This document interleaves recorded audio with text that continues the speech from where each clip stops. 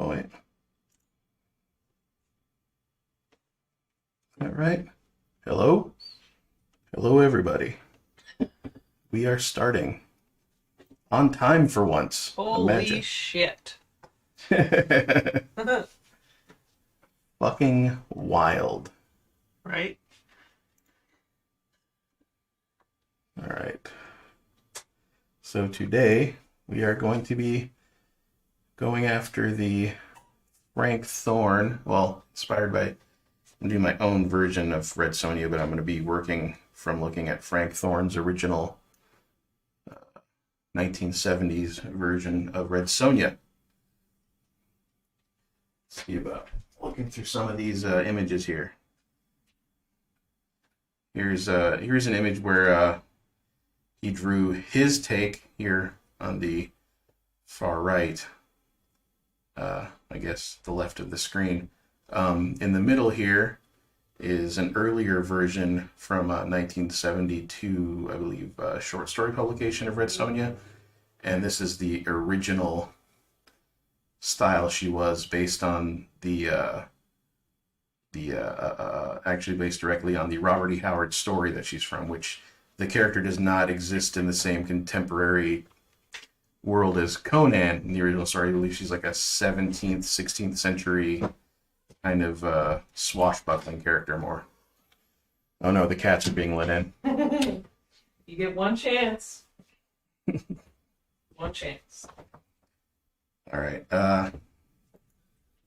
Some more Red Sonja art. I really love Frank Thorne's combination of workmanlike and hyper expressive at the same time. I see a lot of influence on what Mark Silverstreet was like before Image got a hold of him.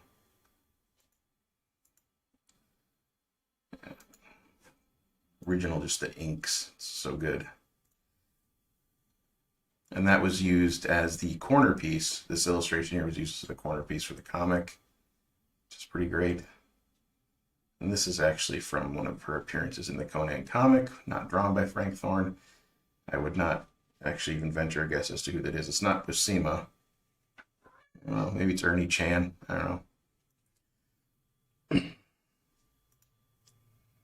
here. So we're going after Red Sonja today. The pinnacle of the, or maybe the epitome of the metal bikini trope. Which Frank Thorne was not quite done doing Red Sonja type stories, and because he was a lewd pervert, he created his kind of own version of Red Sonja later on called Gita, which I might draw sometime as well. That was more like the same kind of stories with monsters and all that, but also with a copious amount of sex. A lot of times mixing murder and sex. Samaj says, hey guys, how's it going? Sounds a bit loud. Huh. You want to just turn down the master volume?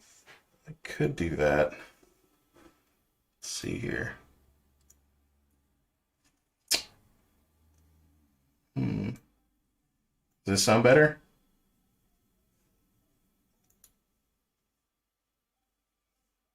Do do do do do.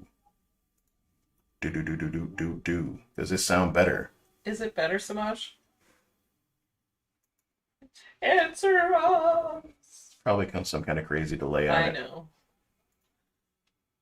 Keep talking. Oh. Keep talking? Okay, yes. Hello, hello, hello, hello. Yeah, now that we're on the spot now, we don't want to talk about anything. No, it No? does not sound better. Huh. Should we just, like, move our microphones away from our faces a little? Maybe that would be the clue? I don't know.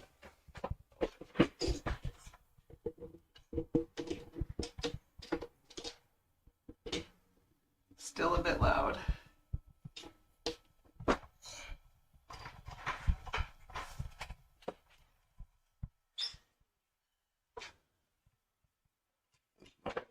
I moved mine away too. Yeah.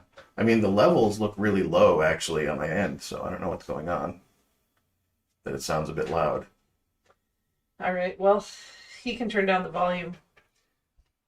I did turn down the volume for a minute. It didn't really do much. No, not you. Samaj. Oh, Samaj. Yeah. Turn down your own dang volume is what you gotta do. Have you tried turning it off and then turning it back on again? Alright. I honestly have no idea where to start as far as doing a pose or anything. So this should be fun. I don't know. I don't know anything about Red Sonja. Red Sonja started out. You could pull up the Wikipedia. That'd be kind of fun. Okay. But Red Sonja, I think she started out as a short story character for Robert E. Howard, and she was kind of a swashbuckling, rebellious character. Not exactly sure about the story because I personally haven't read it since the 90s. It was probably some kind of very edited, abridged version because of how shit was back then. It was very hard to get a hold of. Untampered with Robert E. Howard until the early 2000s. Even the stuff that was published in Amazing Fantasy was very edited compared to his original manuscripts.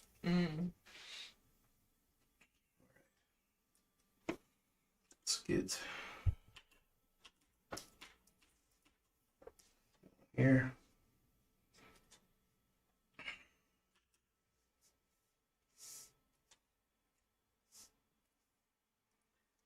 Okay. Got the cats wandering around. I'm watching them. All right. I just don't want it turning into some kind of shit show because he's yeah. Well, he just had to check out what's Wrecking going on. stuff. Now he's getting ready to lay down on the couch next to Beans, hopefully. That would be great. Yeah. I think they just want to be warm. Yeah. It is very cold in the rest of the house. What is the temperature today? We reached a high temperature of -2 Fahrenheit at about 2 o'clock this afternoon. Wow. That's fucking great. And it is currently, let's see, -5, feels like -25, with a low temperature overnight of -18. Those are air temperatures, folks. Temperatures.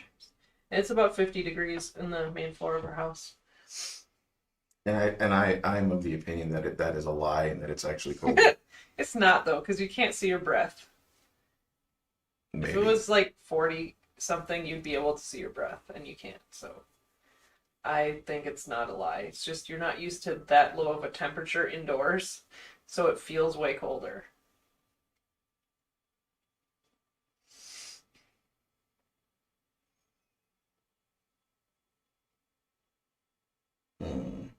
Just trying to figure out what sort of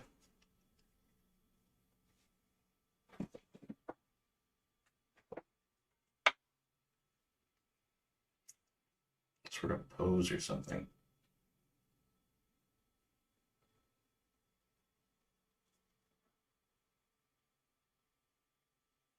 How about like you say she's a swashbuckler? Was she on Well, ship? in the original stuff, but then she got turned into like basically a female analog to Conan Okay.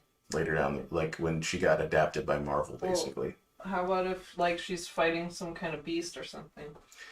Well, I'm thinking I want something a bit more static, so maybe she's defeated some kind There of you beast. go. Something like that. Mm-hmm. What are you chasing, Domino?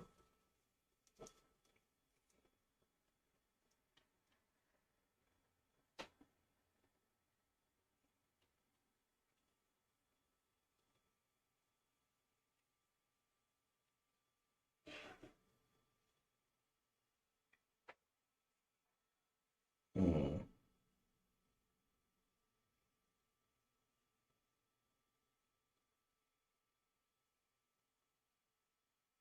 Early on, Frank Thorne drew her with a weird giant green cape too. That didn't get used much after the initial kind of couple issues.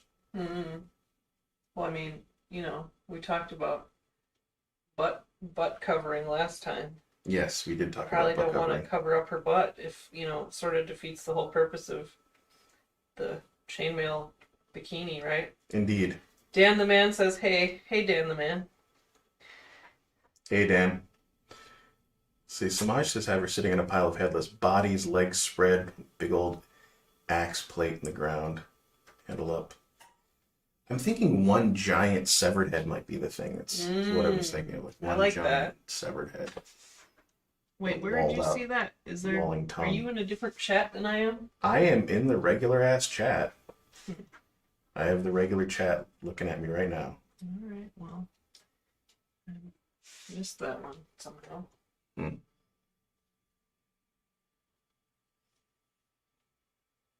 Let's see. That's the last comment before Dan the Man came in. Yeah, it just did not show up on my screen. That's real weird. All right, yeah. All right. Let's get You this. could have the head of a cyclops. Ooh, Cyclops head. I like that. Cyclopses are always a challenge. That's an idea from Samaj. Cyclopses are always a challenge for me because I try to actually imagine what the nasal passages of a Cyclops would be like considering only one eye. Trying to bring that realism. Yeah, so I usually do some sort of like wraparound business. The cheekbones make it weird. And I inevitably always think of the Cyclops character from Krull, who's great.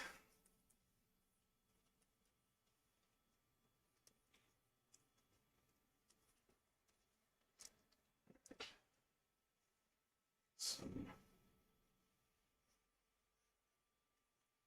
blood, roughed in, something like that. Some hair. Oh, Dan answered my question. I had it set to top chat. That's why. Okay. Thank you, Dan. I don't know how to YouTube. I'm learning. What is top chat? I don't get that. Apparently, I don't know. It just must be like, I guess they decided that maybe because it was a long comment, it was decided that it wasn't allowed in live in the top chat. I don't know. I'm talking out my ass. That sounds, yeah, I don't know. All of that sounds strange to me.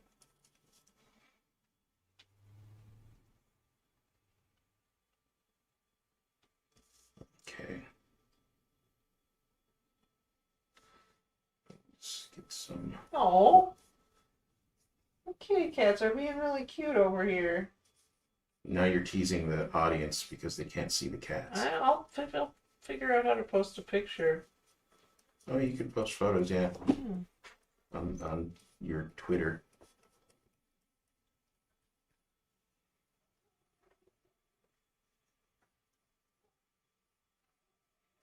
Another thing Frank Thorne did is,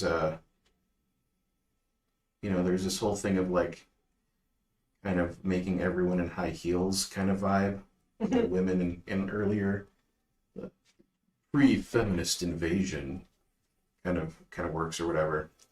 Which, well, I don't know. I personally hated the putting everyone in high heels thing.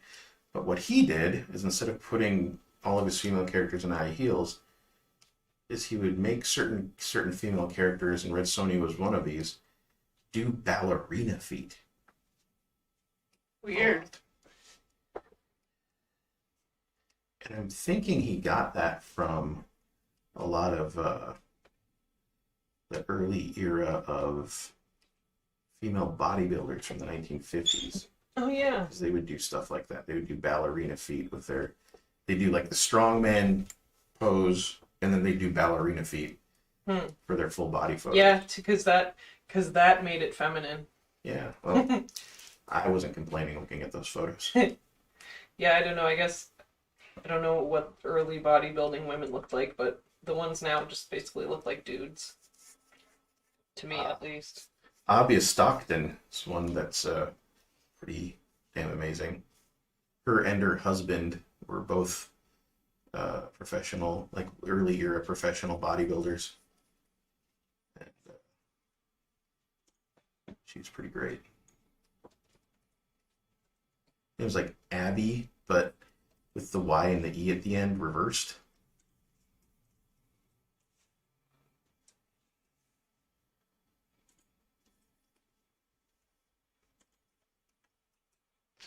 Oh yeah, look at her.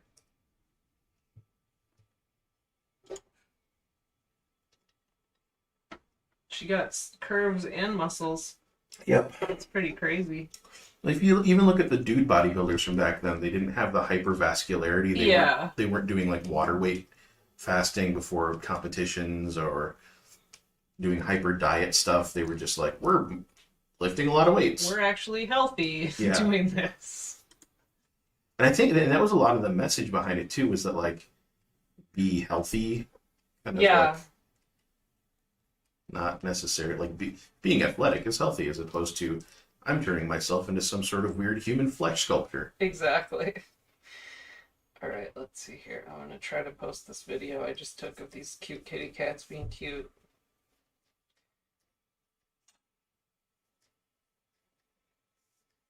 Mm.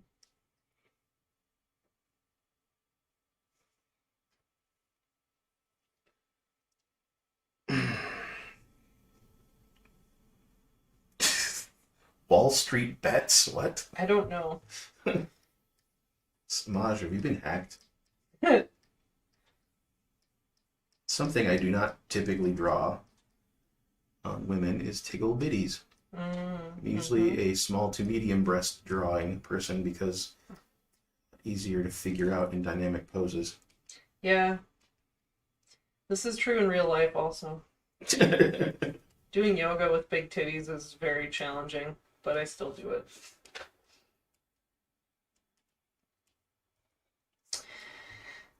How do I do a YouTube or a video without sound? I don't know. Twitter videos are a bitch because they need to be below a certain size all the time, and Well, this one's only 10 seconds, so I imagine it'll be fine. yeah, I imagine that'll be fine. Yeah.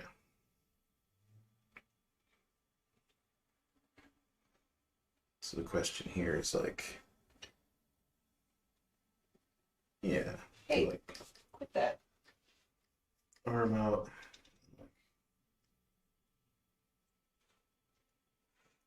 Hand resting on the pommel of her sword.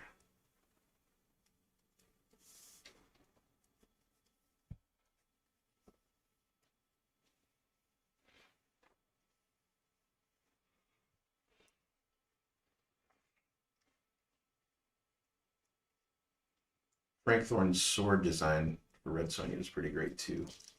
Ooh, a really good blend of making a practical sword for a woman, still making it look fantastical, dainty. Mm.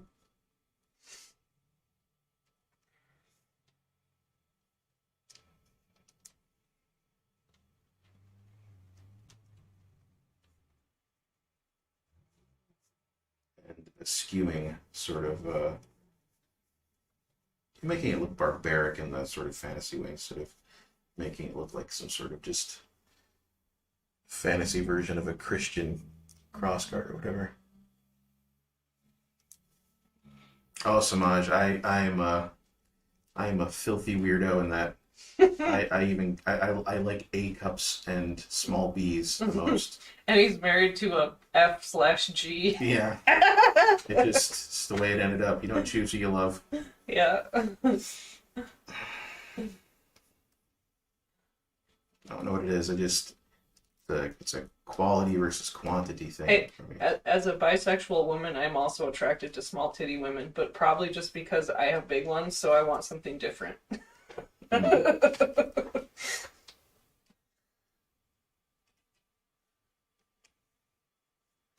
Maybe that's too much sharing for public, but whatever. Happens. Mm-hmm.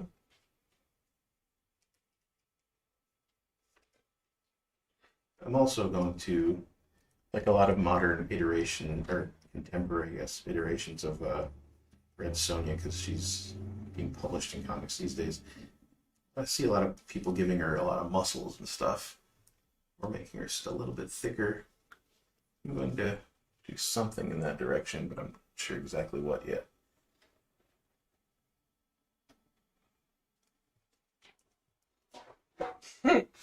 He says if this was Twitch, it would be perfect sharing. I have never gone on Twitch. I've never watched anything on Twitch. I live under a rock. I have I've watched some Joel streams on Twitch. Oh live. yeah, okay, then I lied because I have never. I guess I've never done it myself, but I've been in the room when you've been Yeah. doing it. Well, I think I've only done Joel's live stuff twice, and I usually do his archived stuff on YouTube. Which I haven't watched a Joel video in a while. But Varg Skeletor, probably my favorite game great. streamer. He's a Swedish weirdo who plays video games and is highly entertaining. Mm-hmm. I may have made her breasts too large.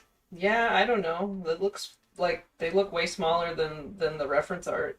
No, they don't actually. I'm looking at the reference art right now. Really? Yeah. Because I have them pushed together, they're so big. Yeah. And his fall apart. Yeah, but she's leaned over though. Yeah, I've got other drawings here. Let's have a war about Frank Thorne's drawing. Yeah, like, I think I'm drawing them too big. Look at that. Okay. Yeah, maybe. Yeah, I I'm don't drawing know. them too big. All right, let's see here. This is a great drawing of a back. This alligator man. Oh wow, yeah. It's fantastic. Really great blend of naturalism and workman, like draftsmanship with Frank Thorne.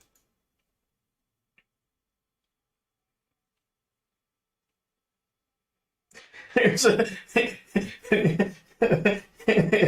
so I says there's a Japanese Twitch channel that just has a G-sized woman laying in bed. That's Yeah. all it is. Yeah.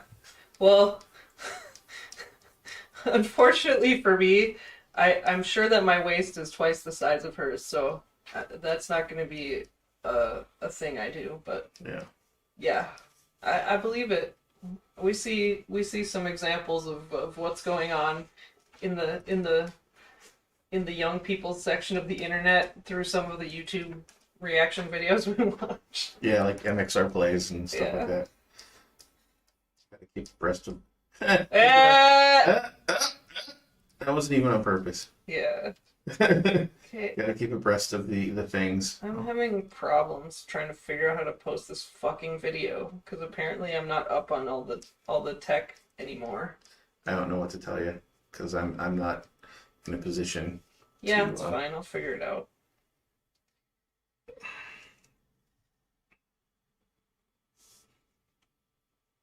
I can make this attitude a little bit better. It's just good. It's good suspense for the audience to have to hang on their edge of their seats till they can see this like super cute cat video that I'm teasing. Indeed. So does it have the weird purple light? Yeah. Frankly, I think it's just a single image because the bitch is not moving at all. I wouldn't put it past him. Okay. Now we got this rough in. I'm going to make the attitude of her body a little bit more exaggerated.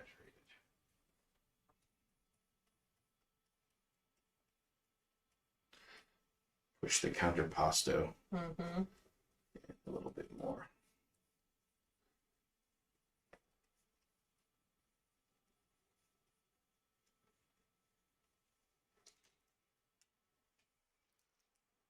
Whatever. I'm just posting this video with sound. I don't fucking care.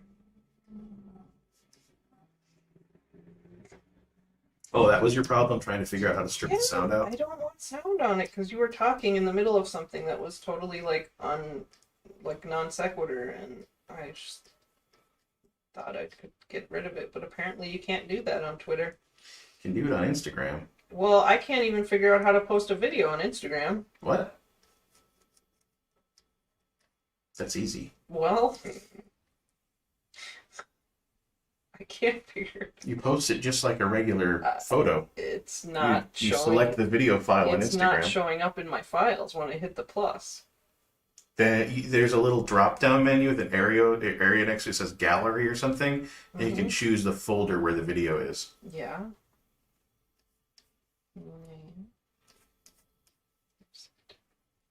Oh, maybe that's my problem. Riveting conversation. Yes, indeed.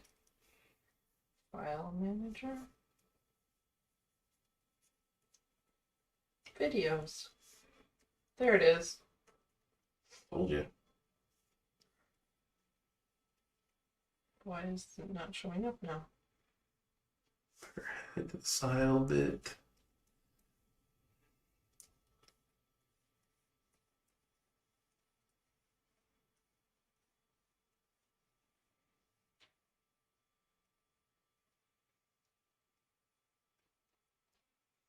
Also, Cyclops, Cyclopi, sites. I don't know. It's the plural of Cyclops.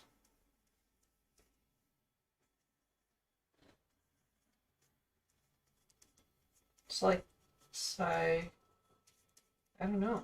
Cyclopes? Cyclopi. Cyclope? It's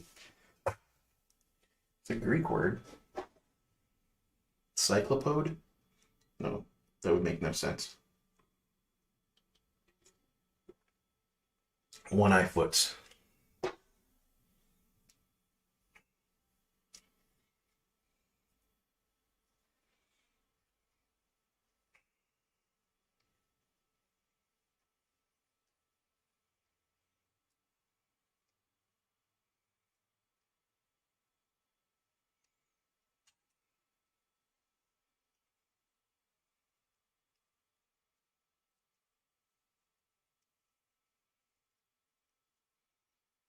Supernaturally wild hair.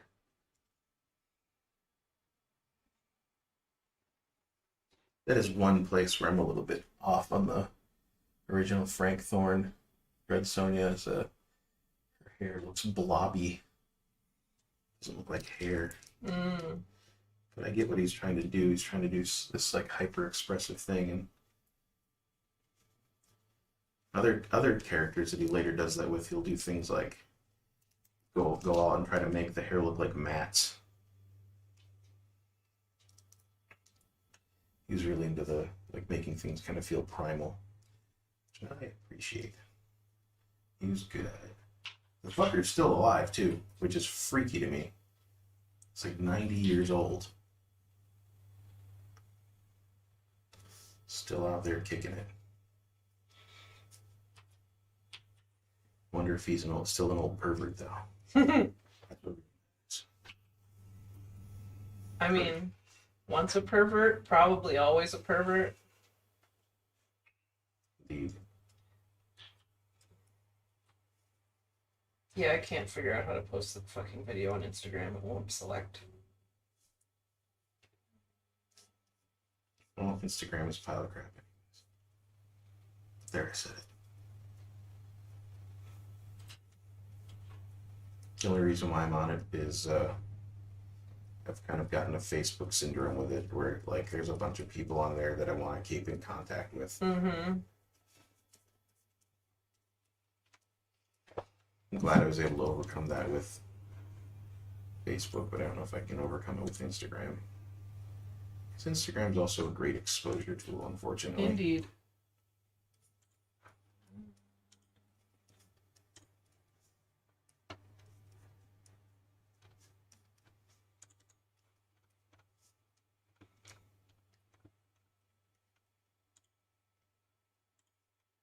Mm-hmm.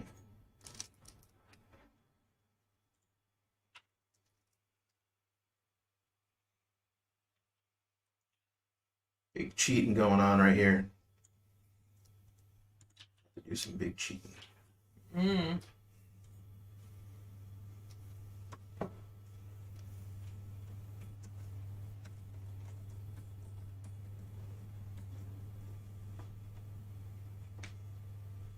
The eye out of the socket. Maybe. That might be fun.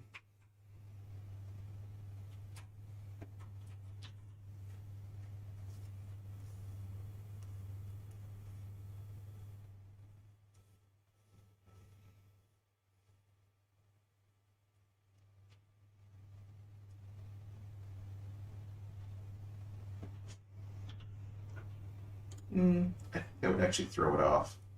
Because the sword's over there. Mm-hmm. And I want the sword to be kind of balanced to that. Gotta keep the image balanced.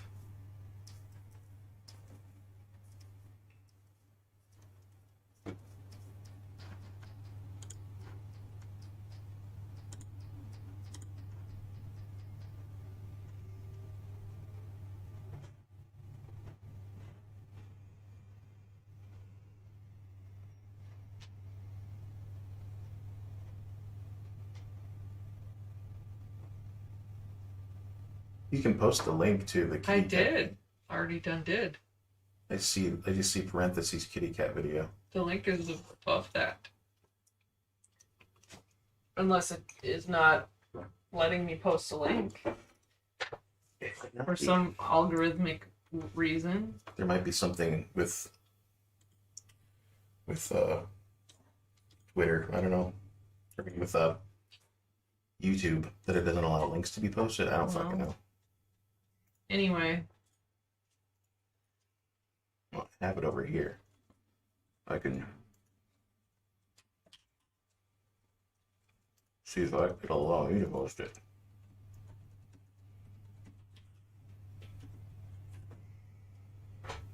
I posted it. Oh, sweet. Did it work? Yeah. Let's look at this thing. 11 seconds.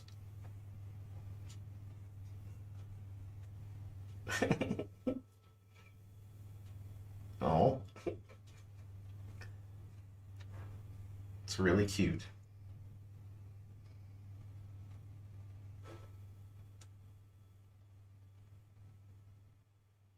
Beans and Domino.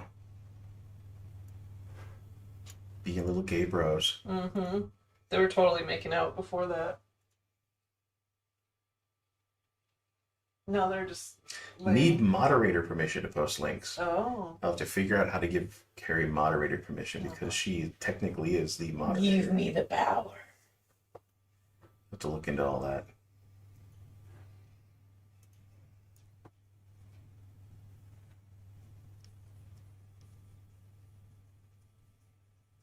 Right.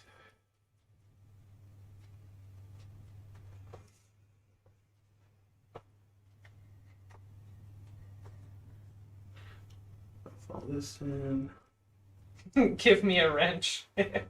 Oh yeah, give me the wrench.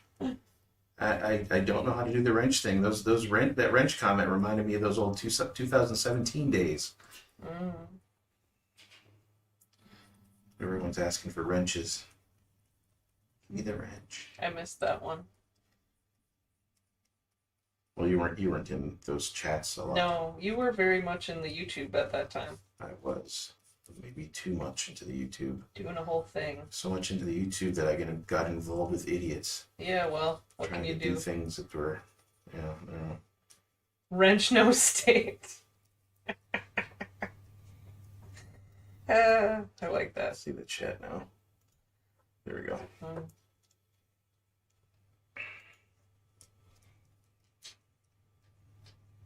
Domino's eyes look crazy in that light.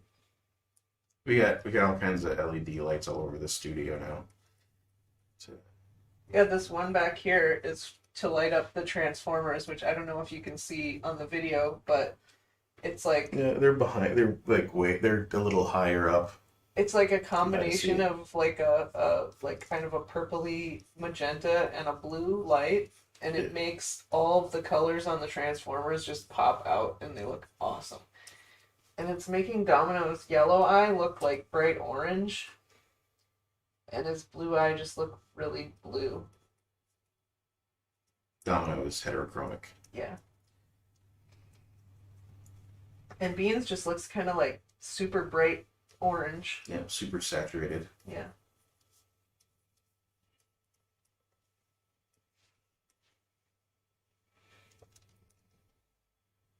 Put in the hostages, you boomer. The hostages? I don't know what that means. I'm lost. Did someone explain to me? Maybe I'm holding... I don't know. It struck me as funny I don't know. Samaj, explain your joke. It'll make it better. Hashtag? Hashtag what? Hashtag. Hashtags. Okay. You said hostages instead of hashtags. Yeah, I gave up on hashtags. I gave up on them.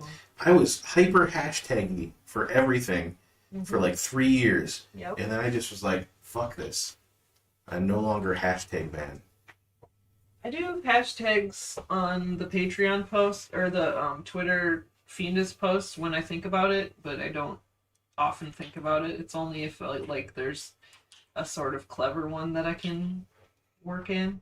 I honestly don't feel like it adds much to anything. I think I've gotten some just on that Fiendus account. I think I've gotten some engagement doing that. Really? Yes. Huh. Like So I think I get any. with the what do you call it? The Warduke one that I shared last week, that got some traction because I hashtagged it. He's saying put in hashtags in your description on YouTube to get more viewers. Yeah, this isn't for that. I mean, it kind of is, but it's also just kind of a service to the people that already follow me on other social media. Yeah, but you know, we spent like 3 hours last night trying to learn about social media optimization, so maybe we should try it. Yeah, maybe we should try to optimize our social media. Yeah. At least 3 hashtags, he says. At least 3. Well, Okay. maybe I'll do it after the stream's over. When it's just a video. Just a video in the archive. Mm-hmm. Those are some serious hips. Yes, they are. Make them a little bit slimmer. Watch too many butt builder e-thoughts Yeah. on the MXR videos. Yeah. Okay, at least invest in a pander cam. I don't know what that is. What is a pander cam? Yeah, what is it? What is a pander cam? Dan the man says, I bet they don't lie. The hips. They probably don't. Especially since they're there. They're right out there. Like, what are they hiding? Yeah. Honestly.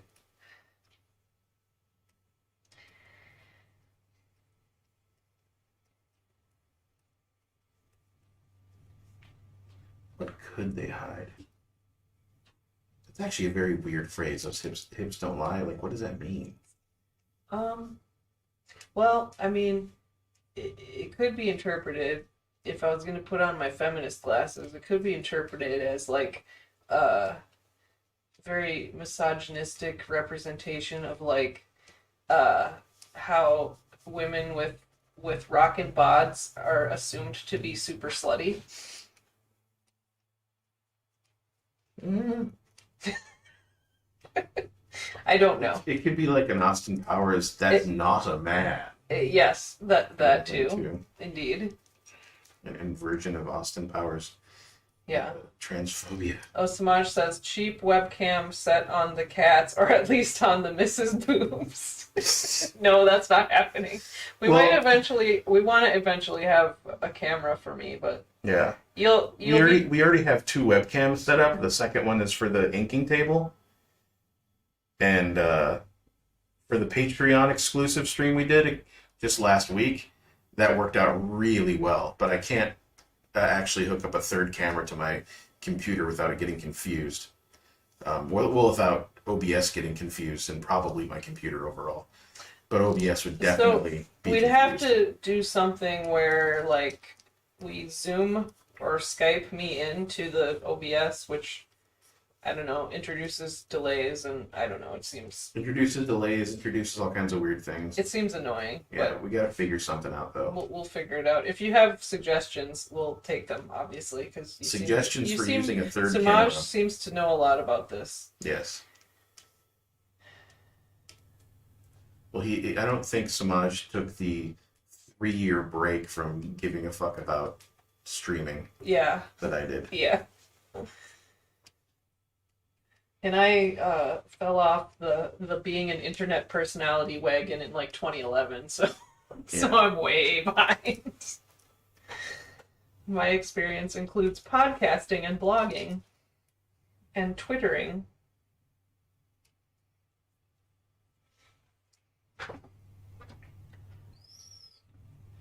He just watches a lot of streams and he knows what he likes.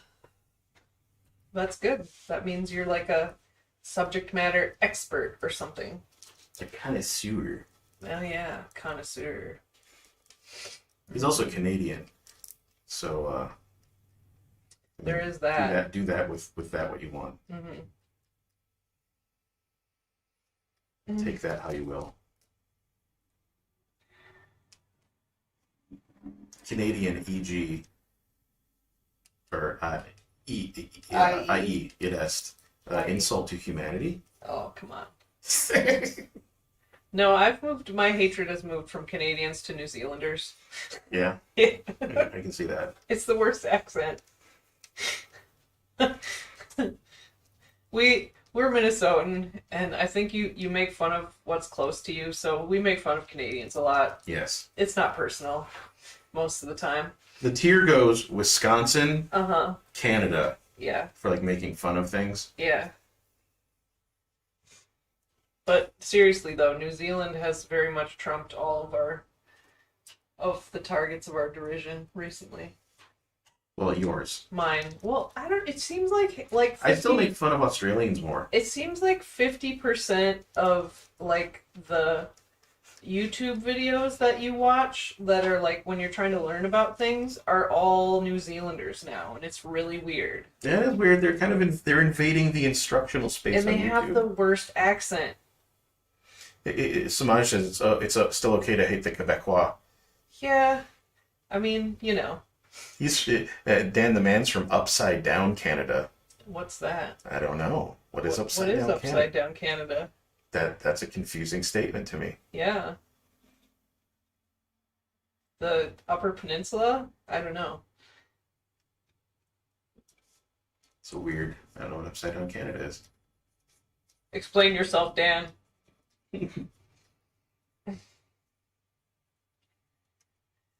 Australia. Oh. Australians are the accents I make fun of the most. Yeah. Well, you guys have that O. Your O is ridiculous. The O that constantly is trying to get the R. It goes through every vowel. We've dedicated many hours to trying to impersonate the Australian O. Arr. It's like the opposite of the Minnesota O, which is O. It's just so flat. It's just O. And then you guys are like, "Are you?" I lean my giant head down on my pillow. That's what all the rural Minnesotans sound like. Yeah. Even just the exurbs and... My family. Yes, your family. They also do that thing where they do like a stop when they say words like that. They go, that. I can't even do it. I don't even know what you're talking about. Your dad does it all the time. Oh. Or they do Well, then they say "ta" instead of "to." Yeah. I have to go do this. Hafta. I have to. Oofta. I have to. The hafta and the oofta. Dan says, "Oh, here we go." Hey, we're making fun of our own accent too. Yes. It's all good. And really, that O is it's only prominent in what, Eastern Australia? I don't know. I think that O is only. I hear some like people from the UK do it too, but it's not as egregious. It is not as egregious, not by a long shot.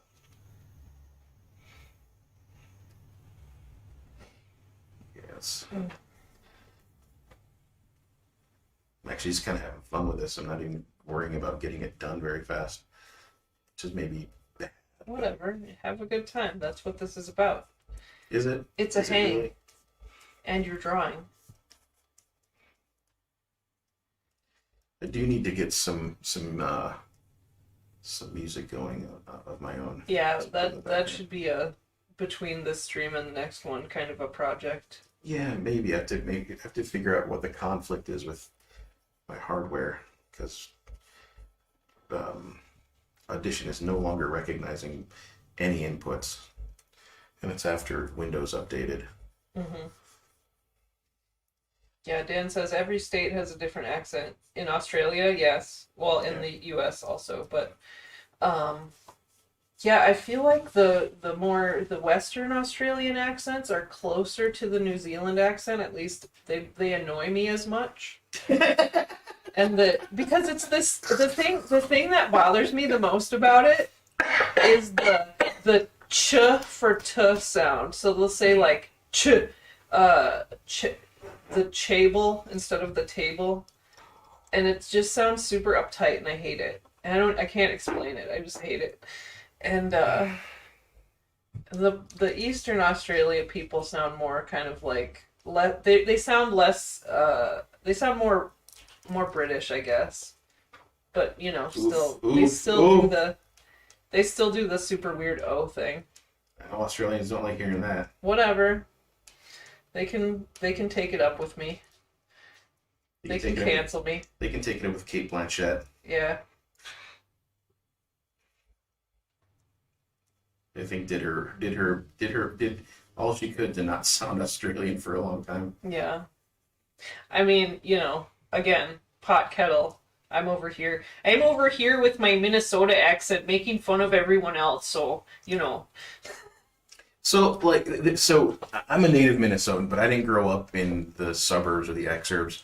I didn't encounter the Minnesotan accent where in the neighborhoods I grew up. It was always like when someone came in from the country or the exurbs or sometimes the suburbs that I would hear the Minnesota accent.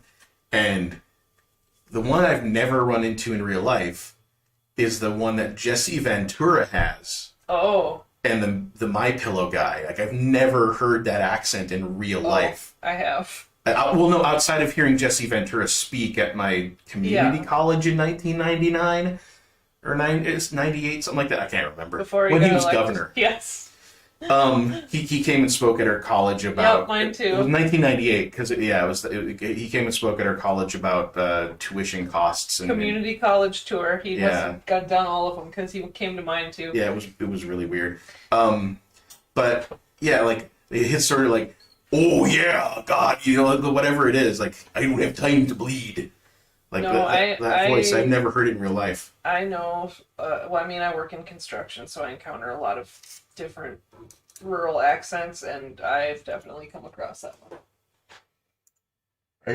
I wonder where it comes from, because from all accounts, I think Jesse Ventura is supposed to be from Brooklyn Park. Yeah, that's my understanding. I think it's a particular. But that doesn't seem right. Brooklyn Park is a close north suburb. Well, now it is, but Minneapolis. when he was growing up in the '60s, it was kind of still farm country. Yeah, I imagine.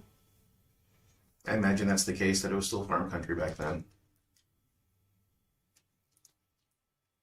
It's kind of the same here. People from more rural areas have far stronger accents. Yes. Yeah.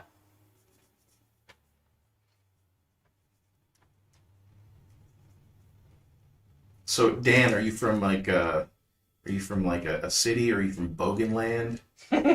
Bargainland. People drive utes. You out there slaughtering kangaroos for sport? At night with spotlights. Yeah. And cases of beer and what's that actor's name? Donald Pleasance. Yes. You out there with Donald Pleasance slaughtering the roos. And try not to pass out so he won't rape you. Yes. You must not get raped by Donald Pleasance. God, that's a good movie. Mm-hmm. I learned everything I know about Australia from Wake and Fright. I loved Christman was talking about it on a stream last week, and really? He was talking about Wake and Fright? Yes, he said, yeah, I mean, it's a horror movie, but I mean, really the horror of it is that you're hanging out with Australians.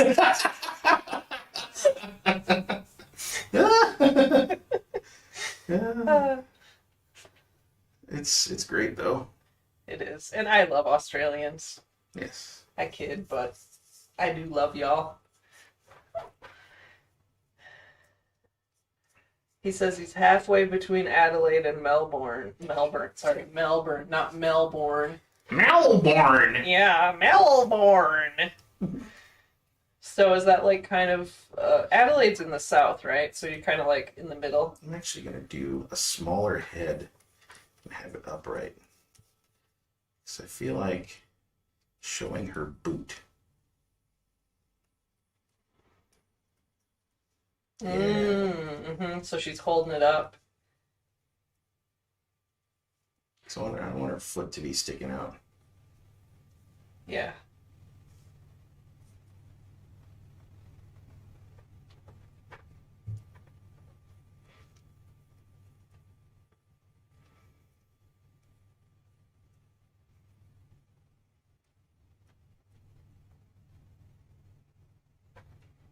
Feels good to have people in the chat because, man, earlier this week I did an impromptu late night coloring stream that no one really showed up to. Like some rando was in the chat that I didn't really know or recognize.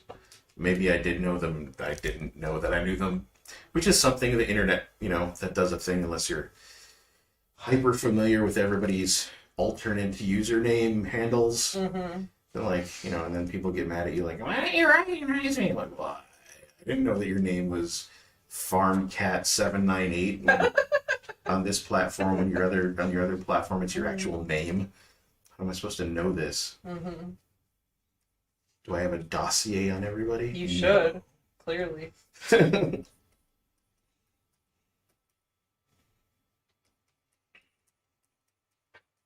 that sucked. That was a terrible experience. Yeah, you had to try though. I had to try. So I like the idea of doing things more on an impromptu basis, but I think I need a much larger follower count in order for that to be a Or viable you need thing. your wife Or I need you here, yeah. to converse with you. Because I can't. I'm not an orator. Yeah. It's not. Dan the man says, I'm elephant in the room on Twitter. Oh, Dan! Holy shit! This Dan the man is the man. Is he? Yes, he elephant in the room. Literally the man? He does photoplasty like nobody's business. Nice. My favorite is I suggested so there's Kim Jong-un and I suggested little Kim Jong-un and he made little Kim Jong-un and it is fucking amazing. I'll have to find this later. I think I have it on my computer somewhere. Okay. Let me pull up a file explorer. Because this shit is amazing. Everybody should go follow Elephant in the Room. Twitter. I'll do it. Though I don't know if I don't know. There's too much internet for me for a while, so I stopped following people who were very internet, very online. I apologize if that's offensive to anybody, but I just couldn't do it. Random images? No. Not there. This is maybe an unnecessary aside, but Whatever. I think everyone will laugh their fucking tits off when they see this. I see. You're trying to get rid of my tits. That's what's Media going on. life. Let's see here. Here it is. Here it is, people. Little Kim Jong-un. Fucking amazing.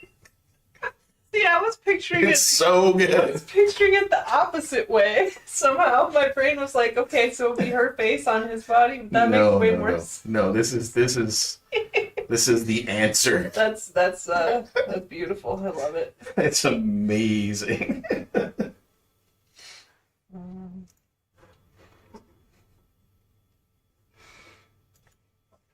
All right. So this sword looks like it's a little bit too low. The plane. So I'm going to do some more cheating. This is why penciling digitally is so much better to me. Because I can just do this without erasing a bunch of shit, wasting pieces of paper because I've over erased.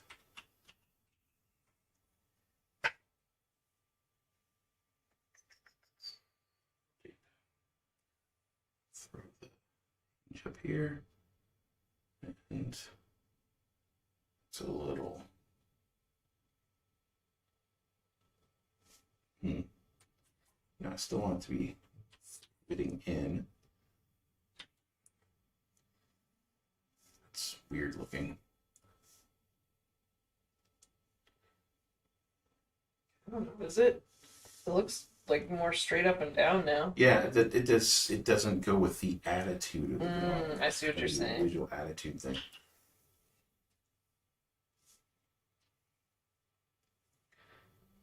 Then the pommel. There we go. Go back up in here.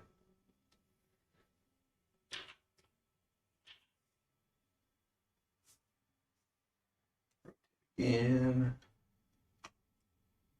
Yay.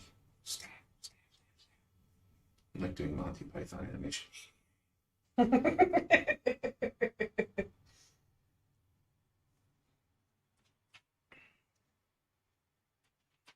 Carrie, a Minnesota native, who ran the fuck away from here as soon as he could. And he was smart. He's very smart. Him and the Coen brothers. Smart to get away. Indeed.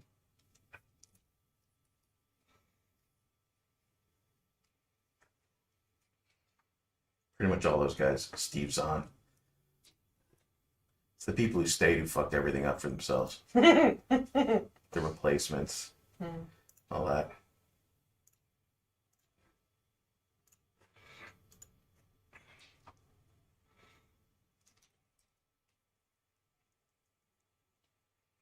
Just looked at Twitter for a second and I saw Mickey Bernier posting a Happy Valentine's Day vintage photo of herself, which hurt my feelings because it's so amazing. Yeah. Yes, I retweeted it. Oh.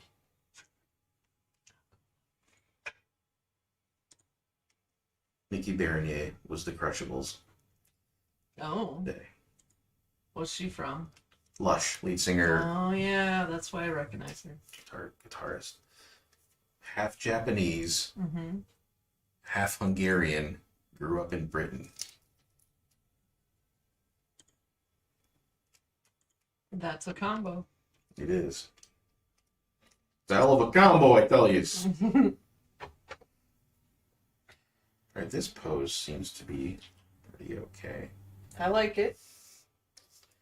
Delete these other layers.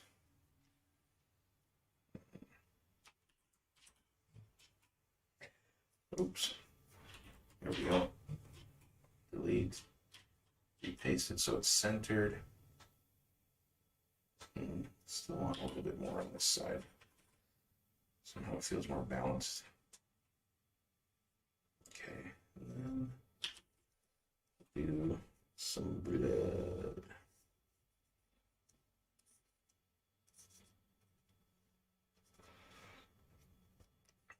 Give this dude some emo hair. Emo Cyclops. Cyclops scene kids. I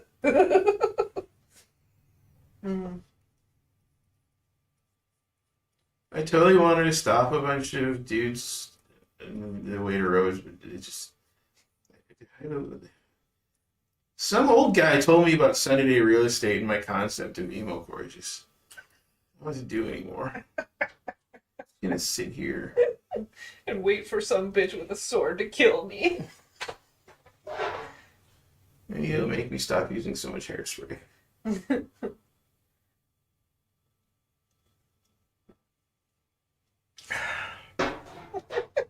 That mug is ludicrous. Does it look like on screen? Let's see. It looks insane on stream. So we had a mishap today.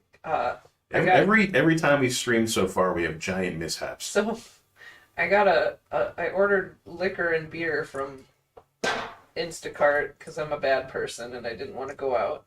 And you ordered the beer from Instacart? Yeah, because I didn't want to call and talk to anyone at the other liquor store, and also there were things I wanted that they don't have.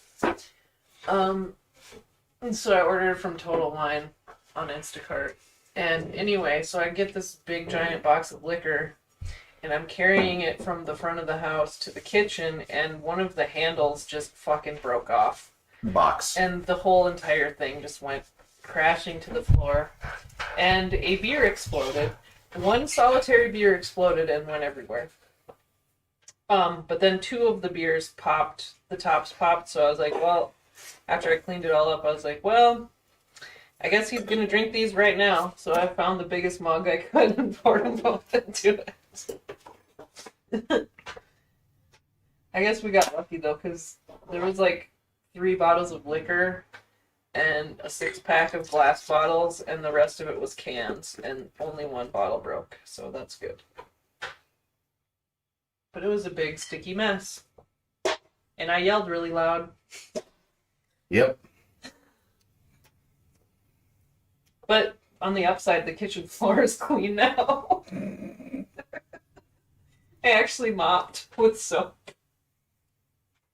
So I just kind of cleaned it up at first with some bleach spray and a paper towel, and then I was walking around and it was like a movie theater floor, and I was like, I should probably scrub this with some soap. So I grabbed the mop and put some bronzers on it and cleaned the whole floor. All right. So that's good for the rough. Let's start refining this bitch finally. Bitch ass drawing.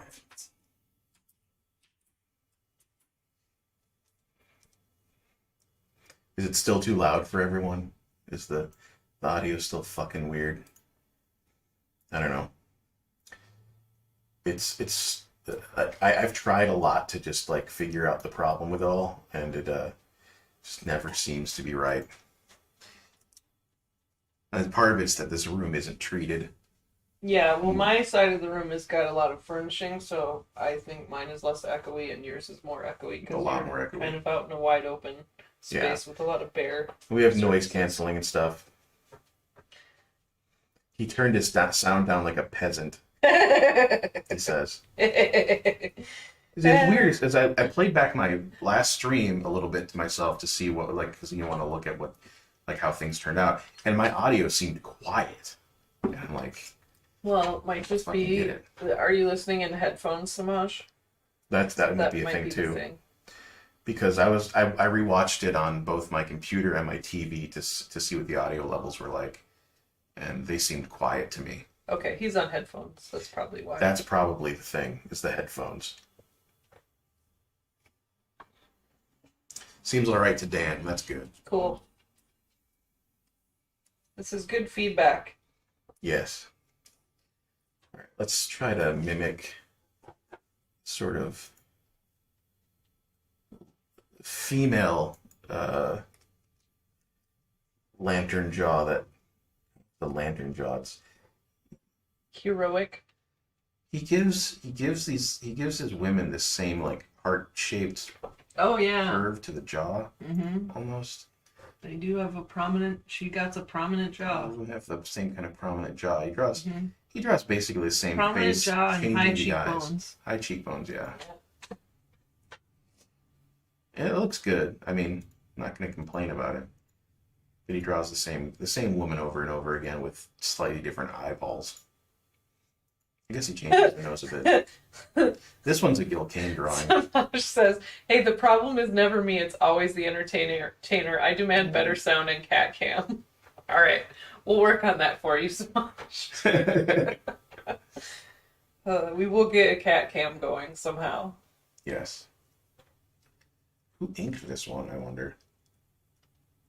Looks like... I don't know who it looks like. But it's Gil Kane did the cover on that. I love Gil Kane. Foxy Jack. Hello, Foxy Jack. I don't know who you are. You know who Foxy Jack is. Do I? Who's Foxy Jack? It's Charles. Oh, it's Clarence. Never mind. our goddamn roommate. It's our roommate. He's fucking spamming us in the chat. He says we're deaf. Don't mind them and their headphones prejudices. Excuse me, hard up here. Foxy Jack. Yeah, that's his streaming name. Oh, He has all the personalities in hand. Even in the meat space life, he has all the yeah, different handles. yeah, yeah. That's really funny. Forever, my friend Tina was like confused about what Clarence's name was, and she kept calling him Charles. And then, and then, without him knowing this, he was telling other people his name was Charles, and I don't know. I think he's out in the world just creating mischief all the time. It's Yeah. his job, which I approve of.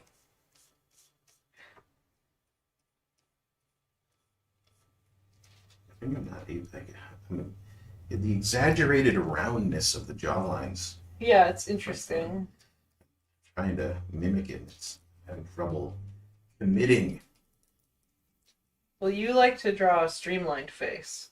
Yeah, well, I like to draw I think of it as hyperdimensional. I like to accentuate any sort of micro curvatures that I can. Hmm. I don't like to draw on these. I mean, part of my problem, I don't try to draw these big, bold, basic kind of lines. I'm not used to it. She also has very close down, thick eyebrows. Not biting or sinister. Well, I mean, she's sort of supposed to be like a Super badass. yeah. Yeah. I should maybe get my pencil a little finer than this. Sharpen your digital pencil. Yes. I just have to go to the wheel.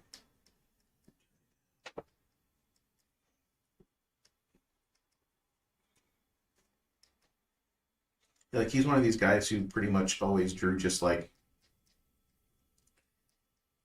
two dots for a nose, Mm-hmm. which is a step away from anime nose, really, Yeah. as far as I'm concerned.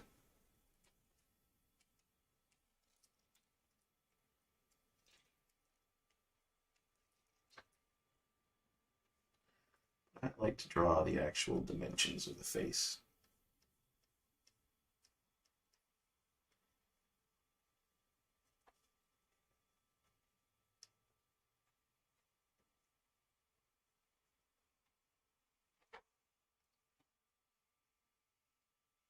Ladies fighting the monsters have time to do the heavy makeup.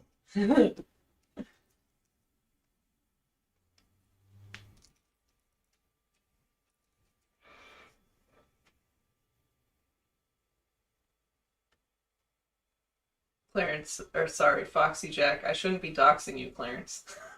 I You're talking noticed. about the Bruce Campbell jawlines Yeah, on newer games. yeah. I don't know. Even when I make a like I just made, because I realized I can actually run ESO on my shitty laptop, so I made a new character and started over because I couldn't figure out how to play with my old character that I made like last year.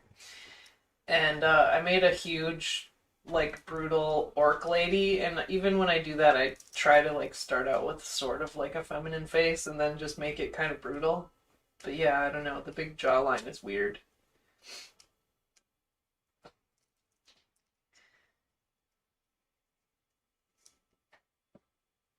No. Oh, something's going on. What's the matter? Something happened. Something just went weird. Okay. My Cintiq froze up for a second, and I was like, oh no, did the fucking driver stop working again? Do I gotta go reboot the fucking driver? That would suck. Yeah, in the middle of the stream. Mm-hmm.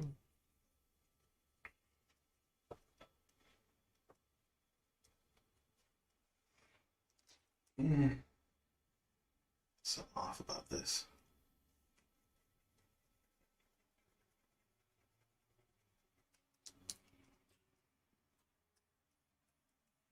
Approach this head a bit.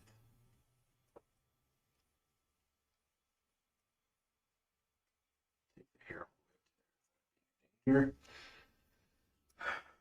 Hmm.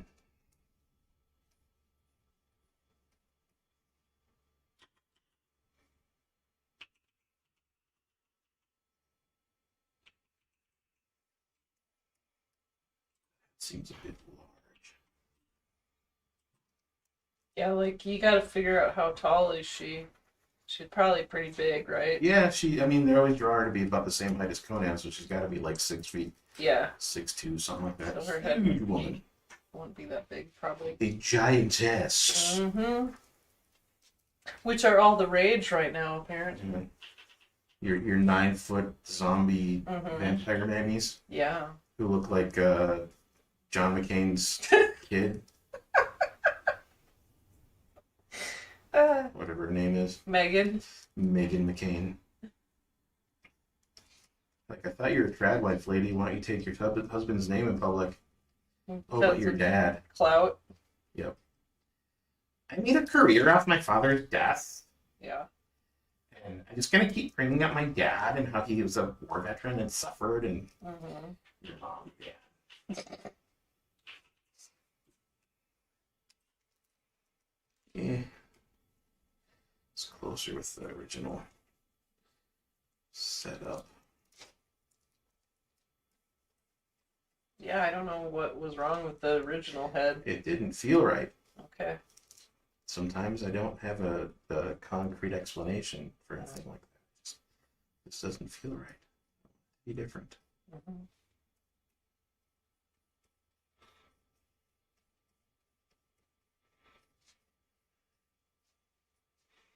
So I'm going to plan out the face a little bit more and erase a lot.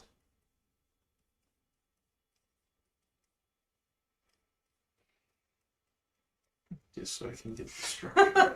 Oddly enough, the Mandalorian show and Gina Carano are making the Bruce Campbell style job popular.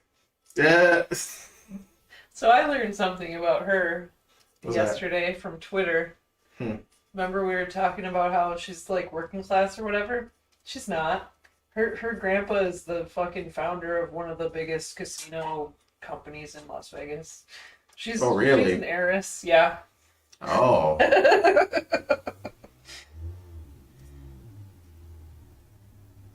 She affects working class sensibilities Mm-hmm. like another person who is no longer president of our country. Indeed.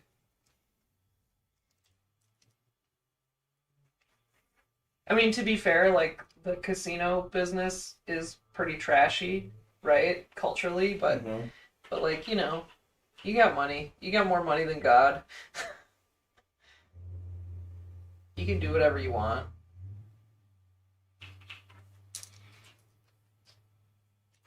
So my question here is maybe I should have her give a downturn kind of predatory look instead. Instead of a, huh. Yeah, I think that would be better. Like have her kind of looking up through her eyebrows at you. Or off to the side. Yeah, or like at whatever the next thread is. So let's do a little of this. Redirecting the head.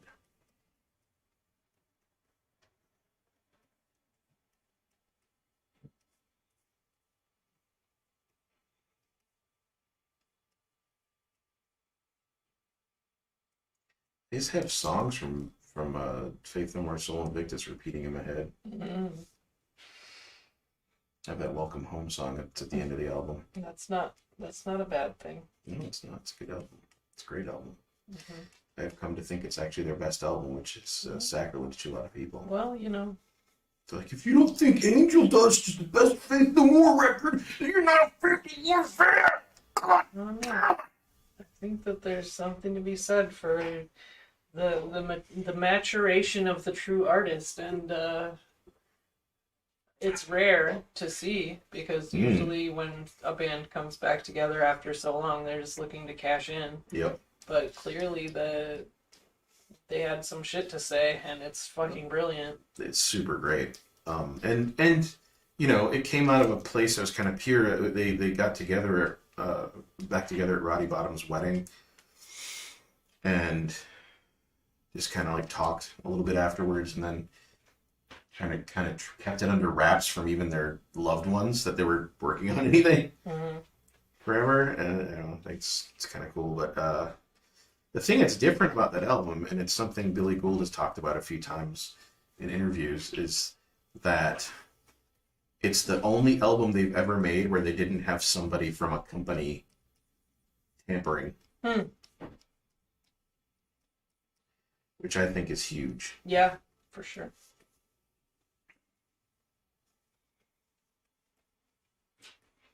I also usually don't draw big fluffy hair. Yeah. It's another thing. There's a lot of challenges in this for me, actually. Mm-hmm. A lot of things that go against my sensibilities. Metal bikinis, Yep. big fluffy hair, Big titties. giant tits, giant tits.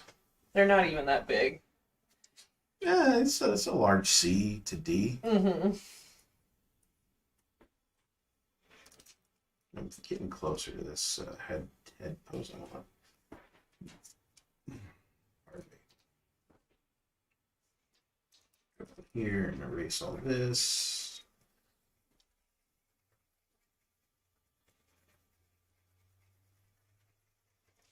Bigger eraser.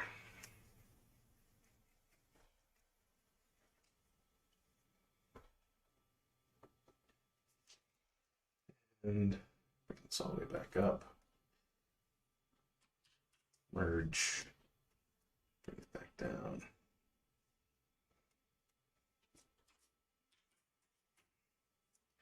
Bring up the layer. Saving here.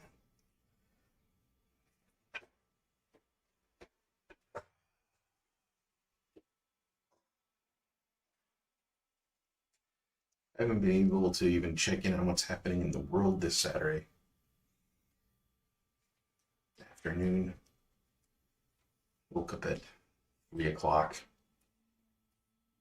I think people are upset because the impeachment trial is over or something. Oh, and I mean, I didn't actually look at any news. I'm just like going by like people on Twitter. Yeah, I don't know. A bunch of people are apologizing for things, and a bunch of people are being denounced. I don't know. This is my half-assed. Like, I kind of glanced at the trending bar. Someone apologized. Someone denounced. Yeah, that's it. That's all I know. Denounced for what? Who the hell knows? It's the whole culture right now. I denounce you. I apologize. Maybe that should be the opposite, but you know.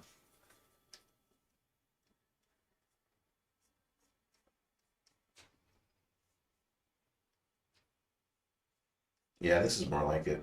Yes, I like it. This is starting to feel rightish. Correctish.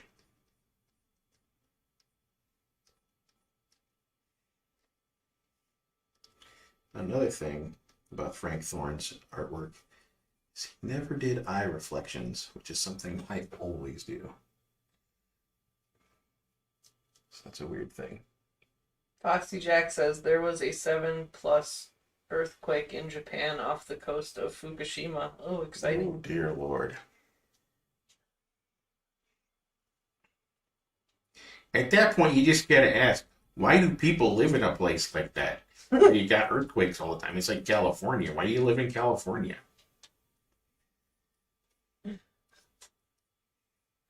Because it's not 5 below 0. In the sun. Yes. I would take earthquakes any day.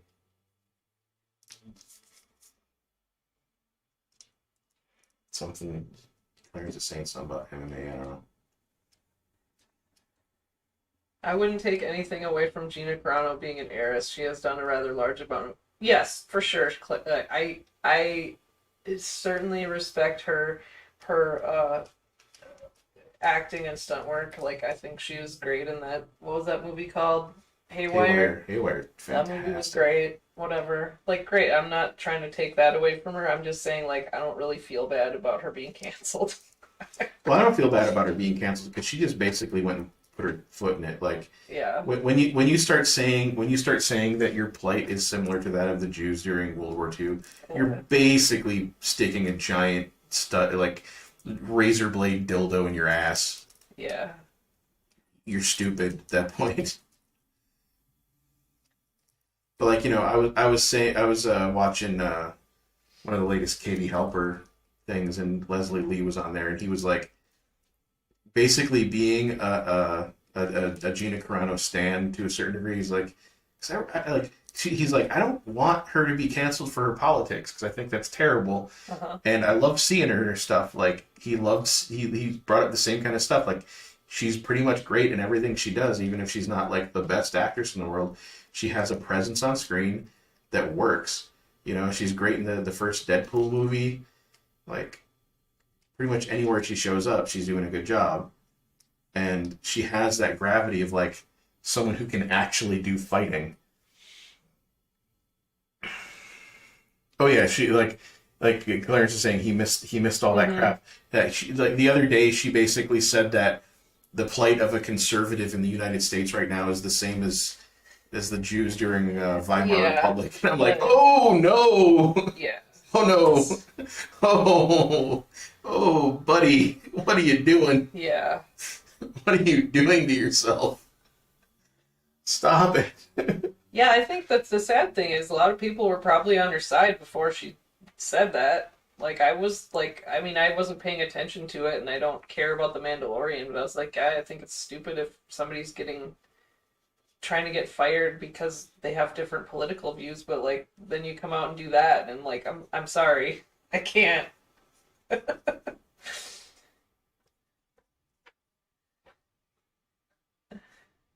She was crap in the Mandalorian, but that might just be me. All right. I haven't seen her parts in The Mandalorian. Yeah. Though I would not mind watching the rest of that show if I didn't have to pay for it. Yeah. I But I'm not going to pay for it. I am done with the new Star Wars. I'm done with Disney. I got my well, yeah, I mean that too, obviously, but I got my Harmy Vision, whatever the hell, The restorations. restorations of the original trilogy, and that makes me happy, and I don't need any other Star Wars. I would like to own Rogue One at some point, Yeah. but it will have to be purchased used. Uh-huh. That's the face I want. There we go. Look There at you that. go. Look good. at that. It's good. Yeah. It's got the vibes. The vibes I was looking for. I'm gonna try to keep the shading and the line work pretty simple on this one to evoke the sort of 70s aesthetics. Mm-hmm. Keep it to contours and basic visual idioms.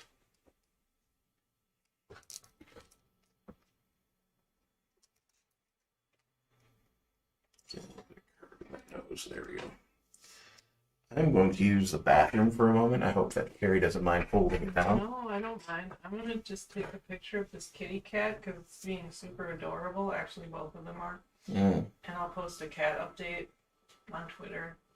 Dan the Man says some think the whole thing was planned because she knew her contract was being renewed, wasn't being renewed, and that she and that need to fuss to drum up support for a new thing. Gotcha. Ben Shapiro. That makes total sense. It's Ben publicity Shapiro. for Ben Shapiro's new enterprise. It's a street. Like I watched or we listened to that Chapo Yeah. about the new movie that had Thomas Jane in it, Uh-huh. as well as other people. I can't remember who else was in it. A bunch of people. A bunch of people were in it. But is it a streaming service or is it just That a was movie the publishing? impression I got that it's some kind of or maybe like a channel. I don't know. Whatever. I just can't understand how anybody sees Ben Shapiro's face and hears him talk and can take anything he says seriously. Because that man is a fucking cartoon. And I don't know. Like, I don't get it.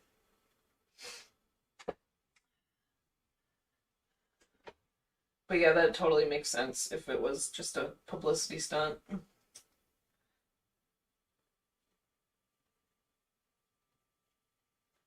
Alright, kitty cat photos coming up.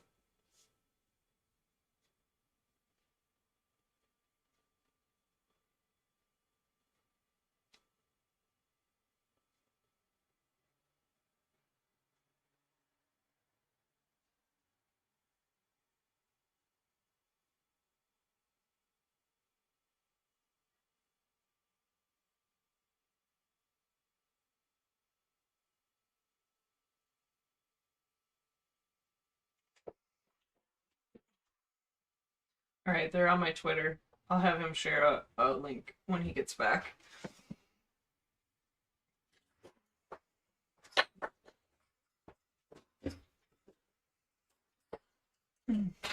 You have to share the link of the kitty cat Twitter photo that I just tweeted.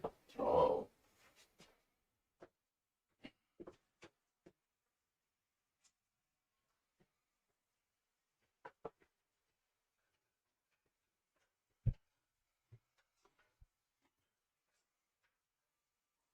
that expression works. I like that expression a lot. Let's see. Kitty cat photo tweeting.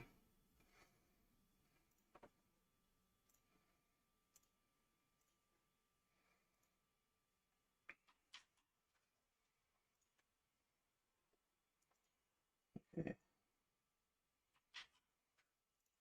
It's in the chat. Kitty cat photo link is in the chat. I don't see it. I just did it. Oh, there it is. Maybe there's a delay. There is. For even sharing links in chat. Mm-hmm. It's very dry. I have some hand lotion over here if you want some hand lotion. I already have lotion put on my body. Yeah, yesterday. Gotta do that shit on the daily when it's -5 or whatever.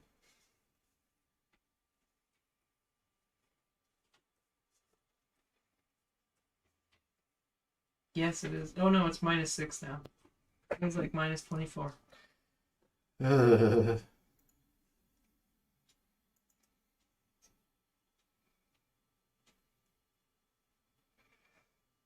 Off the kitty pound? What does that mean? I don't know. What are you saying?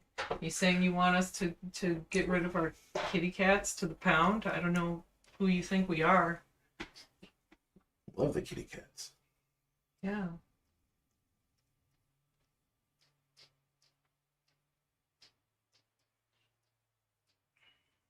I mean, they can be a pain in the ass sometimes, but mostly they're super sweet and adorable, and we love them. Mm-hmm. You missed Domino pawing up ramen out of the stovetop earlier. That's Domino. Well, you know, that's Domino. That's what he do.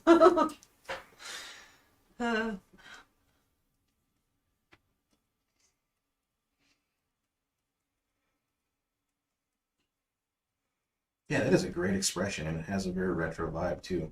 The kitty cats do not hold power over me, them demonic bastards. Bullshit. You're just as swayed by their cuteness as we are.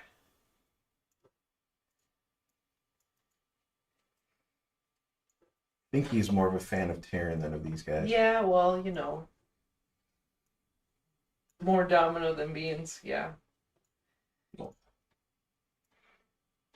Domino is more charismatic. Well, Beans is very sweet. Beans is my fella. He's my bro. Yeah. Or maybe more to the point, I'm his human. Yes, you are. He has, if he was a person, he would have like a shrine to you in his bathroom. In his bathroom? With candles.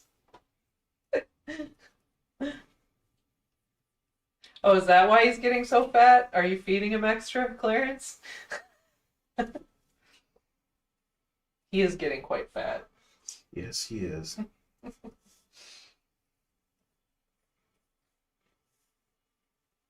Turn on the base structure for these pauldron jazz. Mm.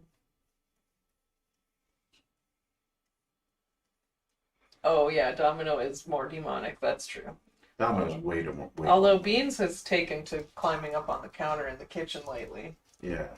Although as soon as he knows that he's caught, he runs. He runs like crazy. He knows better. If Domino sees me coming, he runs too, because he knows that I have no tolerance for that shit. But he doesn't feel guilty at all. No. Beans does.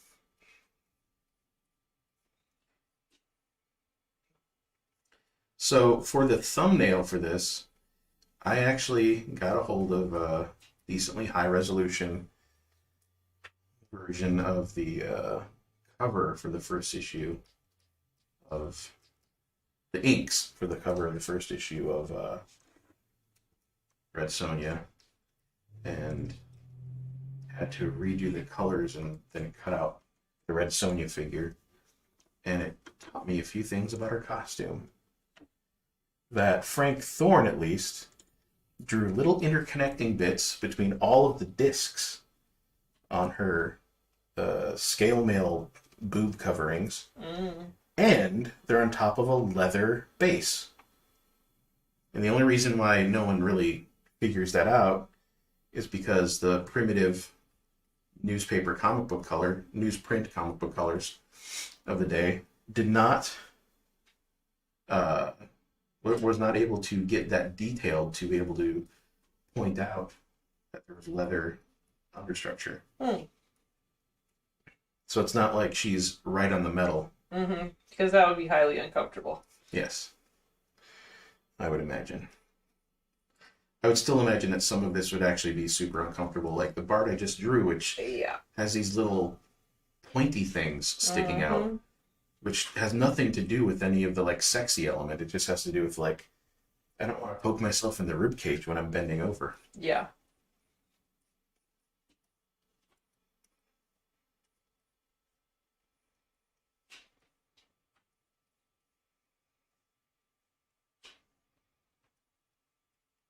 I used to be super anti-metal bikini. And I think I've come around to just being like, in like the right environment, the right kind of story. It's just fun. Yes, it's a fun, playful aesthetic. And if fucking Conan can run around in a loincloth with his titties hanging out, yep, then the ladies can wear the metal bikinis. Yes. Equal opportunity objectification. Yep.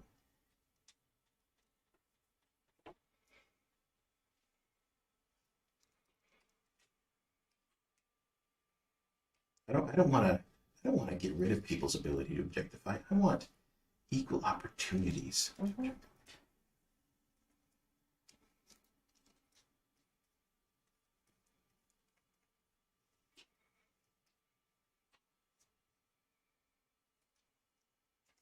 Something about beasts, what? You know Beans is up to something when it's Beans up to something when you come down the stairs and hear something crash because Domino is deaf. Yes. Yeah. I often, if I hear a cat, in the sink or something, you can sneak up on Domino because he won't hear you coming, and you can really make him jump, which is amusing at times. Yes, please investigate. What I don't know what's burning or if you're just fucking with us. I turned off the oven. That's good. Been running the oven a little bit too much. I only run it when I'm down there. I'm a little worried about our bills. Oh no, these electric heaters use way more electric I know. power than the I'm worried about those gas. too. Is the heater still on right now? Yeah. Doesn't need to be on, I don't think. I want it. Okay. Okay, let's see. Make sure I'm not missing the forest for the trees in here. Looking good so far, you think, Carrie? Yeah, looks great. Yeah. I think I need to bring the lumpiness of her hair on top again. A little bit. Yeah, it's a little too big on the top.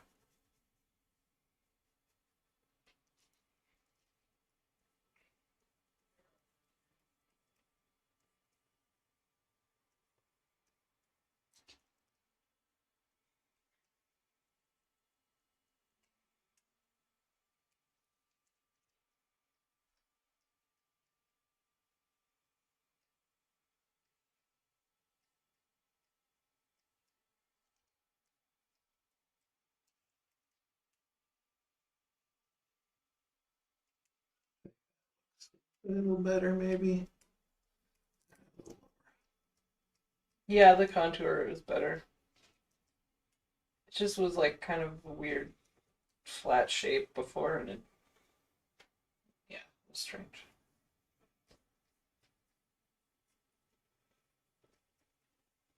So the original design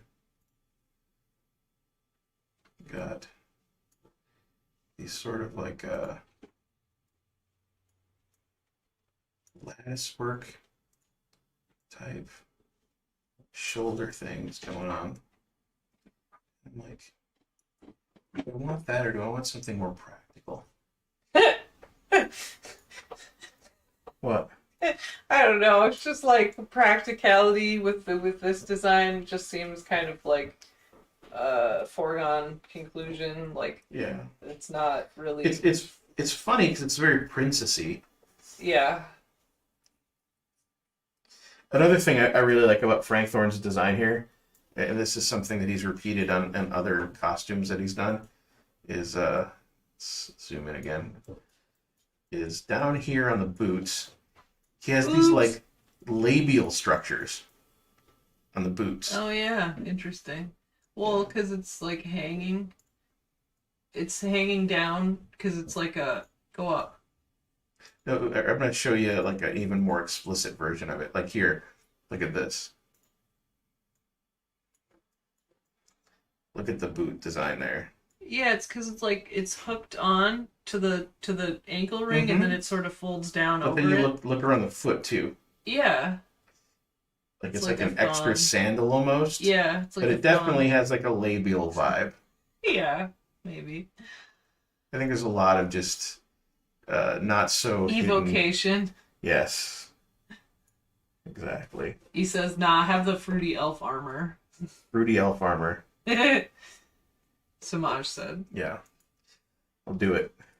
Give her the princess shoulders. Mm-hmm.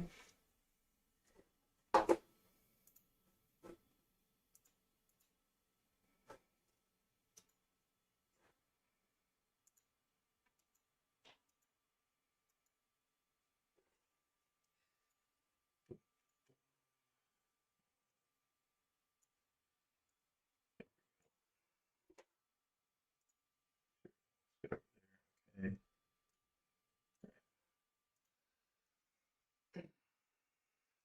That'll be filled in a bit.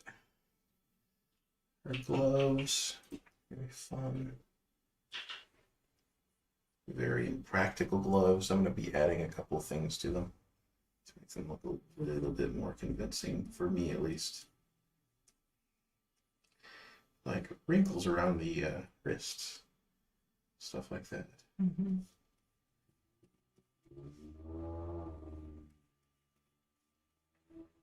And there's this weird thing where it's like an extra hanging flap that connects in the front and the back, and then has like a deletion. Extra hanging flaps. Yes. Dot your mom.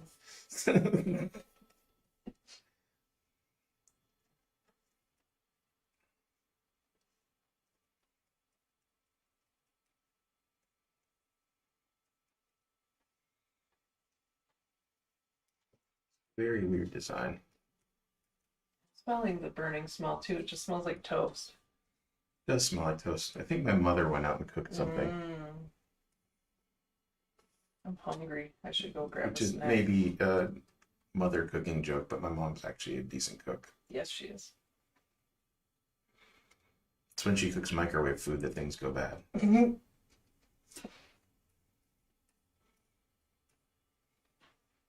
Okay. What did you say? Do you mind if I go grab myself a snack? I guess. I'm starving. I would hardly eat anything today. I shall return.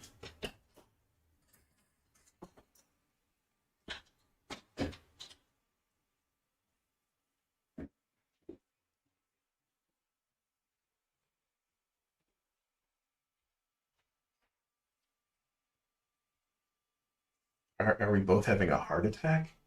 I don't know what you're talking about. What would give you an indication that we're having a heart attack?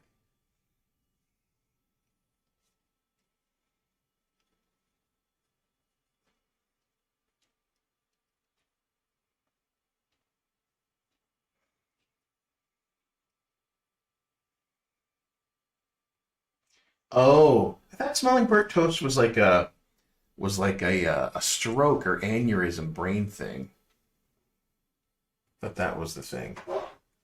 No, it's just we live with people and they cook stuff and the ambient smells reach us.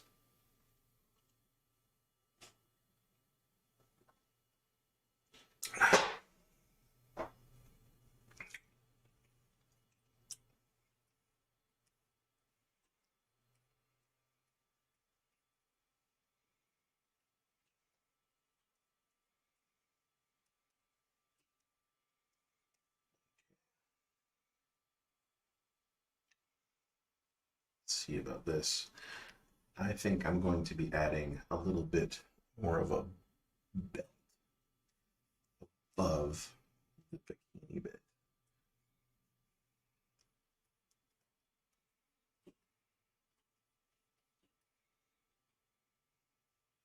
She isn't so much a bikini on the bottom half. She has a proper loincloth.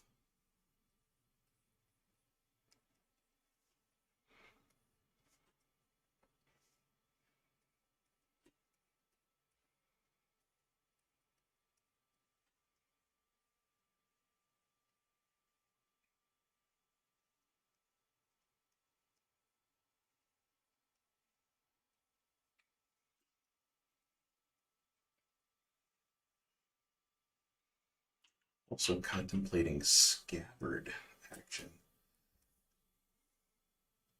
Hmm. There is depiction of scabbards. All these drawings. Let's look at what Frank Thorne designed for a scabbard.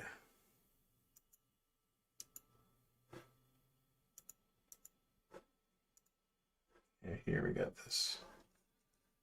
Got a very kind of piecemeal looking leather wrapped thing with stuff hanging off of it. Yeah, that works. This is an early, it's like 78 in the comic that he worked on for it. Didn't get published till 79. So this must be an early concept drawing. Oops. Curious.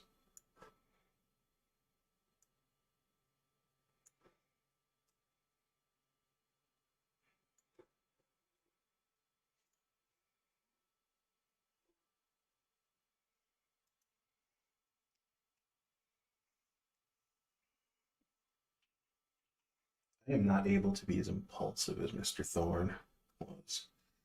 And it's a bit of a sadness to me. I like the impulsiveness.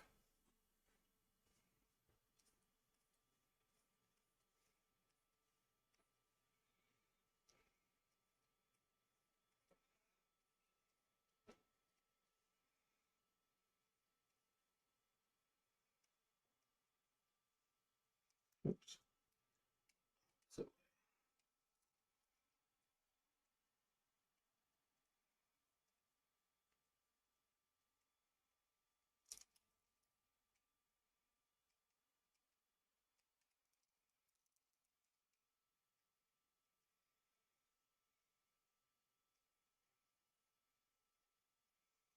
all of my adornments stab me.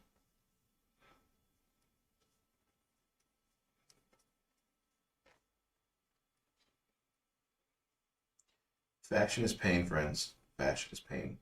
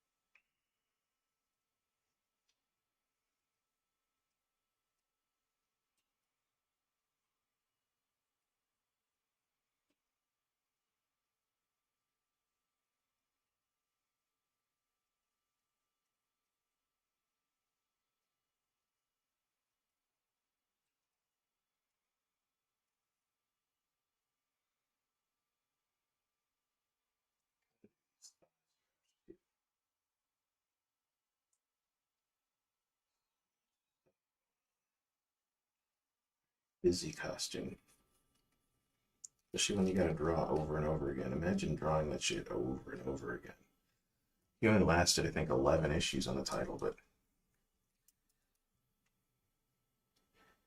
I think that's because maybe some of his other work that he did for like Playboy or something was paying better.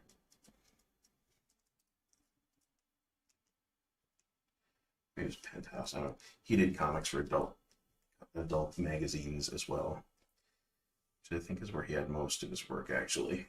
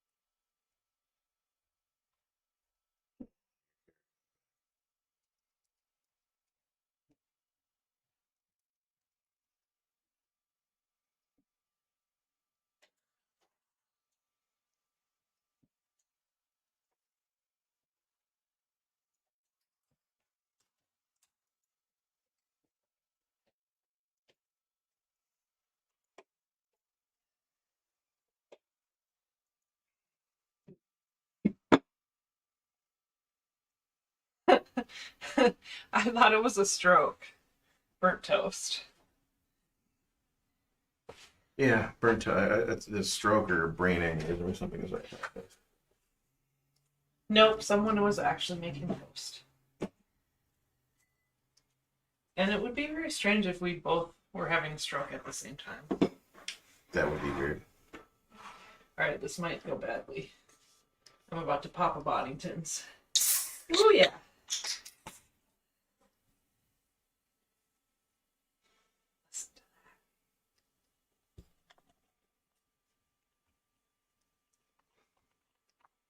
To hear the beautiful foamy pour. It's good stuff. I should have let it get a little bit warmer. It's not fully, although it might have lost some of its head from when it got dropped. Tastes good though. Do you have those like weird, some like nitro It capsules? has a little weird thing in it. I'm not exactly sure how they even work, but yes, it does have the thing in it.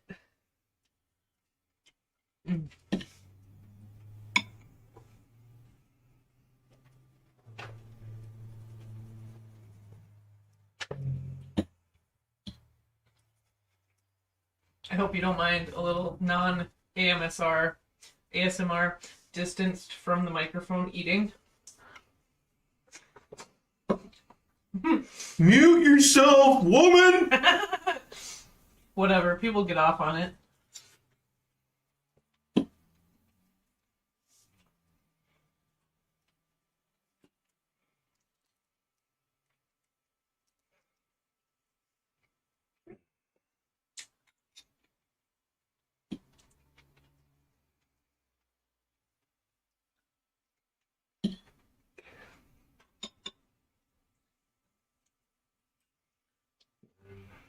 Same thing on the other Ooh, side. I like the boot. Thanks.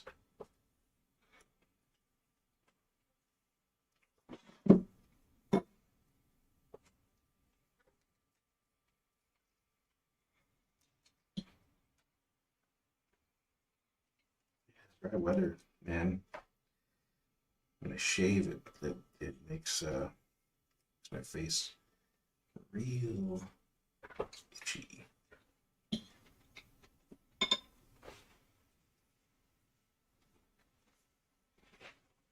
Imagine it's actually even worse up in Canada. Whatever the weather's like down here. Yeah, I'm sure it is.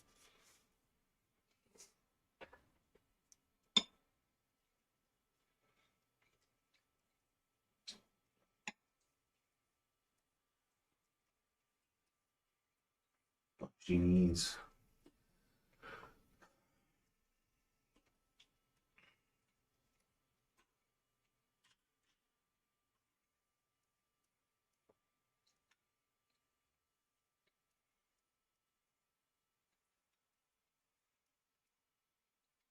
Not quite ready to dive into that yet. Cyclops head. Mm.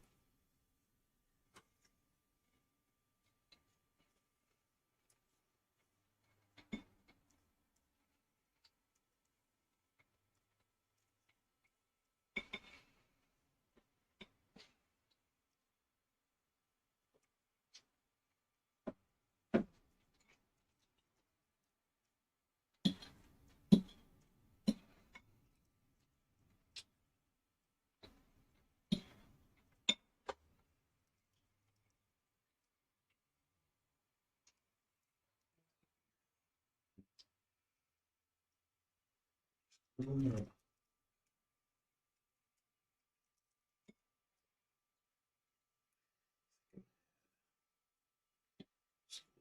Detail to it to give it a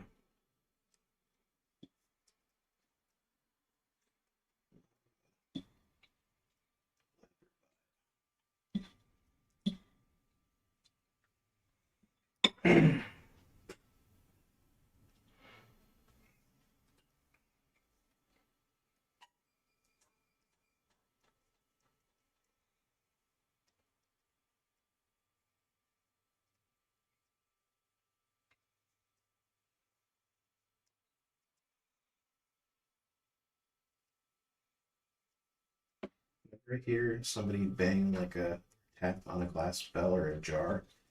I have a Pavlovian response, or my brain instantly goes into the Babes in Toyland Sweet 69. Mm. And can't control it because the beginning of the song starts out with, I assume, Laurie Barbero tapping on a jar. Mm. Going ting ting ting ting. Mm-hmm. They go ba ba ba ba ba ba. The hyper fuzzy guitars. Love it. And you'd think the song is about sex, but no, it's about how a guy is obsessed with a car, and rathered he be obsessed with her. Uh-huh.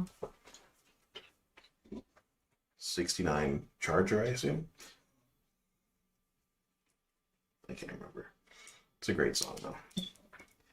It is the last great Babes in Toyland song, really. If you take the chronology of the songs on that album as the chronology of their songs in general, then it's the last song they put out that I really like.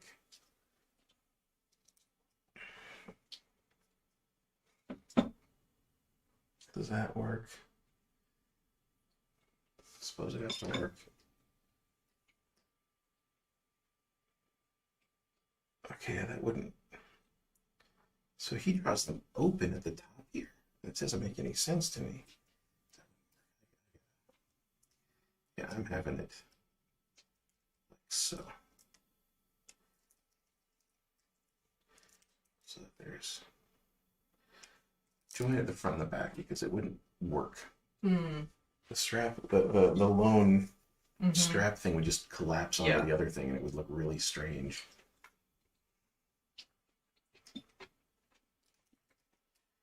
Get a account for how red leather likes to buckle a bit. Unless it's like super fresh and stiff. Which I'd imagine if you are running around wearing the same shit every single day. Mm-hmm. I mean, think about it. Just like Conan, Red Sonja has to smell bad. Oh, that chainmail underpants is fucking rank. Yep. Running around, killing monsters, getting covered in blood, Yeah. sweating, not changing your clothes. Mm-hmm.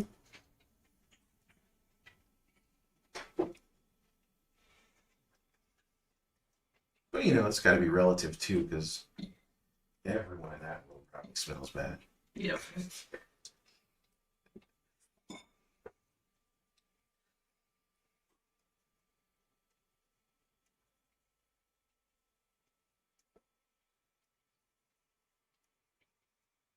Everyone in Hyperborea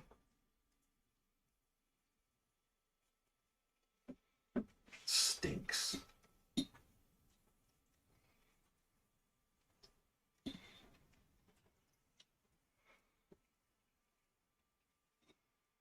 You know what I miss playing? Age of Conan? Yeah. It's a good game. It was like maybe my favorite game ever. I think it's the second best MMO I've ever played. Mm-hmm. I still think ESO is the best because of stability. Like, Age of Conan liked to crash, even on the best system. Really glitchy.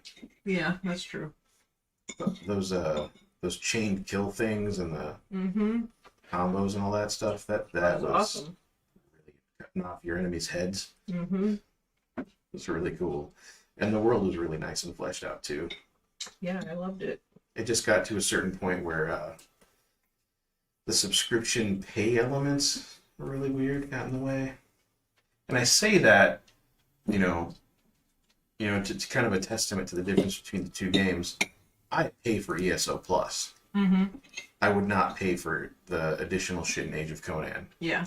Because it did not feel like a stable enough game that was going anywhere. Mm-hmm. It felt really rough a lot of the time, but it had enough cool shit into it where, like, yeah, this is a fun experience. It's a genuinely fun experience. Fun to run around with people. Fun to go on your own. Really kind of awesomely crass. Yes.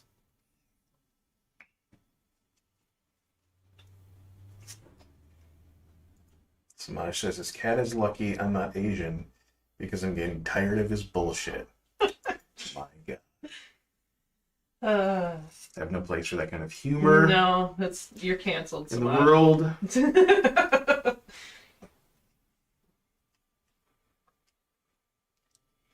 Next thing you know, you're going to be saying hello. Mm-hmm.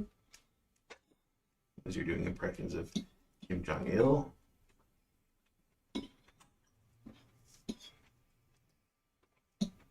Praise be to the high fat emperor or something. I don't know. Mm-hmm.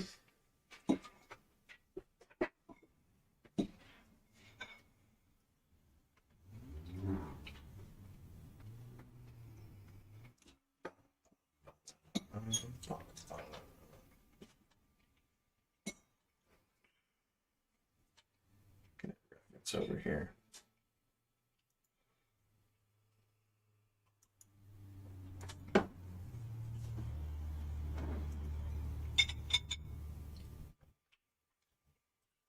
Looking at this sword design too, it's fun, but there's some things like the part I'm drawing right now that's like, I might just stab into your hand and not be very comfortable. Yeah, it kind of seems like it would. But I mean, maybe that just is like displaying how much of a badass you are. Yeah. Like, hey, look, my metal bikini is clearly going to cut into my skin here in a couple places, and my sword is clearly going to cut my hand while I use it, and I know that, and it's on purpose to show you how much of a badass I am. Everything I do is uncomfortable. Kind of like, peacock tails. Huh? It's all about the display. Oh, Like, yeah. a male peacock kind of is handicapped by his tail, but it's all about like, hey, look, ladies, look at what I can do. I'm strong enough to carry around this giant fucking tail for no reason. Jaguar out of the bush. Actually, I don't know where peacocks are from. I think Asia, but I don't know. I feel remiss about that because I've seen peacocks in real life several times. I'll look it up in a minute. Como Zoo has peacocks. There was a dude that lived down the road from me when I used to live out in the middle of nowhere that had peacocks on his farm. And one day I drove by and I didn't know about them and I thought I was on drugs because I saw this peacock sitting on top of this car in the guy's driveway. I'm like, what? Wait, what? Did I just see what I think I just saw? I thought I was fucking stoned. And then I saw them again a couple days later. I was like, oh yeah, the dude does have peacocks.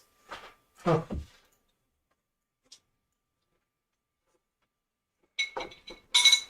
All right. I'm done. I'm done eating on screen for a minute. I might have my dessert in a little while. Dessert. Yeah, peanut butter cups. Um, Reese's peanut butter cups with pretzel pieces in them, which are crack cocaine. All right, what am I looking up? Peacocks. yeah, try to find out where peacocks are from. No, I don't want the streaming service. Pheasants are related to the South American peacock. South American peacock, which would mean that pumas and panthers and whatnot could be killing them.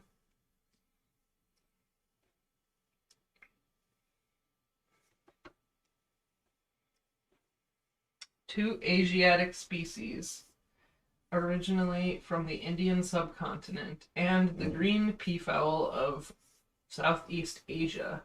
One African species, native to the Congo. So yeah, Africa and Asia. Do you know what the Turkish name for Satan is? Mm-mm. The Peacock King. Oh yeah, because I didn't know about that. Pretty sweet name, really. I brought that up to my parents because their new church has like a bunch of peacocks in it because they had some like the dude that did all the art in the new church. They're Catholic. Mm-hmm. The dude that did all the art in the new church was like inspired by kind of Eastern Orthodox aesthetics, which is really interesting for a Roman Catholic church. No doubt. And there's peacocks, and I'm like, in the Eastern Orthodox church, that's a symbol of Satan, right? And they're like, no, and they give me some whole line of thing, but I'm pretty sure that's what it is. Because they have the idea of Satan from the Old Testament as like the adversary who's kind of God's buddy, who's there to make sure that people are being loyal to God. I gotta fuck with people. Yeah, to like make Job, sure they stay on point. Which is very different from the Satan that I grew up with. Mm-hmm. Yeah, I give that sword. I'm getting rid of those flanges that go into the handle. I just can't do that. Can't do it. Nope, I can't do that level of impracticality. Yeah. But it's got a sort of Pretty Craig dope. Cool, late Spatha, early Viking sword, a migration sword kind of handle. Mm-hmm. And I like that. It's good.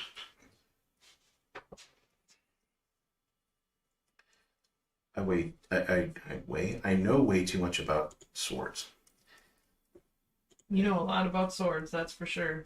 Yes. I should move my microphone back now that I've done eating.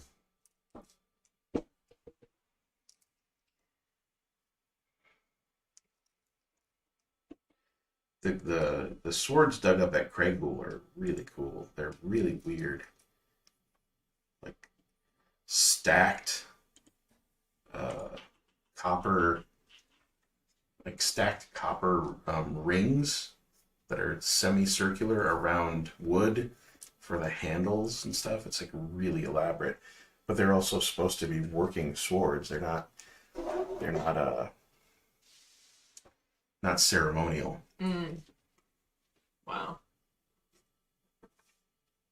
Their blades were diamond cross section, like the one I'm drawing here, which is what the old Spatha were, but you could see that they were starting to be pattern welded, which is what led to the lenticular blades with the fullers of Viking era swords. Mm-hmm. Which is a lot of stuff that a lot of people listening to this probably don't understand, including you. Including me. But I love the evolution of it all. It's neat. I still feel like her head's too big. I'm looking at Frank Thorne's work, and I'm like, her head I think it's fine. too big. Look at that. I think her head's gonna be shrunk a little bit. Can you cheat? Her head has to fit inside of her tits. Well, you made her tits way smaller. Did I? Yes, you did. So I gotta beef up her boobs. I mean, you could.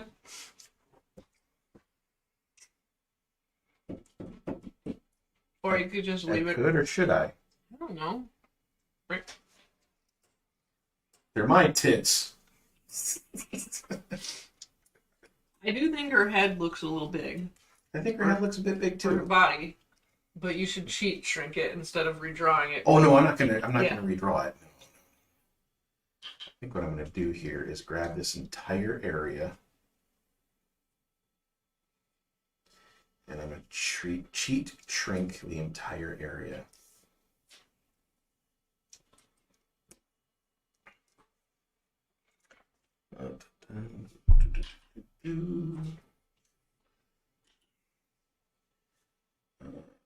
Scale. Let's bring her head down here. See how it fits in there.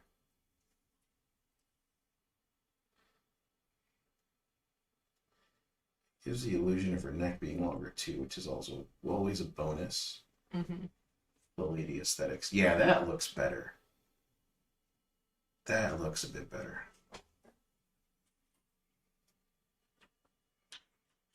Make her hands a bit smaller. It's a thing I gotta do now too, though.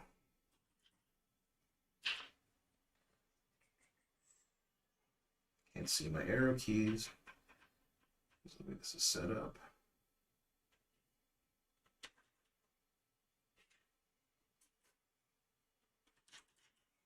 So much cheating going on. That's right, you're already over 2 hours in, so. I am? Yeah. This doesn't feel as long as the last one. Last one went 3.5 hours. Yeah. I'm open to whatever at this point. Mm-hmm. I'm not hungry. That's good. And I am not either, because I just had dinner. Mm-hmm.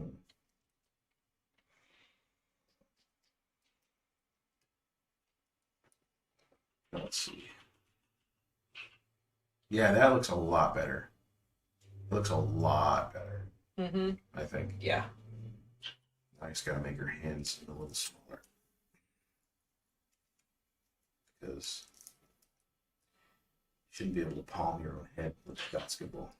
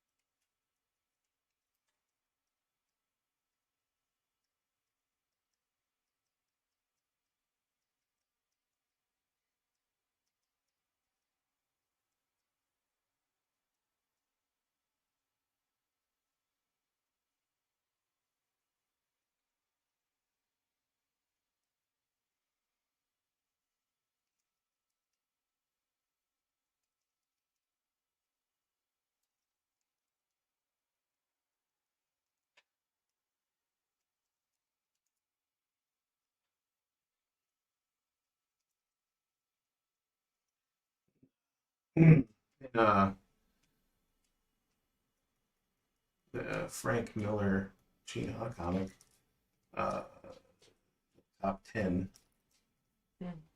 there's a character who was on the superhero police force I thought it was. named the Peacock King. I thought it was not Frank Miller. Or Alan Moore. Yeah, Alan Moore, Alan Moore, yes. Much better than Frank Miller. which you worked on. Yes, I worked on I did the designs for the gang graffiti and the iconography for their jackets and stuff with Gene Ha. Which is pretty cool. That's all right, yeah. I got what I guess would be called a subtweet mention in the back of one of the books, or maybe it was an interview with Gene Ha or something. But I did not get any opportunities out of it. That's too bad. It's too bad.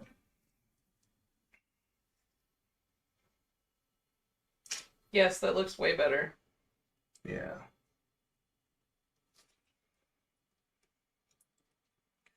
Giant fucking hair.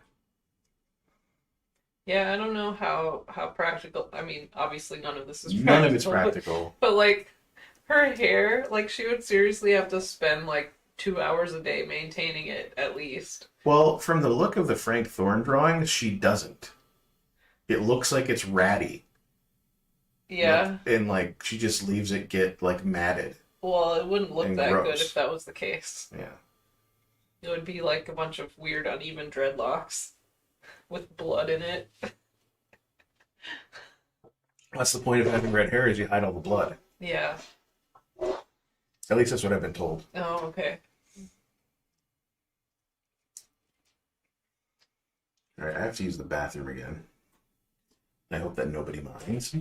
The chat is rather dead, so Yes, the I chat imagine that nobody has been rather dead. How many people are watching right now? 5.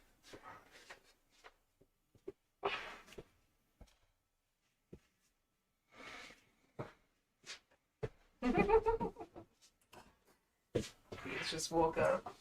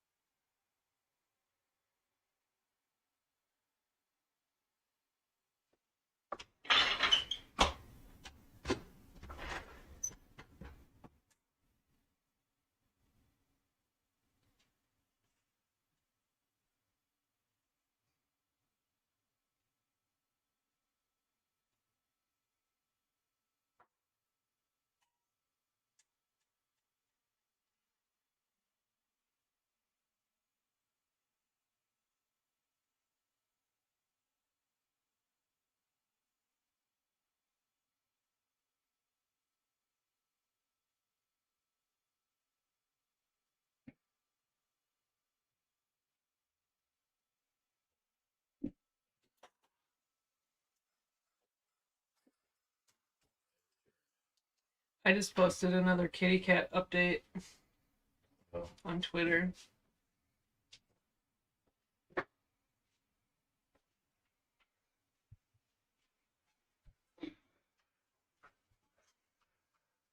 Should tweet out the link again or something. Oh, yeah. Say that we're still going.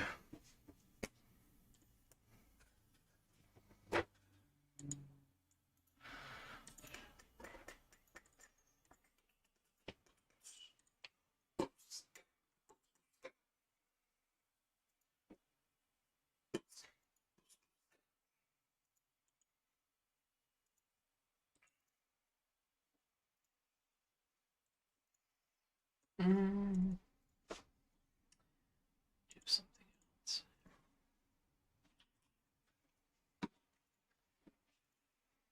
Here we go. Another update in the chat.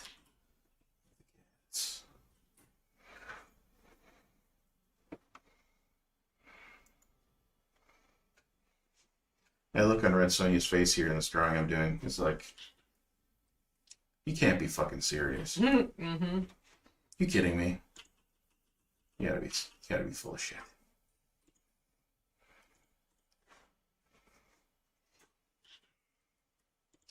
Let's get a little bit more definition right here.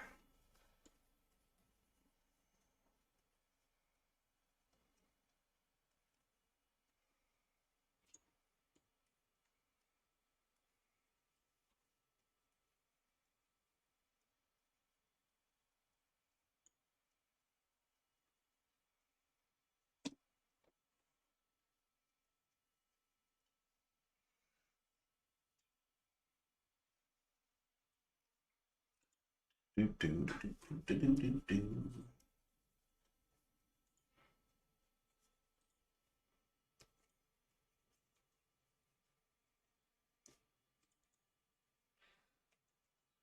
So just in case anyone's wondering, this is a general hangout.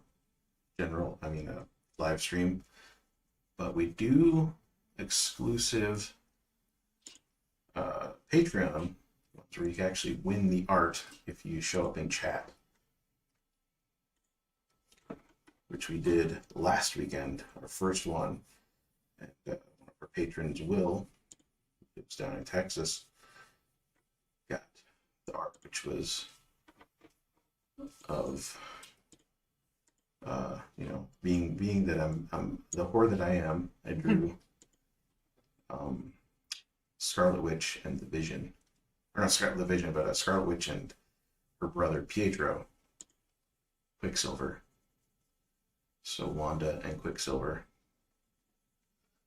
and even ended up scanning and coloring it right away because I have to archive this stuff for the end of the year print sets that the top tier patrons get of all of the drawings done from the live streams.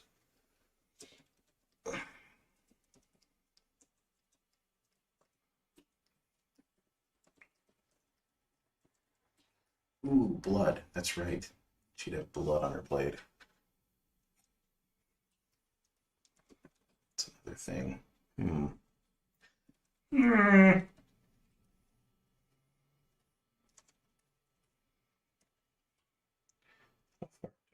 What to go? Cutting off.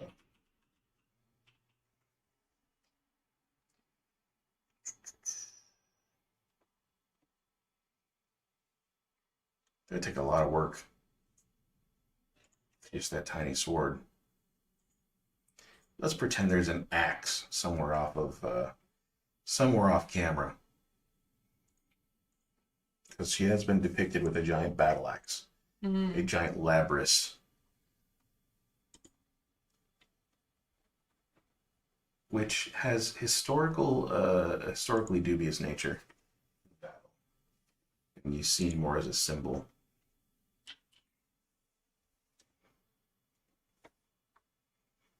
I'm gonna put some blood on her sword nonetheless.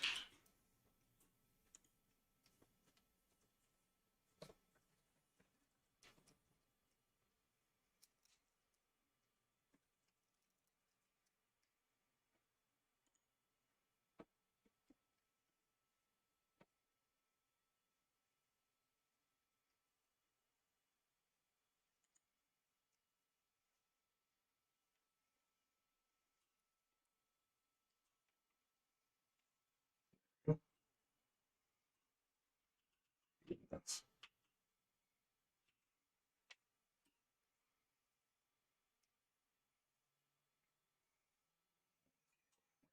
the tedium of all of the scales, or the giant's head. That's Do the head. Do the head. Up on this dude's head.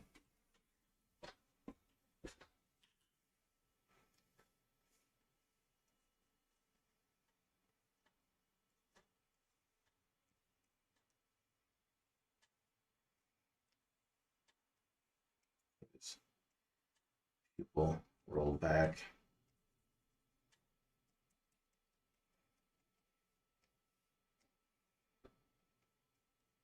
Let's do the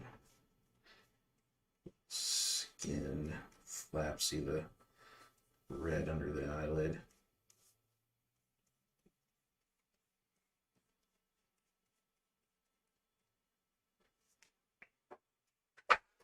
Belching up pork chops. Mm.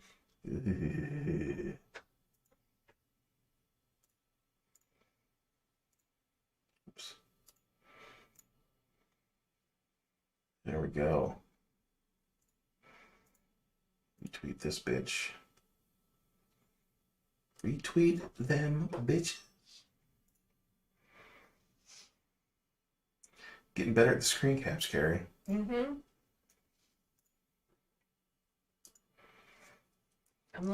I'm slowly learning how to do very, very basic things with GIMP. Still had to do that in GIMP. Yeah. I suppose you do like a print screen or something and then Yep. GIMP. Because I don't have access to Photoshop because my computer came with Photoshop Basics, but you have to log in to use it, and I'm like, fuck you. I'm not logging in so I can use this.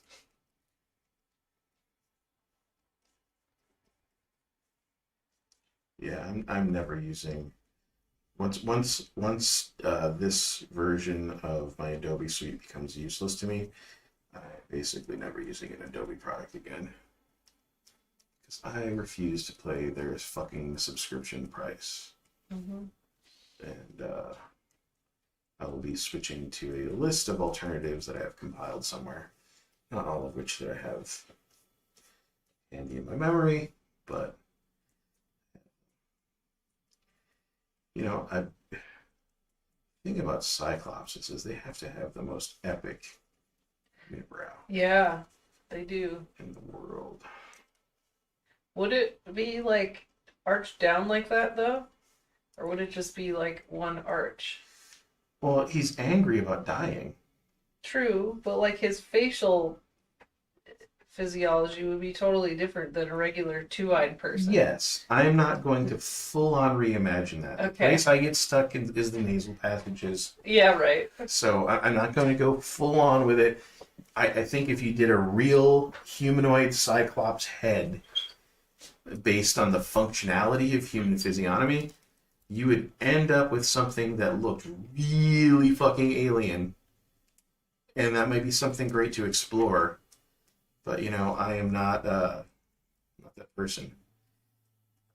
These handsome boys are so handsome. It's in this instance. I'm not Barlow. I'm not doing Barlow's Guide to Aliens.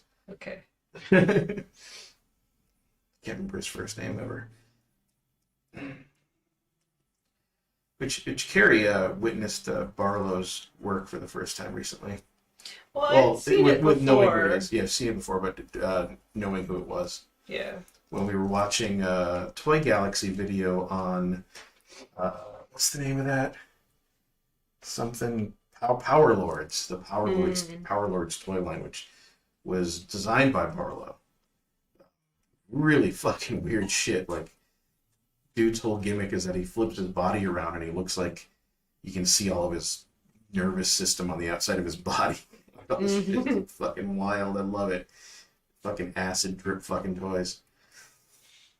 I just posted another picture of the handsome kitty cats being handsome. I'm not gonna retweet it. I'm not gonna put it in chat. Sorry. That's alright. I don't know how to give you a wrench. It's okay, we can figure it out later. Anyway, Actually, post a chat. post a chat. Say just post a chat. I might be able to like right click on you. Wrench me. Eh? Wrench me. Okay, I don't see it yet. There we go. What? Okay.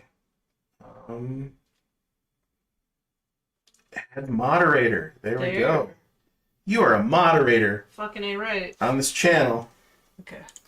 You I can will not abuse my power. post them links. That is an adorable photo. Oh my god, that's so fucked up. Yeah, right? The photo is just like, what are you doing to my brain with It's this cute kitty cats. to this adorableness? Like, look at that. Just Oh, look, I posted a link to the chat. really cute kitty Aw. cats. Yes, that's a good picture that I just took with my crappy phone camera. Now they're licking each other again.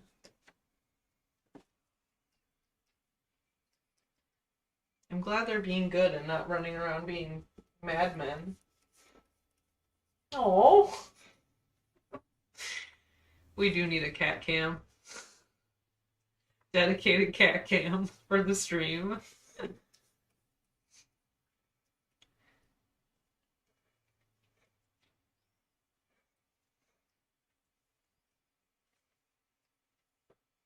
All right, tongue in, tongue out. I need some input here. Out.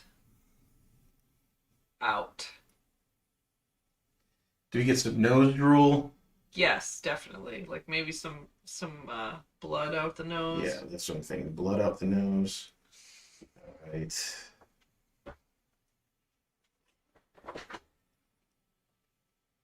Is it Wayne Barlow? It's gonna bother me now. I don't remember his first name.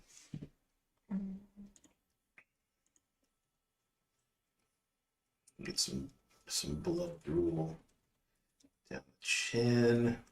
Wayne Barlow. Wayne Barlow. If any motherfuckers ever heard of Barlow's Guide to Aliens, you need to get on top of that shit because it's pretty great.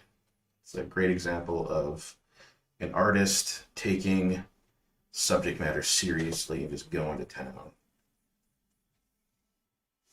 Not just filling space. And I will be totally honest. I am not a fan of Wayne Barlow's rendering style. I think he's a little wooden. Looks like not even wooden in a sort of sense of like stiffness. Like it literally looks like he's putting wood striations into his forms, and that's a stylistic kind of like thing of his. So we can tongue out. Yes, tongue out. Carrie. Always tongue out. No. I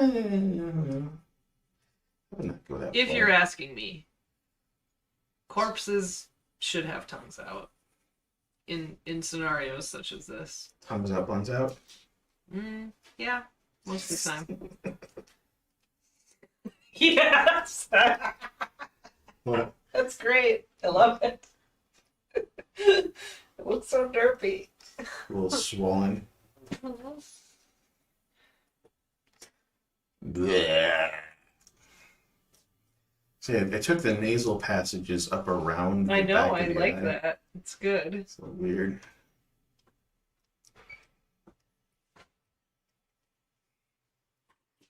My concern here is I don't think a big unruly Cyclops would be so clean shaven. Yeah, you can make him a little fuzzy. Give him some what do you call that? Some stubble. Scruffy looking.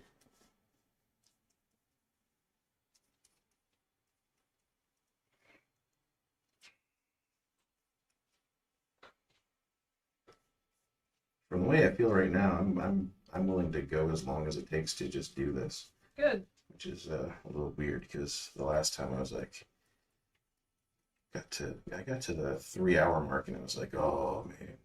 Then I realized that I was very close to getting the drawing done altogether, and I was like, oh, let's just take it to the limit. One more time. Take it to the limit. Whee! Gotta pay respect to the backing vocals. Uh-oh. Do you want to leave? Is it Beans? No, it's Domino. That's surprising. No, he doesn't want to leave. He wants to walk around, so I'm going to watch him. I feel like this two mic situation is a lot better now that we've got noise cancellation going and stuff. Because it makes it so that people can walk around the room more and still be heard. Yeah, probably.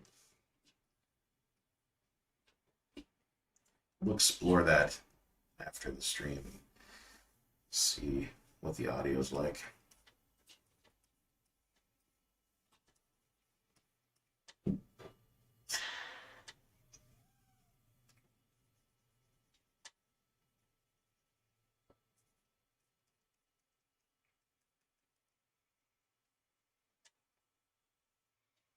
Now I got that song in my head.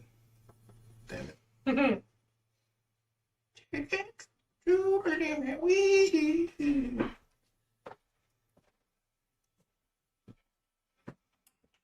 One more time.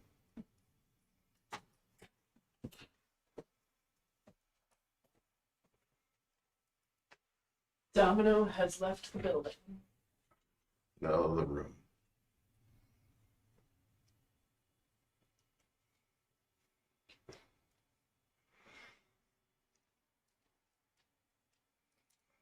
I wonder how many people get that reference anymore. That's a reference to Elvis Presley. Yeah, I don't know.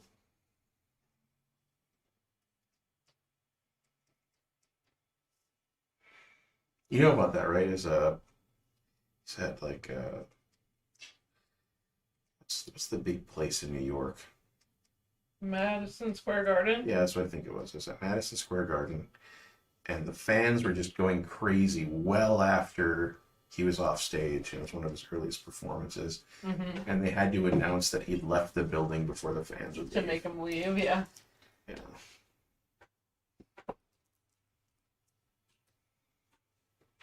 That's looking pretty good so far. I'm into it. Yeah.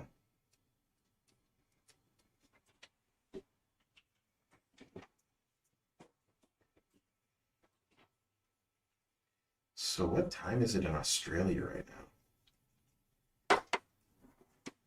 I used to know this because I used to chat with Australians all the time. It would be like,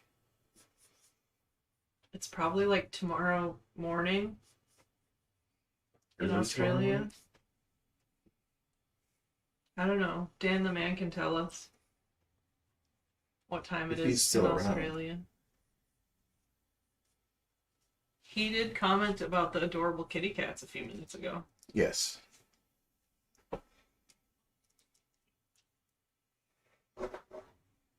Oh no. So I want to say it's like a 16 or 17 hour difference. Yeah. They live in the future. Yeah, they do. I'm not into that, to be honest. That was an adult sound. Mm-hmm.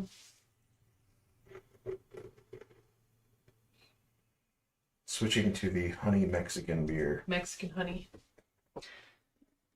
They sell that, a light version of that now, No, thank you. which is way cheaper, but I looked at it and has way less alcohol. Like, oh, okay, that's why it's Boring, light. lame. Apparently it's good, but you're all about your high ABVs, because Mhm. otherwise you just might as well just be drinking soda. And 8%, man. Yeah. This is a very adult stream, I guess. I will never be monetized. Whatever. I might even get kicked off of YouTube before things go anywhere. It's 1 p.m. over there. Ah, I don't even know what time it is here. 8:30. 8:30. All right.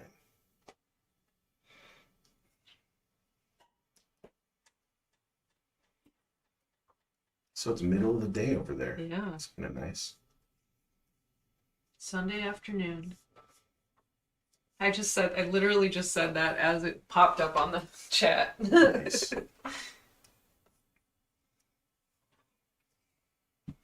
Yeah, I like this guy. Yeah, he's good. Kind of liking him more than Red Sonja at this point. I'm super into him. He's great. I want to hang out with him. Yeah. I'm dead. I'm quite dead. Thank you. Thank you for noticing, but I'm dead. Sorry, I can't right now. I'm a bit dead. My head has been removed from my body by this angry red-haired woman who's a living stereotype of the temperament of red-headed people. So I'm trying to. I mean, she got the drop on me because the boob armor, really? This metal bikini shit? Is this 1962? Am I really seeing this bullshit? Oh, Dan, you're trying to make us jealous. Just took the dog for a walk and hung out some washing. It's a lovely day. You son of a I'm glad bitch. somebody's enjoying the weather. Well, it is midsummer over there. Yes, indeed. Or would it be late summer? I don't know. I think it's midsummer. It would be like the equivalent of August. It's a late summer. Yeah.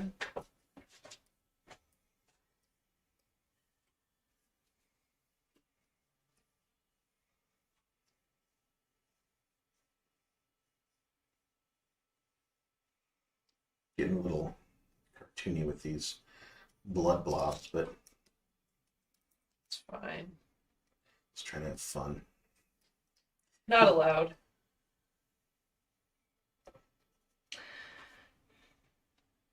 Late summer, yeah. Is what Dan says. Mm-hmm. Does that mean it's late winter here?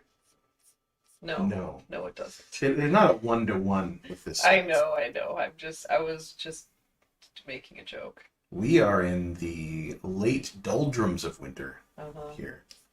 Well, the weird thing is, like, it could literally be 70 degrees next week. Yep. You just never know. Like, That is the Minnesota I weather. remember when I was a child one year, like in the early 80s, it was like in the 60s or 70s in the middle of February, and my mom, we brought out the little plastic Mr. Turtle swimming pool and actually went swimming in our yard, and my mom took a picture of us with a sign that said swimming in Minnesota in the winter. And then another year in the early 80s, I also remember making a snowman in June. It was a very tiny snowman, but it was a snowman. Yeah, that's the kind of way it is here. I remember what was it, the year we had the apocalyptic fucking blizzard on 91. Halloween? 91, yeah. Yeah. So that year, it was my 9th grade year, and we moved in December of that year.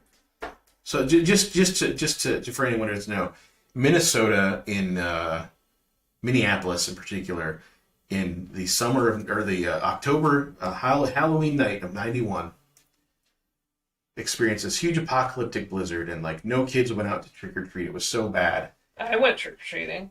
We did too, but we're like 9th graders and Yeah. barely any of us wore costumes, and we I weren't was really a trick or 6th treating as grader. much as we were wandering around North Minneapolis Yeah. in the snow. But it was so bad that like whole cars were just buried. It was really. No, we got really- like 3 feet of snow. It was Yeah. insane. It was nuts. So the craziest snow ever, right? And at the end of December, basically the 1st of January, we moved across the river. My mom broke up with my sister's father. And we moved across the river to northeast Minneapolis, which was an entirely different beast as far as environment goes. I went from like, getting shot at by gangbangers to being able to walk around at night with headphones on. Very strange. But so we moved across the river to northeast Minneapolis, and that January was so warm that there was no snow when we moved over there. Mm. I was walking around in mid-January, no snow. It was really weird. It was really surreal, and we just had the craziest snow ever. We just That got all of it October. we got all of it at once. Yeah, it was very strange. I don't remember the rest of that winter. I just remember that I was in 6th grade and I went out trick-or-treating, and that was the year that I dressed up as a cowboy. Not a cowgirl, a cowboy, because gender didn't really mean anything to me when I was a kid. So I was dressed up as a cowboy with like a mustache and a big cowboy hat, but I had to have like big giant snow pants and everything on. And I remember like really vividly like wading through these like thigh-high snow drifts to get to neighbors' houses to go get candy. Wowzers. It was pretty crazy. See, Dan says that the weather is all over the place. Yeah, I think the weather is broken everywhere. Yeah. It did the fires last year? Oh did yeah. that, or I guess it's 2 years ago now. Did that affect a lot? Did it change weather down there or something at all? Because that was nuts. That was crazy. At least it looked crazy from here. You know. It's apocalyptic. Yeah. Especially since, like, right after that, California had some of the craziest fires in their history, too.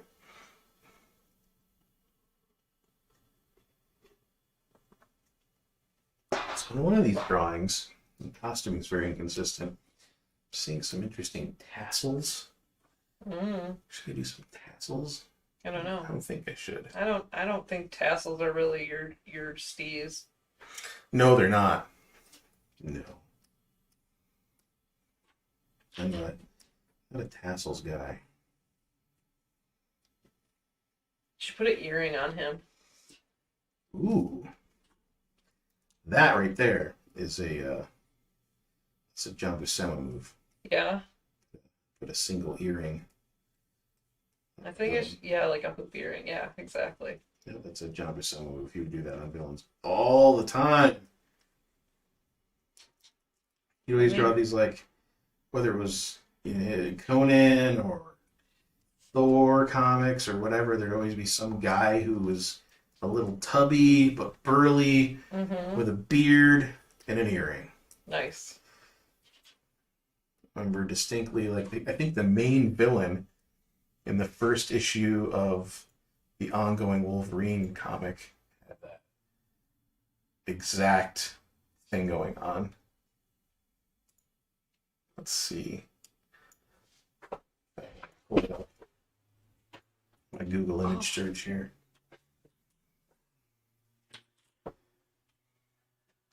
Dan says he's not sure if it changed the weather, but there was smoke in the air for a month, and you can smell it from where I am, and we're like 400 miles from the fires. Yeah, that's crazy. Jesus so we actually had Christ. some smoke in the air From Canada. Smog from Canada last year. From Canada fires, yeah. Yeah, from hundreds of miles away in Canada.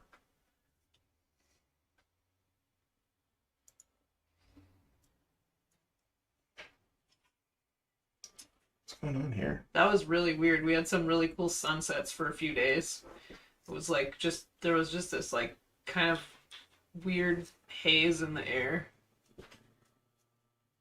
Oh, wait, no, internet's on. I'm having some weird things going on here. Oh. Can't pull up. Are we still on stream? Yeah, Are you still getting me over there? Yeah, I'm getting you. I'm having some weird stuff happen over here. Try to pull up Google image search. Images.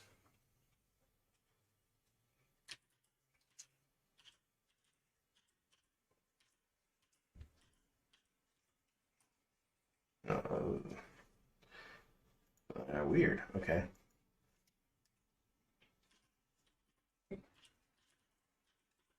Wolverine Volume 2 on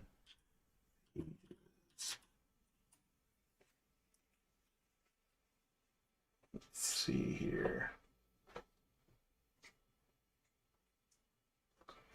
Let's try Wolverine.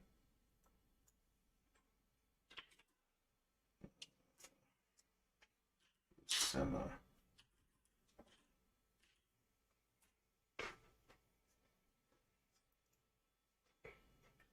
Oh, wait, no, he did not have a beard.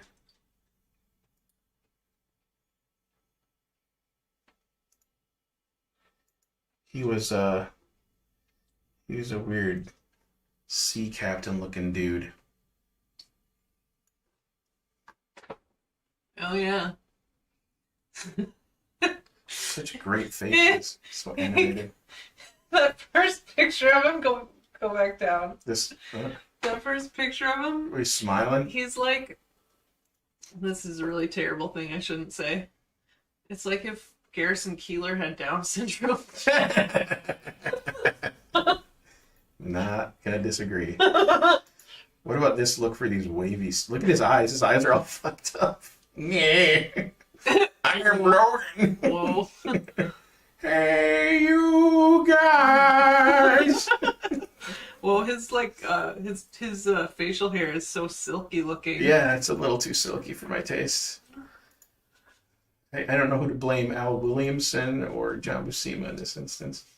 It's just crazy because Al Williamson and John Buscema are great artists in general, but Well, sometimes you just got to get the work done. yeah, that's what I'm seeing. That's what I'm seeing on that page. Yeah. Sunsets were weird. Don't doubt that. Yeah. Holy crap. The weirdest we had experienced is I think, were you out of town, Carrie, when this happened? Or you were at work or something? I don't know. You were something was. I think you were out of town. I think you were out of town traveling or something. But I went and hung out with a friend all night, walking around downtown. One of the times we had Cat wants in. One of the times we had fire smoke coming down from the Vancouver area of Canada, and it had turned the entire downtown just gray. The air was thick with ash. It was nuts. And it felt like I was walking through some kind of like movie. It felt like fucking what do you call it? A Silent Hill shit. Whoa. And we went to some weird bar that was over on Hennepin that was like this weird little hole in the wall jazz bar or something. Not that it had live music, it just played a lot of jazz. Mm-hmm. It was just really weird walking around all night and that stuff. And the next morning it was still there. Like waking up and looking outside and it was just still out there. It was like, and it has a very different quality from a regular fog. We get fog here all the time. Yeah. Because of the Mississippi River. But that was very different than regular fog. It was just so weird. Yeah, back in October, when it was really warm in October this past year, and I was working overtime, and I was driving, I must have been driving down after a day off, so I was driving back to work, and just coming over the hill, to by downtown St. Paul before I got on the freeway, there was this weird haze in the air, and the sun was setting, and the cathedral, there's a huge cathedral in St. Paul, and it's a very Catholic city, and the way the light was diffusing because of the haze in the air, it was making all of the contour of all the buildings just look flat, and it literally looked like a Mignola drawing. It was crazy. Oh. The atmospheric distortion kind of thing? Yeah, it was wild.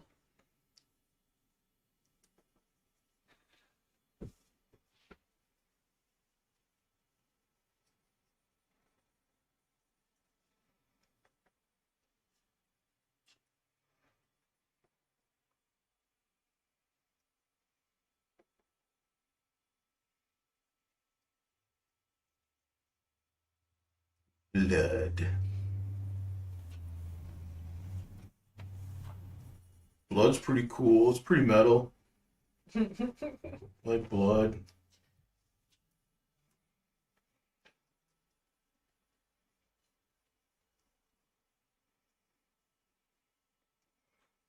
I had friends who were into Danzig when I was a kid. They bought I think it was Dominic. He's not pissed at me outing him on a live stream, but anyways, I mean, Danzig's still very enjoyable. It's not Yeah. It's not horrible. It's just he's a comedic human being. Glenn Danzig is very funny. And not on purpose. Yes. But you get this movie that was just like live footage with a couple of the music videos with like Mother and stuff on it. But there's like this interview. You can find these interviews on YouTube where he's like in the dark sitting in front of it was two different interviews interspliced together. One was he was sitting in front of a water fountain that had like all these, sculptural elements. And the other one was him sitting in his library with kind of showing off, I got all these books kind of thing. Uh-huh. And the interviewer is like asking him all these questions, and it's just like, so what have you been doing lately? Blah blah blah. Oh no, just kind of be kind of brutal. Kind of be tight. It's kind of brutal, be tight. Uh, Kind of brutal. Kind of tight. Real tight. It's like it's the opposite effect when you want to be sitting in front of a library of Yeah. books. I'm like intellectual, but I'm mostly just brutal. A little bit tight. I like the head. It looks really good. I'm happy with it. I'm glad I went with a smaller head too, Yeah. instead of the on the side head. Because I wanted that foot or her other boot to be visible, even though it's going to probably be rendered in mostly shadow. Let me test something here. Oh no. Oh my. More cheating.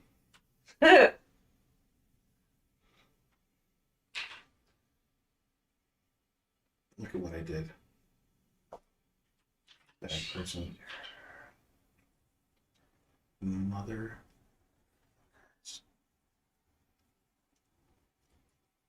So just any interest from anybody who's watching.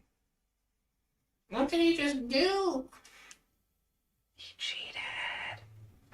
It's funny I say that because I watch all these. I don't watch a lot of them, but I watch people do clip studio, speed paint, time lapse type stuff, and they're doing way more crazy manipulations than I would ever let myself do. You should put a little blood puddle at the bottom of the sword because. I already planned on that. Yeah, I was okay. planning on doing some drops Uh-huh. over, but I'm moving over to here for a minute to handle her footwear. Mm.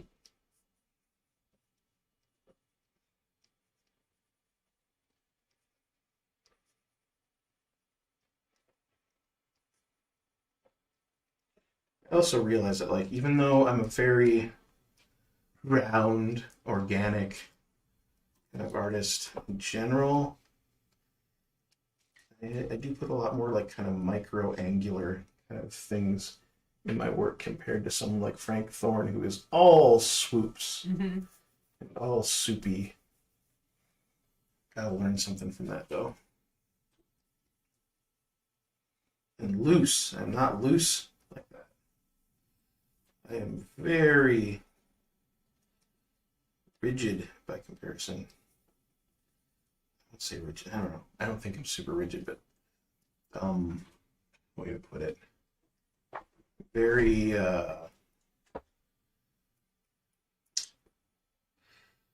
very structured by comparison. I'll put it that way.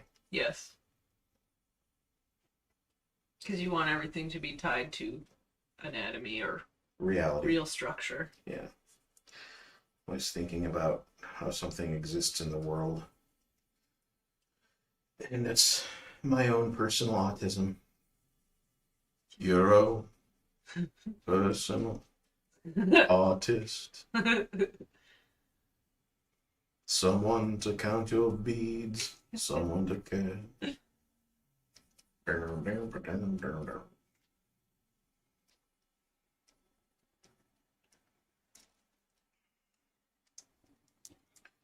Where else can you go for people to make fun of Depeche Mode in 2021?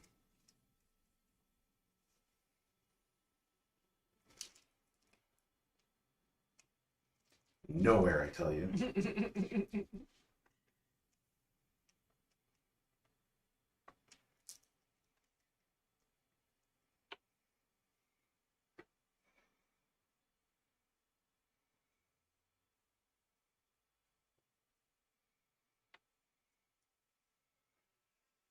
Wow, the magenta blue contrast in my lighting setup is way crazier than it was last time. Yeah, you look a little bit like Luke Skywalker when he's fighting Darth Vader in Empire? Empire, where the dude do the really heavy-handed lighting. I love that lighting. I do too. It's like, is he going to be good or is he going to be bad? You can see it right on his face. We have to really project the duality of Skywalker's situation. That's why that's what was told to me by Friedkin. I didn't actually have anything to do with that movie. I hated it. I couldn't wait to get back to something like the Ewok. I was really happy because, finally is successful enough to get all these other people out of my way and tell me what I was doing was stupid. Your George Lucas is like your Chomsky, but whiny. I gotta say, though, George Lucas is like Chomsky, but whiny. Come on. I know, it's hilarious. Come on. Accurate.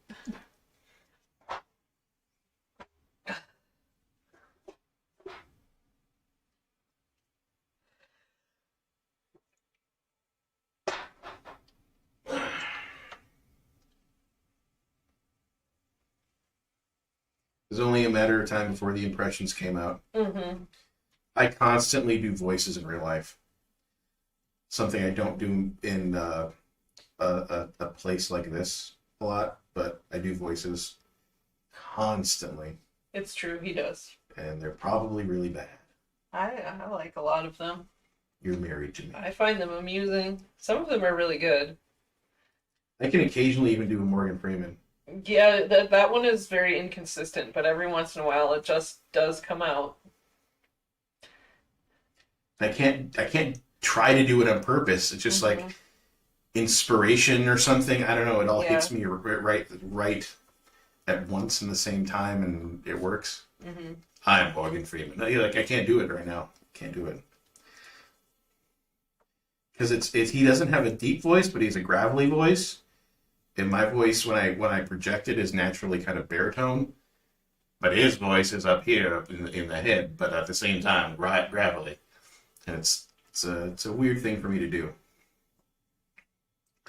Back in about 2003, I want to say 2003, 2002, 2003, something like that. I did a bunch of voices for a mob cartoon that this guy was doing at the art school here, and he's doing it for his like senior project for graduating animation courses. And I could do every single impression he wanted as far as like all these mobster characters, except for Robert De Niro. And it's because Robert De Niro is another one of these voices where he actually has like a high tenor voice full of gravel. Mm-hmm. Robert De Niro doesn't have a deep, low voice. It commands presence because it cuts through the mix of any audio, right? Because it's higher. He's up here, but he's also very gravelly in a way that I can't get to. Because he speaks down into his chest, but is speaking down into his chest voice. It's like Rob Halford's, like a natural high. Like I don't even know. Is Robert De Niro a manlet? Yeah, he's short as fuck. Okay. You should look up his height. He's short. Like if you look up behind the scenes photos from The Irishman, it's got him and Pacino walking next to each other, and Robert De Niro is seriously in these lifts that are like 4 inches tall. No, he's 5'10". He's got to have shrunk in his old age, though. Or maybe that's a lie, because That's got to be a lie. Look up behind this, like here. I'm gonna do it over here. I'm gonna do it over here. I'm gonna do it over here. Al Pacino's 5'7", so maybe you got them reversed. Yeah, maybe I got them reversed.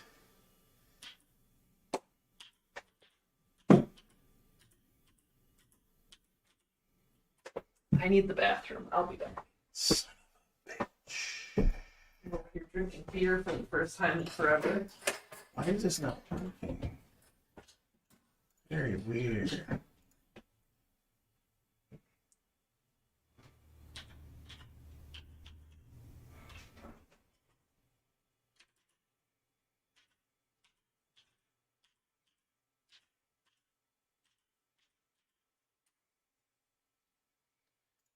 Okay.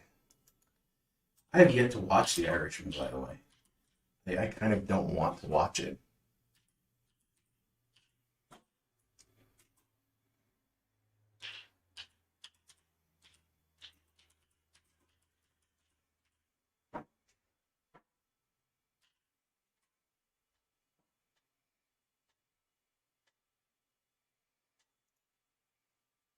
Here it is.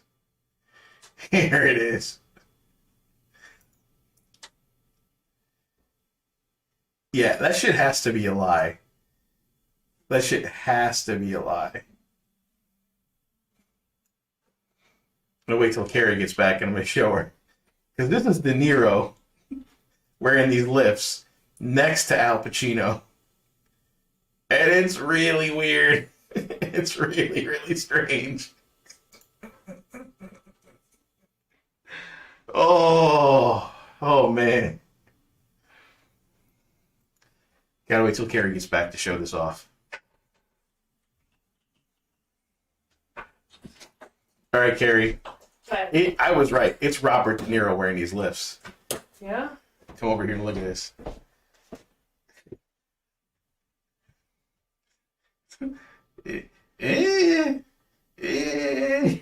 So they're actually the same height, probably. They're probably the same height. It's probably a lie that Robert De Niro is 5'10". Yeah, he's 5'10" because of the lips. Look at them lips. Hilarious. Those are like 5 inches. Really funny. It's really weird. See? Oh. Fucking Frankenstein foot motherfucker.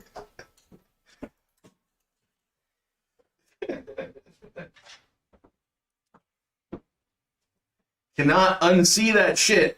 Mm-hmm. It's fucking funny. Alright, I have another problem here. What's your problem? Excuse me.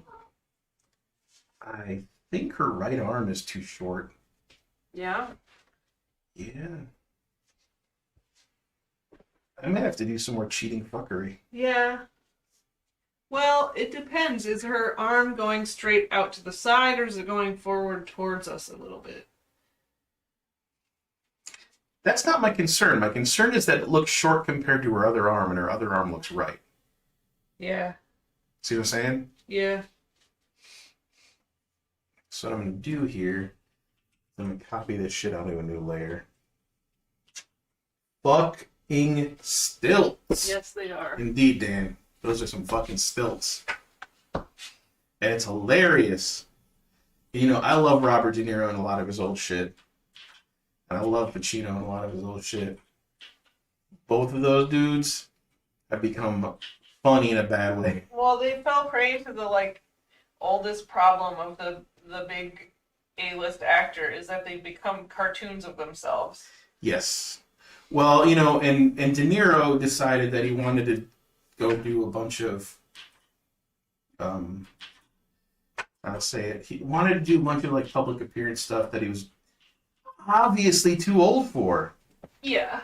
Like, his Saturday Night Live appearances in the 1990s were embarrassing.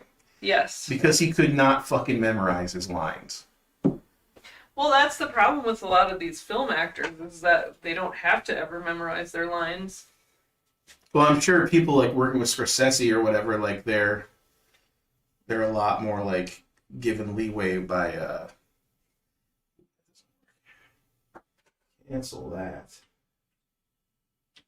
Gotta turn this so that it's flat angled.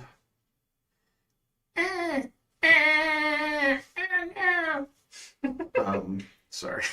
I'm a child.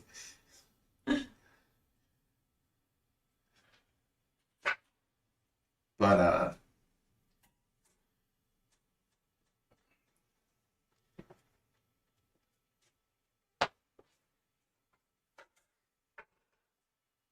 that looks better.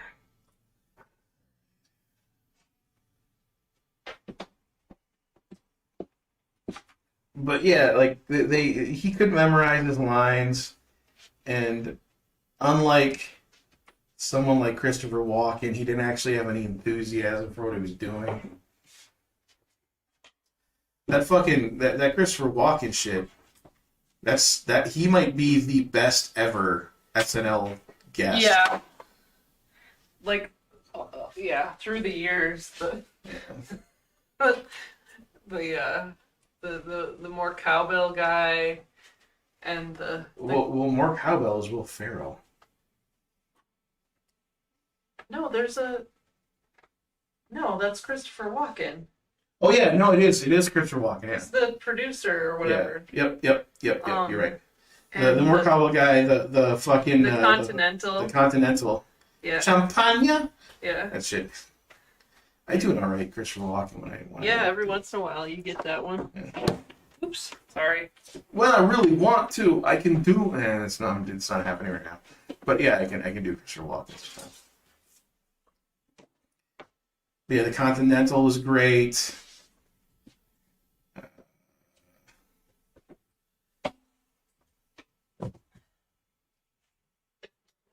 Don't mind me, I'm moving things around so I can lie down on the couch. You're lying down on the couch? Yes.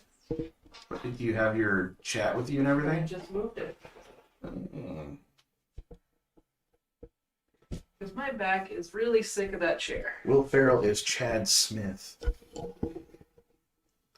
I'm not familiar with the name Chad Smith, but I assume that's a reference to something in particular.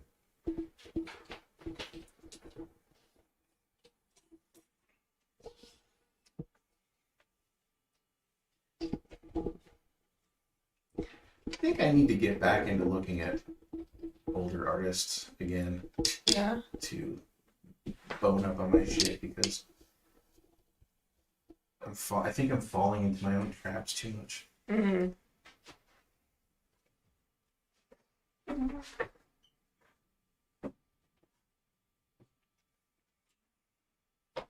Wish I had fucking $250 to get a Prince Valiant collection. Just looking at It'll that happen. shit would be the best. We've already got a Right, fucking cat. already got to save up money for a new scanner and that weird microphone to make some music stuff. I'm actually excited about that invention. About what? That microphone? Oh yeah, that thing is cool. Yeah. Will Ferrell is Chad Smith, the drummer from the Chili Peppers. Okay. Huh? Oh, Chili Peppers drummer, yeah. I used to be a Red Hot Chili Peppers fan back in the day. Yeah, I like some of it.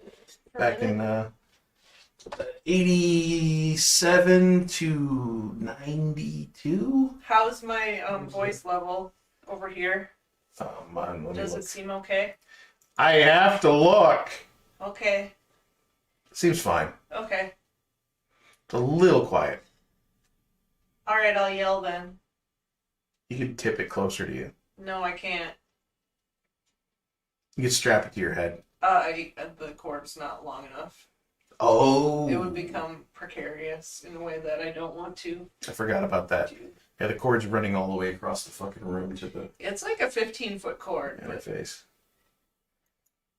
I don't know. Yeah, I liked them from the earliest stuff like Uplift Mofo Party Plan and all that kind of shit to Mother's Milk, but I did not like Blood Sugar Sex Magic, and I just kind of fell off after that. But let's take a gander at that. Yeah, that looks better. How do you feel about that, Carrie? I like it. The arm looks a Yeah. lot more in It incongruity with the other one. It looks better. Yes. And then I need to put a scabbard on her hip. Mm. But I'm going to do that after I get back from the lavatory. I apologize if it's taking too long for everybody, but I'm just having fun with it. Yeah, it's Doesn't good. fucking matter. It's good. Doesn't even matter if I ever finish this drawing. You'll finish it.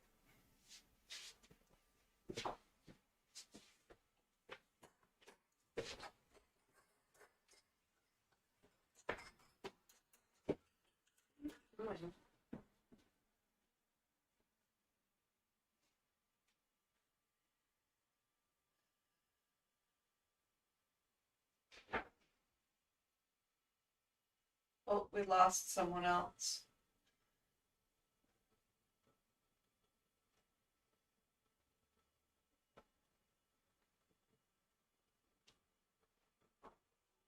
Stop it. Cat's attacking my pants because there's a reflective logo on it and he is crazy.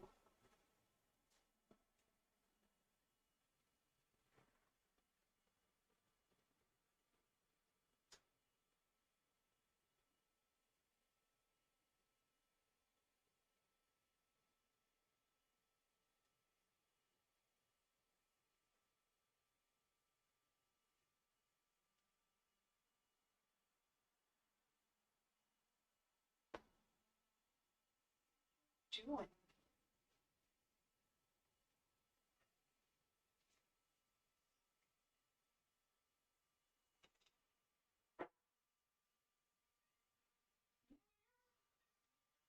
I hear a beans cat. Come on, baby. Come on.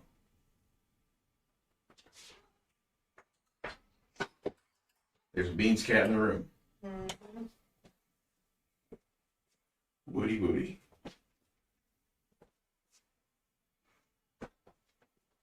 There it is.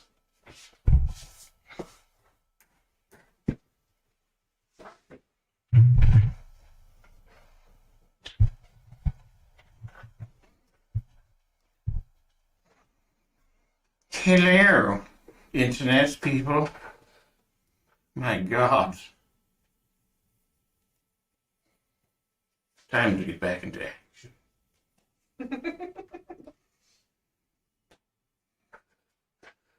Your one glove. Just for the 2 fingers. Mm-hmm. Where to next?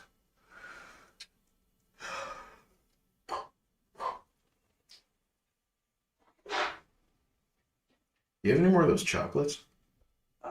Not here Mm. this minute. Well, if you get up again. I could go steal one from your mom. No, I want some of the ones with the pretzels in them. Okay. Yeah, those are really good. I think what I'm going to do is I'm going to go in on them shoulders. Maybe start filling in some of these armor pieces. Try to do the blood first. I mean, do you need to do that in the pencils, or could you just do that in the Oh, inks? no, I need to do that in the pencils. Okay. That's some weird stuff. Mm. Complexity. English teeth. I looked into his mouth and it was like an old ship dock sticking out of a flooded pier. The ocean was his gum line. I didn't know what to do. I was so distracted. What am I doing?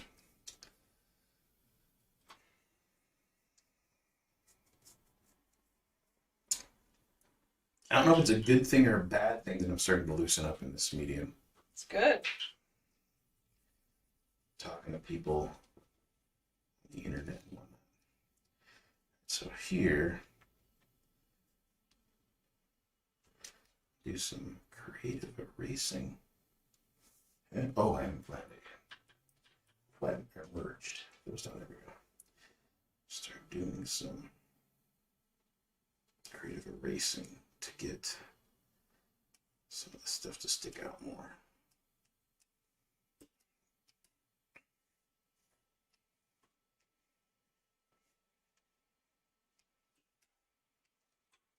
There we go. Yeah. Yeah. Fucking emo boy Cyclops. Cut his head off because he was trying to nice guy her. I didn't know everything about you. I've been following your exploits I'm a nice guy. for like 3 years. Like, I got all your like, I kidnapped all the bards that sing about you. If you really want to know. Sure, I eventually ate them all, but I'm a Cyclops. What do you want?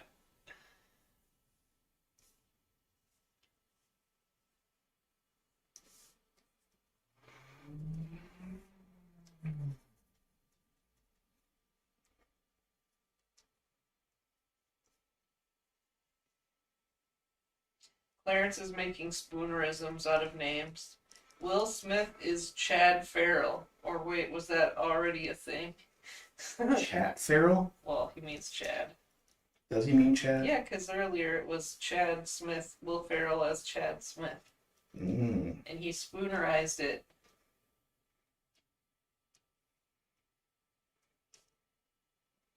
I forget what all those mean, and I do some of them by accident. It's when you reverse the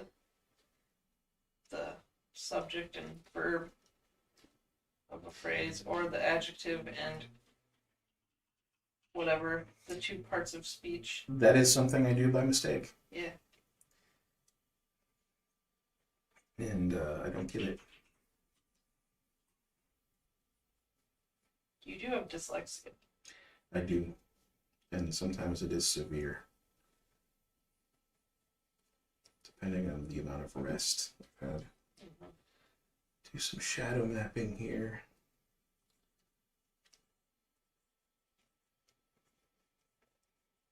I'll come back to it and render some of this, the hatching out for it.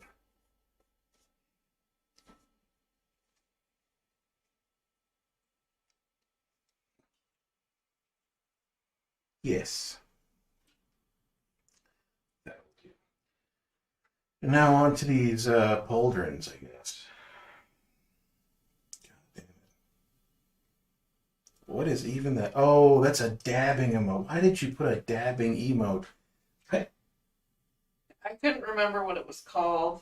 Dabbing? You can remember what I dabbing is couldn't called? remember what dabbing was called. I was like, oh, it's that meme thing, but I couldn't remember what The it meme was thing called. from like 4 years ago. Yes.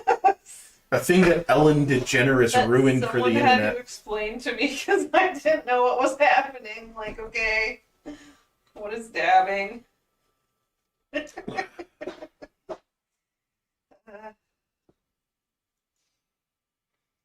know I still have that up. These kitty cats are adorable. Oh, What? somebody named Angry and Sharing, or Angry and Sharding, Oh, followed me on angry and sharding. Angry and Sharding. Sounds like some problems. And Compounding. it also got tagged by Elephant there. I'm following you again, Elephant. Doing it. You better not meme me to death. God damn it. But yeah, I did he shared the Will Ferrell and Chad Smith drum off with they're dressed alike in the bit. Interesting, huh?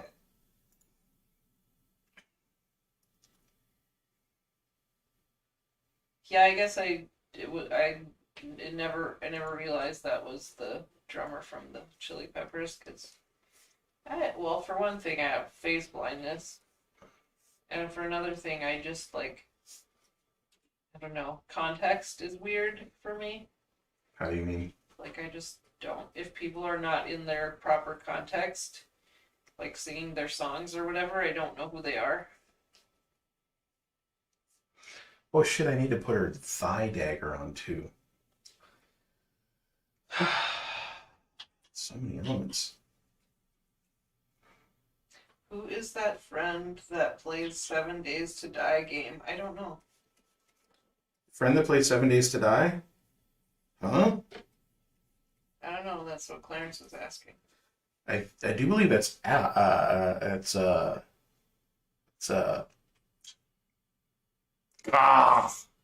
why am I blanking? I used to live with him. Dominic? No.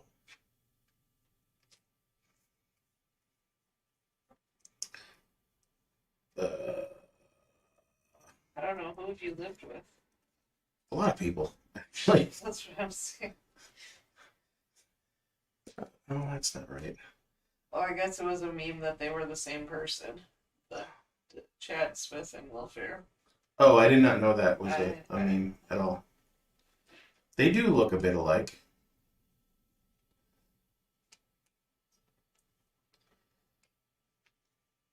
Oh man, what is this?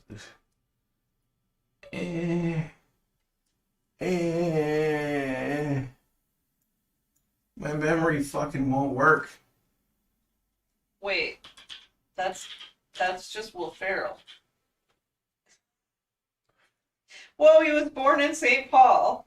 Will Ferrell was? No, Chad Smith. Chad Smith from the Red Hot Chili Peppers? Yes, he was born From in St. St. Paul? Paul. Yeah. Him and that douchebag from 30 Days a Night. He looks just like Will Ferrell. It's fucked up. Huh.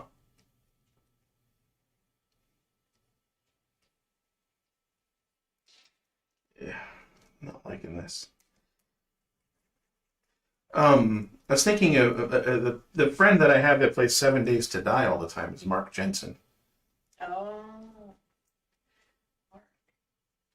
who I have not had personal up close contact with in a couple of years. Didn't you talk to him on the phone a while ago? No, I thought you talked to him on the phone kind of recently. nope. I talked to Dave. Yeah, no, I know that was very recently. No, I have not talked to Mark on the phone Okay. recently. I think the last friend phone conversation that I had before Dave was Luke. Yeah, I was gonna say it's been a while since you talked to Luke, hasn't it? Yeah, his phone's always out of service, and it's hard to get a hold of him since he's been living in Vermont. Yeah. Which I think is on purpose on his part. Yeah. Kind of can't blame a guy after Yeah. what he's been through. Right. But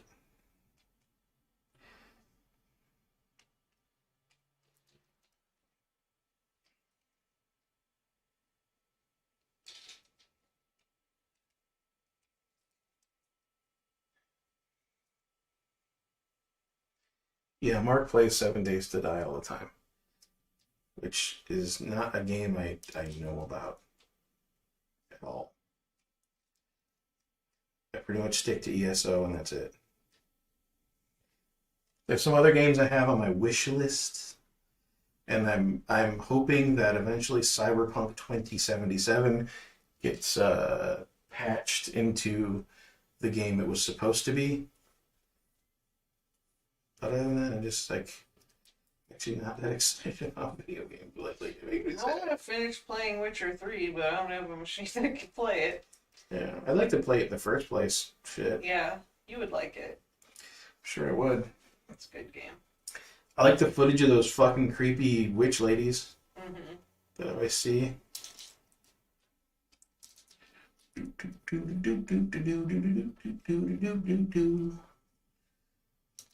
Freaky fucking complex costumes on these characters from back in the day. And I think it's funny about this is you know, one of the criticisms of newer comics is that, oh my god, the costumes are so complex, they draw every fucking lace on their boots and blah blah blah blah blah. I'm like, yeah, I think it just depends on genre.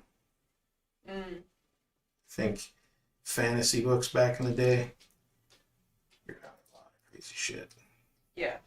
And even then, they're still simplifying, which is something I've got to think about because of Weird Ways. Because Weird Ways is a fantasy book, and now I've got to think about where to cut corners to get the costumes drawn in a way that doesn't make me want to fucking rip my hand off of my arm and throw it down a fucking well. There we go. Hip knife.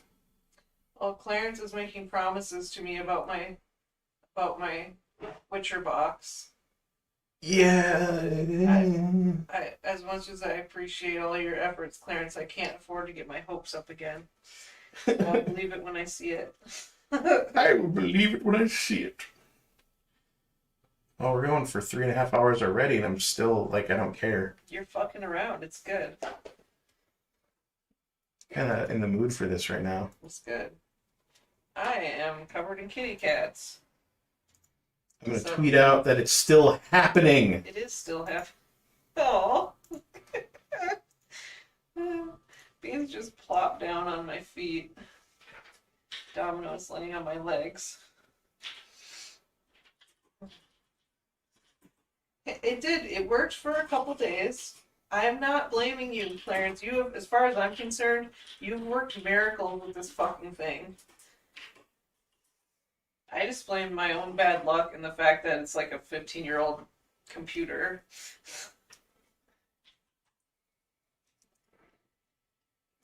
It's still happening.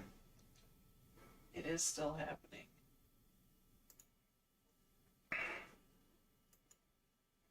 Only got 3 viewers right now. No, Makes me sad. that's all right. Is that what it says on your end? Yeah. And 2 of them are me and Clarence. Well, shit. Well, shit. It's all right. The views are coming from inside the house. They are.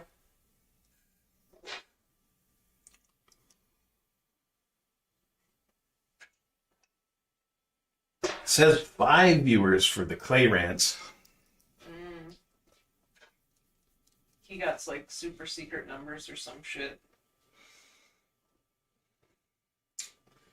Can't trust it.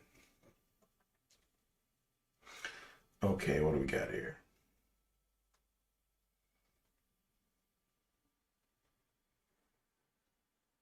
Oh shit, I might be banned for what? He's just being himself. Dan is still here. Clarence just wants to fuck up my day. Exactly. He's the trickster.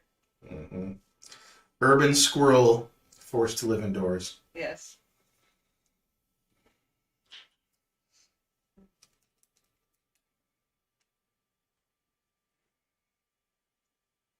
Maybe he drops off when he changes tabs. Oh. That's what Dan says. That might be it. Might be a thing. Leave it up to Google to figure out ways to make things worse. We can't count you if you're just listening to a thing. Mm-hmm. Or, oh, you have to be actively there right now in the same tab. We here in, I can't remember what. I almost visited the Google campus. Cupertino. Yeah. I knew one of the, I knew someone who worked there. That whole area is just fucking terrible, and I hate it. Yeah, The it's whole ugly. like San Jose area. That's where we know someone who lives in San Jose that we don't talk to anymore.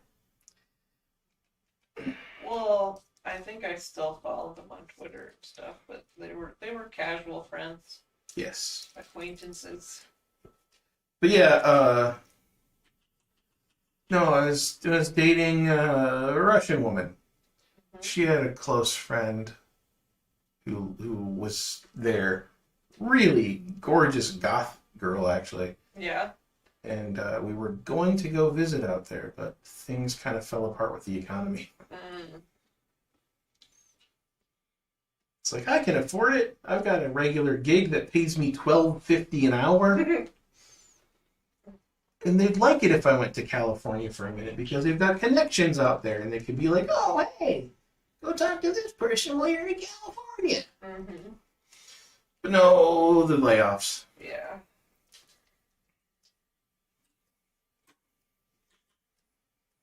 A whole $12.50 an hour without insurance. Wow. What year was that? 2008. Yeah. Wow.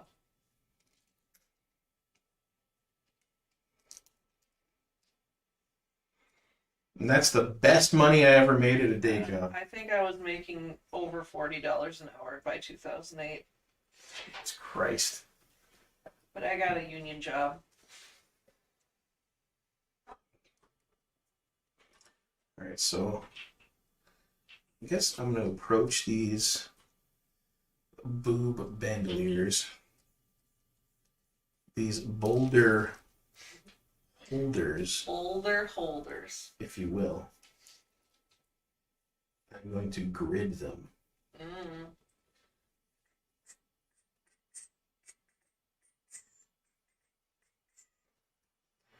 Dancing on the titties.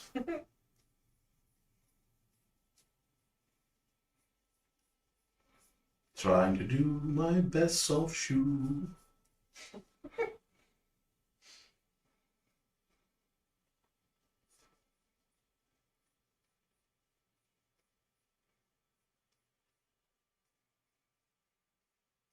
It's like the opposite of the giantess fetish. Like instead of being stomped on by large women, he's soft shoeing on titties. What if it's more of a variant because the tits are so big Oh yeah, maybe. and you're such a tiny Could person? be. It could be. Yes, you're right. It's totally a variant.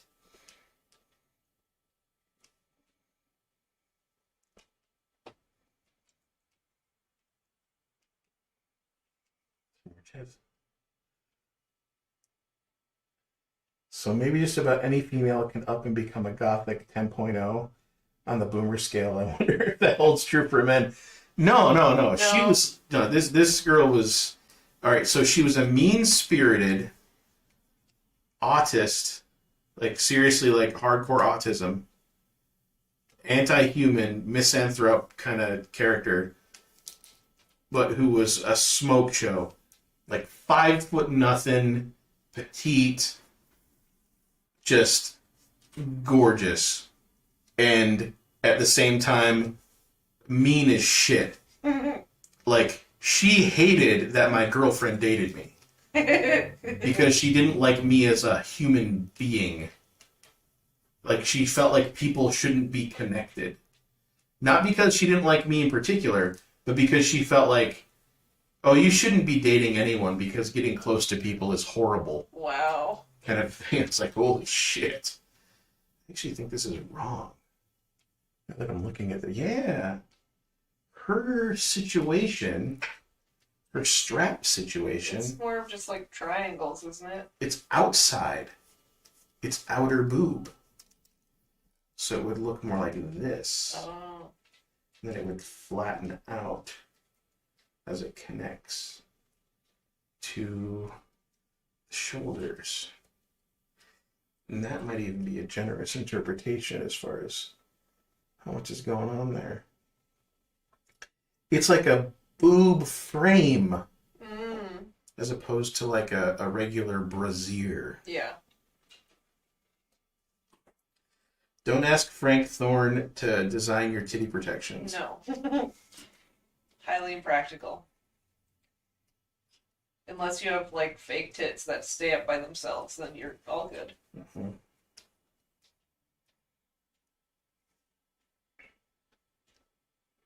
To be fair, I'm actually making her tits perkier than he does. Yeah, they're small and perky. He does sloshy tits, Mm-hmm. and I do not draw sloshy tits often, as much as they are more realistic and more common. Mm-hmm. And I think I don't draw them because they're more realistic and more common. Like, I want to give the fantasy to the humans. Yeah. I want them to be a You're escape. contributing to the fucking unrealistic beauty standards that women are subjected to all the time. Yes, I am. It's very misogynistic. Sure. Whatever you say. But it's not bad when you do the same thing to dudes. I blame women for their sloppy tits. Yeah. I blame women for their low hangers. Yeah.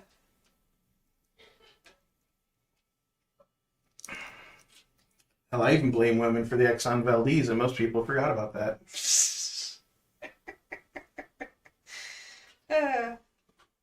So, another thing that does not go in as far as I was doing it is the shoulder plates here.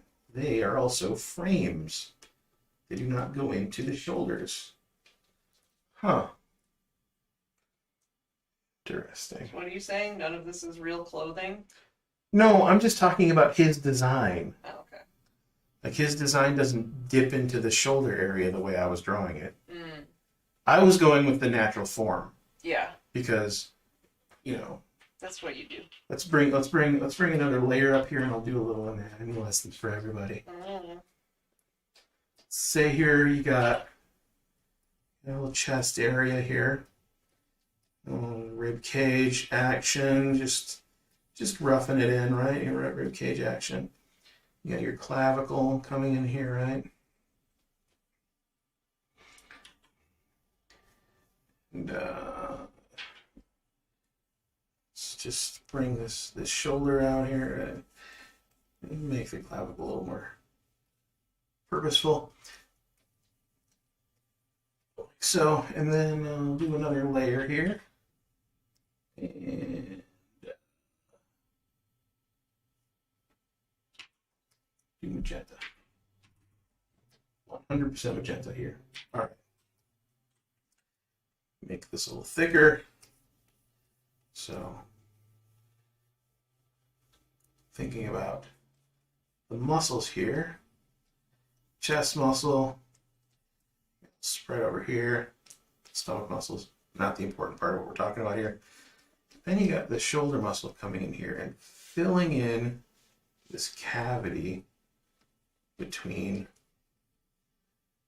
the rib cage and the clavicle. Here. Bicep coming up, biceps around the back, all that. If you really want to get funky here, throw breast on top of that. Funky.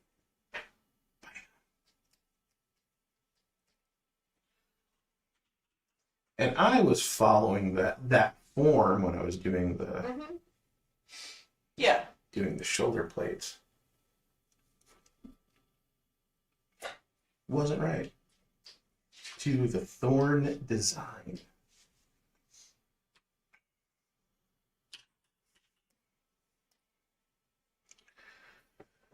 Okay. Well, I actually think I'm done with those backing. Okay, cool. That's awesome. Delete those. Save. Check Twitter for a second here.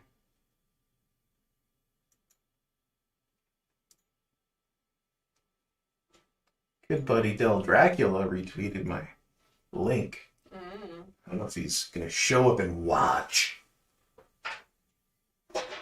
Considering that he's a father and a... It's probably past his bedtime.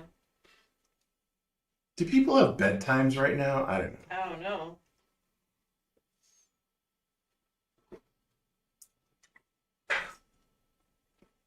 I get to go back to having a bedtime in 2 weeks. Not looking forward to that. I'm not either. Going back to work. I'm looking forward to how it's going to get rid of some of our hardships. Yeah, well, I mean, it's really not that much different. Except for, you know, the tax bill later and vacation fund. Money. Health insurance. Well, we have health insurance right now. Yeah, but it will contribute to us continuing our health Indeed, insurance. it will mean that we'll have health insurance next fall.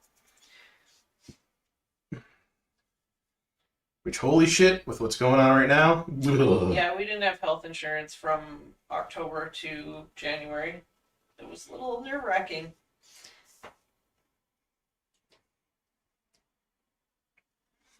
Okay, let's see here. Grid that out. Let's grid out the... Oops, what color? Oh. Let's grid this out.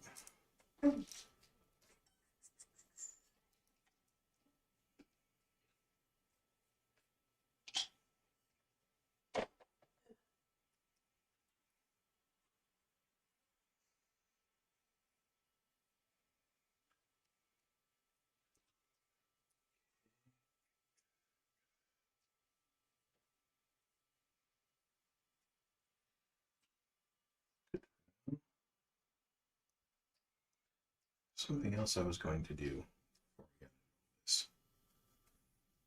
Oh, I was going to do the shoulder design stuff. That's what I was going to do. Getting all distracted with all these other topics like Robert De Niro's lifts. And Will Ferrell being Chad Smith. Yeah. I think actually I'm going to use that other pencil color to try to work on this.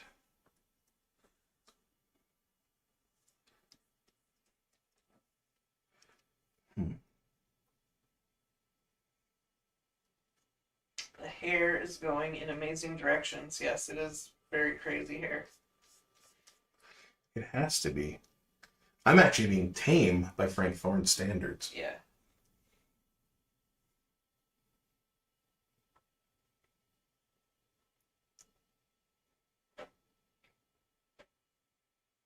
I've often had the urge to.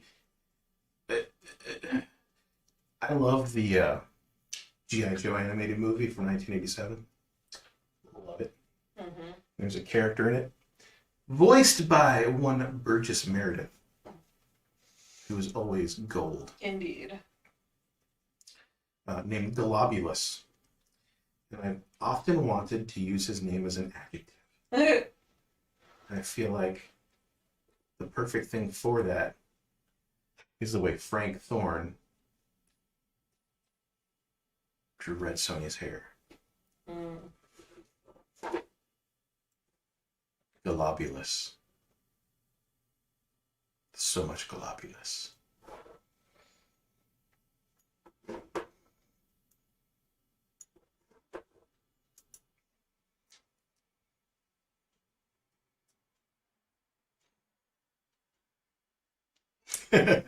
If Tila from He-Man. Yeah.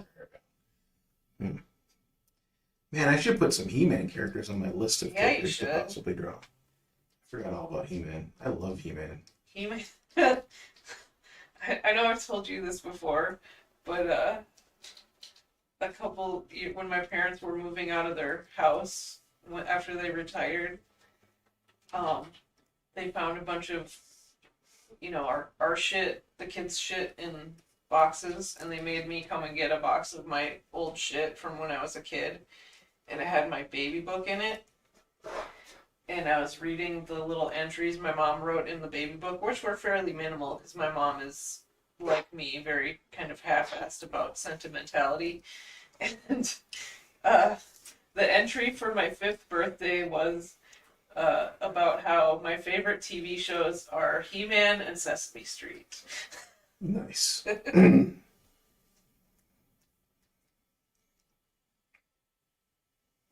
the wrong account. No, I don't want to post that on Fiendus. Yeah, I really like He-Man. Can't help it. All his character designs are so fucking cool. Yeah. I was super into Oreo. He was my dude. I loved He-Man himself, but I like the comics that came with the version of him in the comics that came with the figures more. Yeah, I don't think we ever got a new figure. We got some, garage sale He-Man figures that were all dirty and gross. Oh. We probably got out of a free box. And at some point we got the castle. It was way later. That's probably bullshitting me through this. It was probably way later, but we ended up getting the Castle Grayskull from a garage sale for $5 or something, and we were so excited.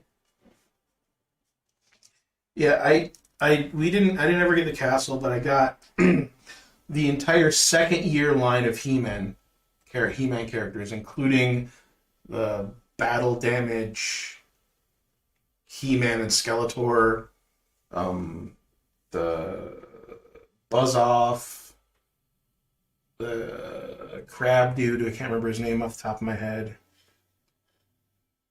Manny Faces, a whole bunch of other ones. But I got all those for free because my neighbor's dad was the manager at Children's Palace. Nice. Living in the ghetto, and your neighbor's dad is the manager at fucking Children's Palace. Awesome. So weird. I just posted a kitty cat picture. Well, you can do the thing where that's you right. you have admin privileges. I have a wrench. You have the wrench.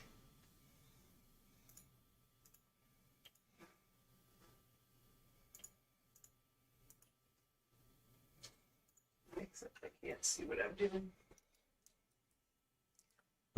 Pardon me. Holy shit. I'm a bad person at this point. Terrible. Oh. Unbelievable. Oh. No, magenta again at once. Cyan action.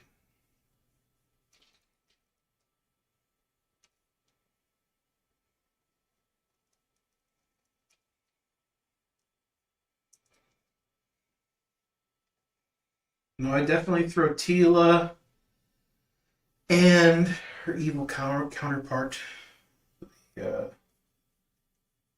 Sorceress. The Sorceress, yeah. Yeah. I have the Mega Bloks version of her up there. Man, Ron the Sorceress, that's just money. Mm-hmm. She's so sexy with her weird yellow skin and Mm-hmm. purple costume and all that. She's Goth Girlfriend. Yeah. Incarnate.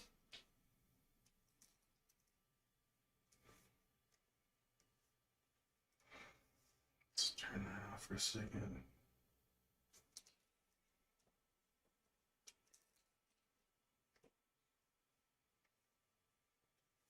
I'm getting a little too graphical for my own taste here, but I have to not care. I'd like it to be more dimensional, structural, but fug it. At some point, it is fug it.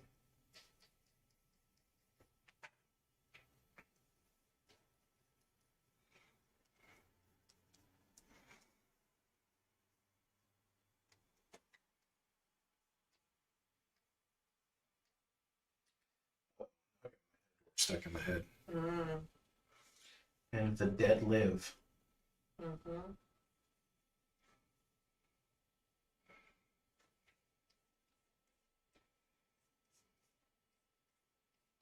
I think the craziest thing about Sol Invictus, the Faith No More album from 2015, is that it manages to be a love letter to people who have been diehard fans of Faith No More without coming off as cheesy. Yeah.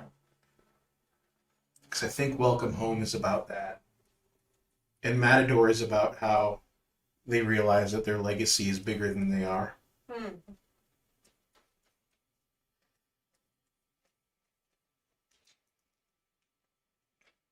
At least it's how I see it. Yeah, I mean, I guess I am not a diehard Faith No More fan. I love what I've heard of theirs, but I'm rather recent fan. From me. Mostly, yeah. I mean, I was aware of them before that, but certainly not in depth. You would not have traveled to Georgia.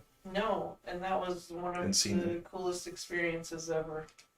Yes, I would agree. I just find that record to be just a complete masterpiece, and it is, in my mind, a treatise on masculinity. Hmm. Which is really interesting. How so? Well, Expand. I haven't listened to it in a while, but like it's about it's really exploring like all this shit about male psychology and relationships and sort of kind of pre. Pull up some lyrics. I'm not gonna do that right now. What? It's sort of like responding to or predicting kind of Trump a little bit in some ways. I'm really like what? Where it's like kind of talking about the like get the motherfucker on the phone. Like Well, yeah, that song's about I hear political that accountability. song being about like not feeling like you have any political power. Yeah. Motherfucker, and that's the first single off the record too. Yeah.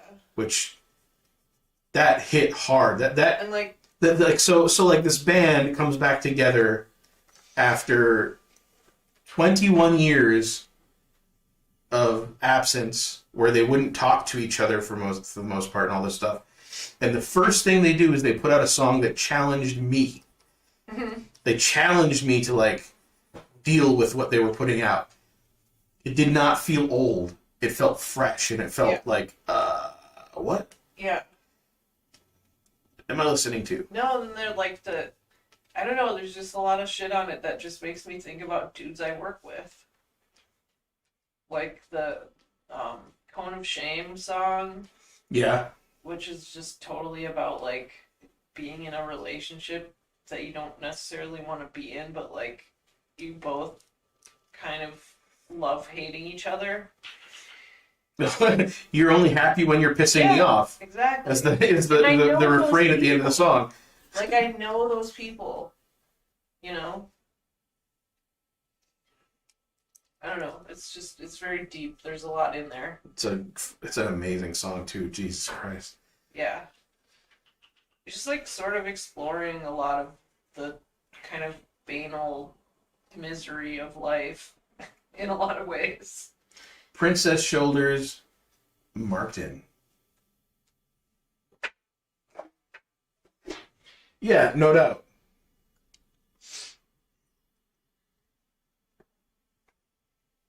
But on the love letter to the fan stuff, like the song Matador, I'm gonna pull up lyrics to Matador. If one will allow me to do that. One will allow you. It's your stream. It's my stream. You know, even though it's supposed to be about drawing and I'm getting sidetracked and he's living clean.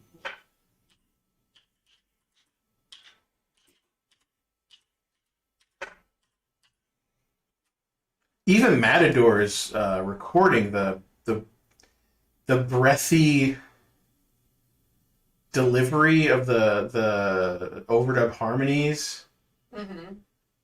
like holy fuck, just like that challenged me because it goes against expectation in a way that I was not ready for. Yeah. Sometimes I'm ready for like sort of edgy, like, but it was kind of anti-edgy, like where he goes Mm-hmm. like this. Mm-hmm. It almost pulls the potency out of what's coming after it.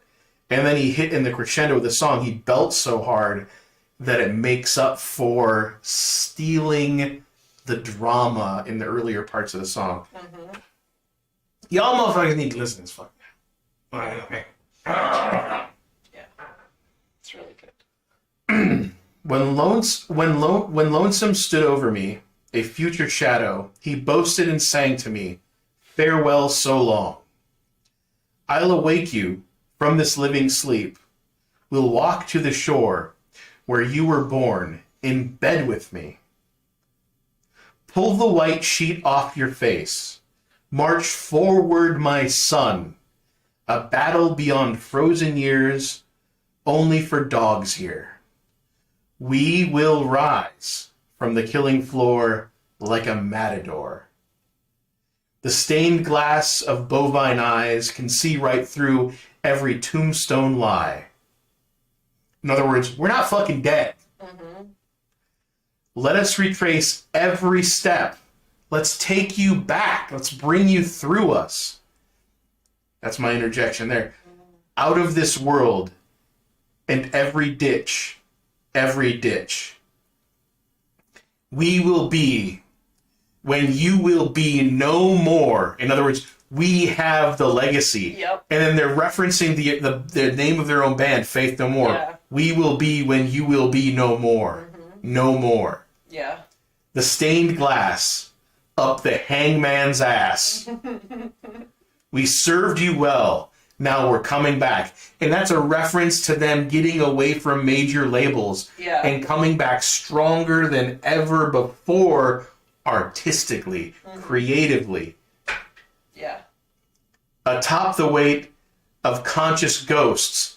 We know our past. Like, that's a comment. We know our past. We know where we came from. We know we have this legacy, but we're doing this thing anyways. Mm-hmm. We'll jump the gates Yep. and live to rise. We will rise. Mm-hmm. Let the dead live. May the dead live. And the dead live. What more can we give? Yeah. Fucking brutal. It's a brutal, it's a fucking cock in the mashed potatoes. Yes. Which is your favorite thing. Yeah. And one of my favorite things. If it's gonna be that kind of party, I'm gonna stick my dick in the mashed potatoes. No, like that's amazing. Yeah, it's it's amazing. And Welcome Home is just it's a talk to the fans. It's Welcome Home, my friend. It's explicit, you know, and that's amazing to me that they were able to do that without coming off, at least to me, without coming off as sort of Yeah, no, it's not at all like it's not syrupy or anything. It's no.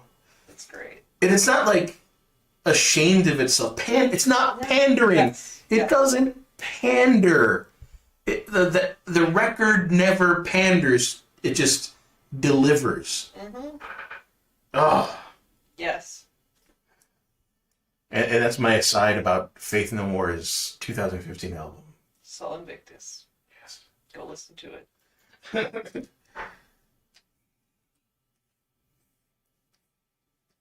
It's the good shit. It's the quality shit. It is. The potent shit.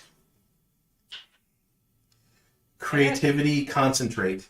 I got kitty cats all over me. It's pretty cool. I'm not gonna lie.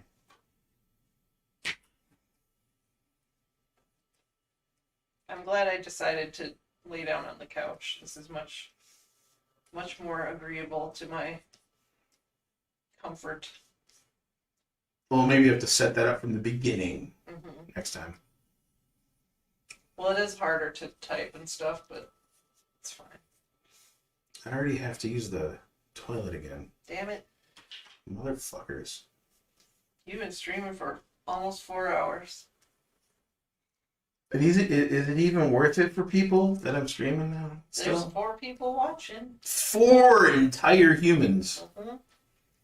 And maybe 5, because Dan keeps clicking to a different thing and dropping off, so he's probably still listening.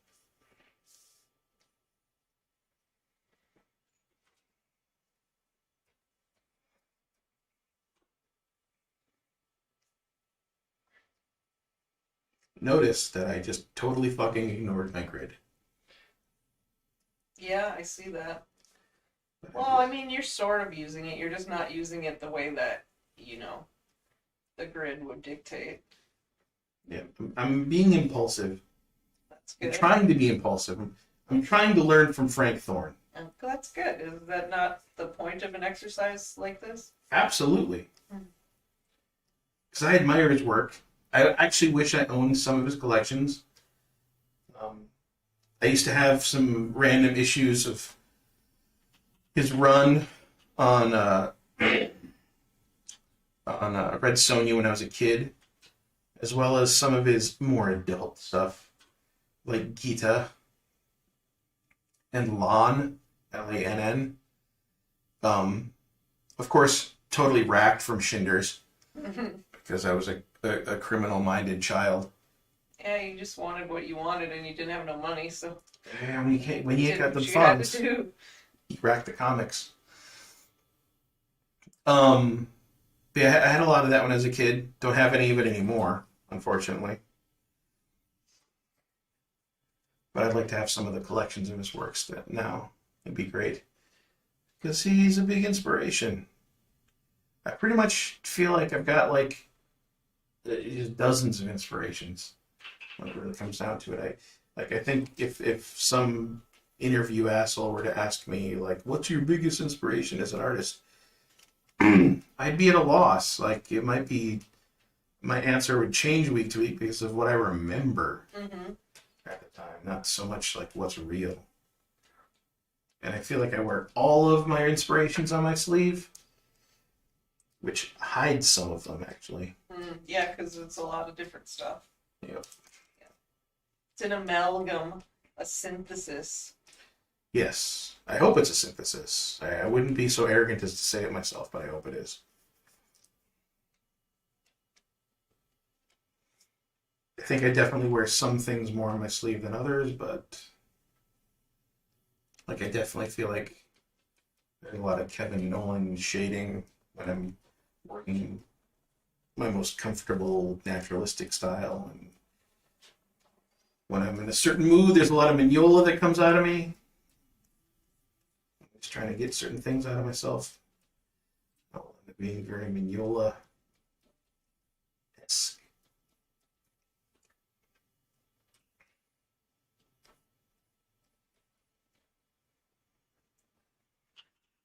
I'm going to use the lab tree.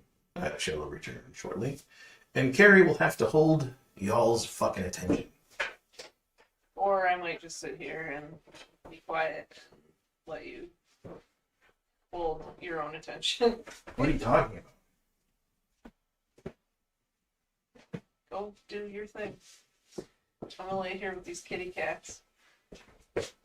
I have to come over here and scratch a kitty cat's head. See if I can navigate around this microphone.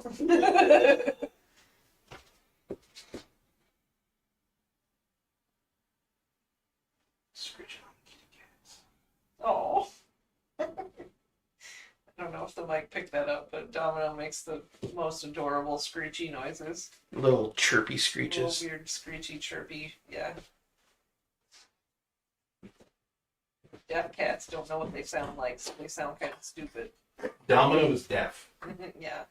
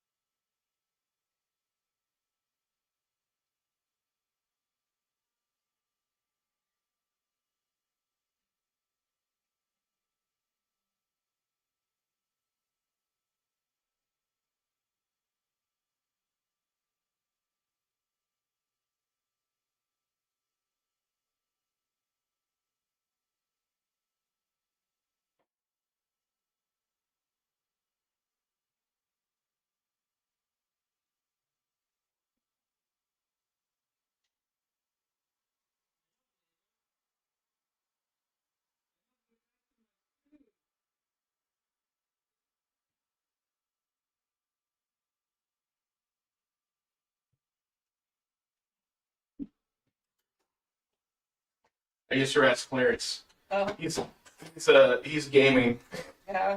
with somebody. He's got a mic in his own face. Yeah. We've got live streams coming out of the house all over the place.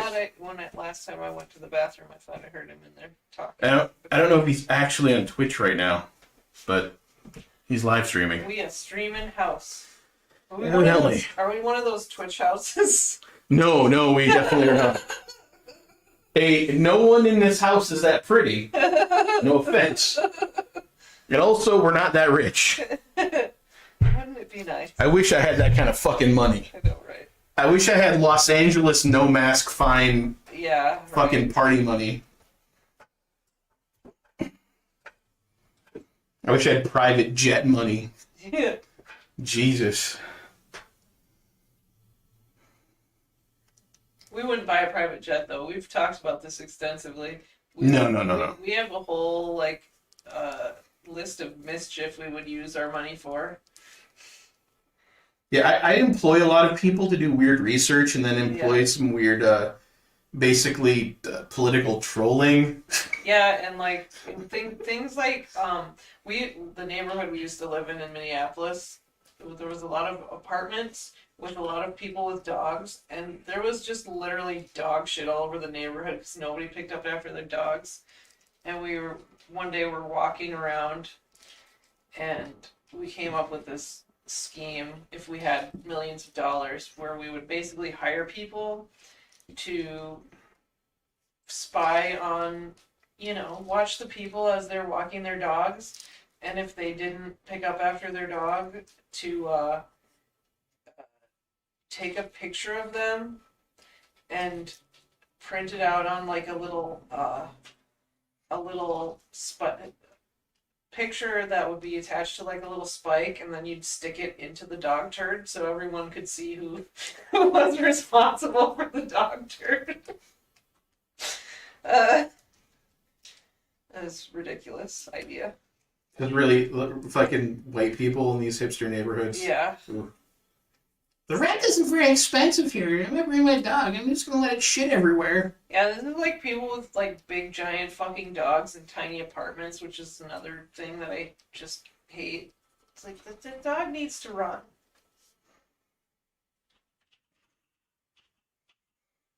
Mm-hmm. You make the blood look like it's wrapping out of the Mm. thing a little more. This is a fun drawing, I gotta say, That looks really so good. far. I'm enjoying it at least. I don't know. I don't know what the audience feels. I'm enjoying myself.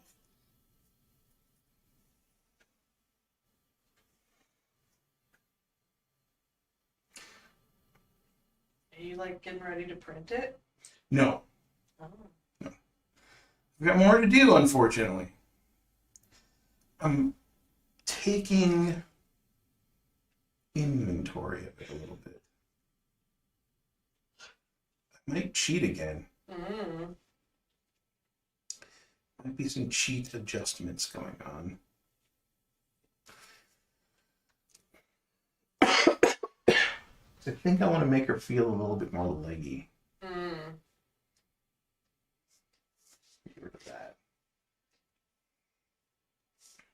What do you think? What do you think about making her feel more leggy? I don't know. I think that would be all right. Yeah, I think she should be a little more leggy. So what I'm gonna do here then is cut All right, kitty cats. I gotta get. along here.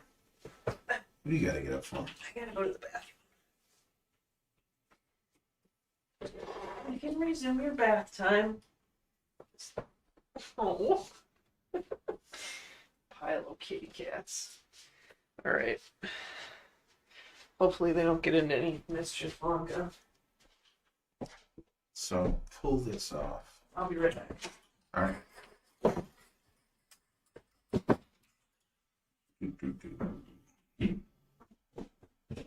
Just bring her head all the way up there.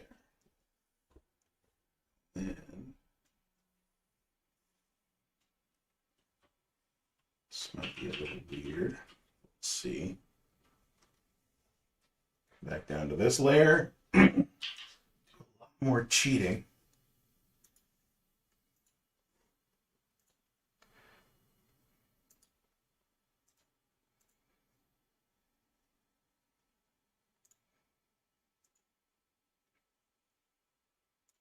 So I would check Twitter for a second. Apologies to my 3 viewers.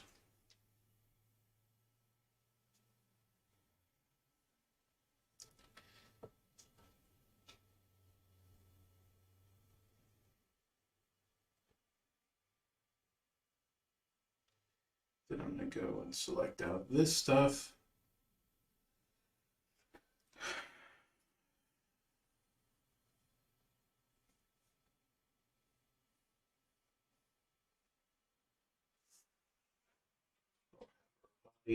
Situation.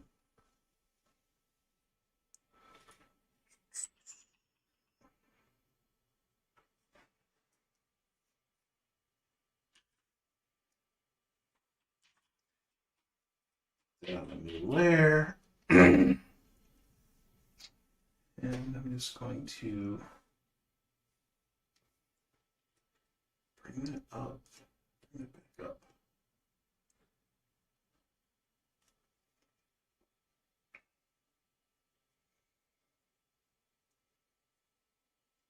Make her look a little more leggy. I think that works just fine, actually. And get a little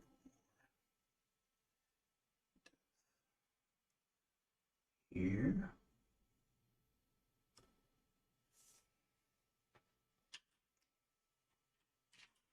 That's how the sausage is made, people. It might not look pretty.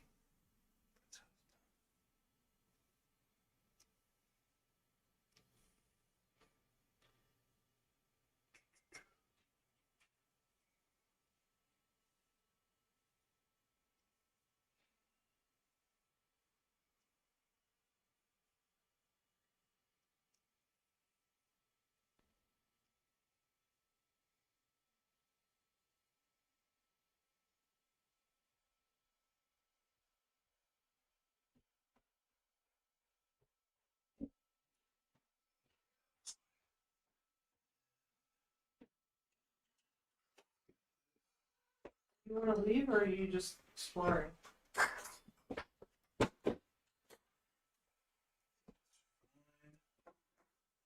Ooh. Thank you. You're welcome. Treats. Sitting on here for fucking 4 hours. Mm-hmm. Just about 4 hours flat. What I can't believe is we actually got on in time for just I know. third time's a charm, I guess. Yeah, we got this stuff kind of figured out. Mm-hmm. Still Warm, took me over an hour to shut up. warm beer. Huh? Warm beer. Hmm. Depending on the beer, I actually like warm beer. I know. You also like warm Mountain Dew. Something wrong with you. I haven't had warm Mountain Dew in over a year. I'll have it. Because you don't drink caffeine anymore, really. You know. Except in emergencies. What you had today? I had some Coca-Cola.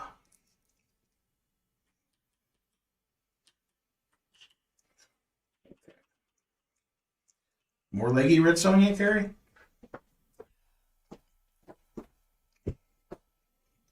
Yeah. It's good. Yeah. Mm-hmm. Should look up in the camera and say hi. You gotta get your head down. I am trying to. Hi, everyone.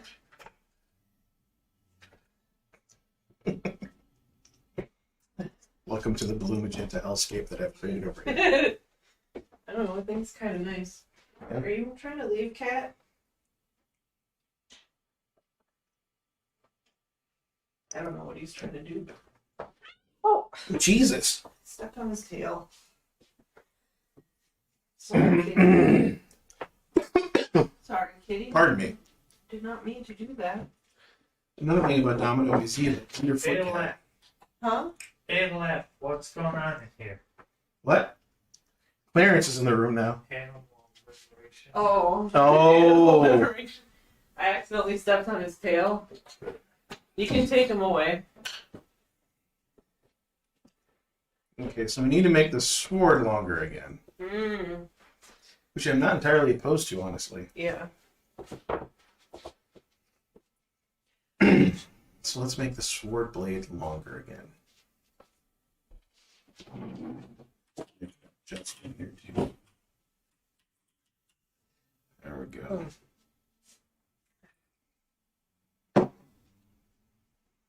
Hello, Beans. I've returned. I did kind of a Farrah Fawcett-y thing with her head, her hair. Yeah, Farrah Fawcett meets, it is. It Good is mom. rather Farrah Fawcett-y. which fits for 1979. Mm-hmm. It's not the first time I've handled some Farrah Fawcett shit recently. I also did Ms. Marvel Yeah. in that way.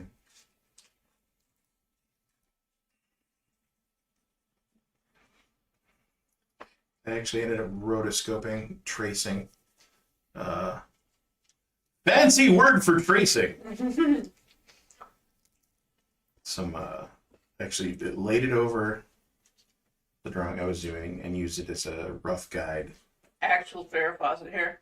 Actual Farrah Fawcett hair. Mm-hmm. Not the famous photo of her tilting her head, but you know. I used to have that as a t-shirt when I was a kid, as an iron-on t-shirt. My mom, of all people, was like, you need a hot lady on your chest in her underwear. She knew it was up. Huh? Your mom knew it was up. Yes. She hung out with all those biker dudes and she was the cool chick, so she knew it was up. Mm-hmm. No, but now you're putting in the trope of like she's not one of those women. Well, The fitting shoe, as it were. mm-hmm. Wait, is that what Shoe on Head's name's all about? Oh, maybe. I'm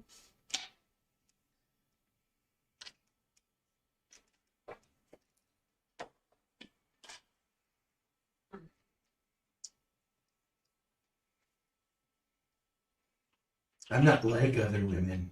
Yeah. I'm not like other women. I talk like this.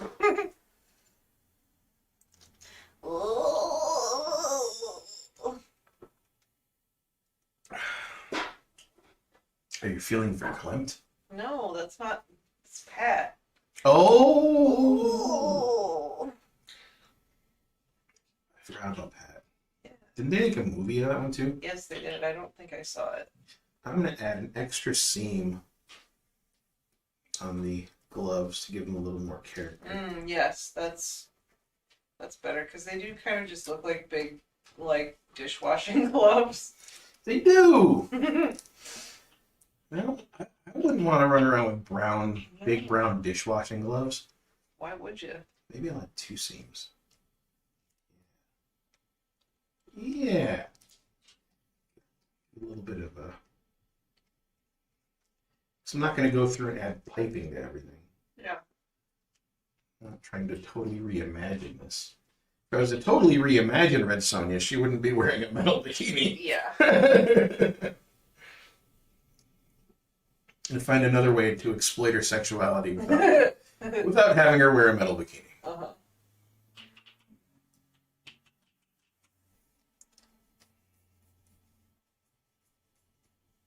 It's really funny is like the conservative and some of the liberal, but mostly conservative hatred of popular culture in the 80s had to do with the idea of sex sells being a negative thing, which subsequent studies have found that sex doesn't actually sell. But yeah, that backlighting shadow on her leg, good choice. But yeah, the idea of sex being the idea that sex sells being a thing is not so much a thing. It doesn't actually. But it was the conservative and uptight sort of Tipper Gore liberal, which I honestly see Tipper Gore as being at least conservative too. But I grew up in that the conservative end of that culture. But the sex sells thing, right? Uh-huh. It was seen as this like total negative thing. Yeah. Even though it wasn't really true. Well, I mean, saying it's not true is kind of semantics, though, because like if you looked at all the advertising, it was using exploiting the female form in order to sell things. Like whether or not that was effective, it was happening. Yeah, but you could argue the same about the male form to a certain extent. Sure, but like. But what was found actually was that a lot of the sex sells shit, as far as exploiting the female form, had more to do with intra-gender competition.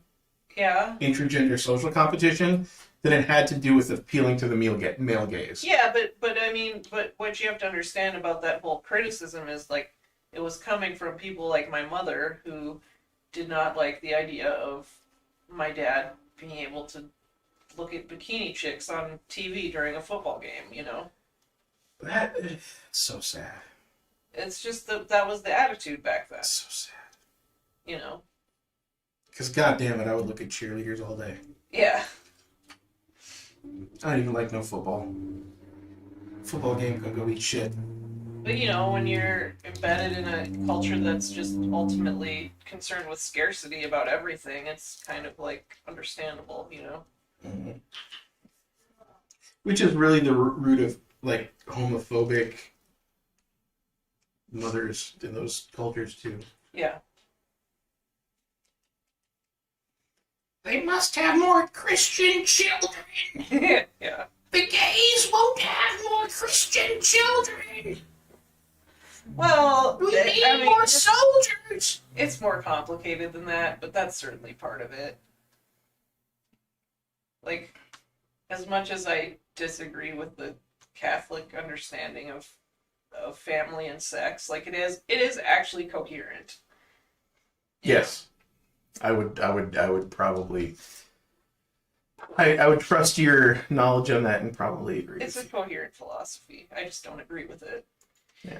I don't think it particularly works in practice, It's horrid in practice. but It's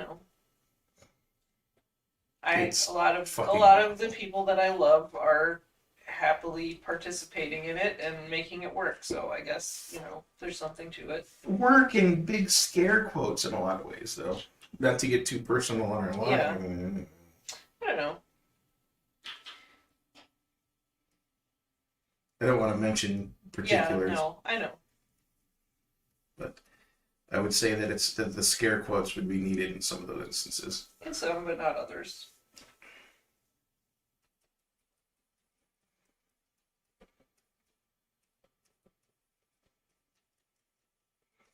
Rump shading. Ooh. You got shading all over your rump. You might want to think about a different render option for your reality. What are you talking about?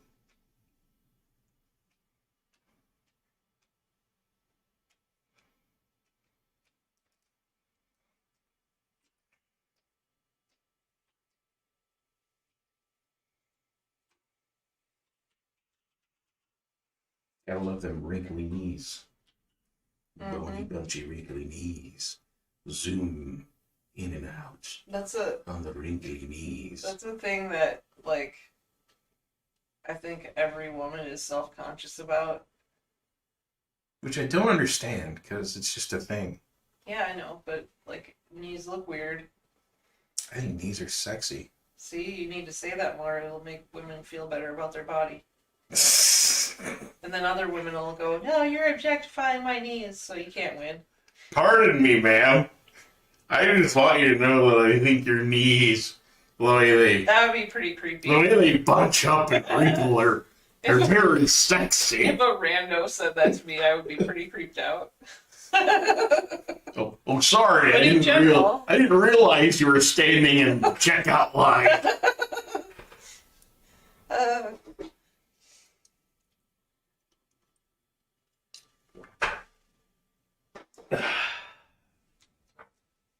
Like, I don't know. I remember being totally blown away when I found out that, like, when I was in my early 20s, that dudes actually don't care if you have, like, a little bit of fat on you.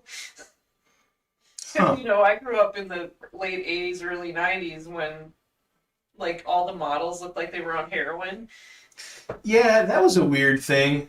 In the 90s, it went way too far, because I'm not going to lie, I like some slim bitches. Uh-huh. I said bitches. Yeah. I'm sorry, I'm shocking it. Terrible. Carrie, you should divorce me. Yeah. Well, fortunately for you, I judge people based on how they behave, not just on the words they choose. Horrible, horrible shit. Cancel. You are canceled. Did you just let a cat out? Yes.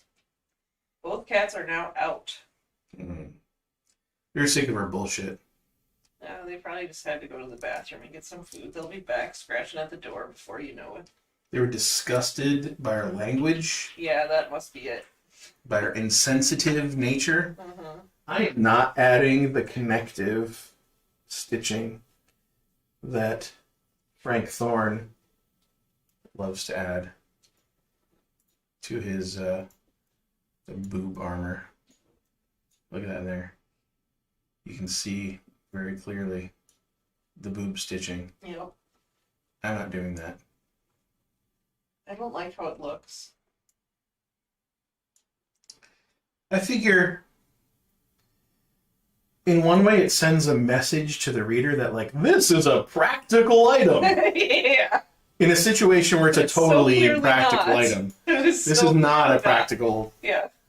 There's practical thought put by this construction of this boob armor, the metal bikini, scale armor. Yeah. It doesn't matter. It doesn't matter. On the other hand, having studied a lot of armor construction, it's something that could totally be hidden if it was a high quality piece of work. Right. Which, if you're wearing these princess pauldroons, Mm-hmm. am I using the right word there? I don't pauldrons. I think that's what they call them in ESO. I don't know. Well, it's a general word. That would be the Pauldron. only reference I have to it.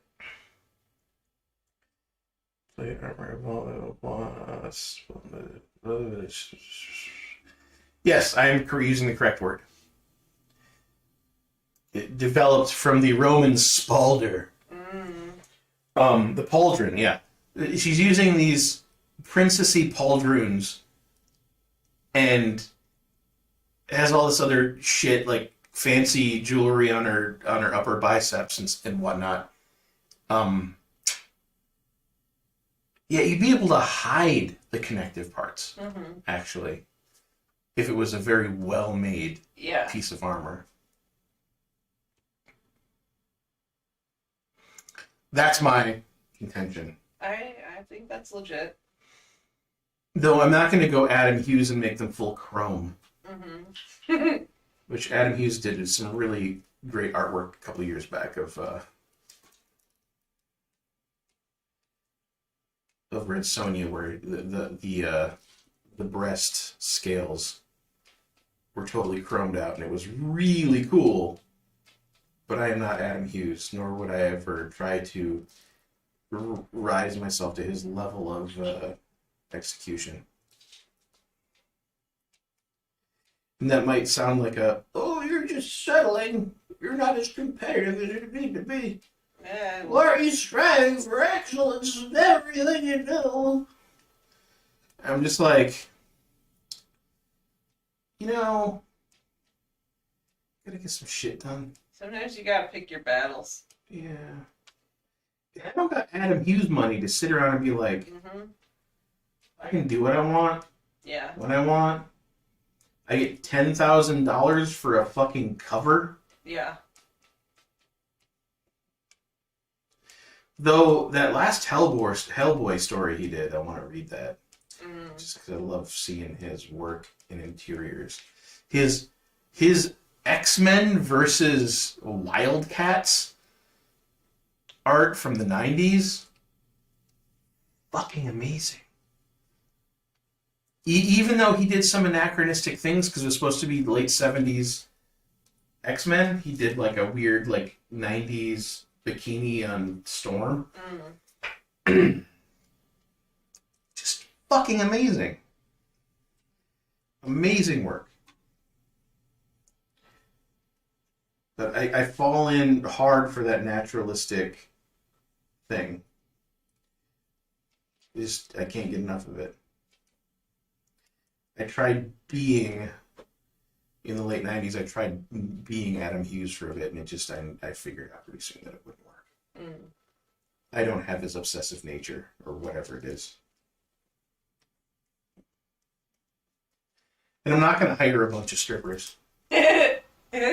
To pose for you? Yeah, him and Dave Stevens and their stripper thing. Which I find weird, too, because, right, Dave Stevens, he died really young of cancer, I believe. He was a good-looking guy. Adam Hughes, not a good-looking guy. Okay, well, Just saying. Good looking isn't always all there is to it. Oh, I know.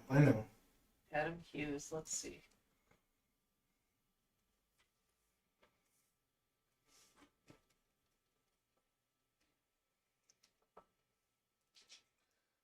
But Dave Stevens, man, he hired tons of strippers to pose for his stuff, for his pinups, and he would, I did a report on it. I went to comic camp.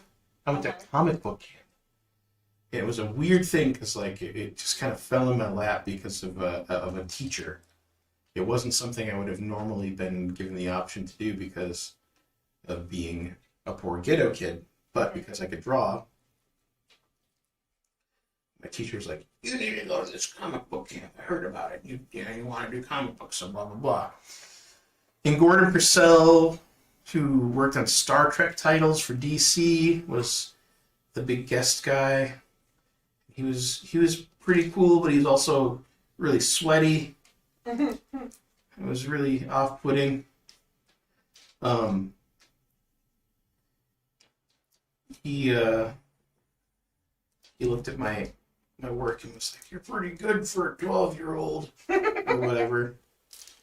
Them putting on an old man voice, but he was probably like 30. Yeah. I feel like that might have been a generation of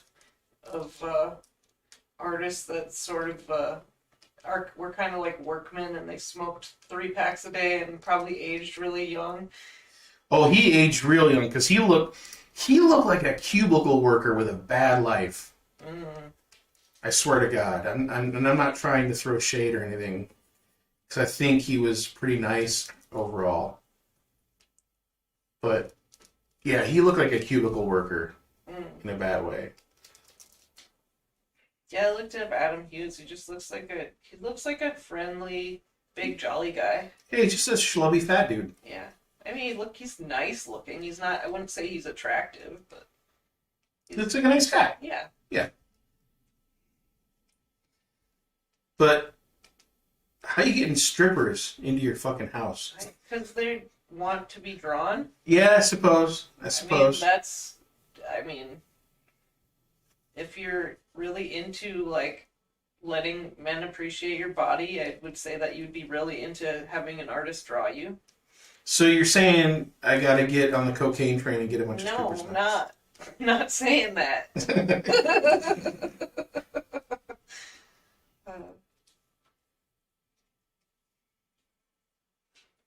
The cocaine train. Yeah, go hang out with fucking My Pillow guy. My pillow. Do a bunch of cocaine and I ain't got time to sleep.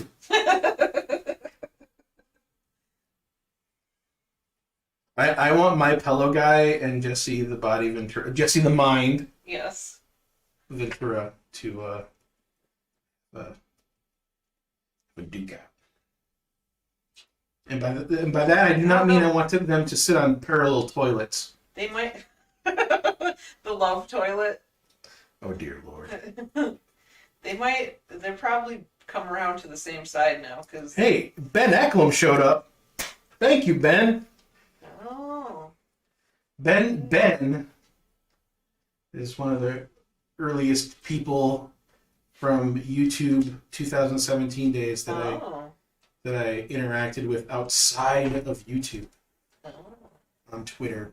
He was followed what was that guy who he basically tried to just copyright infringe constantly. He'd show like sitcoms from the 80s in impromptu live streams, constantly changing channel. I can't remember the name of it. I remember what you were talking about. But we watched that a lot. Mhm. Unknown Archive. Yep. Yeah. But that guy got real fucking dark and weird. You know, he admittedly to himself, openly admittedly had a lot of mental problems. But he got like real weird paraconservative fucking bullshit. I don't know, but Ben's good. He's got a great sense of humor. Dark, sardonic sense of humor. We know a lot of Bens. I do know a lot of Bens.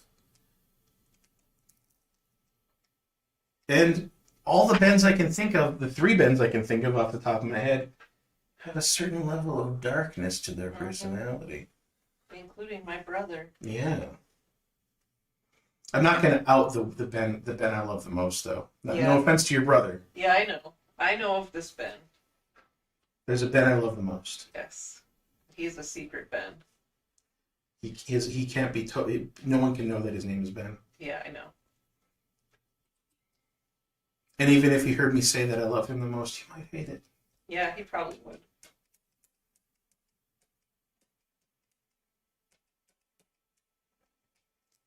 Well, geez, leave me alone.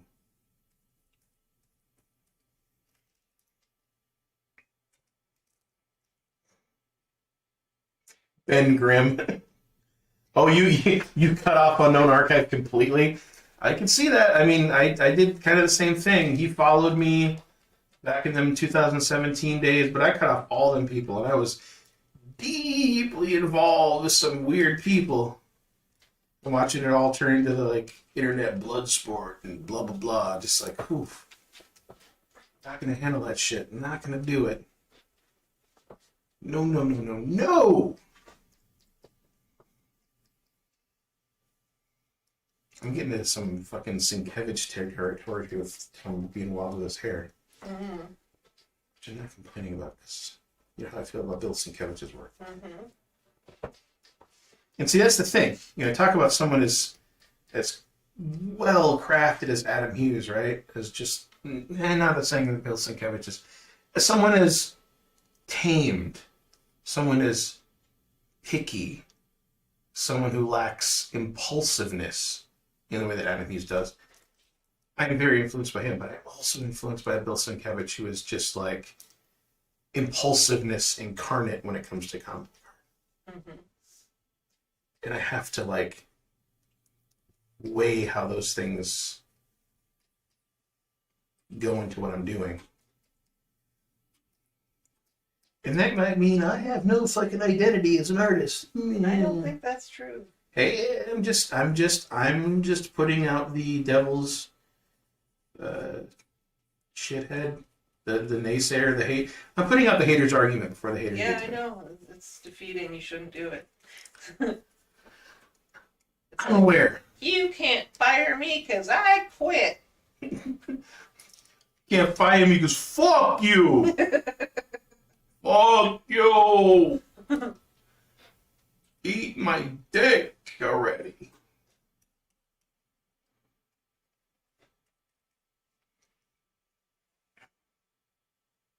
Yeah, we did have both had a similar experience to that, Ben. It was real weird. Like being on in private chat hangouts with like what was that cat character? Oh, I can't remember his name. The cat, the animated cat, Carrie. I have You know no what idea what you're talking about. you know what I'm talking No, I don't. But being like that guy is super fucking rad libtarded. And I'm not talking like lefty, I'm talking like rad lib, like opportunist, paraconservative shit. And then like talking to Ian Miles Chong in private, like and seeing all that stuff, like, oh, fucking ugly. All these people are fucking terrible. Just horrible fucking people.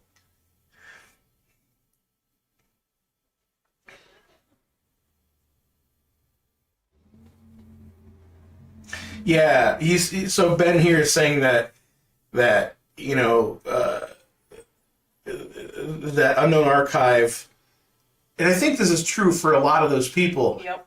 Fed off of the attention of the easiest person to get attention from, and the easiest person to get attention from back then was alt-right people. Yeah. Which I honestly don't think the alt-right was or is a thing. I think it's just immiserated people with false awareness. Yeah. And that might be a condescending phrase, but whatever. But yeah, the alt-right people were the easiest people to get attention from. And they fed off the blood and circuses so easily. Yeah, they did. The bread and circuses? Blood and but there was blood and circuses. it was blood and circuses Yeah. more than bread and circuses. Yeah. Let me say that. And it got to the point where they were infighting, they were sabotaging each other, and then you ended with people like fucking like Puerto Rican dudes Sieg Heiling in Florida. What are you doing, my guy? Yeah. What are you doing? Audience capture. Oh, you know it. Yeah.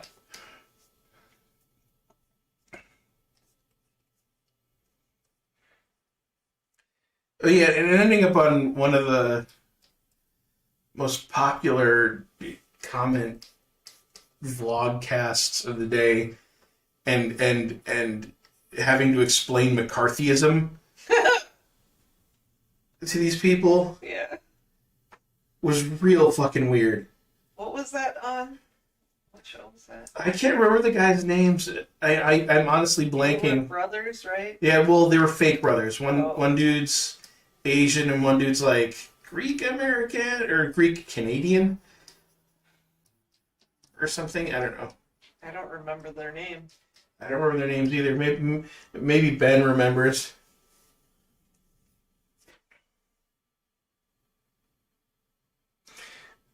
Oh, Elephant in the Room says that he didn't realize how bad that crowd was until he fell out of it for a while and came back. Yeah. Yeah, it was really, really the bad. Warskis. Yeah. No, was it the Warskis? It was the Warskis. Okay. Yeah, the Warski brothers. Man, being on their show and like something like 2 million people or something was watching, and I was like, what the fuck? I am on a show where 2 million, and I'm just like telling these guys, like, you don't know what fucking McCarthyism is, and you're talking about it's. Maybe it wasn't that many people. It was over like 500,000, but it was a lot more of people. More people than you've ever spoken to. More people than I've ever spoken to in any other given situation, Yeah. especially real life. Holy fuck. But yeah, that was really fucking weird. Yeah, when you're in the muck, it's a different picture. And I also like when it comes to the people that I was more directly involved with, which I don't want to name names and stuff like that, but they were well-meaning people who I think were trying to make something out of the shit of being so disconnected from regular life. Like, these are people who were trying to make, I think, at the beginning at least, trying to make entertainment out of alienation. And I really vibed with that. I really, really vibed with that. But then when it turned into like a pseudo talk show and that didn't go off, and then they turned it into this weird internet blood sport thing, I was like, no, nope, I'm out. And I instantly just broke ties with everybody. I dipped hard out of all those people. I went from trying to work on opening animations for like their shows and trying to like contribute in a certain way and doing like supportive stuff behind the scenes and getting in all these private like fucking conversations, these hangouts and stuff, to being like, nope, just done. I'm just fucking done with, I don't want nothing to do with you people pitting each other against each other for fun. I just don't want nothing to do with that. And I'm glad I got out. I'm really glad I got out. No regrets on getting out. And I only have a little bit of regrets on being in the first place because it taught me a lot of things. Like having a hate mob fall on me within the first month or two of being on Twitter was a huge fucking lesson. It was huge. And not in the sort of like, I should shut up and mind my own lane kind of shit, but like figuring out how broad things can be taken and how much bigger of scope there is than just what you think you're doing in the moment. It was really interesting.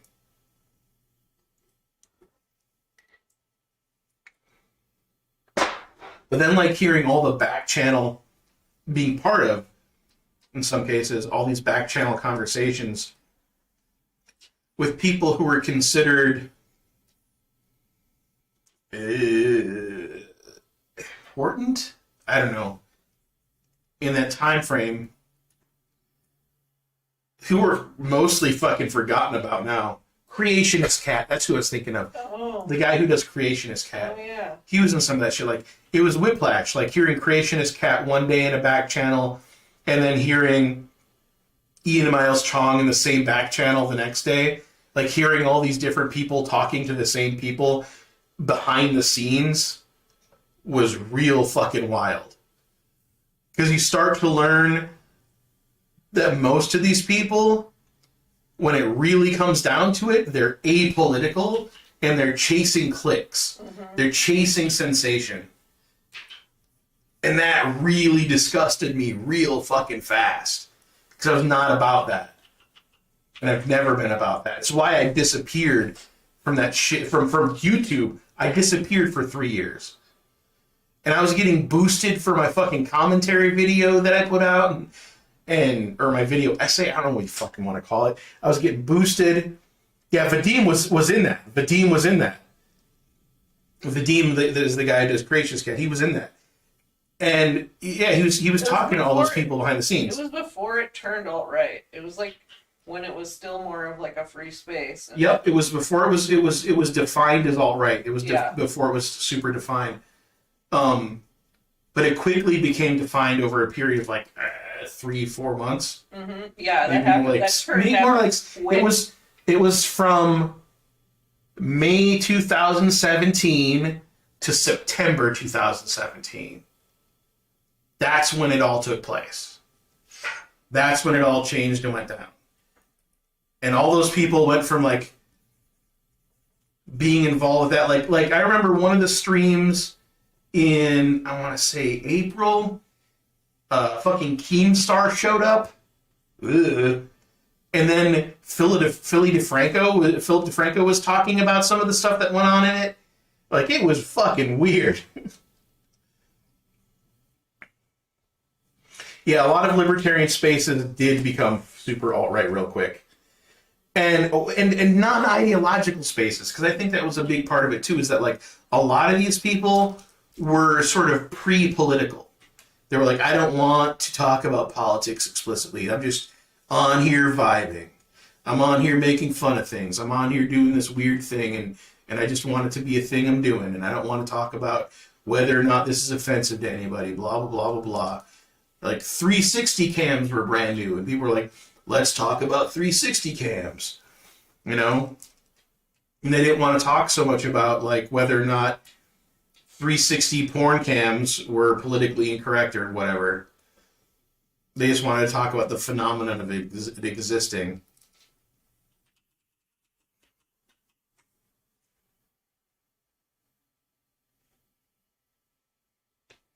Yeah, I left before that even happened. Ben is saying that he left before the blood sport community started eating itself. I left before it happened because I saw what that led to. And that's because, honestly, I've been involved in a lot of social scenes, and I'm older. Like, I'm 44 years old, if I remember correctly. Yes. And I've been involved with actual politics, not just like on the internet politics, but like actual politics. I've been involved with a lot of creative social scenes, punk rock community in Minneapolis, and art communities in Minneapolis and St. Paul. And just all of that taught me lessons about what leads to things cannibalizing themselves. And I warned people that they were going to just fuck their whole shit up. And that whatever short term gains they would get from the sensation they were chasing would be undone by that very same thing very quickly. And I was correct. I was fucking correct. Because I'd seen it like 3 or 4 times before that with different scenes in real life, in meat space. I didn't have to fucking experience it on the internet. And I tried warning people, but, you know, people gotta fucking make their own mistakes. Or they're just too fucking headstrong about wanting to hate things more than they want to actually be successful. Because some of those people could have been very successful long term if they would have gone more of a talk show kind of route and just toughed it out and chose to chase the quick sensation. They were chasing virality. They were chasing virality. Exactly. They were chasing virality. They were chasing trends. And if they'd have stopped that and concentrated on something else, I think they could have been a low tier kind of Joe Rogan experience, or something even better than that. Yeah. and they just fucked it all up.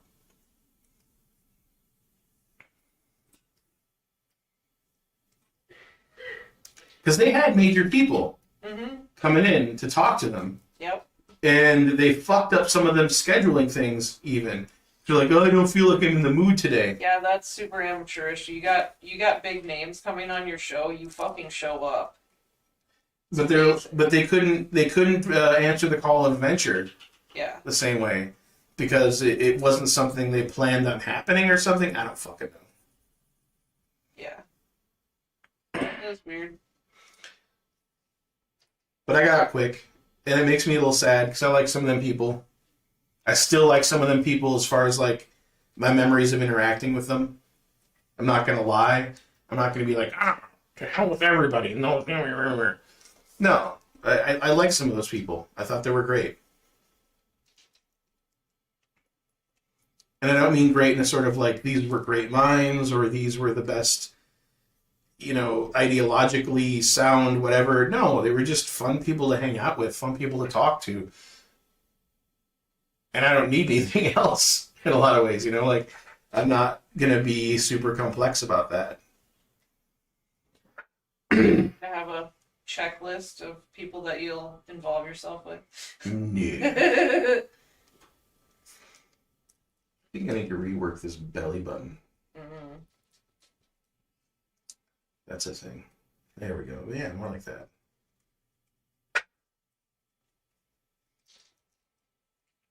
Taking time and just playing around with this is really fun. I'm not worrying about how long it's going to take. I'm just doing it. What do you think of that so far, Carrie? I think it's really good. Yeah? I like it. What does the audience think? Audience of 3 people, of 1 person. What do you think? 1 person. What do you think? Crickets.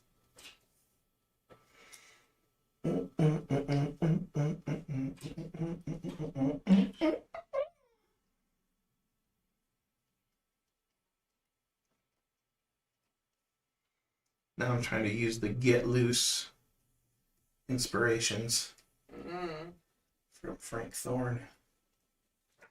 Ben says it's good, and Dan the man says I love it. Sweet. 2 people, not 1 person. My God. Dan was incognito again because he was probably in a different tab.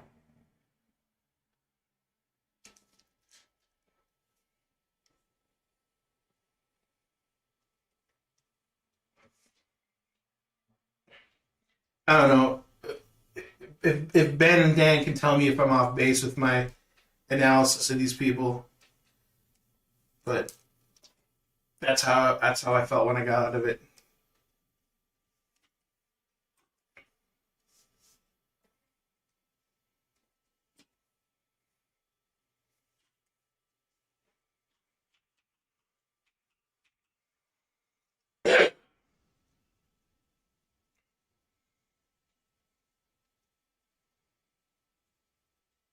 I think I only have a couple more things to do before it's ready to print. The question is, am I going to ink it? That is a question. Ben says that he mainly saw his stuff through UA. So he wasn't as deep into it. Yeah, he was in a lot of the private hangouts with other people. Because he was pretty. I think there's I think the problem with this stuff is there's an aggressive free speech element to pretty much all normal people in the United States, right?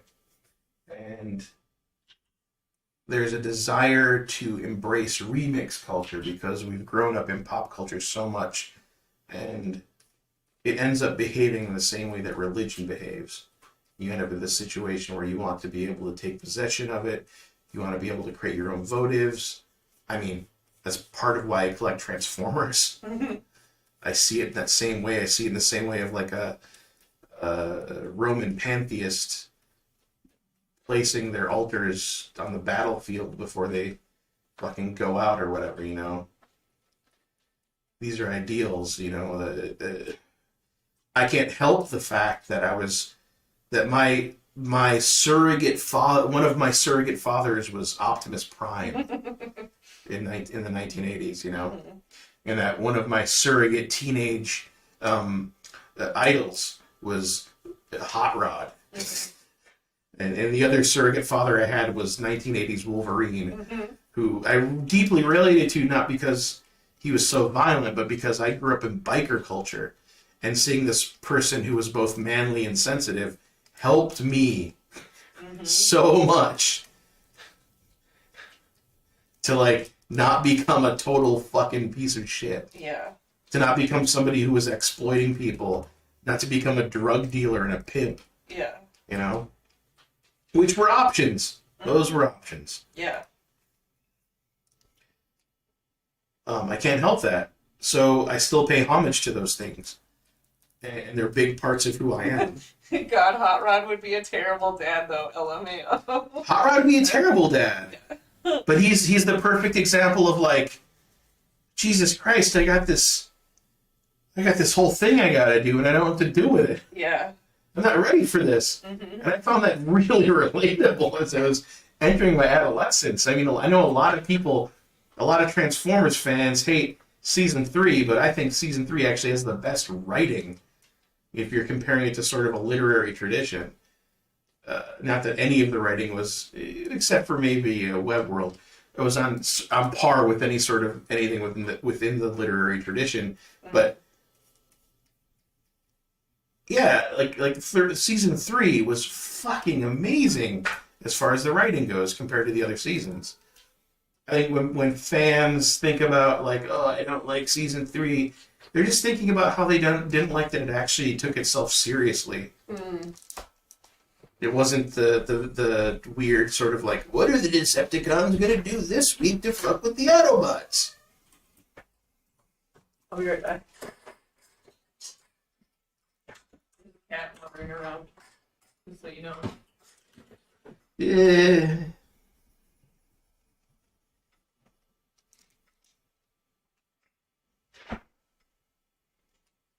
But it's not what is fucking Starscream gonna be fucking doing this week. It's more existential questions mixed with high concept episodes. You've got a fucking an episode where Galvatron goes to a fucking insane asylum essentially. You've got Shock Corridor on a Transformers episode.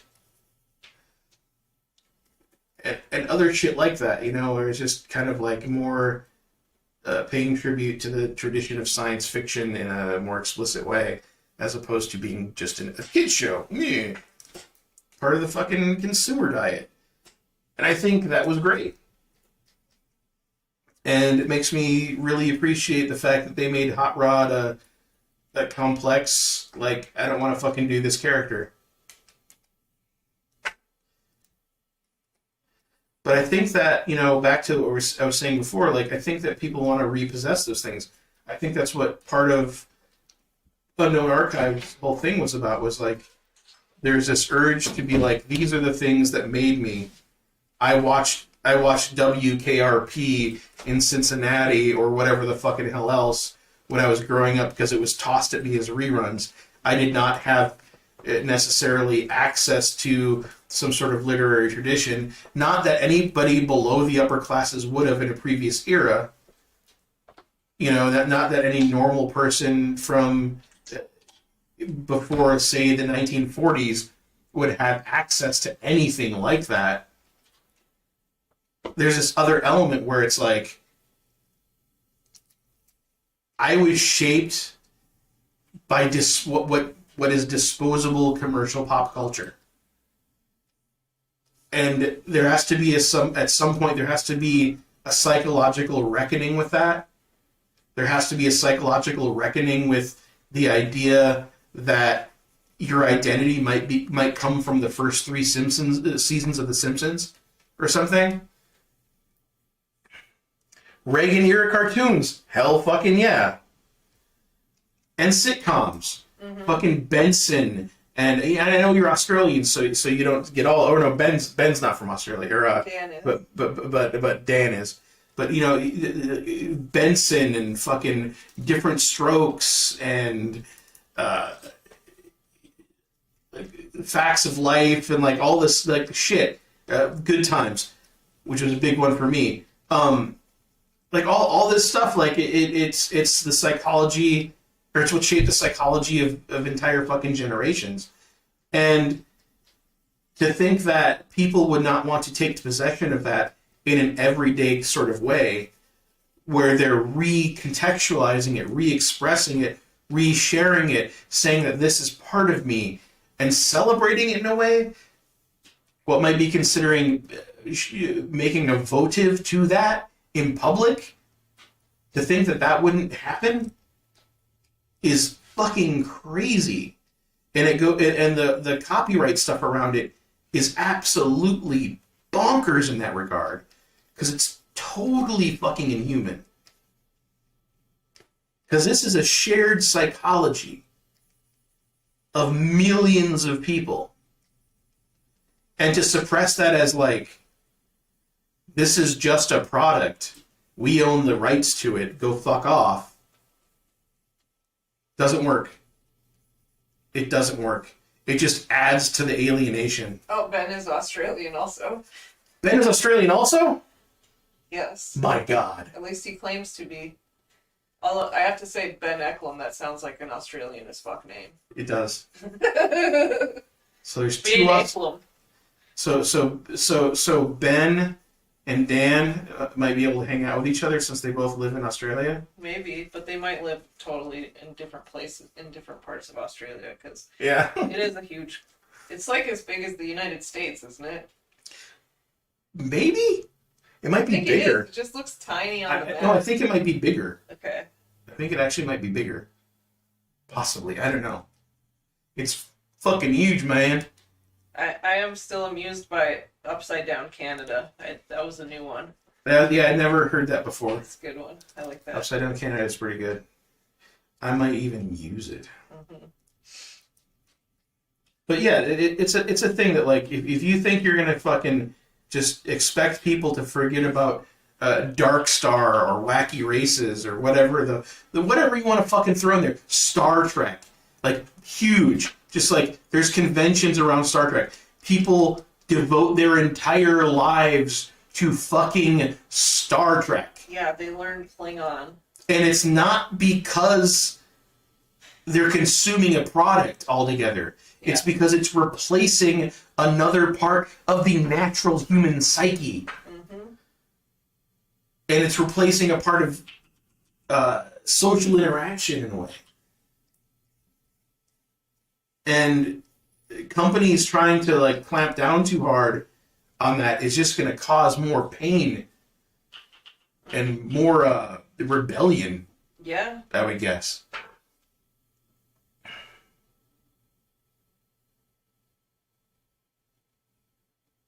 Yeah, he says it's as big as the United States, but they're all bunched up in corners. Yeah. And if I remember correctly, Australia actually has a smaller population than Canada. Maybe. That might be true. You should look it up. Let's see. I think I'm ready to sign this and print it. Fuck yeah. Yeah, buddy.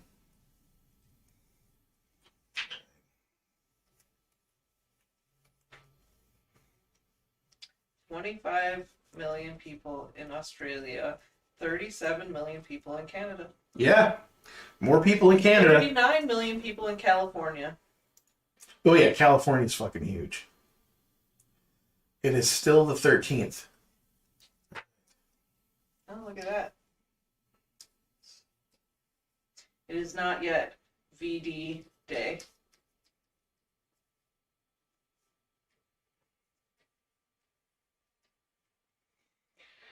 Wah. All right. I'm going to put this out. Carrie, Yes? would you be able to... Oh, wait, hold on a second. A couple little things I gotta do. I was going to ask though, would you be able to turn on the lamps? Maybe. I don't know. I got this whole kitty cat situation over here, and it's Oh. pretty sweet and warm. See how it is. See how it is.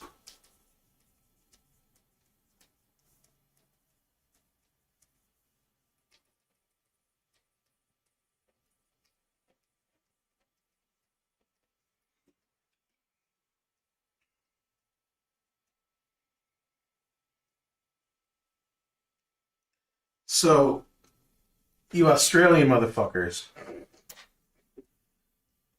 There's a show I know about in Australia that I love, that I've only watched a few episodes because it's hard to get a hold of outside of your country. And it was the first show to ever be shown in color in Australia. And it was Auntie Jack. I wonder if you motherfuckers know about Auntie Jack.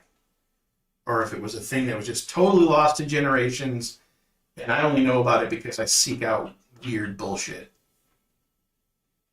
That's the thing I want to know about.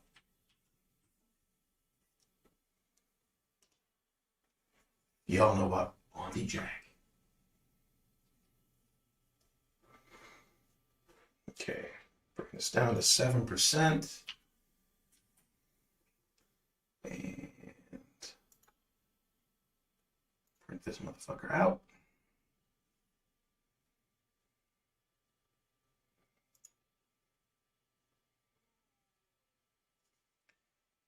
And switch to the table view.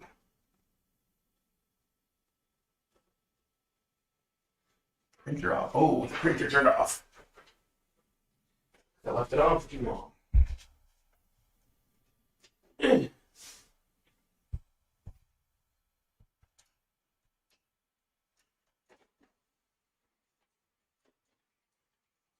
Switch camera views here.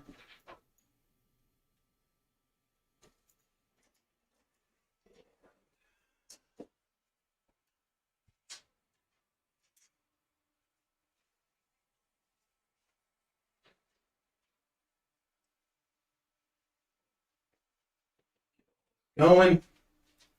Ooh, they can see inside your drawers. It happens. That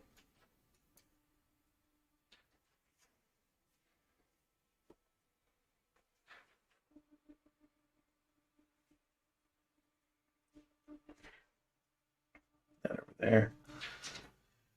Okay. It's making a lot of noise. I'm gonna use the bathroom. We'll be back in a minute.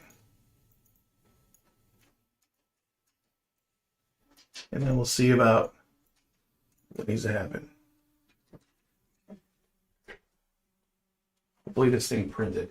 It looks like it's being very Being very finicky.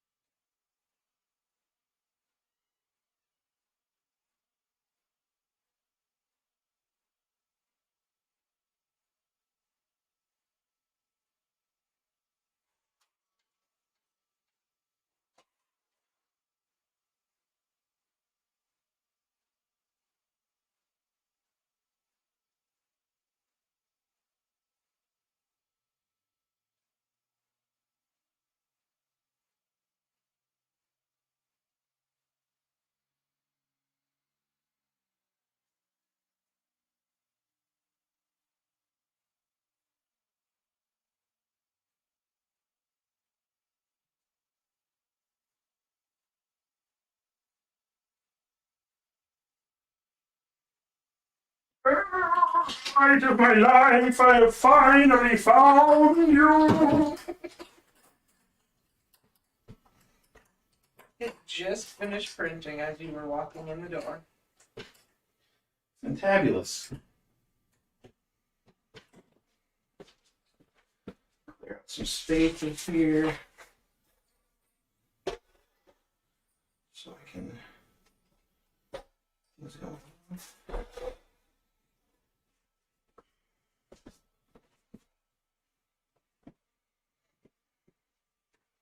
Blah blah blah.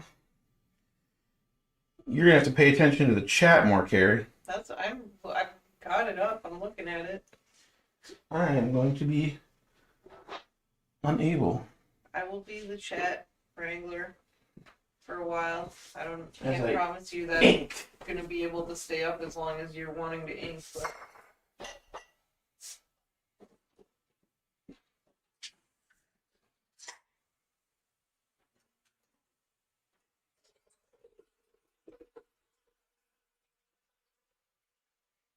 The sweet sounds. Still have to reposition the mic. yes, you do. Let's see here.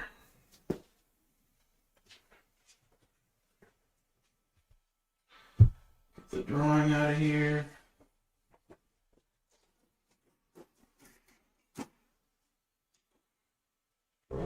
Turn that off.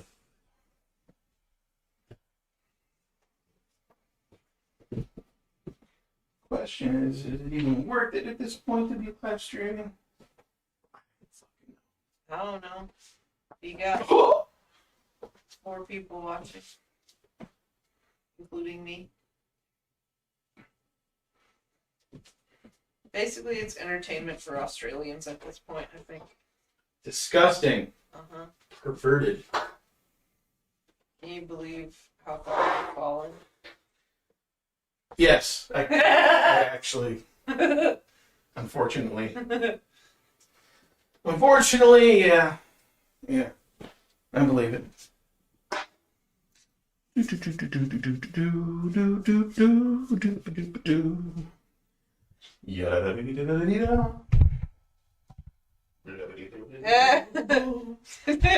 Damn, the man, oops, was just doing the vacuuming and accidentally unplugged the PC. Good job. Welcome back. Yes. So I don't know if you heard my question earlier. Yeah. I was asking if you Australians knew about one of your own pieces of cultural heritage that I am a fan of, but only a cursory fan. Oh, sorry for all the noises. Only a cursory fan because of its lack of availability outside of your fine continent. Auntie Jack.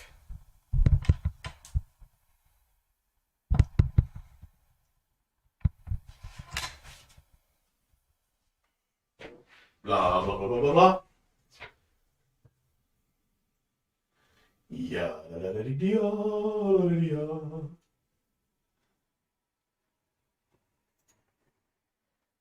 Let's see. Let me try a thing. Pop out chat. Okay. That's where the chat pop out to. Second window. There is a second window. He says, I'll rip your bloody arms off. Yeah! I'll rip your bloody arms off. Such a great fucking theme song.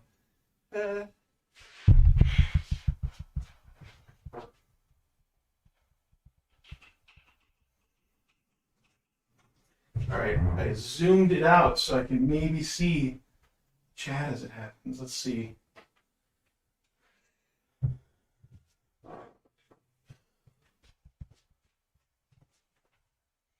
Yeah, Auntie Jack was great. I found out about Auntie Jack in about 2001? 2000? And I found out about it because I downloaded the theme song in a batch called Weird Music back in the days of LimeWire. Whoa. And it was just in there. And I instantly was like, oh, I gotta find out about this. The song is hilarious. I was already a fan of the Bonzo Dog Doodah Band, and it fell right into that Monty Python Bonzo Dog kind of thing. What are you eating? Huh? What are you eating? The second chocolate that you gave me. Unlike some people, I do not inhale my treats. Unlike some people. As he drinks a giant fucking tankard of beer.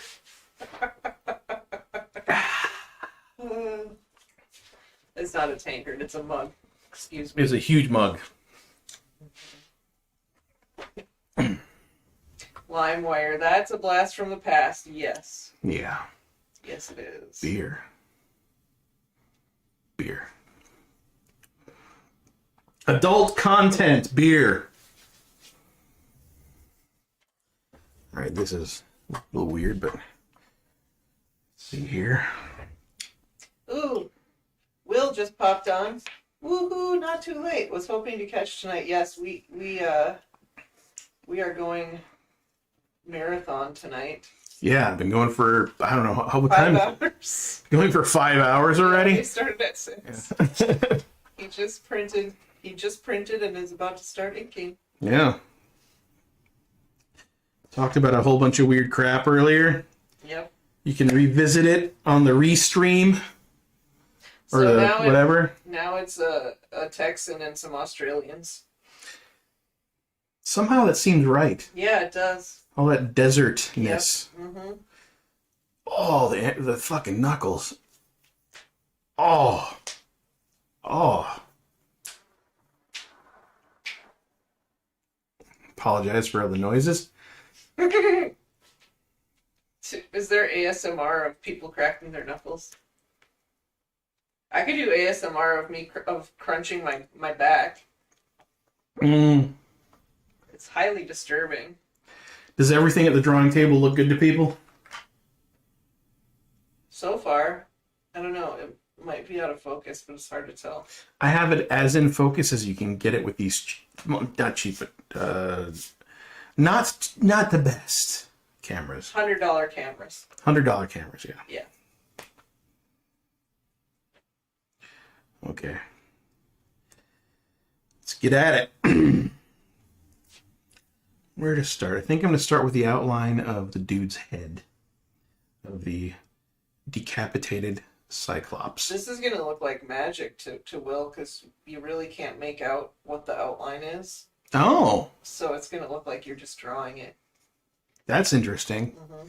Yeah, because I couldn't get the exposure slider isn't very granular, Mm-hmm. so it jumps from too light to too dark real quick. Not really an option Mm-hmm. to do it otherwise.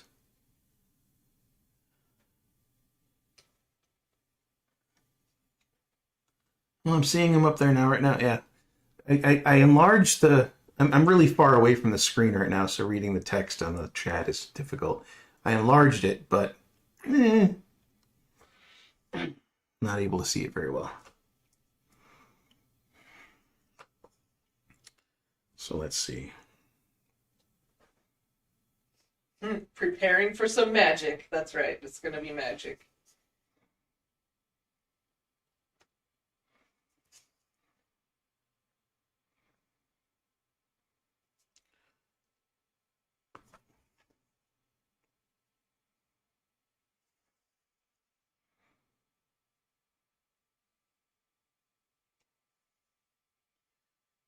D-Jack, though.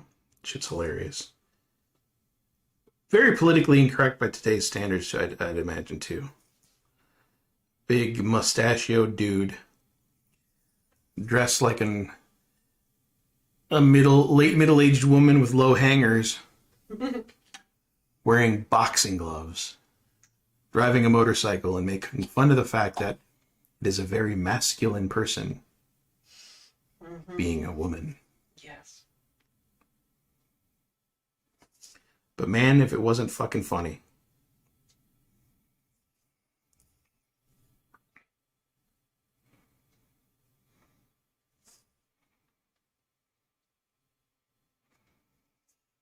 And the sort of repetitive joke of the character constantly flying off to oblivion somehow. Flying off into some unknown, like, death, but then coming back.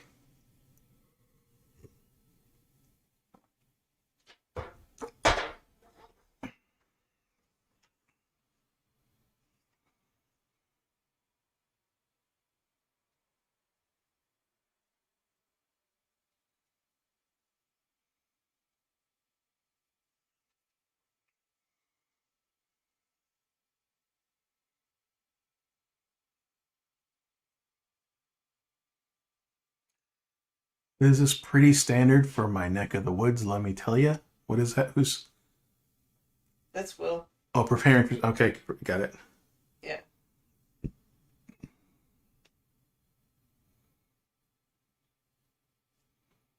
I need to know these things.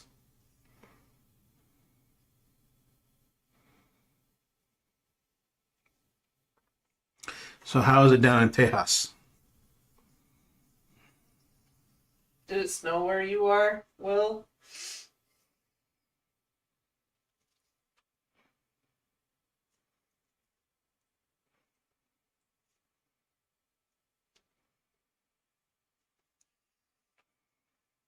Yeah, I don't know if you Australians are aware of what's going on in the United States right now, but basically the jet stream is totally broken and the entire country is fucking freezing except for like Florida.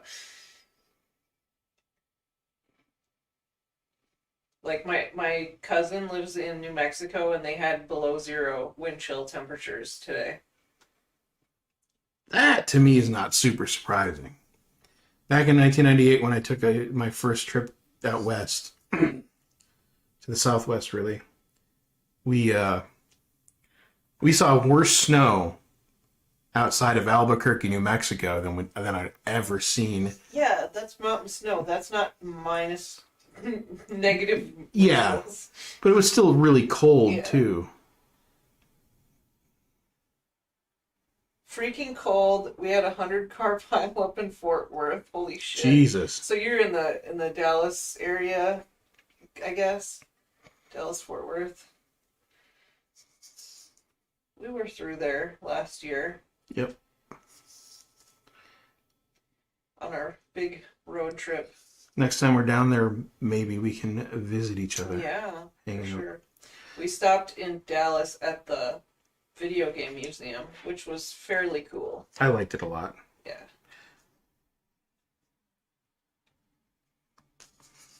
I really actually loved the video game museum.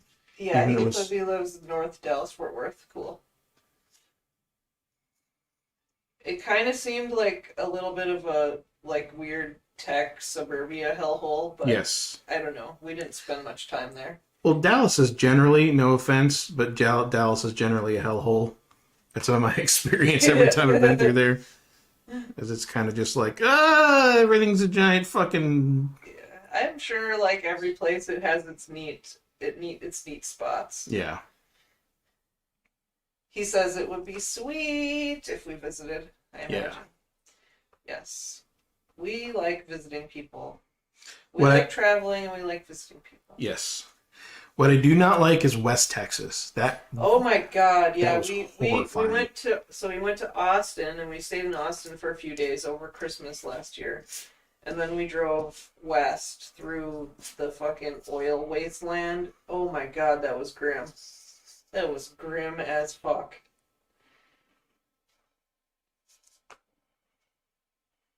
We stayed in this really fucked up hotel in Odessa. Like, there were literally knife marks in the door of the bathroom. Oh god, I remember that. Holy It was fuck. so fucked up. Oh my god, That was wrong. I was like so happy to get out of there. It was just like a one night stop because we were trying to go from Austin to Carlsbad, and we couldn't do it in one day because I'm the only driver.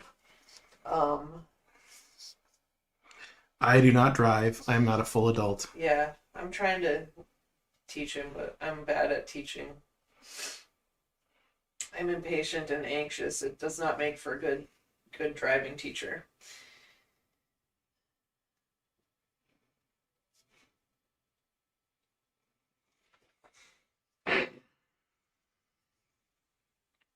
I do generally like to drive, but there's a limit. About 8 to 10 hours a day is about it for me. And we have fun when we do it. Oh yeah. We get into playing a lot of music, make a lot of jokes. Yeah, he says Odessa is rough. Yeah, it was fucked. Once we got into like the high desert, that was neat. Like going through all those little towns in the high desert, that was pretty cool. But that Midlands area was fucked up. Just felt soulless. All those derricks. Yep. Just fucking horrifying. And the smell. Oh, God, the smell. Yeah. The smell in West Texas. The smell was bad. Yeah. It's one of the worst smell. All right, so we had two really horrible Oh god, smells. yeah. West Texas and what was that? It was in the western part of Arizona where there's a whole No, I'm talking about Iowa. Oh. Oh yeah, that was weird. The Iowa smell was weird. But no, the worst smell that we experienced on the trip, in my opinion, was in the western part of Arizona, right before you get into California, where there's all those just giant feedlots with Oh, dairy yeah. cows, and it was just grim. It was just like miles and miles of just like these tiny pens, because this is all the agriculture that feeds Los Angeles, right?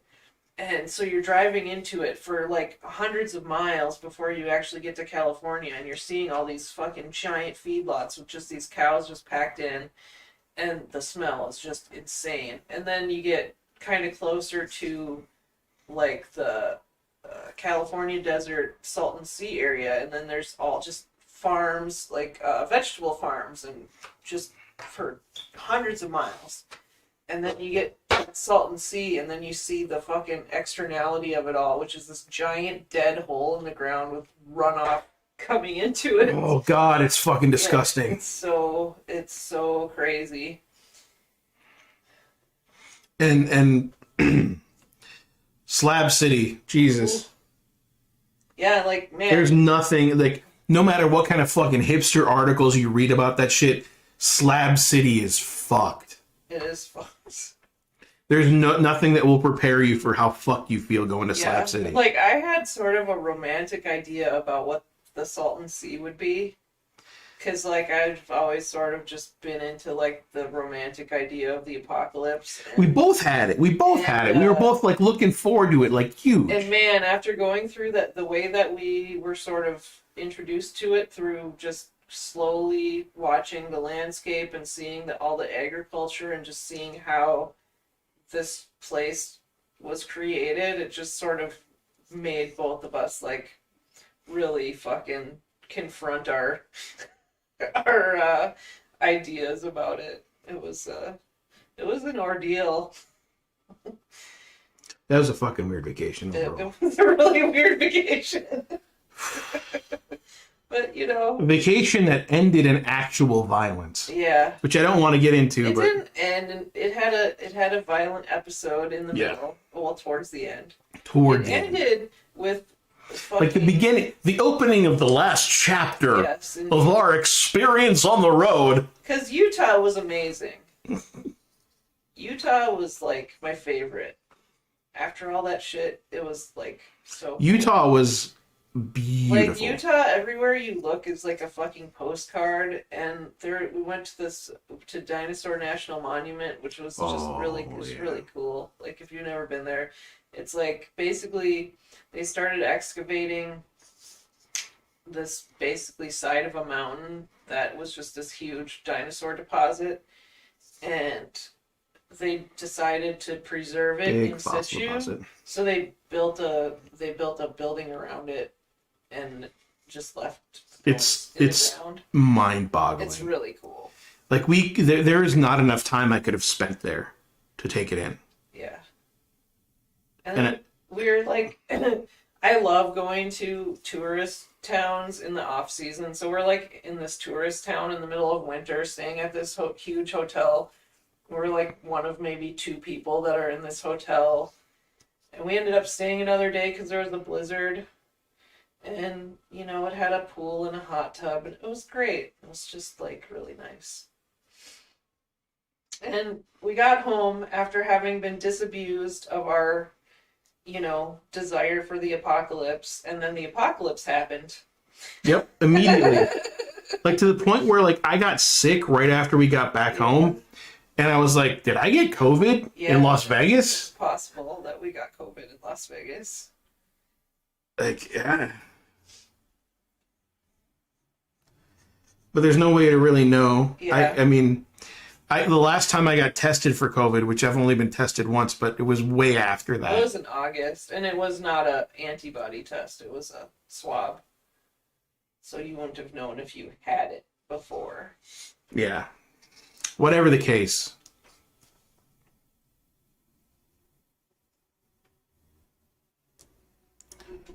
It would not have been enough of information. Yeah.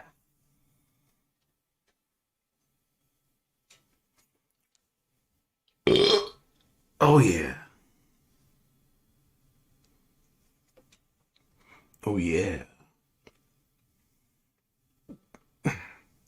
Are my levels good? To the people out there after changing my mic location? And belching into it. I covered my mouth when I belched. Thank you. Thank you very much. Thank you very much. Mr. Politeness.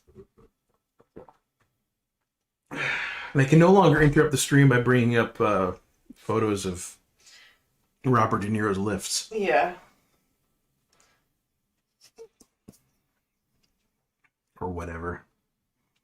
I actually am looking at this printout of my pencils, and I am so fucked up by how I drew Red Sonja's face that I'm a little anxious about inking it. Oh. Like, I think it's so You good don't that I'm a wanna little fuck it like I don't want to. Oh. It's gotta be really delicate. I'm gonna have to get in there. I might get my giant fat head in the camera while I ink it because of how anxious I am about it.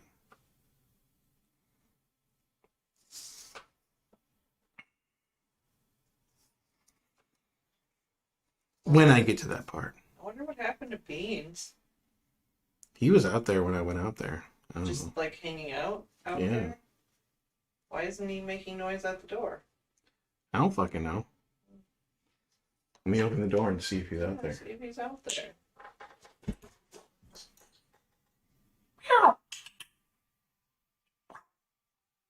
He is out there. He was over by my mom's door. What a wiener. What?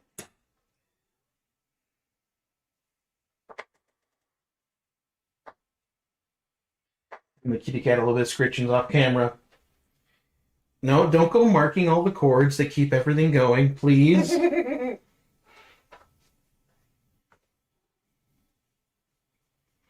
Go hang out with Carrie. That'll be the good thing.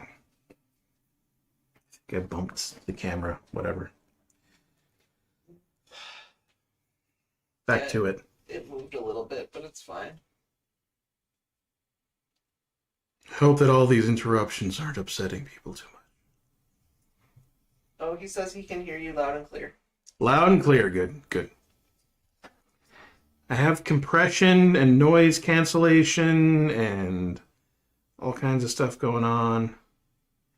Make it try to behave as much like a real highfalutin broadcast as I can. I still can't get over how. So we have one mic that our roommate gave us, which is a $20 piece of shit mic. And we have another mic that we spent like, I don't know, $100 and some on, I think. And I think the quality on both of them is the same. Like, I can't tell the difference. I actually think your mic that you use, which is the cheaper mic, Uh-huh. is a little hotter than the mic I Yeah, use, which which is better for these it's purposes. real weird. Like, it might not get as much saturation, That might be a thing, Mm-hmm. but I don't know. I'm thinking that if we were able to figure out a way to do, I don't know, if we were able to get a multi-channel mixer that ran into this and get like a general room mic going in here, Mm-hmm. it might complete the scenario in a way that was really good. Yeah. Like get one mic over the table, one mic over the Mm-hmm. desk where the Cintiq is, and then one mic for you. Then you don't have to move shit around. Don't have to move shit around, and it might get a nice room sound. Yeah. But that's future concerns Indeed. if we're able to make more money off the Patreon. Mm-hmm. And as much as I dread actually putting these live streams together, I greatly enjoy them once they've started. Mm-hmm. And you can ask Carrie. I really fucking dread it. Yes, he does. I get into this place where I'm like, I don't want to fucking do this. But once I'm doing it, I'm like, yeah, buddy. Especially when you got some beers to drink. Beers to drink is primal necessity for these sorts of things for me. Hungry again. Yet I have not eaten since we started. Besides those 2 pieces of candy I gave you. It's not really eating. What I really want is the classic American cheeseburgers and fries. I doubt we could even get a cheeseburger and fries delivered right now. It's like 1 a.m., isn't it? No, it's 11:40. See, I don't even know what time it is. Trying to be very careful going on in here.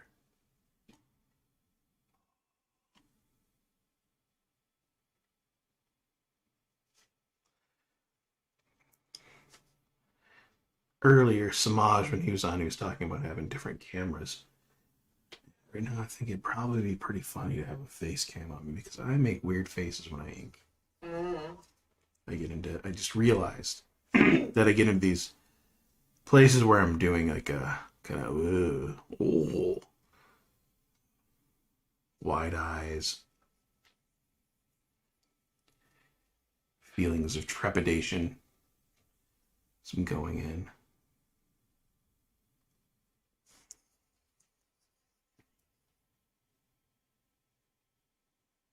Where are you going? Trying to be careful. I think Domino wants to leave. Or maybe he's just wondering He's what he walking wants around. to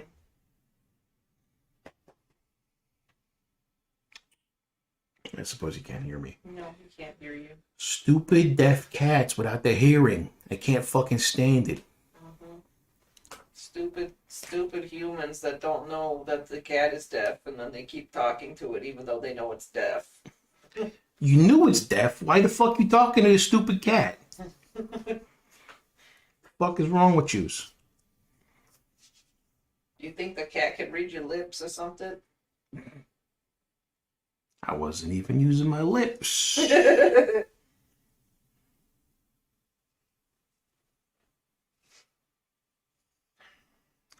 Lumpy tits. Lumpy tits. You don't want to have lumpy tits. The doctor said I got lumpy tits. Now I gotta go on the chemo. Yeah!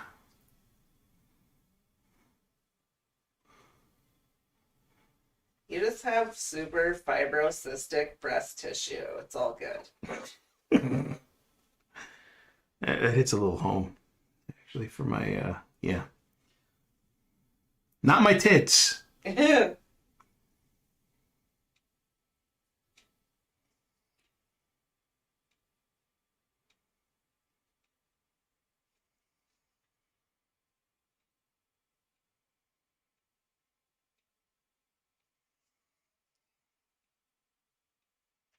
Looking at a guy, God, I can't remember his name off the top of my head. Guy who does lock and key. Follow him on Twitter. He posts his pencils a lot for his comic. Came out with a new volume of it recently. Eventually, I'm going to spend all the money and get all the volumes. But looking at his pencils and his inking technique, it just makes me very self-conscious. It makes me want to be more aware. He mixes this really great style of, what is his name? He's a Chilean artist. He's really good. Anyways, mixes this really great style between the sort of post-Jim Lee 1990s kind of zeitgeist with P. Craig Russell kind of refinement. And I would not expect to like it necessarily because I don't like Jim Lee. But I love P. Craig Russell. And seeing him mix these kind of styles just blows my fucking mind. And it makes me really self-conscious when I ink these days.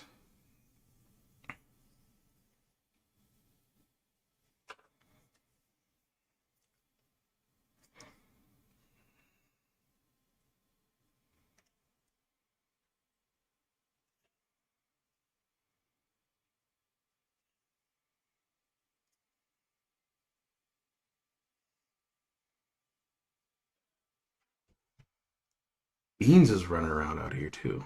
Mm-hmm. Holler at me if you need me to come wrangle him. It's hard for me to tell because I'm looking at all these lines. You want a kitty cat?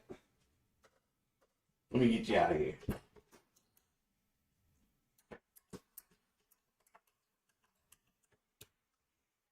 Staring into a cat's anus is like staring into the mind of God. You realize that all existence is absurdity. There's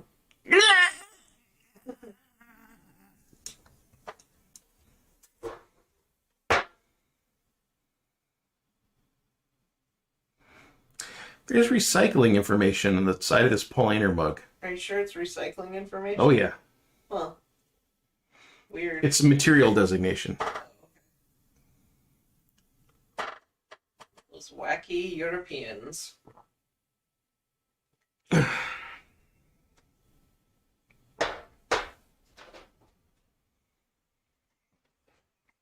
Anything in chat? No.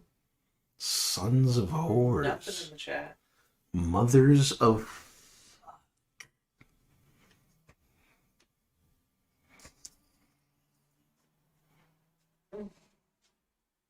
Still 5 people watching. I wonder who the 5 people are. Well, it's He-Man? it's Will, and it's the 2 Australians, and it's me, and maybe Clarence, maybe someone else.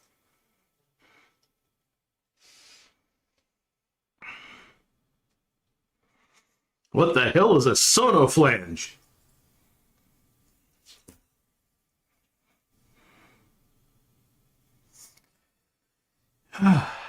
Getting it blocked in.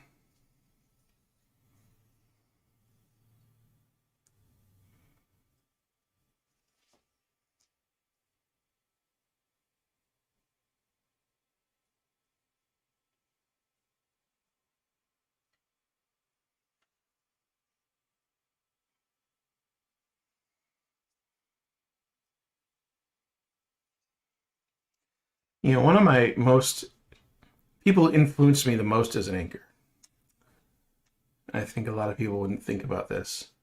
Is I can't even remember his name off the top of my head. But you might want to look this up. Is the guy who created Dennis the Menace, the American version of Dennis the Menace, not the UK version of Dennis the Menace.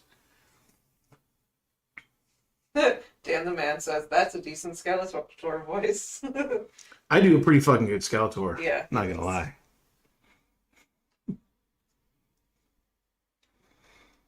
Beastman, could you pass me the TP?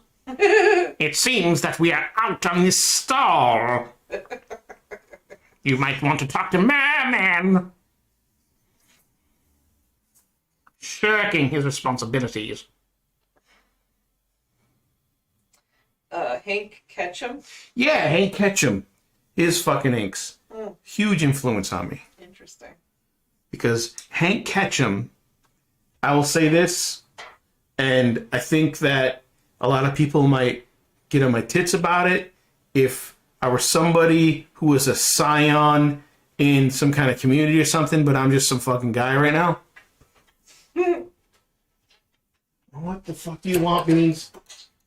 Now we got two cats. One going in, one going out.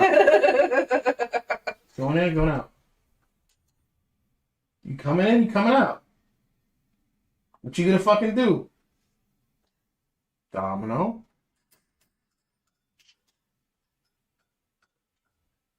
Alright, come in. Hank Ketchum. If I was some kind of person who was some kind of scion of culture within the comic book community, illustration, art, whatever, but I'm not. I'm just some fucking guy. I'm some guy who had a shitty career for 17 years and decided to go on my own and has failed for a decade to make anything of myself. Hank Ketchum is a master of line weight. If you look at Hank Ketchum's artwork, you see a masterful execution of how to communicate depth and weight and all this stuff within just a few lines. Just fucking amazing shit. And on top of that, he wasn't a brush inker, he was a nib inker, which makes that even more intense because I can't even fathom being that masterful with a nib. Absolute fucking brilliant inker. And he did the Dennis the Menace comic strip. I gotta go get some more water and get myself a snack. How many snacks? How many snacks? I don't know. Enough to make me not hungry anymore? Is there a snack you could get me? Yeah. That's kind of what I'm wondering. Yeah, I mean, it might be kind of difficult for you to eat a snack while you're drawing, but I'll get you a snack. I could take a bite or two of a thing. Okay. With a fork. Yeah. Bring a fork. Or whatever it is. All right. Even if it's peanuts. If it's peanuts, I'll just swallow it from its sack. Okay. Like some kind of elephant. All right. Do you want to shut this after me, or do you want me to shut it? The cats both follow you out? Well, I'll shut it. Okay. Interruptions in the stream. This is entertainment. Yeah, Hank Ketchum. Go do a Google image search of Hank Ketchum, Dennis the Menace work, and you will see a master of line weights. To the point where it's almost baffling.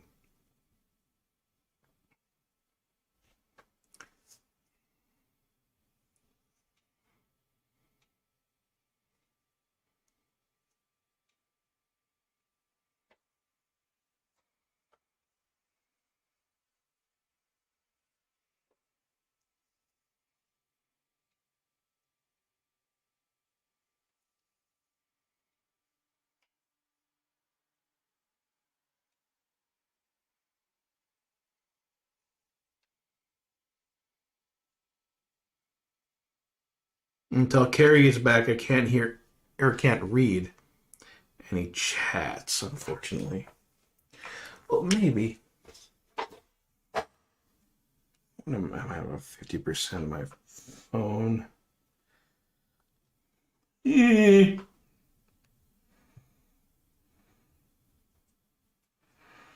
Well, let's see if I can get on YouTube and watch my own stream and bring up chats.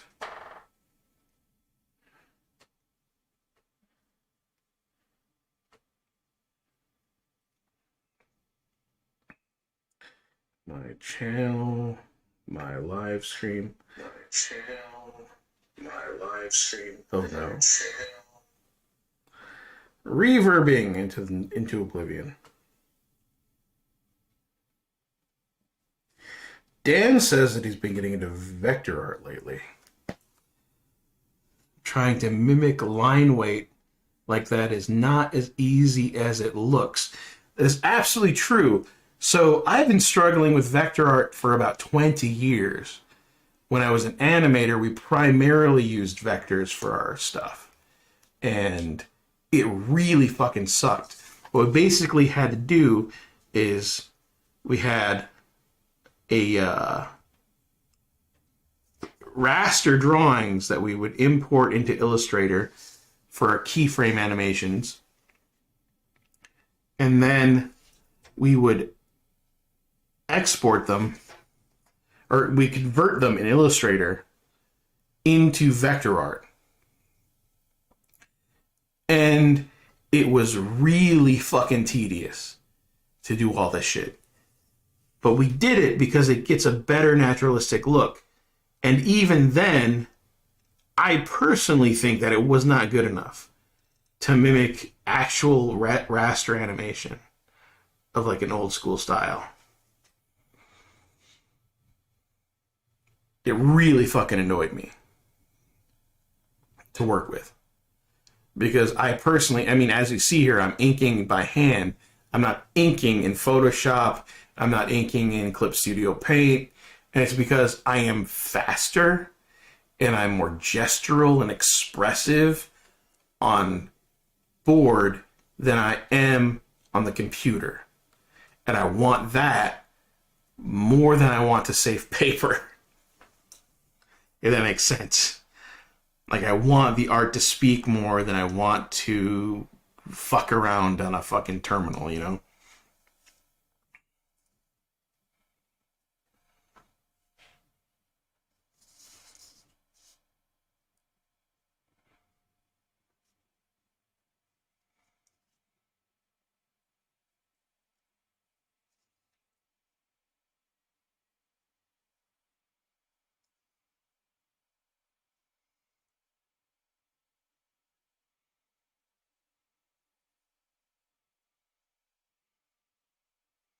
And I see, like, some of the people I worked with have gone on to do other things.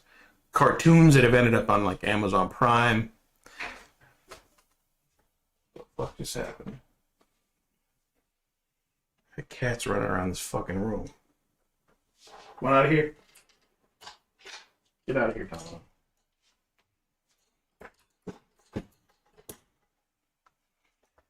Ooh. Bump the camera again with my fucking head. This setup is actually really tight. There's not a lot of room for my head. I even think someone with a smaller head than my big ass fucking head would have problems. But yeah, you know, I've seen some of the work that these people have done after I stopped working with them, and they've won Emmys for some of this shit. And it's pretty good, but it never gets to the place of rastered art. It never gets to the place of regular ass analog drawn material as far as expression goes. Line expression, motion expression. I don't see it. And if I'm being real honest, it pisses me off to see the lack of expression. And that this sort of like efficiency, ease of use model has come to replace the idea of being more artistically expressive. You know, some people might think I'm an asshole for being that way, but this is what I am. I am. That's just what I am. That's just who I am. That's just how I'm is.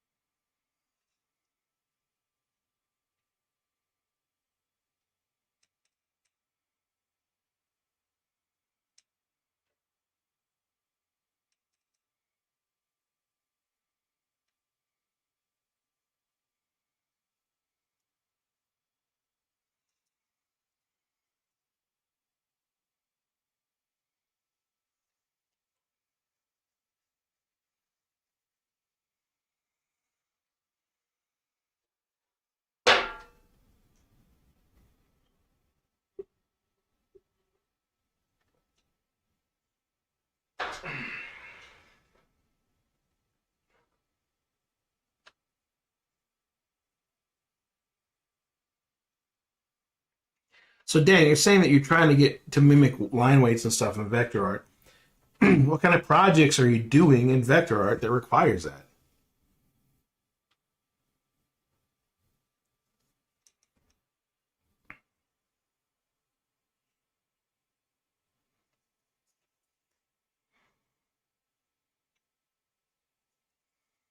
Like, what is it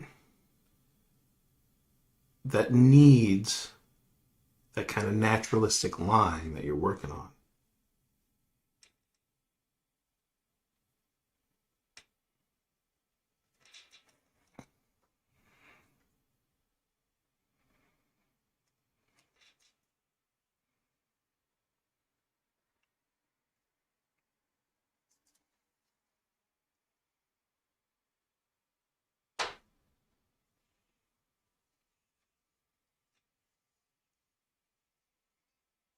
Yeah, looking at what I'm doing here, I'm like, I can only imagine Frank Thorne just powering through this with speeds that I can't even fathom.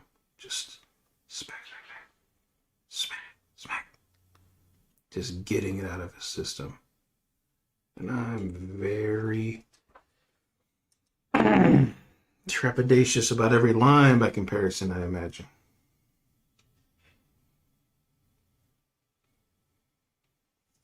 Just trying to get it right.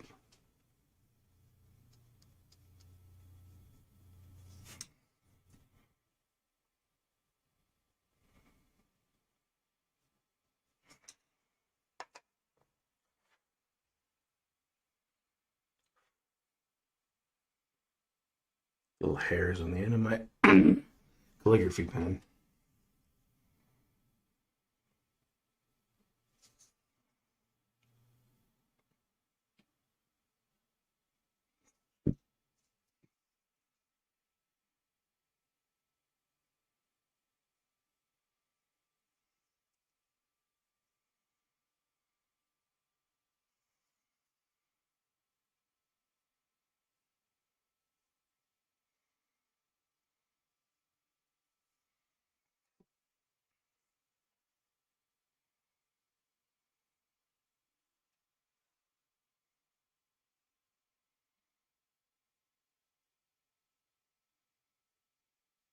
Yeah, I agree with about the digital versus analog music thing.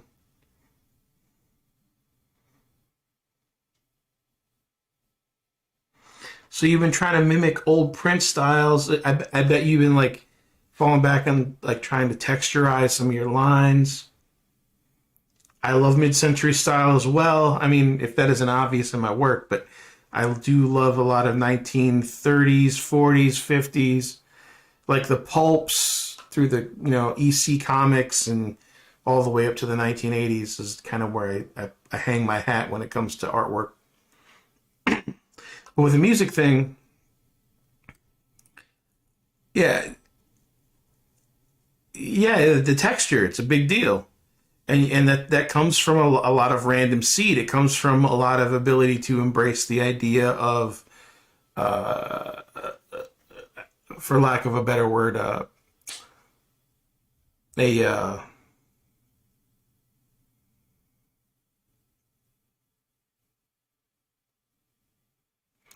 I'm totally blanking on the word I'm looking for. For lack of a better word, the word I can't think of.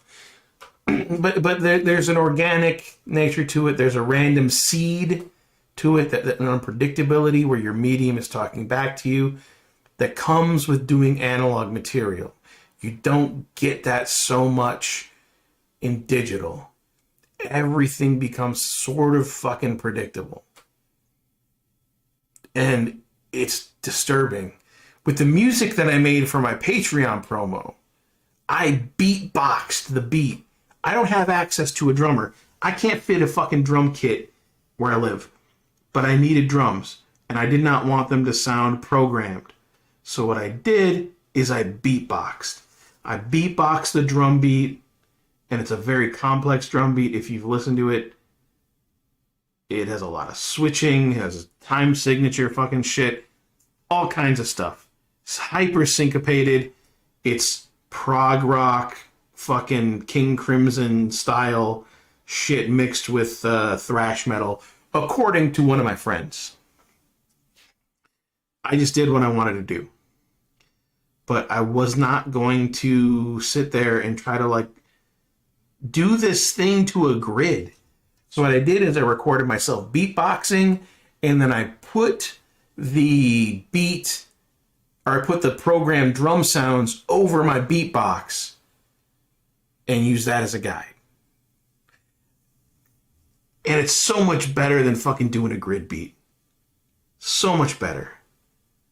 And, you know, the even better thing would have been able to afford to hire a drummer to do it, but, you know, I'm not that guy. I got a few guitars, and I got a bunch of fucking effects pedals, and I can record into my computer. That's what I had at my disposal. And I wasn't going to sit around and not record the music that I wanted. But getting this analog vibe, yeah, you don't get ink bleed on paper. Exactly. And the same thing goes for music. You don't get that feel. You don't get the clashing transients. You don't get all that good stuff without having it be taking place in reality, for lack of a better word. Yeah. Oh, what's next?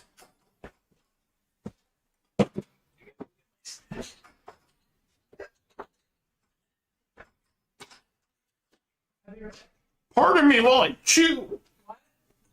I'm talking to the humans.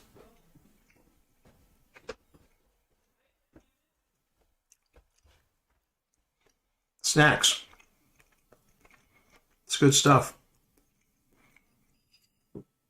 Peanuts, raisins, cheese, beef sticks.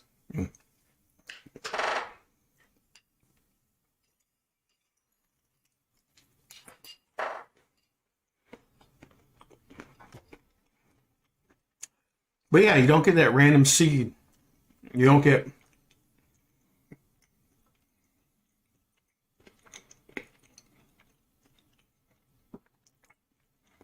the ink bleeds. You don't get the time shifts. Like, you go listen to old Led Zeppelin tracks. You know, John Bonham's considered one of the best drummers ever. His sound aesthetic, fucking impeccable.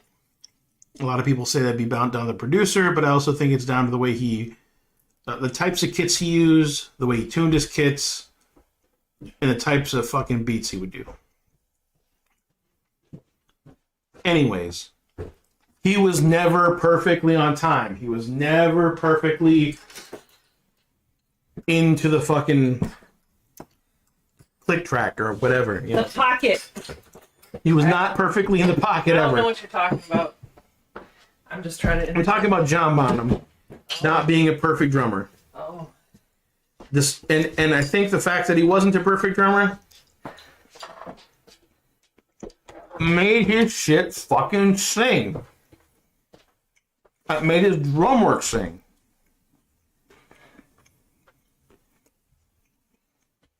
It gave it a fractal nature which digital cannot provide.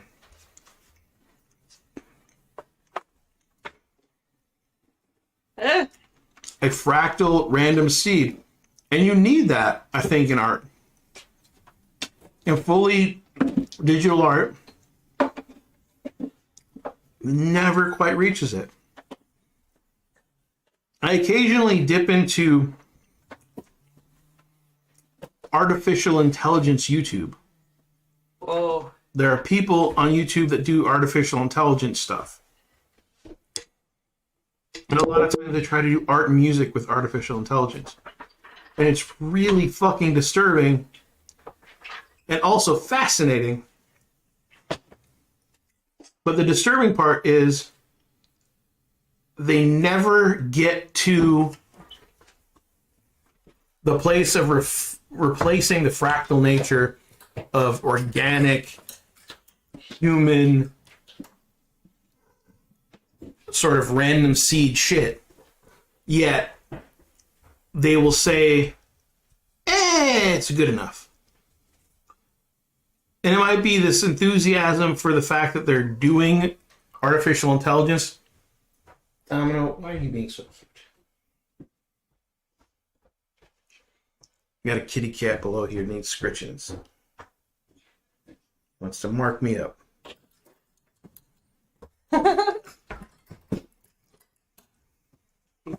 Very cute.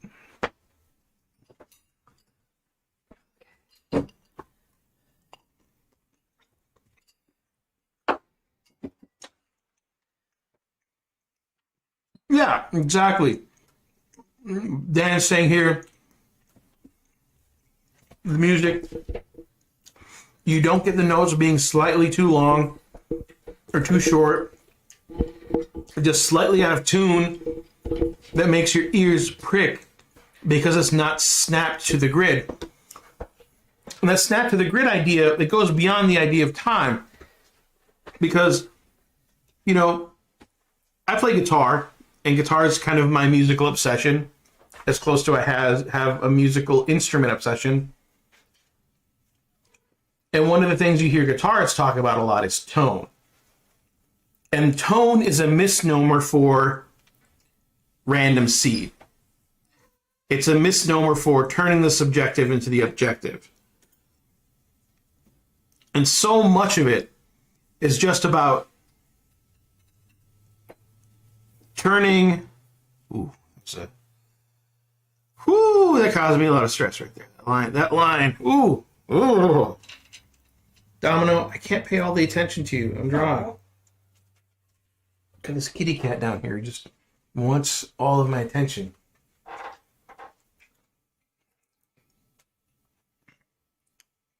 I wish I could show you the kitty cat. You can kind of see him actually right now. Really? Mm-hmm. You can see his little face. His tail is very cold. You want out now? Is that what you want? Oh man, it's another thing again where Domino is at one end and Beans at the... Oh no, they're smacking each other. Get in or out? You want in? Alright. And now Domino's wandering around behind my guitars. And... Ben says, I grew up doing vector art. It's definitely where I lean. I don't know. I did not grow up doing vector art. I grew up doing art on paper, on street corners. Like literally on street corners and cafes and all that shit. Like all those organic spaces. And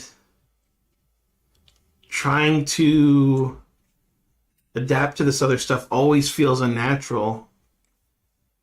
And if I'm really honest, like, since like 2008 is the last time I used vector art ever heavily in my workflow. Like 12, 13 years ago is the last time I used vector art heavily in my workflow. And I forgot most of it. I forgot most of how to use it. I'm pretty happy about that. All the animation I've done since then, I've done raster in Photoshop's little video extension. I don't concern myself with trying to do vector shit anymore. It's one of the reasons why I haven't switched fully to Clip Studio Paint for a lot of stuff. I've come to the point where I love a lot of the things Clip Studio Paint offers, and I use its paint textures for some things, but it's a little bit of a headache. And I would much rather not have to deal with their interface as far as the vector, like corrective line stuff goes. Even when I ink in Photoshop, I don't use any sort of corrective line stuff because I don't want to deal with it. I work at high resolution, 600 DPI minimum.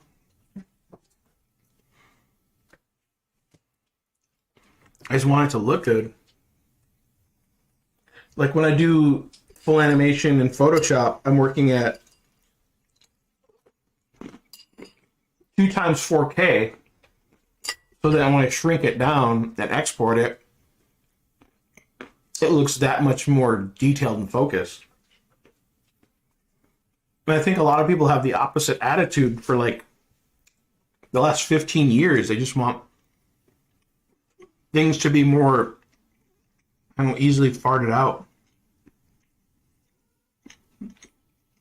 More easily part of a churn.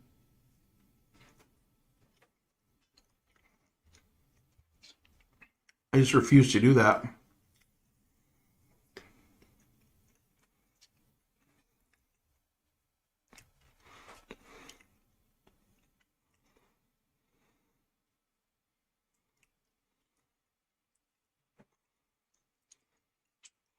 Dan says, don't get me wrong, Ben. Two Australians arguing in my chat. Australian feud. Australian feud. Nah, it seems like they're... Oh, you have to come pay attention to this cat. He's trying to fuck something up over here. Cat drama. And he's just on your footrest. He wants my attention and he can't give it to me. I know. But he says, don't get me wrong, Ben. There's still something I appreciate about the perfection of vector art, too. It's just me trying to mimic old print that just doesn't quite get there when I do it. I actually don't think there's a perfection in vector art. And if you allow me, if I'd allow me, it's my fucking stream. Go fuck myself. It's my stream. Get the fuck out of here. The thing that makes it imperfect is that any ellipses, any tapered line, any line weight, especially tapered line weights, none of it looks natural. It always looks pinched in a way that is specific to a vector. I see vector art in the wild, and I know it's vector art, and I know the difference. I know the difference between a high-res raster art scanned or done in raster digitally illustration versus a vector art piece of work. And so much of it has to do with the fact that vector art has these weird limitations where you don't get random seed and you don't get things like tapers and gradients and stuff in a way that looks organic. It never looks organic, which means it never looks perfect. Because to me, perfection is to fool the eye into thinking that something you're looking at is natural, in that it naturally occurred, that it was from a person's hand, a person's mind, or if it exists because of some sort of random seed. And I do not see that in vector art ever. Vector art may be great for things like logos, shit like that. I've used it to ink things that are hyper mechanical. Like I've done some Transformers illustrations. What the fuck was that? What the fuck was that? He went up on top of that half table thing and knocked it halfway down and freaked out. But you don't get this thing that looks like it's real. You don't get this thing that looked like it occurred in a space that is subject to physics. And that's a big deal to a lot of people's eye, whether they know it or not. There's a lot of people that deal with things like openings to movies, like the opening sequences to movies, that have had to get around the idea of using vectors for the be-all, end-all of their work. You look at, like, the opening sequences for newer James Bond movies from, like, Casino Royale on, and you end up getting this thing where it doesn't quite look convincing.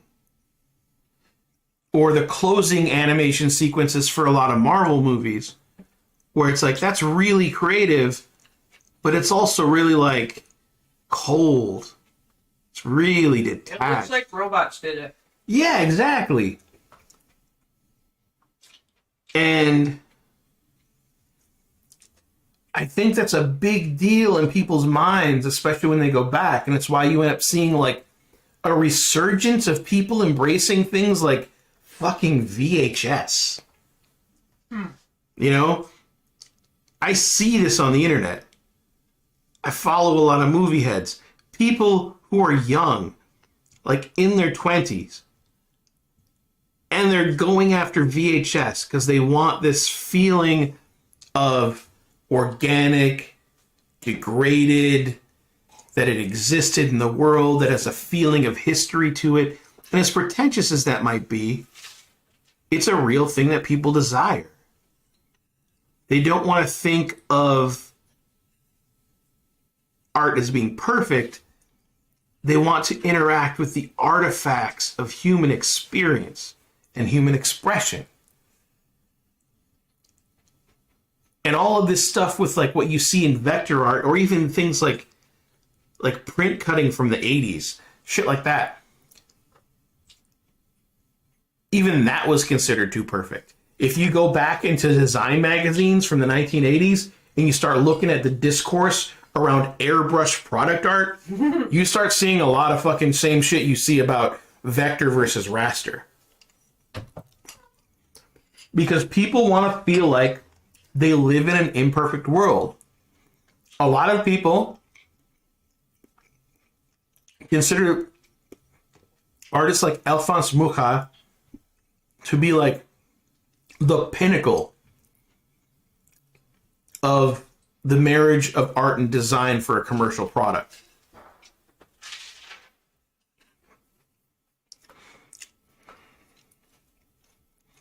Okay, I'm missing a lot of stuff. Oh, see here. Will's talking about when I first got into photography, it was all about perfect exposures, perfect sharpness. Then I embraced the grain of film photography for the same reasons. That's exactly it. Film versus digital photography. One of the things that, oh, Carrie, you need to come here, quick. He needs to be kicked out. He needs to be kicked out. You need to get him out of here. Head. Excuse Hey, me. now it's a game. Oh, no. It's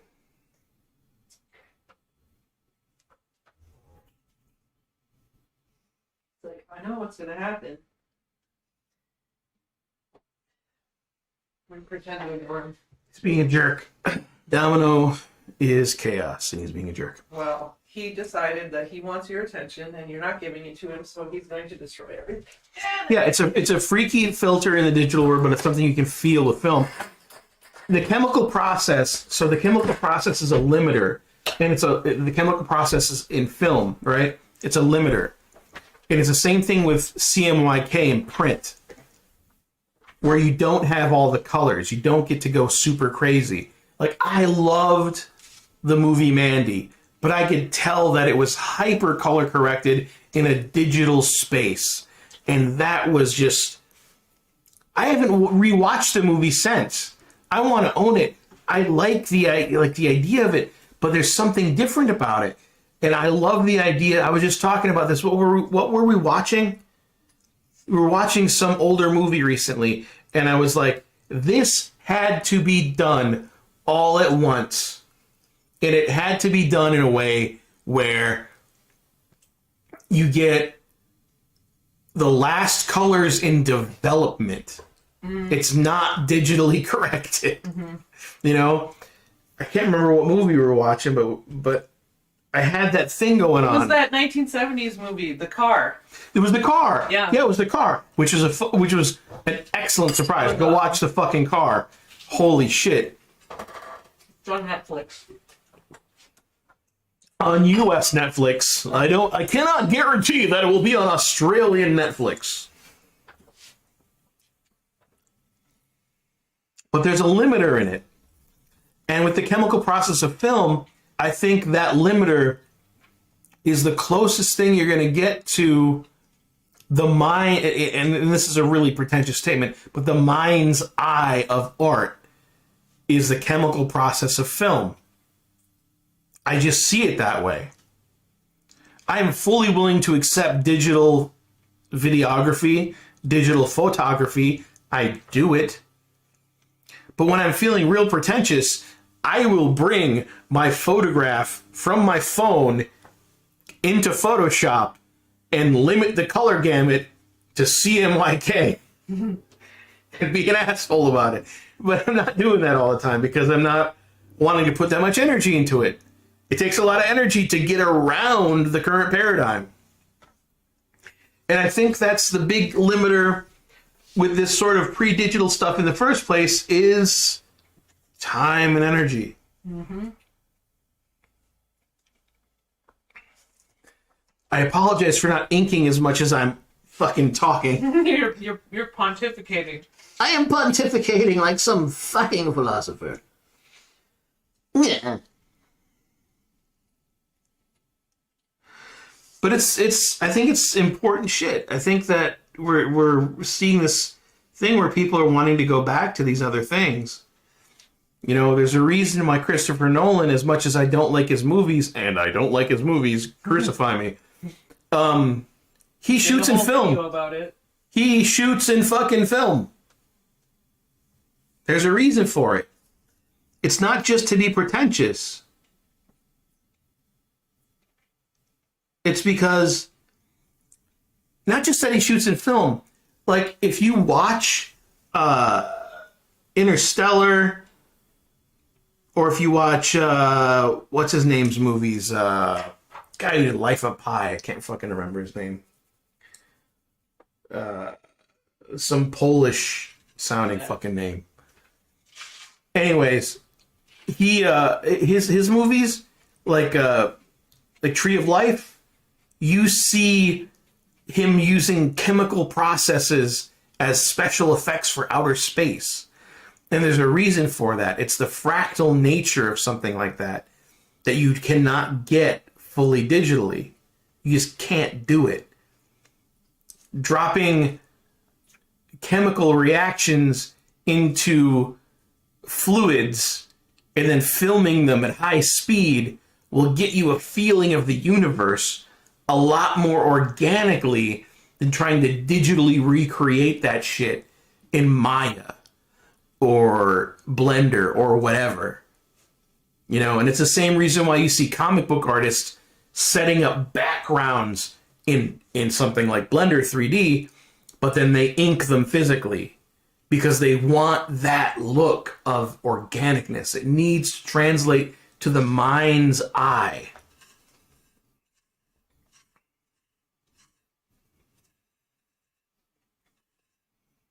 Yeah, none of the master photographers have perfect exposures. Yeah, Ben says Scotty loves Mandy. Mandy's fucking excellent. And if you haven't seen Beyond the Black Rainbow, the guy's previous film, it's also fucking amazing. Not as good, but it's fucking great. But yeah, you look at like you look at what's his fucking name? Like Man Ray. Like Man Ray, I think, is the ultimate 20th century expressionist photographer. Highly erotic, highly surreal, all at the same time. You get these weird things where, like, you've got body forms turning into patterns and all this stuff. And this was all done analog with imperfect exposures. And he achieved all these things through the art of development. He wasn't doing layers and digital stuff where he had these like limited parameters and he knew exactly how things were going to turn out from repeated use in the same way, because a lot of times film stock wasn't the same. He was getting things from different manufacturers, like all this stuff. Like there's a randomness to it. There's an unpredictability to it. There's a roll of the fucking dice. I'm inking this right now, and there's a roll of the dice. I didn't know how this was going to turn out. I just fucking did it. This little, you know, curly Q with the fucking wrinkle in the hair and all that stuff. I just did it. I penciled it on the computer, but bringing it out here, it's turning into something fucking different because it's coming through my fucking fingertips through an analog device that interacts with the bristle board, this vellum bristle board, the tooth of it, the ability for it to soak the ink or let it sit on the paper depending on how much I put in as far as pressure and bleed and all these things. It's important. God, I'm a pretentious fuck. You got Clarence in here now talking about photography. Well, Clarence and I have had lots of drunken arguments over the years. Well, that's one of his favorite things to do is get drunk and get into arguments with you. Yes. He will troll me Oh, he will. in arguments. Mm-hmm. And for those who are not up to date, Clarence is one of our roommates. Mm-hmm. And he's a wonderful human being. Urban squirrel, forced to live indoors. Trickster. Trickster god, almost. Yes, he is. He's an embodiment of the trickster god.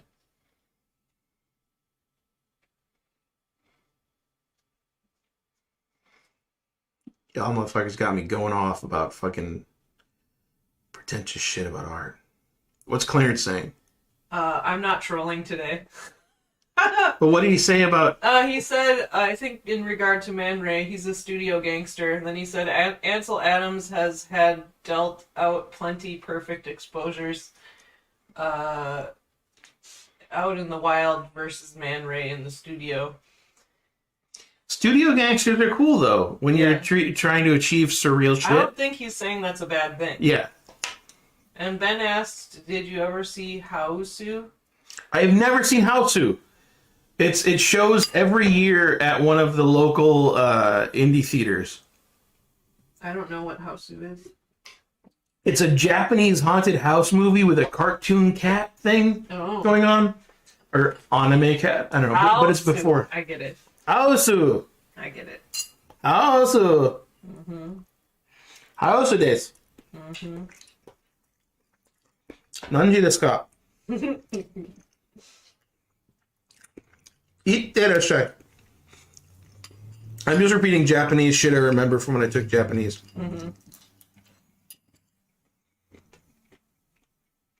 And chopping down peanuts and raisins.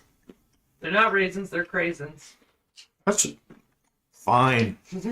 I like craisins. I know, I do too. I hate raisins. That's your problem. It is. It has limited me in my ability to enjoy my life. No, Yeah, you've only liked raisins once in my presence. And it was, I think, a white raisin. Nope. It was regular raisins, but they were organic, expensive raisins. That's right. Those were really good. They're really expensive organic raisins. They were still kind of juicy. Mm-hmm. They weren't rubbery. Because I'm not a picky eater at all. I eat almost anything. And I've always hated raisins. But I don't just rest in that knowledge and just never eat them. I basically will try raisins every year just to see. And so far, mostly, I still think they're disgusting and pointless. And I hate them. Whereas I am actually a picky eater, but I love raisins. Mm-hmm.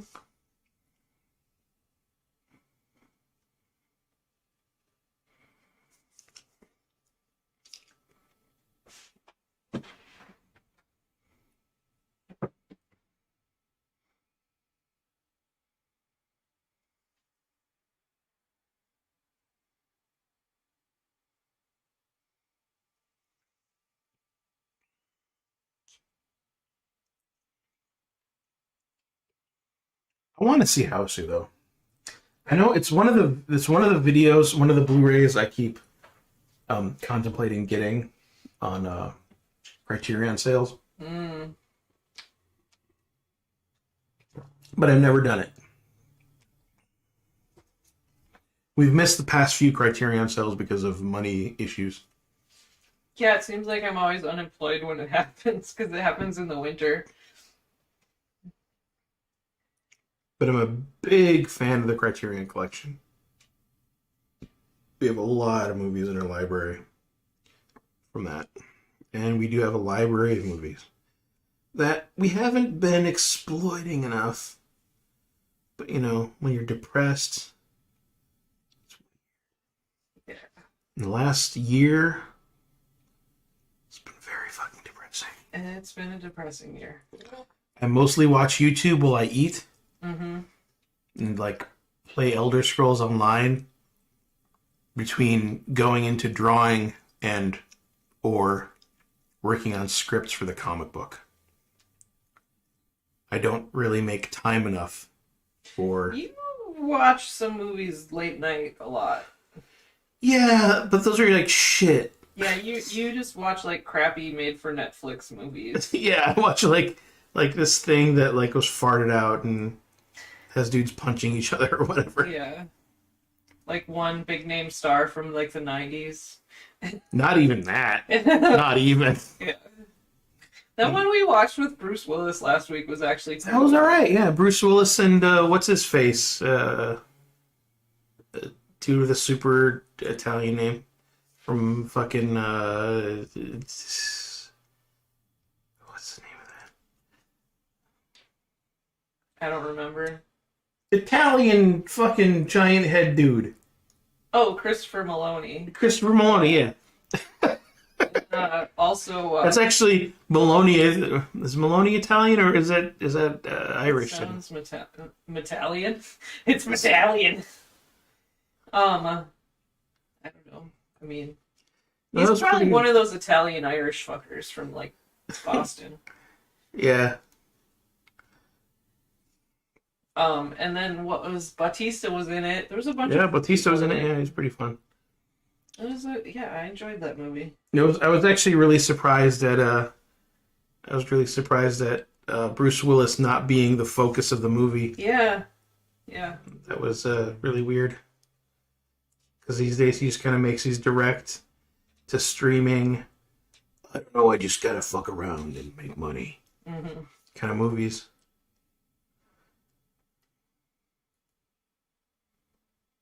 Yeah, Christopher Maloney. Uh-oh. My phone's about to die, so I won't be able to see chat anymore. Do you want me to plug it in for you?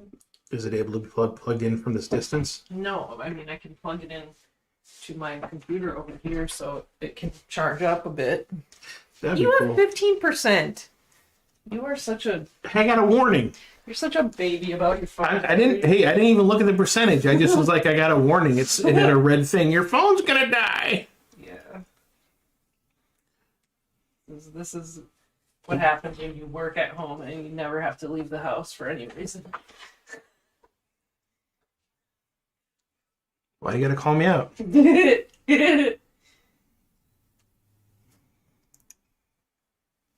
Actually, been leaving the house more than you this week. That's true. He's gone to the corner store at least 3 times.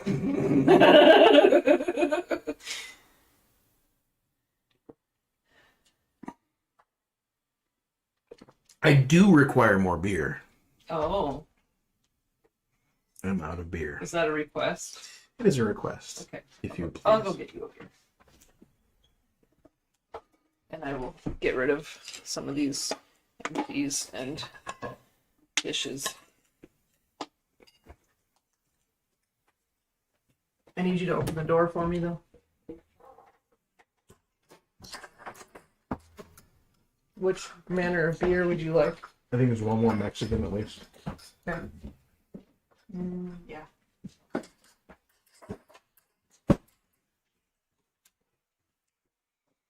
I apologize if this inking is happening too slowly for you.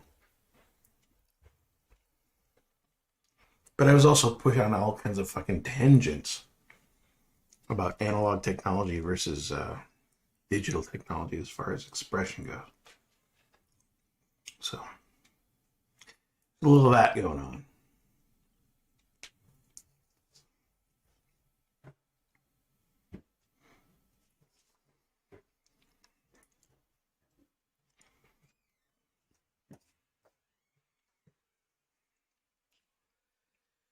So do I bounce into this sword?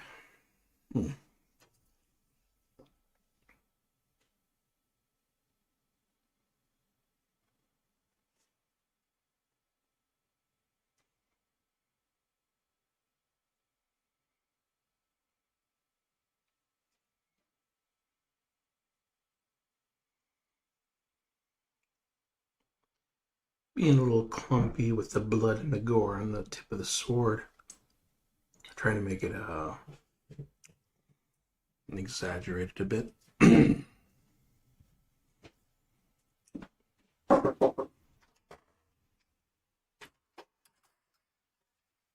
Yay, more beer! More beer. More beer for my mouth. Probably should have grabbed more than one, huh? Maybe. Oh. More beer for my mouth and my liver. Ooh, yeah, baby. More beer for my mouth and my liver. Oh, yeah, baby. It's my song. Bruce Willis did bang out Mr. Glass for clam chowder. What?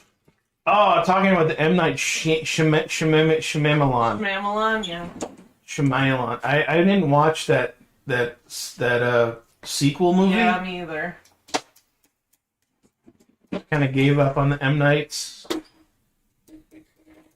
You should be on Twitch. Should be on Twitch. That's what Clarence says. Ben Clarence? says, I only ever saw Unbreakable. I like that one, though. Yeah, I like that one. Unbreakable is alright, yeah. And I liked, not Signs, whatever. I see dead people. Oh, The Sixth Sense? I liked that the first time I watched it. Yeah. I mean, the gimmick is ruined after the first time, but Right. Well, the gimmick was ruined for me before I saw it, but I still enjoyed it. really? Yeah. You guessed it? No, it got spoiled. Oh, that's different. Ben says, I like some of the M. Night stuff. I like some of the bad stuff, even. Yeah, I can't do it. I hate Signs. As an atheist, I hyper hate Signs. Speaking from my standpoint position, no, I fucking hate He Signs. says, I liked Lady in the Water, and everyone else hated that one. I never saw that one. I saw half of it.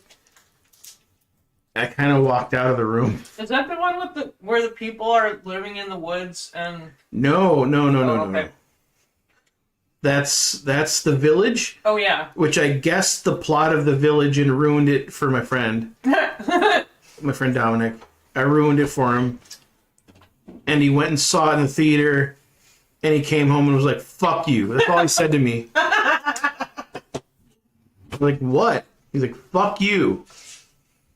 Just fuck you. Don't talk to me about movies anymore, then. And then the next day, he told me that, like, when we went and saw the other movie that had the trailer for The Village in front of it, that I actually guessed right what the plot was. And it was the only thing special about the movie. I was like, that's not my fault. That's M. Night Shyamalan's fault. I'm sorry. It's not my fucking fault. It was a mention that Bruce Willis passes Dave Bautista once you get away from the unfair Marvel movies. Huh? I don't know what you're saying, Clarence. I don't understand that word. Are you trying to argue that Bruce Willis is better than Dave Bautista? I would agree with you. I would agree in most instances that Bruce Willis is more talented than Dave Bautista. However, of late, Yes. I have enjoyed Dave Bautista more than Indeed. Bruce Willis. Yes. Especially if you go watch Bushwick. That movie, Yeah, that was super fun. super fucking fun movie. And he has an unexpected climax in that movie. Just so fucking good. I think that movie is very brave. Mm-hmm.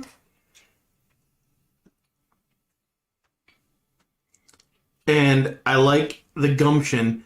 You know, I watched Stuber, and I would say Dave Bautista was the best part of Stuber. And that movie was shitty. I don't disbelieve that.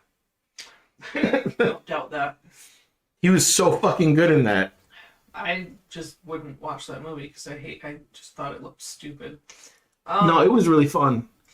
It was really fun, but it didn't know what it wanted to be. Like, it was trying to be 48 Hours style 1980s raunchy buddy comedy with woke politics, Okay.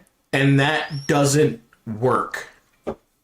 You don't make woke politics 48 hours. Yeah. It doesn't happen. Uh-huh. Any attempt to do so is going to be destined to be fucked Yeah. by itself. you'll be seeing self-rape on screen when you see that shit. But Dave Bautista was good. There were head explosions that I did not expect, All right. which is like, holy fuck. Unexpected head explosions are good. Highway chase head explosions. Whoa. Highway chase head All explosions. right. I'm still not going to watch it, but It was really fucking wild. I enjoyed it. But at the same time, I will say that Stuber is a bad movie. However, Bushwick is a good movie indeed. with Dave Bautista. Okay. Ben says last Bruce Willis thing I liked was Looper. Looper was great, especially Ryan Johnson, however the fuck you want to say it.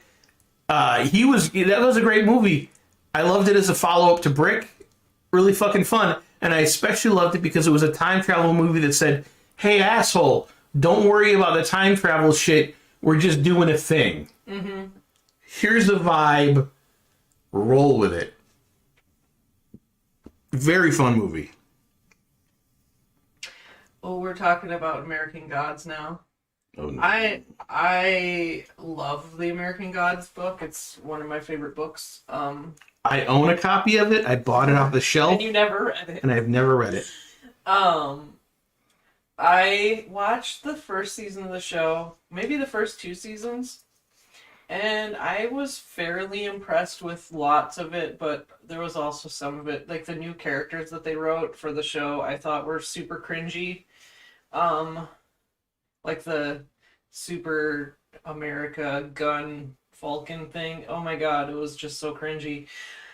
I actually think that American Gods is the best Neil Gaiman thing.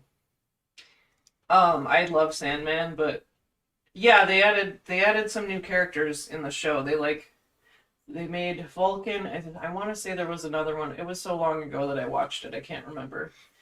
It's only a year and a half ago. Yeah, I know, but I have the memory of goldfish because of social media. Hot take, yes. But yeah,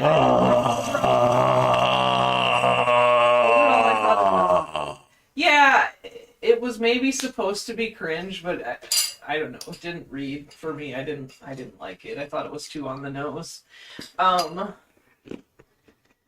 But you know, there were things in there that worked really well. There were things that didn't work so well. But overall, I think they did a good job with it. What I saw of it. I liked how surreal it was. They really managed to capture, even almost more so than the book, like managed to capture the surrealism of what was happening. Yeah, that shit was cool in the show. Yeah.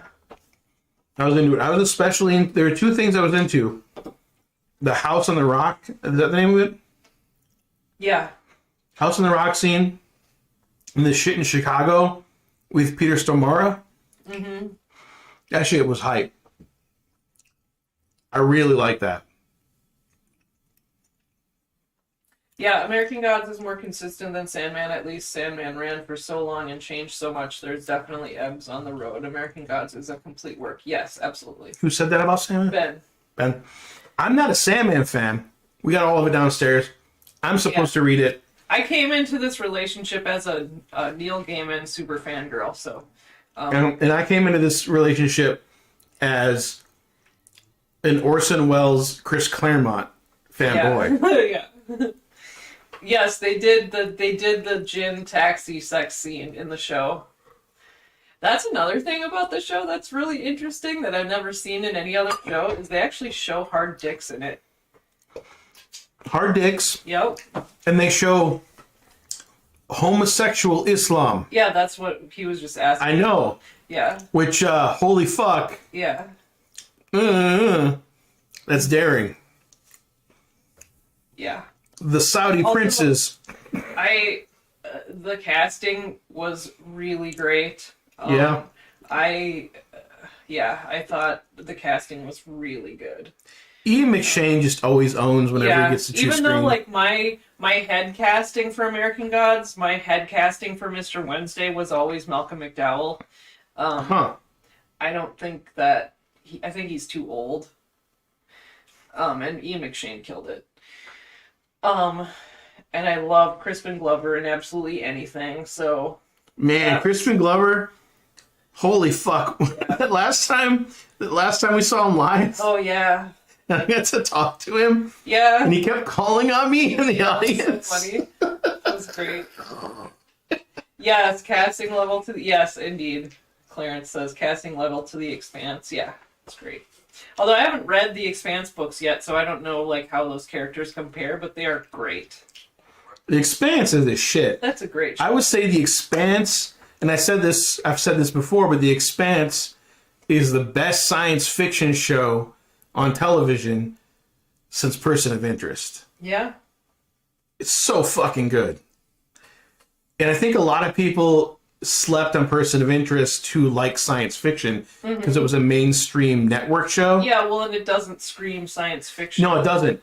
But it's a hyper science fiction show Yeah. that actually plays with science fiction in a way that like maybe a show like Mr. Robot does. Right? Where it's like a practical thing, but it's not hipsterized. It's not Yeah. emotionalized. It's not aestheticized. So people ignored it, I think.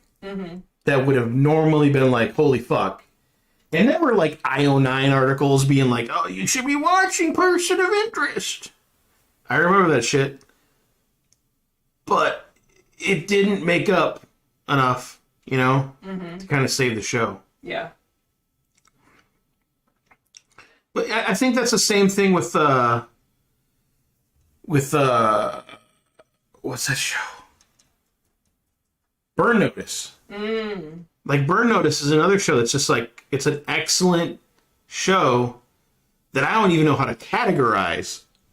Burn Notice. Yeah, it's just like, it's kind of like normcore TV.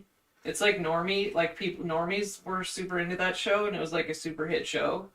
It was just like a solid fucking ensemble cast, like great acting, really fun, imaginative. And I would even say, like, compared to Burn Notice or any other, like, thinking back over the last 20 years, you get to this place where you're thinking about Lost or Battlestar Galactica, the Battlestar Galactica reboot, or just about anything else.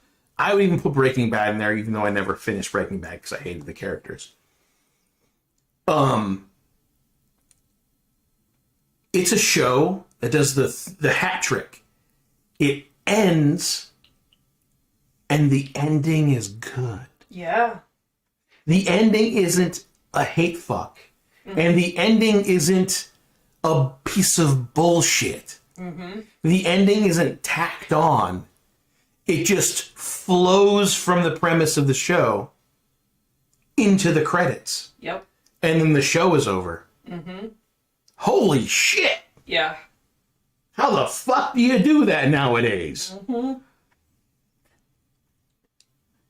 No other show has done that in 20 years.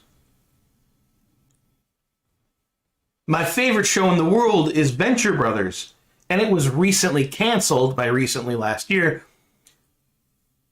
And I doubt that, even though I'm not caught up, I doubt that it does that. I doubt that they knew enough ahead of time to even do it. That makes me sad, but at the same time, Ben's saying it might come back. yeah, there's a chance that HBO might do something with it.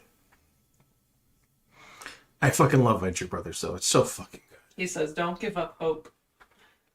Hope schmope. I've never had it. I've never had it. I don't think something's happening until the panties are out. Yeah. Oh, politically incorrect. Oh, terrible.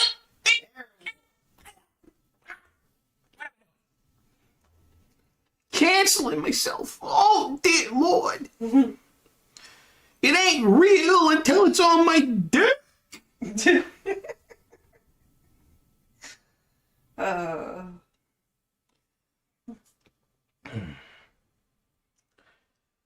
On that note,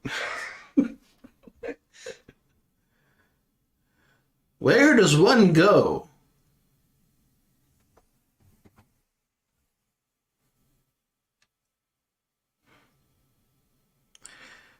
I'm not inking very fast on this because we keep talking about things. Mm-hmm. So many conversations about stuff and things. But I am honestly, holy fuck, I'm enjoying myself. Good. I haven't enjoyed myself this way in a very long time. Especially with the fucking COVID-19 shit. Being locked away in the fucking house. Not being able to fucking indulge shit. Go to the bar, inflict Oh. your musical taste on people. Yeah. Play KLF for the unsuspecting normies. Well, that was only to a couple of years ago because they stopped allowing the I know, he wore out the KLF on the jukebox at several establishments. I did. The KLF. So the KLF recently put up their own channel on YouTube, and you get HD fucking versions of their videos, and it's, oh my god, it's so good. So good. Mm-hmm. Justified and Ancient in HD. Holy shit. So fucking good. With Justified and with Ancient, and we roam across the land. With Justified and with Ancient. Ink. Do I need to crack the whip on you? What are you doing? You just hate the fact that I'm singing. No, I don't. I want to go to bed. Well, you're charging my phone. I know I am. Maybe you could wait till my phone is charging, and then you could leave me alone. All right. I don't know, fucking know. I'm gonna keep doing this till it's done. Okay.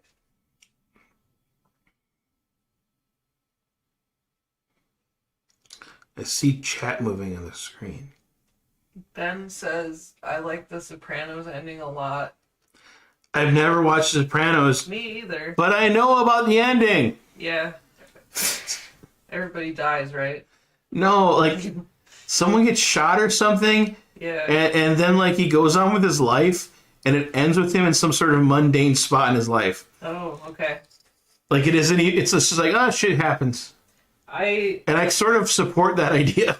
I have a lot of trouble with anything mob related because my ex was a fucking like He was a belch. he was a dumb edgelord who thought the mob was cool. And I grew up around crime, yeah. and I hate that shit. And, But I like the movies because I see truth. Like, I see truth in Goodfellas. yeah, no. I don't watch Goodfellas because I think it's I want to be like these guys. It's so great. No, I watch Goodfellas because the last third of the movie is the most honest thing I've ever seen depicted about people who deal drugs. Oh, okay. Like, running around, being paranoid. I don't know. I don't find mob stuff very interesting, I guess. But whatever. No, I'm not saying that it is pro or con, whatever, like the mafia. It's just, I don't care, I guess. Like, because, I don't know, I just was around stupid, like, fucking pussy-ass men who thought that was, like, the pinnacle of masculinity or some shit, and, yeah, not into it. Yeah, no, I don't care about that. I don't care about all that. And you have enough experience with me in real life situations at this point where you know what that's about. Mm-hmm. I do. It's all about, to me, it's just all about, like, I like seeing an honest depiction of something. Mm-hmm. And I think that Goodfellas does that. I think that New Jack City does that. I think that when Wesley Snipes asked, "Am I my brother's keeper?" in New Jack City, and I don't care. Have you ever seen New Jack City? No. Jesus Christ! I'm still being educated. No, like that stuff. Those are the moments for me, because that speaks truth to like where I came from as a kid, growing up around drug culture and growing up around gangs. But seeing people celebrate, like, I'm gonna hang a Scarface poster on my wall. Ah. Al Pacino. No. And to their credit, I think there's a reason why you don't see references to New Jack City or the latter half of Goodfellas in people's repertoire as far as referencing shit. And it's because those things are not half as friendly to the narrative of like success. Mm-hmm. You know, you're not going to get Wolf of Wall Street out of the latter third of Goodfellas. Yeah. You're not going to get that success story. And the say hello to my little friend out of Scarface isn't a celebration no matter how many people hang that shit on their wall. Mm-hmm. That's a guy in his losing moment. It's a guy who's getting shot up by the CIA and the FBI or who the fuck ever. I can't remember. You know? That's not the like, I'm a wiener kind of fucking shit. Yeah. No matter how many times a college kid wants to put that on their fucking wall. Some edgelord fucking dormitory. Oh, trust me, I've been there. I'm not. It's where my first marriage started. Was it edgelord dormitory? Oh, it was Edgelord Dormitory. See, it sounds like a premise for a fucking sitcom. Yeah, no.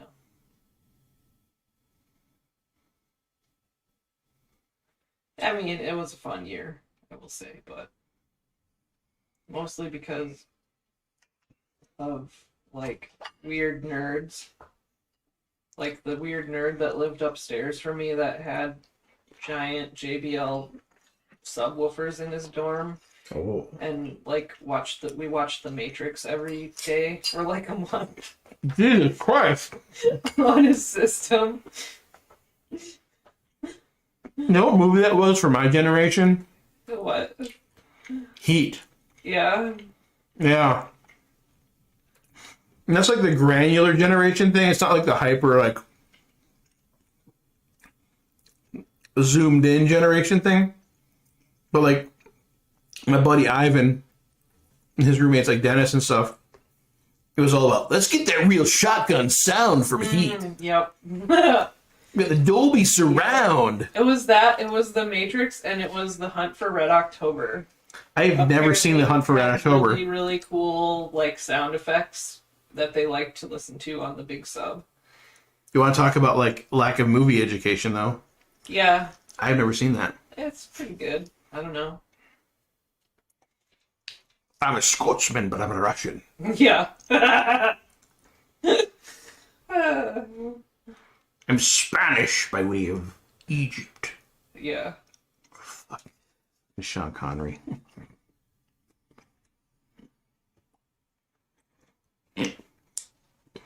So one of the things that's weird about penciling this on the computer versus inking it by hand is I'm actually able to do far more detail on the computer than I am with even the .005 pen, which makes some of this weird. I have to reinterpret some of the details I put in to make them a lot more abbreviated, but still communicate the same thing I wanted to do. Like what I just did there with that knife handle, or dagger handle. However you want to think of it.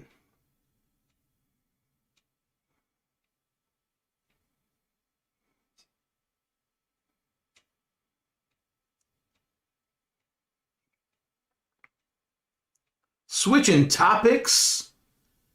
Like we got into a car wreck. Das Boot. Clarence, are you Das Booten? Das Boot's a pretty good movie. Have you ever seen that one? I have not seen Das Boot. Das Boot's pretty good. It's got the guy who played Duke Leto Atreides in David Lynch's Dune. Oh. Can't remember his name. Is that the big fat guy? No. That's Harkonnen, right? That's Baron Harkonnen. Yeah. Jürgen Sprochno That sounds right. is the guy's name. actor. Jurgen Sparchno. Uh-huh. He ended up in a bunch of David Lynch stuff, actually. Jurgen Sparchno. I like him. Ben says, I'm DOS booting. I want to play King's Quest. Oh, no. DOS booting. DOS. Oh, I get the joke. Yeah. I can explain it some more. That hit me hard, and it probably shouldn't have. I'm probably a little tipsy from all the 8% That's beer. good. You usually don't get drunk at all from beer. No, I don't. I don't usually get drunk at all from liquor, even these days. Which maybe Except for that one day when you were drinking the vodka with the LaCroix with no sugar. the vodka LaCroix is just like doing that 100% gets me wrecked, and I love it. I just did an alcoholism. Woo! Good job. Ben says the more you explain it, the funnier it gets. Yes, I agree. I have a buddy that I work with from time to time, whom I love dearly, Yes. who is the master of explaining jokes, and it's my favorite thing in the entire world. I have met this person several times. Mm-hmm.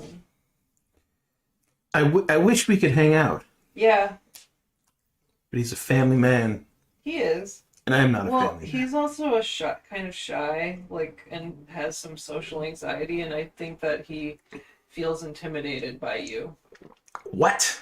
and or us, as cool, quote unquote, cool people. I think. So what you're saying is I should invite him over to the house and hook up my 2 amps with my pedal board and pull up my Kramer and just noodle at him while he's trying to talk to me the whole time? I don't think that would be effective. I think he would run away. Son of a bitch. Yeah.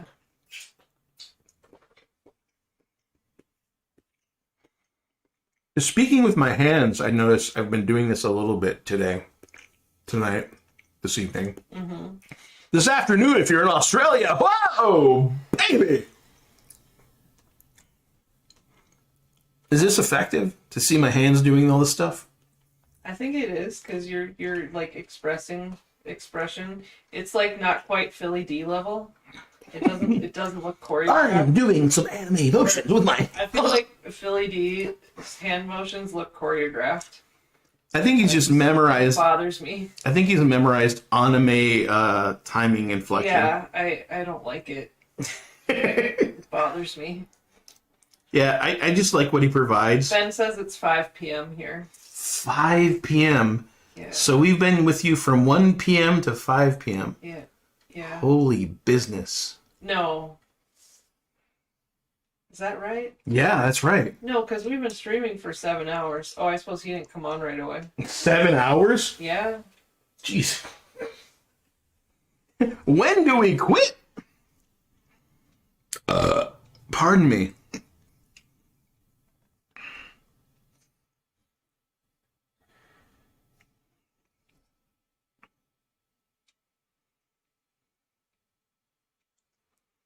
I may be enjoying myself too much. I don't know. That's not a thing. The new Dune movie looks terrible. What did you refer to it as? Desert Goth? Yeah, Desert Goth. Desert Goth. It looks It just horrible. looks so grim and awful. It's like, if you look at actual desert people, they're always very colorful, with their Yeah, they're like- things and their clothing. They're always very colorful because they. We have to compensate for the fact that nothing grows here. It's just so terrible looking. I don't know.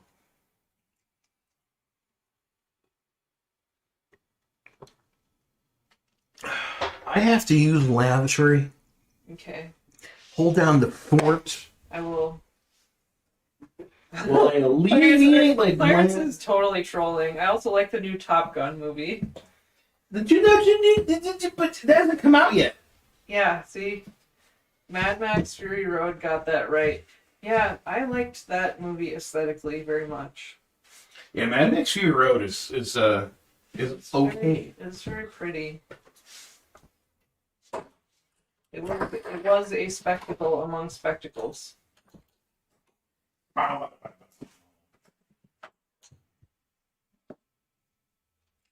You got a slinky cat. Yes, I see that.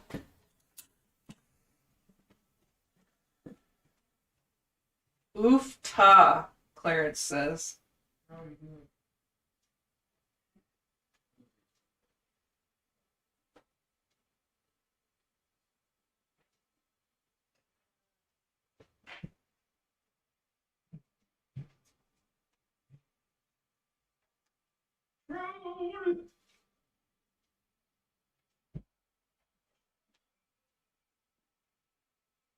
Sometimes I troll. Yes, that's true.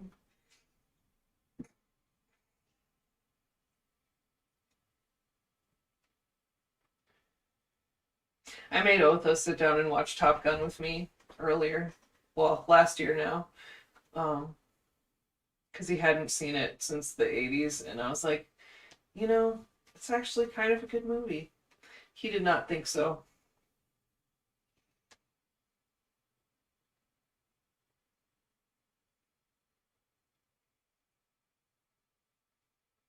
Where did I go, Clarence? Hey! Oh! The cat is trying to paw at the camera. Come here, guy. Hey, look. Okay.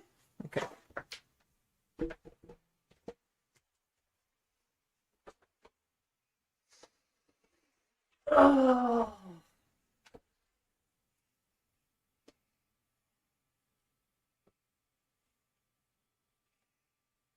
You should go to Alaska for 10 weeks. Fuck you. I'm gonna go to Georgia for 10 weeks, where it's actually kind of warm. My dad. Well, this was yesterday. Yesterday, I was considering packing up the truck and driving to Georgia to visit my sister, because fuck this weather. And this morning, I get a text message from my dad. Me and Mom are going to Georgia for 2 weeks. See you later. It's like, God damn it, fuck you. Ow! Cat.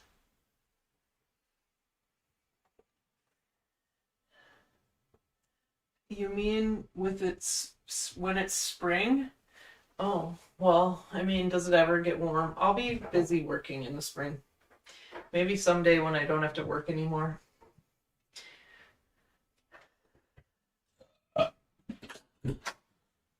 Peace. I looked away for a minute, and then I looked back over there, and he was up in your chair pawing at the camera.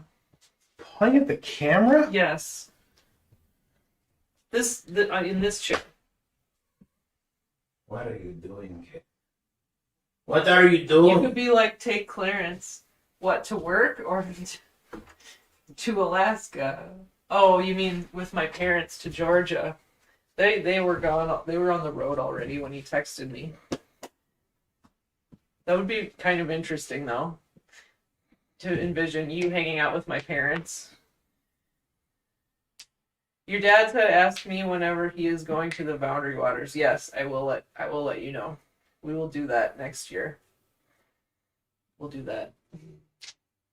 Oh, You and Tina. cracking my knuckles. Are you sick of being in here? Mm-hmm. What's going on? Mm-hmm. Yeah. Yeah. What? Do you have a way to plug my phone in over here? No, but it's probably fine now. Let's see. Do you have? Well, there are. You have 41%. Here, there's a No, look. a plug-in right look. here. Yeah. No, there's also this.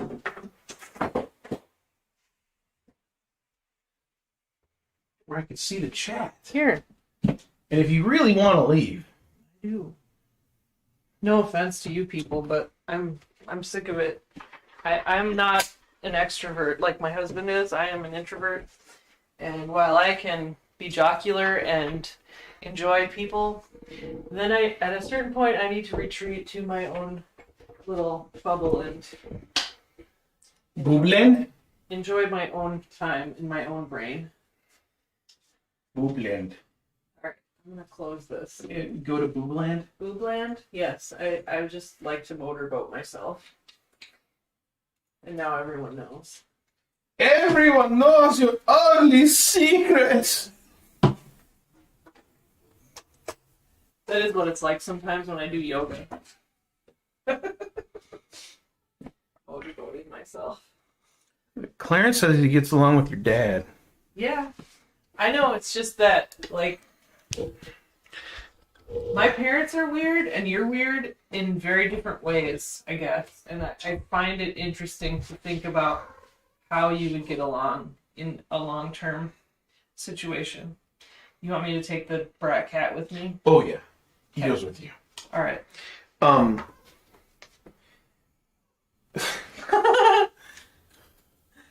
Is he in the photo now? Probably. The cat's gonna do art for the rest of the stream.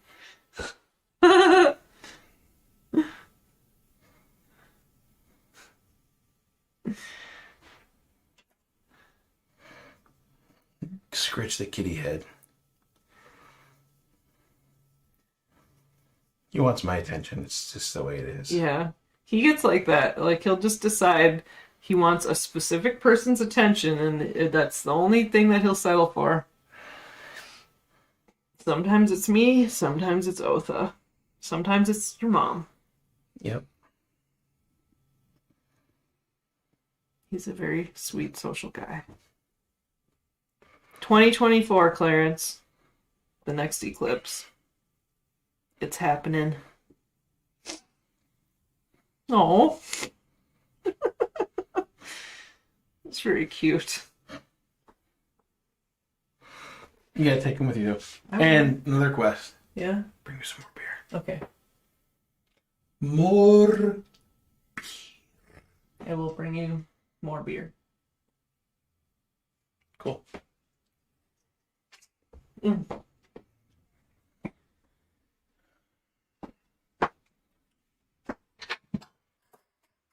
Come on, kitty. I'm taking you away from this place.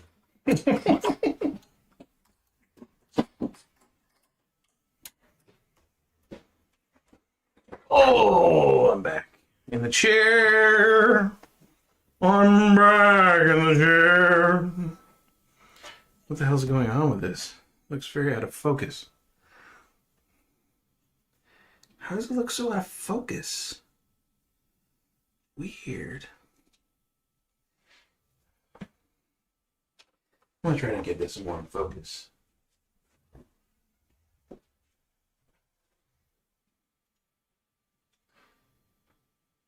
Doesn't seem right.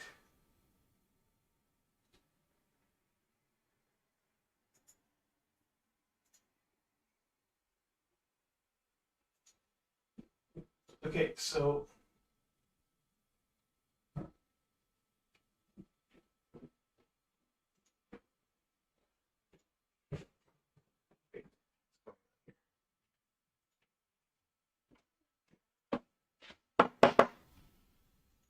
uno momento, por favor. I don't know what to do. Looks out of focus on my mobile phone. Son of a bitch, I just knocked over some shit. Here you go.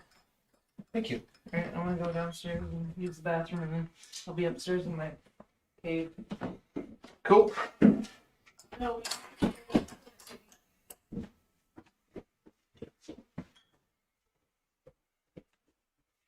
Apologies for any feelings of breakitude in the situation. Things are happening. We've been on here for fucking 7 hours. So, you might excuse a little bit of a, I don't know what you call it. A little bit of an inconsistency for a moment.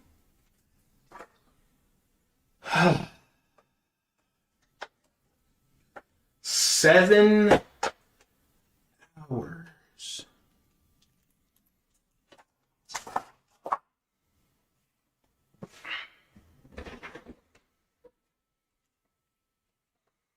Seven hours.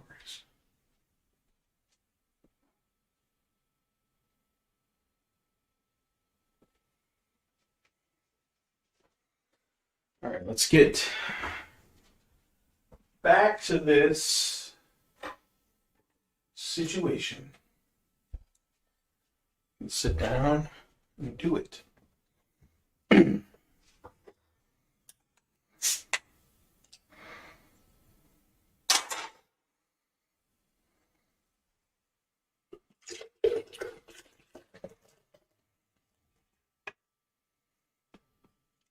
I don't even know what that sound is.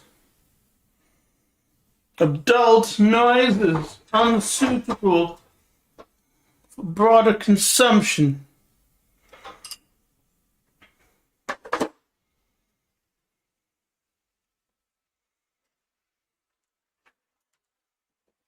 Okay, what do we got here?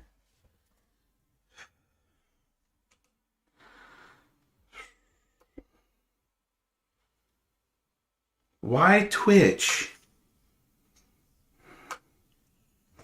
Why Twitch?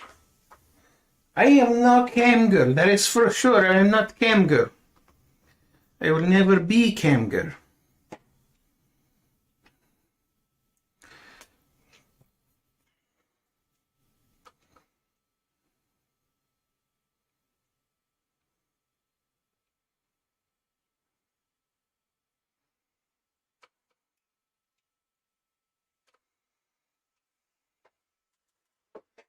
I think Twitch, like there's a mystique with Twitch that it's for the hip kids, that it's for the people doing stuff, which is weird because everyone's always doing stuff no matter what they're doing.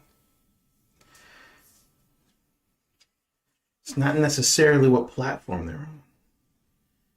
People are always doing stuff.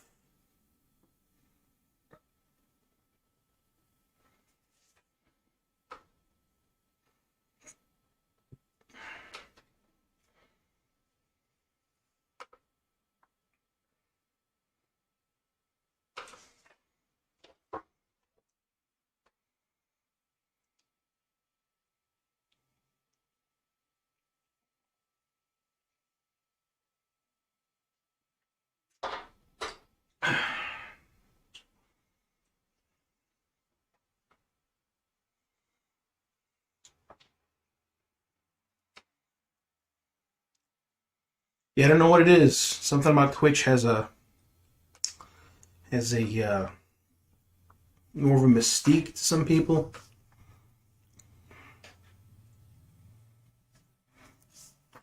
But I don't understand. Because I just think people are doing stuff wherever they're doing stuff. I am more familiar with YouTube by a long shot. I'm more familiar with the interfaces of YouTube, how to get it working.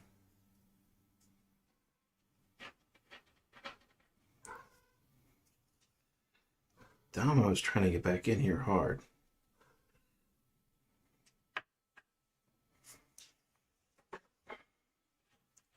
But he can't have back in here because he will start wrecking shit.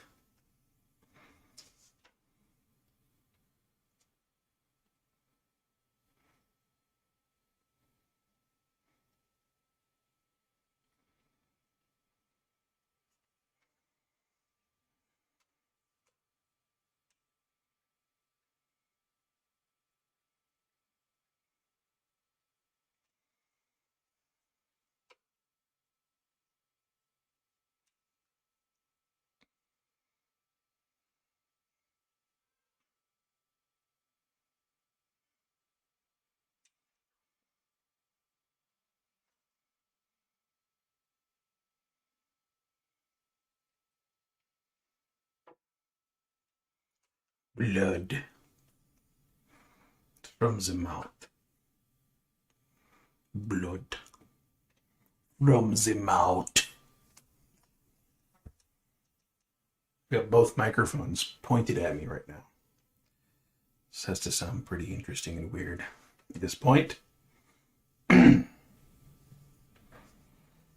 another thing about our mic situation is that it's split in stereo.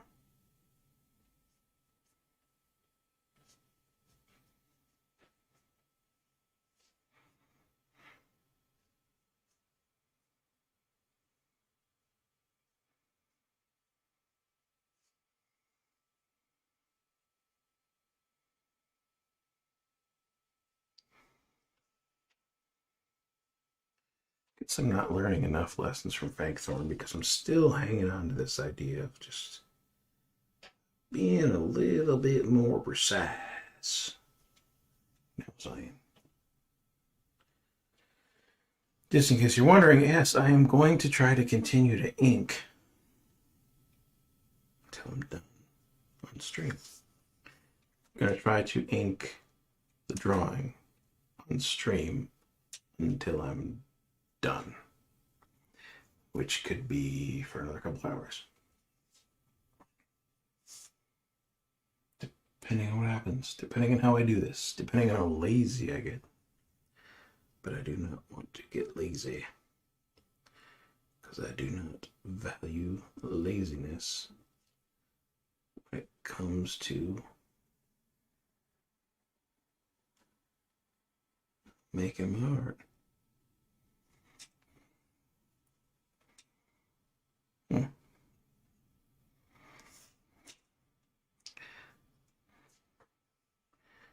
After seeing this on my mobile phone, though, I'm a little worried at how this looks to people. A little worried that the resolutions may be a little bit too low.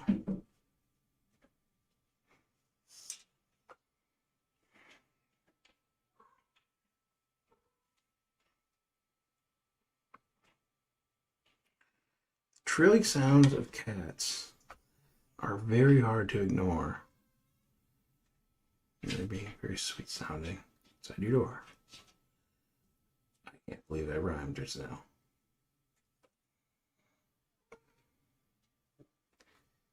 Can anybody hear Domino inside the door?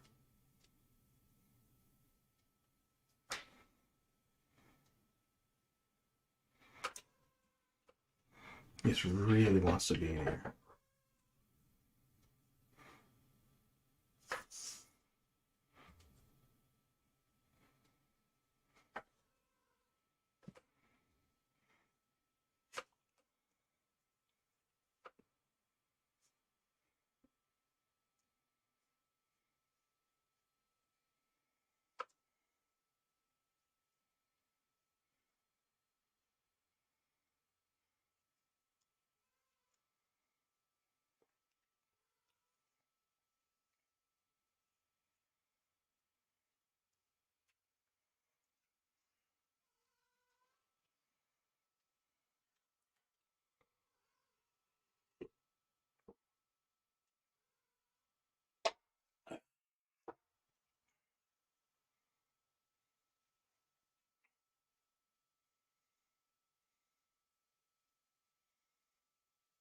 See you later, Will.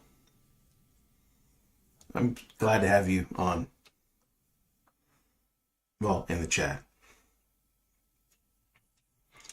I'm going to try to keep going until this is done. Because, whatever. Self-abuse. Fuck it, it's Saturday, Sunday.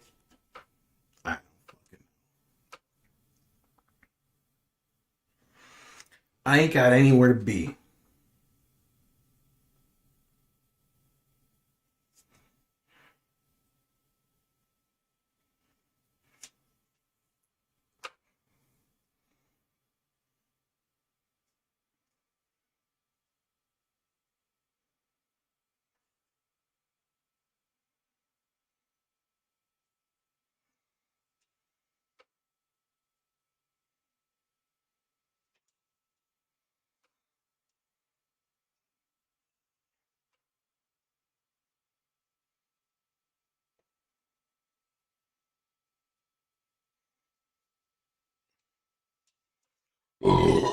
Oh, pardon me.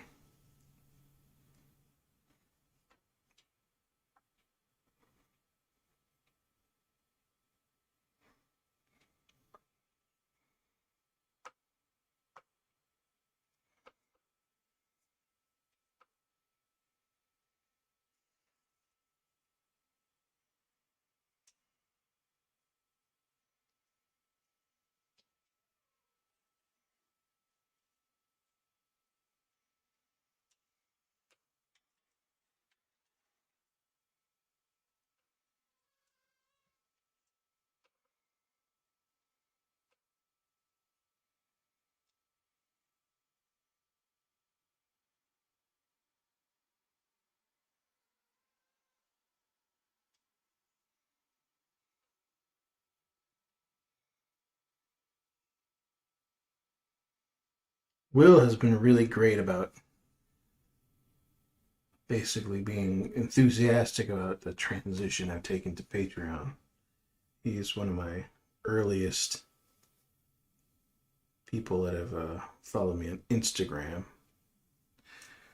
and I'm really thankful for him supporting me so much. Especially when I get into these places where I don't even fucking believe in myself. Working on all these projects, trying to get something off the ground, and going against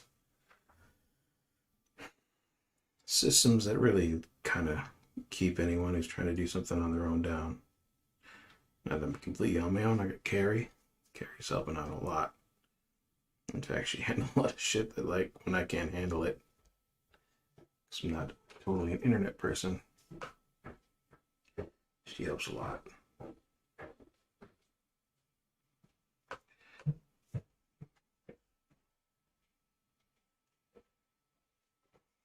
But Will was one of the first people to fully embrace me trying to do something a little extra.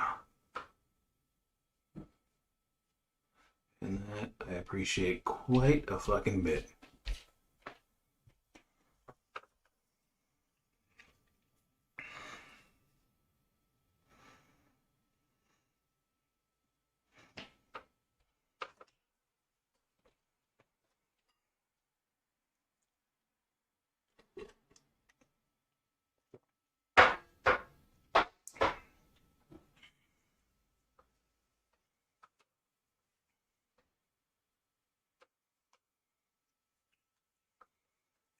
More people total watching. Suppose it's alright for someone who doesn't have barely any followers. At 1:30 a.m.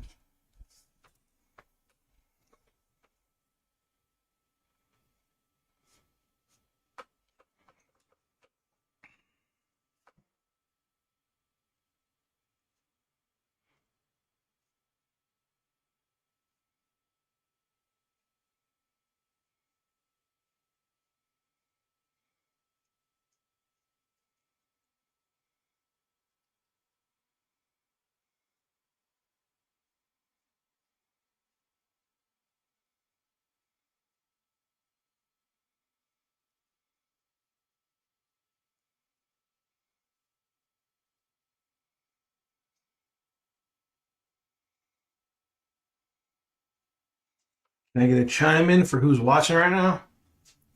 I'm able to see chat through my phone right now. Might be a couple of seconds delay, but be nice to hear. Just curious.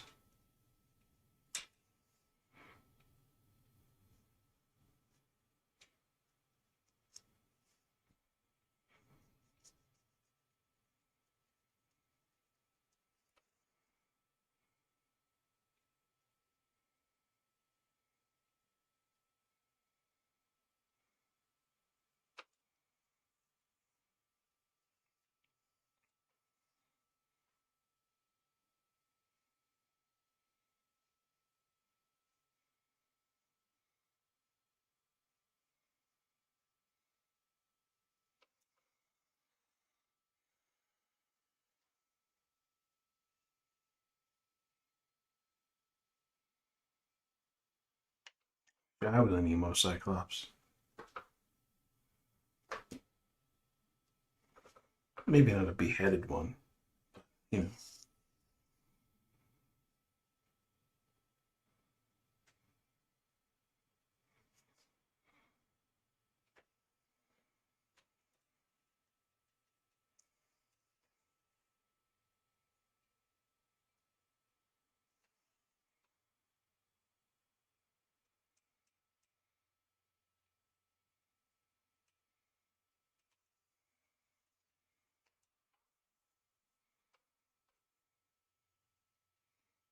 Dan went shopping and he's back. What'd you go buy, Dan? What'd you go shopping for? What you go shopping for?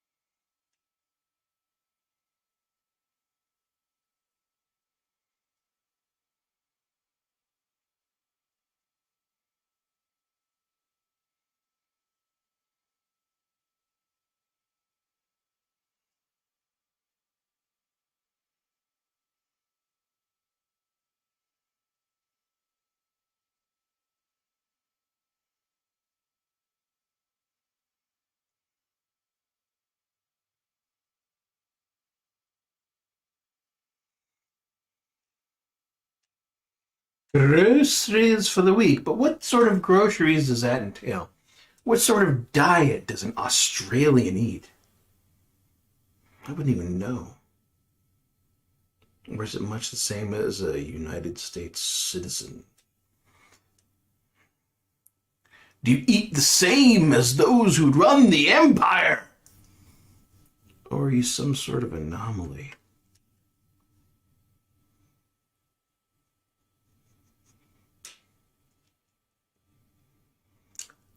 Oh, now you're just playing into stereotypes with your big jar of Vegemite.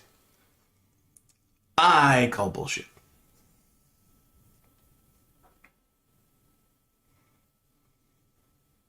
I know that you come from the land down under, where the women blow and the men chunder, but come on, man. Your diet just can't be all that.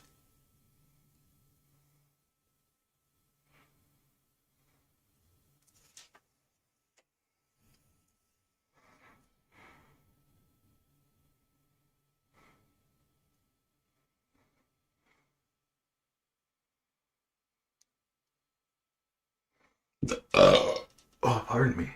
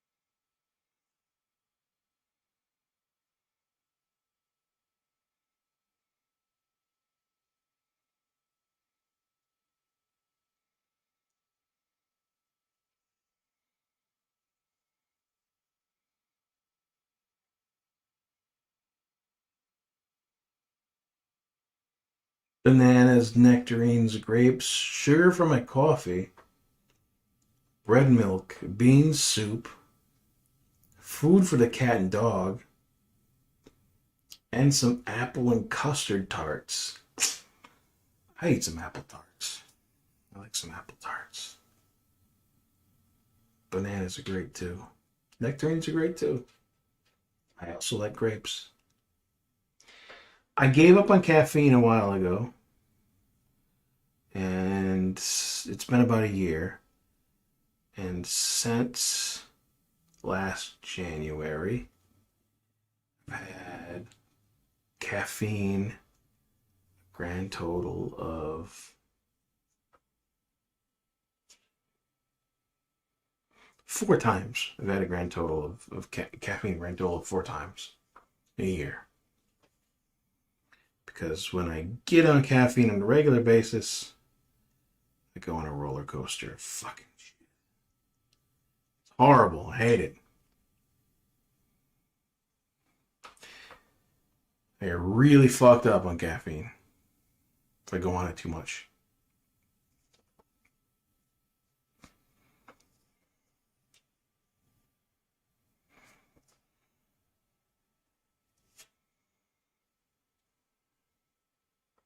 I'm really liking this Cyclops dude.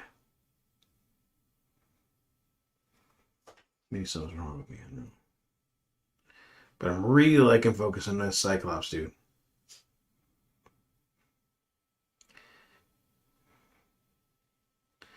I apologize that the volume's gotten a little lower since Carrie is no longer involved with the stream tonight. This morning?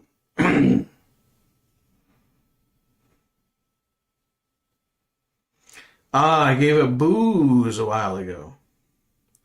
Yeah, I can't give up booze, can't give up the liquor, can't give up the alcohol. Because I realize that when it really comes down to it, I'm more of an anal retentive cunt when I do not consume some sort of relaxant, some sort of depressant. I am generally a high-strung extrovert, which is embarrassing. Sometimes it results in really good comedy, and I've gotten laid a lot because of it, but it's not the best thing. Really not the best thing. Because when I'm no longer in the presence of other people, physically, like in the proximity of other humans, I start getting into weird spirals and I just can't sleep because another part of my personality is thinking about things like the chemistry of metallurgy and history, which history, holy fuck, just giant fucking topic and deep end. So having a little bit of alcohol just lets me relax. And in a weird way, it lets me focus.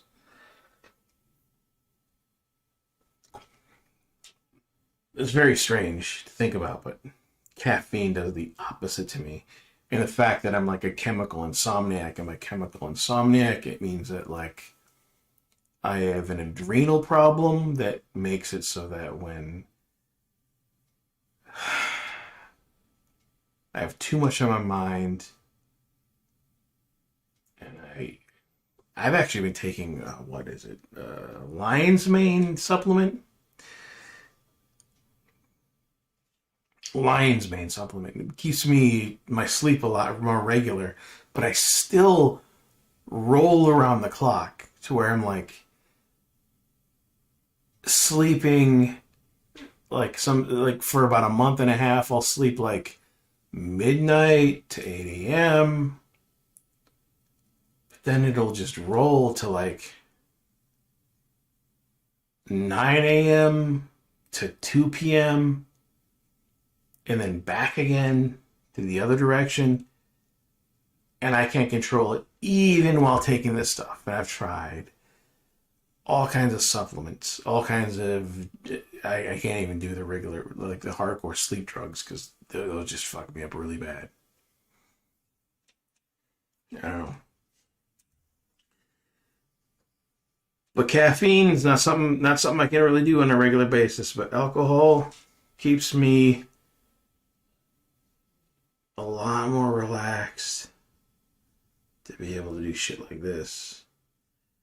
Where there are people hanging out with me in a real sense and like presence.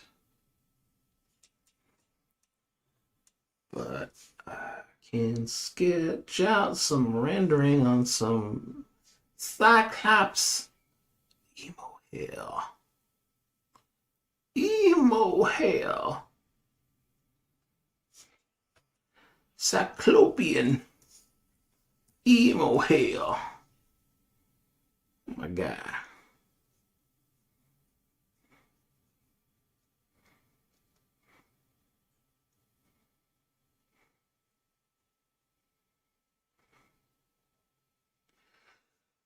And the weird part about all this is I spent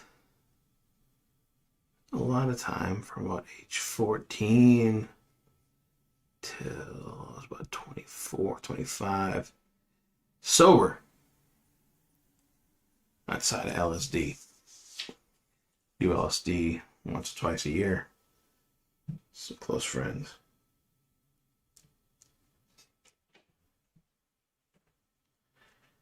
That was great. Honestly.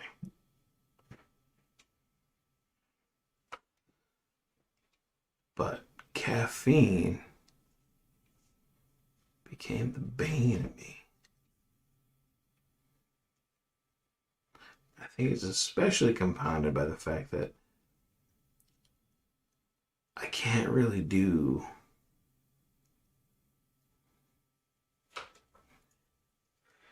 black coffee in the same way that other people can. I'd have to do black coffee with nothing sweet in my life, like no soda, no desserts, or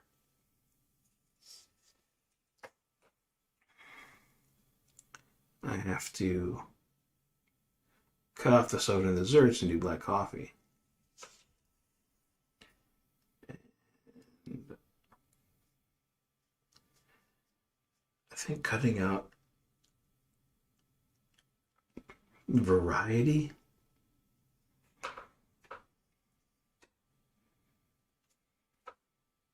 of any kind has caused more problems than solutions when it really comes down to it.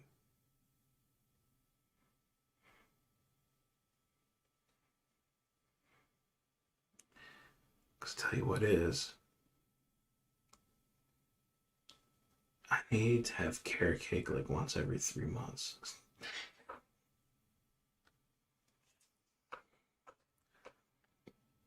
I need to have Swedish fish or gummy bears or something.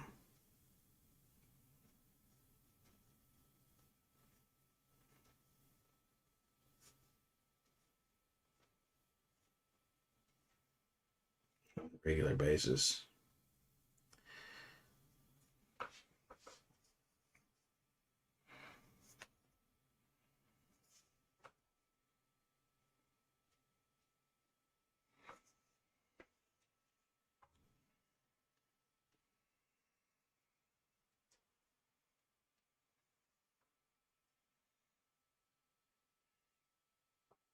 Man, I'm not some crazy Cyclops emo here. My hair is too thick for a hairstyle like this. Need fine hair. Fine hair.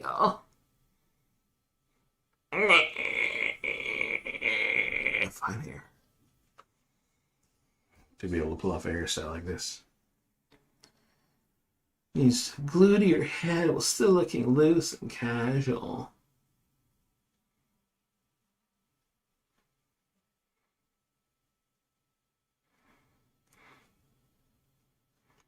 So here's a weird thing. It's one of the ways that I learned to draw just about anything is by feeling it. The more I got into drawing hair, for instance, was the more experienced I got with cutting my friend's hair. I cut the hair of a lot of friends of mine over the years.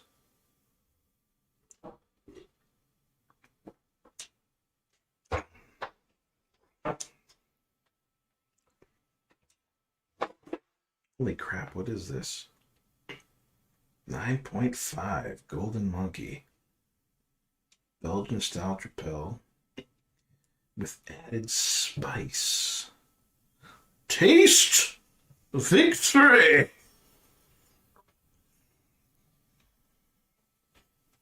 Pilsner malt. Young. Bill and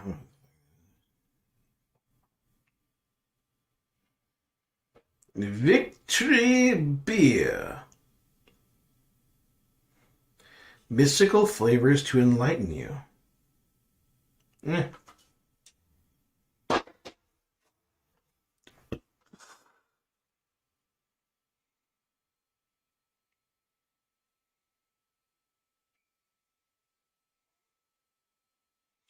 I will color this. I digitally color. I almost exclusively digitally color. Because color for me is the expedient part. I've gotten into a place where I try to use... I've gotten into some experiments lately too, but I'll get to it in a second. I've gotten into a place where I want color to be the fastest part of doing this, and I will color this after I ink it. And I typically use Photoshop, but I've gotten into a place where I've experimented with two things. And I did this in a piece I did in November that I called Turkey Warrior, that I sent out to my patrons. As, well, the patrons I qualified at the tiers. As a what do you call it? A postcard. And the way I did it was I penciled it on a computer, printed it out, and I penciled different parts that were going to be different color parts. And the what I do is, like, you know, a layer for skin shading, a layer for armor shading, all this stuff on this made up on the spot character. But I inked them by hand. And then I rescanned them and put them in. And another thing I did was I went into Clip Studio Paint, which is a pretty great program that I don't think I'll ever get fully used to. And I outputted some highly textured fill situations. They combined those layered scans with the Clip Studio Paint textures, and I colored it in Photoshop. It turned out pretty good as far as I'm concerned.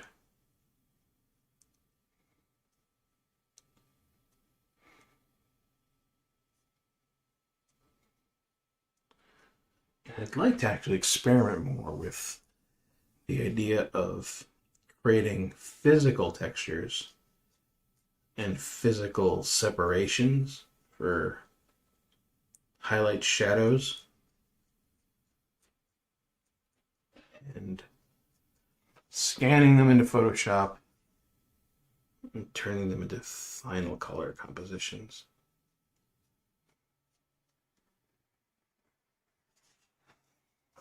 Because I really like the way it turned out. And even though it wasn't as, like, smooth and gradated as my standard sort of Photoshop coloring process, it was really vibrant and gave a little bit of that feeling of organic, kind of random seed vibe that I was talking about earlier. However fucking long ago that was. Look at that. All that blood is shaded in.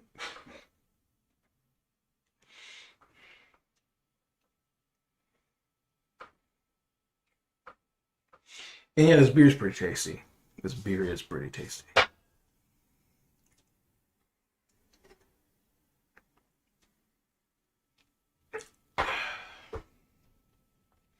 It's got that banana taste that a lot of Belgians have, which I personally love. I know a lot of people hate it. They want more of a bitter beer. They want hopsiness. But I am personally a fan of the malty flavors more. Give me malt, give me sweetness, give me smoothness. Yes, I am such a pleb that I equate maltiness with smoothness.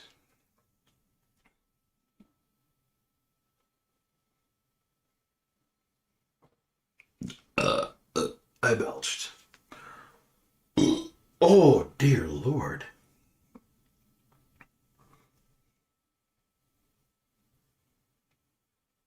Can't believe I've been going on for so long with this.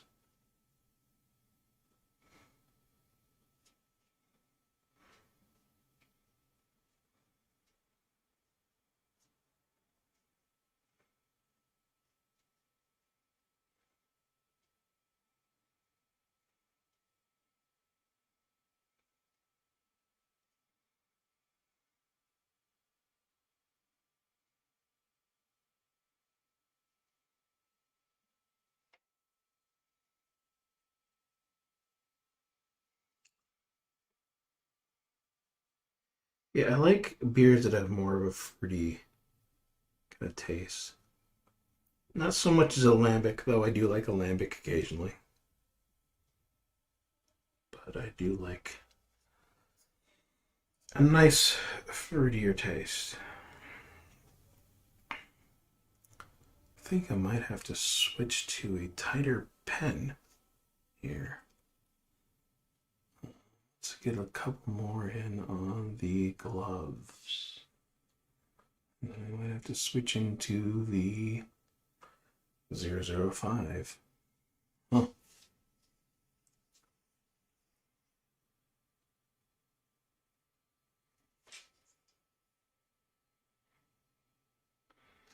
Yeah, I think hopsy beers are way overrated. I think there's a element of, oh, there's an argument that's like 10 or 15 years old or whatever, but whatever. There's people that are just like, I want my beer to fight with me. It's really cool to drink things that don't taste good immediately. No. If it doesn't taste good, don't drink it. There's no reason to get drinksy if you don't like what you're drinking. Which is, how I don't know, separate a lot of my habits as a drinker. I'm not going to drink anything that doesn't taste good, which makes it so that I don't drink all the time. If it doesn't immediately taste good, why the fuck would you drink it?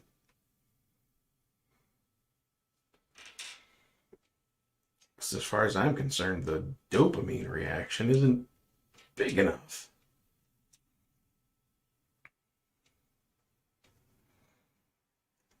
Let's see about tighter pen. Oh wait, I got some more stuff to do. Keep forgetting about things.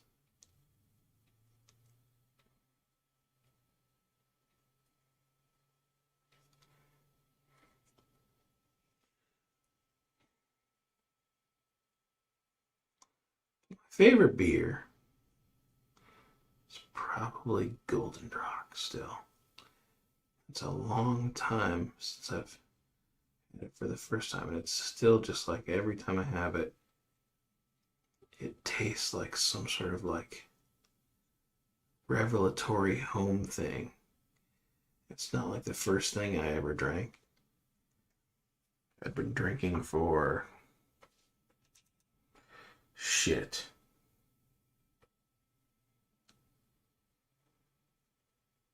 19 years? First time I drank was 19 years before I had Golden Rock for the first time, maybe even longer. And I just instantly loved Golden Rock.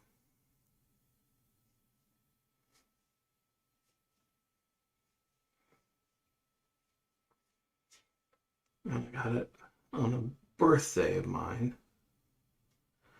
My friends' bands, two of my friends at the time, their bands played in my basement at the punk house I was living in.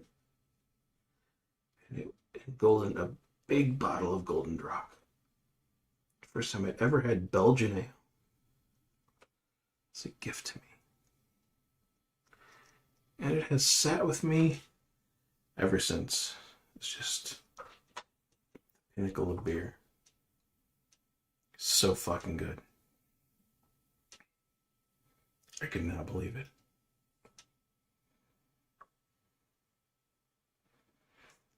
Let's get into it. Bit of a tighter.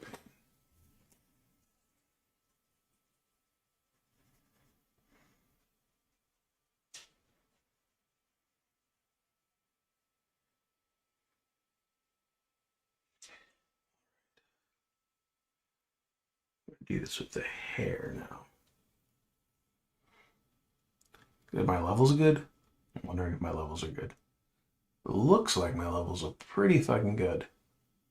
Looking over at the readout. And it looks like my levels are pretty good despite the fact that I'm not even talking very loud. Must be the 2 mic effect. That's pretty cool.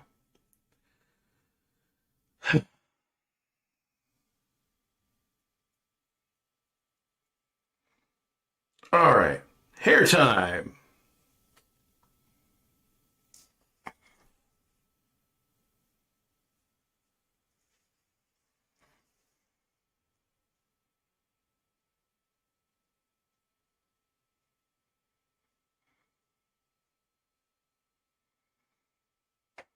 That birthday party was a bit crazy.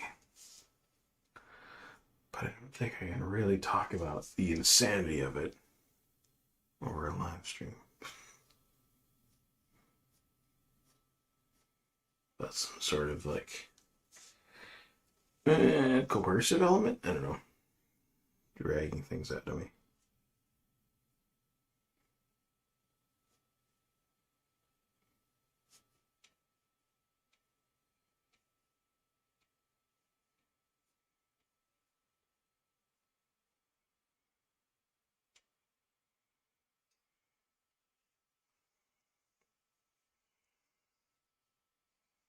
Wow, I hate that.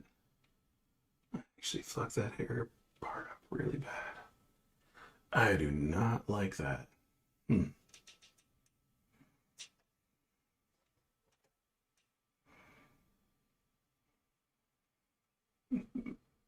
Biru.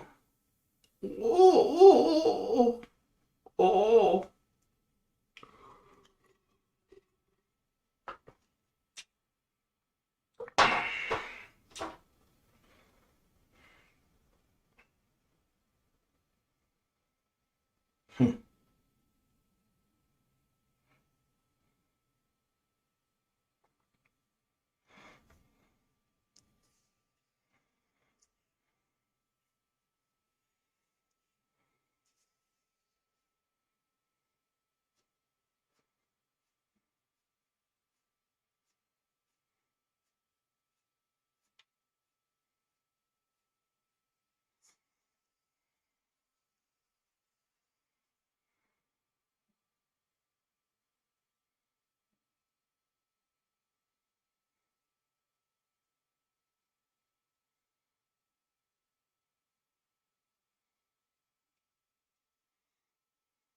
Yummy, yummy, yummy. I got.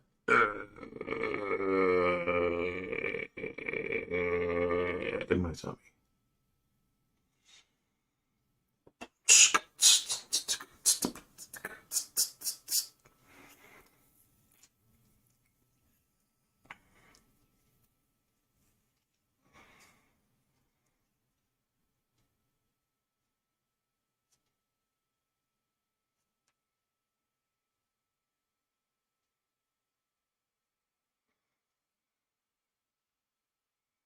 I've been coloring with Photoshop since 1996. Jesus. And I've been working with Photoshop since about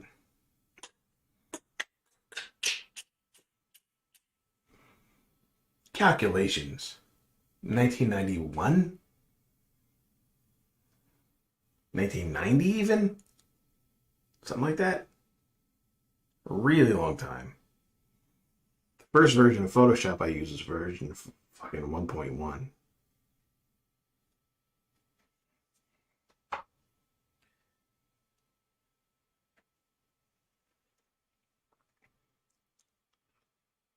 And I have to admit that the idea of moving on from Photoshop is more than a little bittersweet.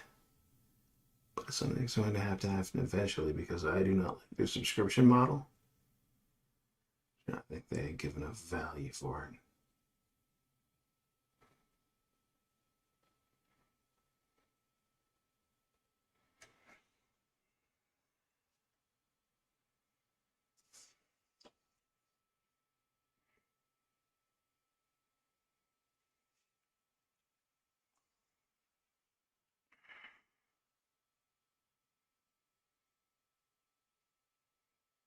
Yes, this means I'm an old man.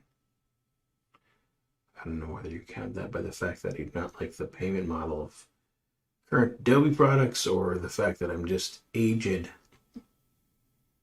That I've been alive since 1976. And experienced Adobe through almost every iteration of its product line and seen it degrade in value.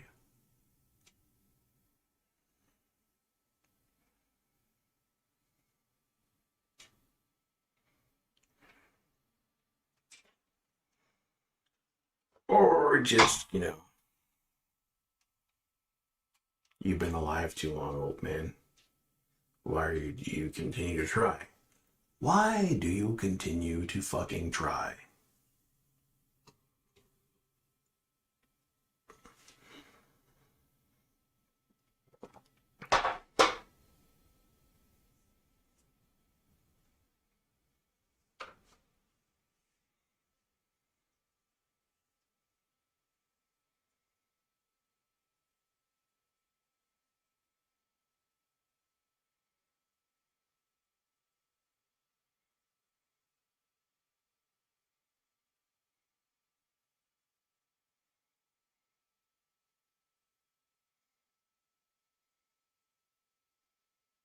This is really the point at which I had some sort of nondescript music that I could be playing in the background on a loop. But I do not have that option at the moment.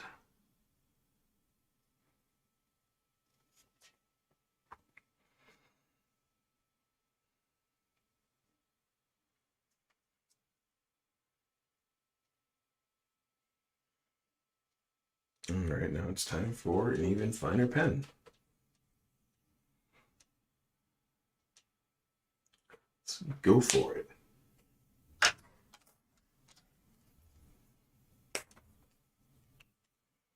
don't even know how many people are watching right now. Three people. I don't know. That's correct.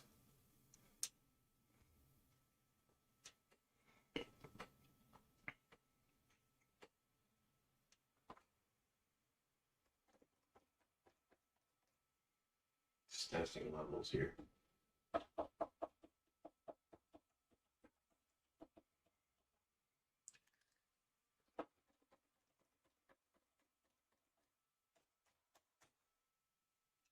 Huh.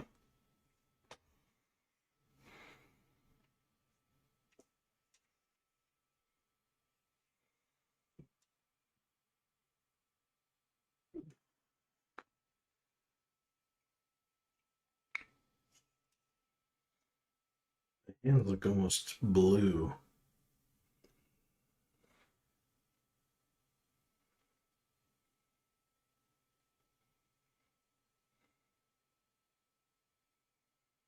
Hmm.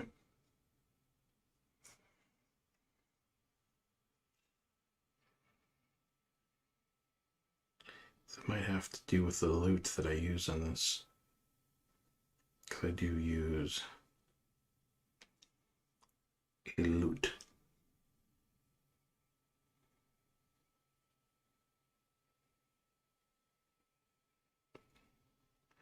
Because I want things to look a certain way.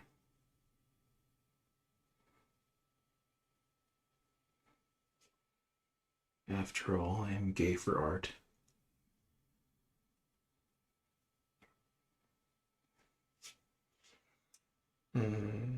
Bloody.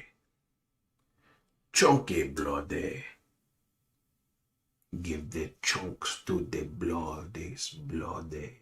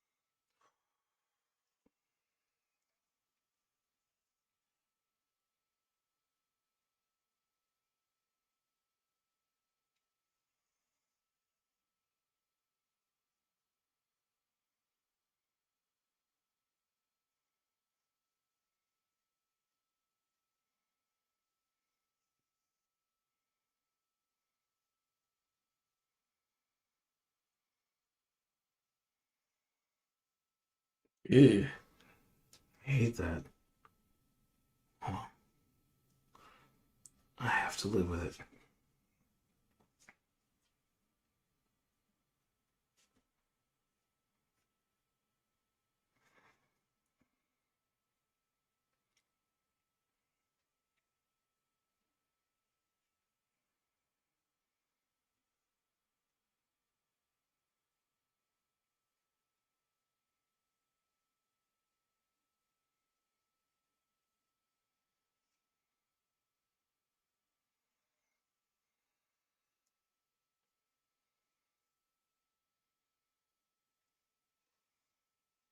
It's okay.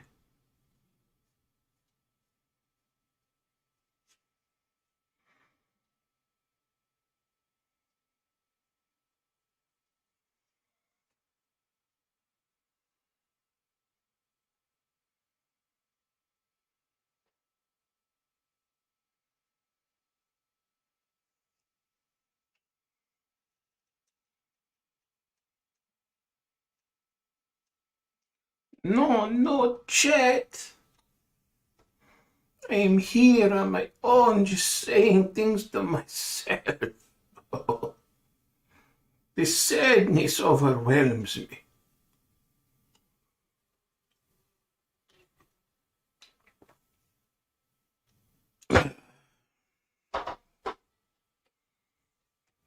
Maybe hitting toward the end of the stream, simply for inactivity.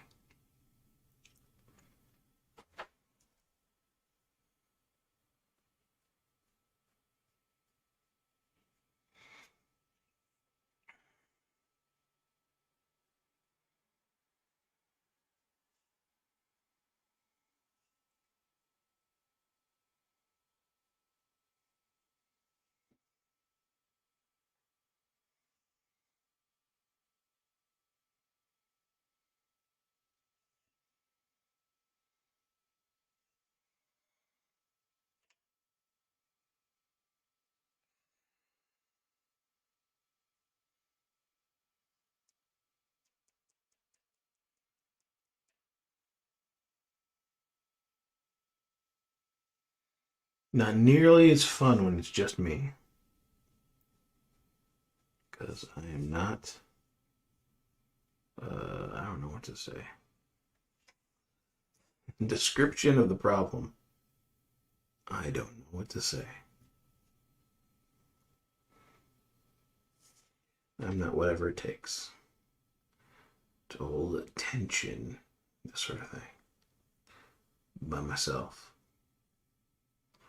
Which is weird because it's like, I think any under normal circumstances I'd be considered the talent.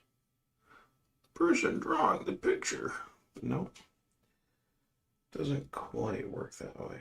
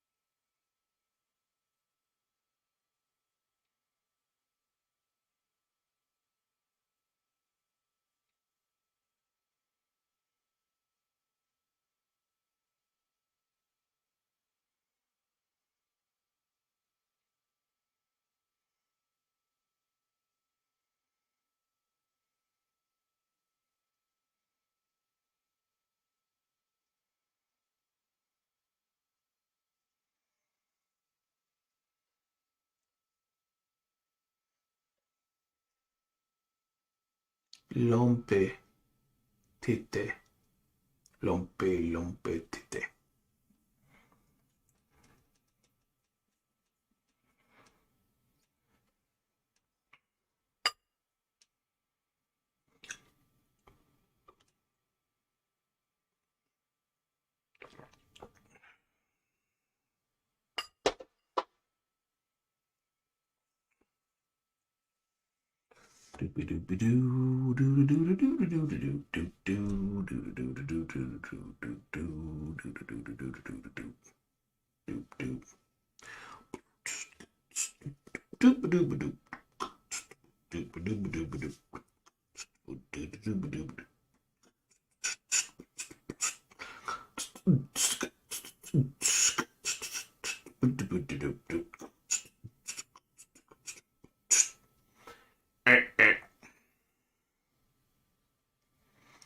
I start to beatbox when I have no input.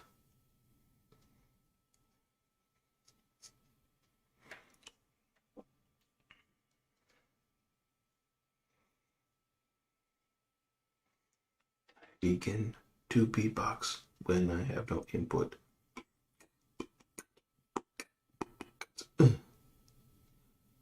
Beatbox, no input. Skelly, titty. Sometimes your skelly get titty. Sometimes your titty get scaly. Sometimes you're getting. No.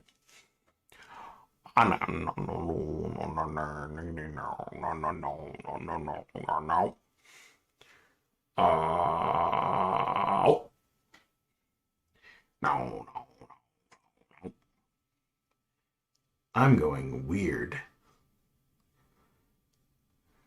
The more I'm alone on this live stream, the more I go fucking weird.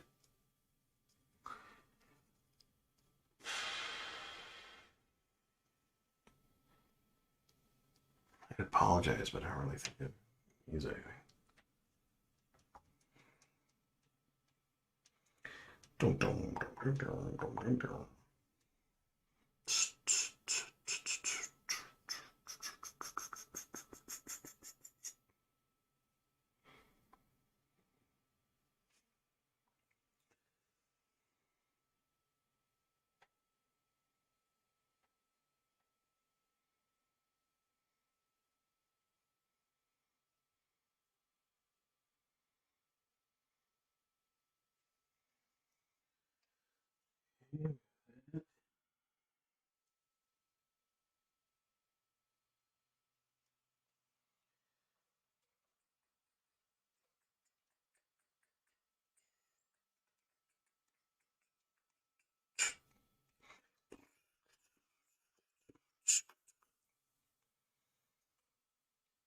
I don't know.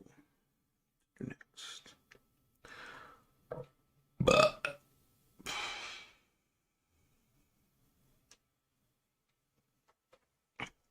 pardon my belch.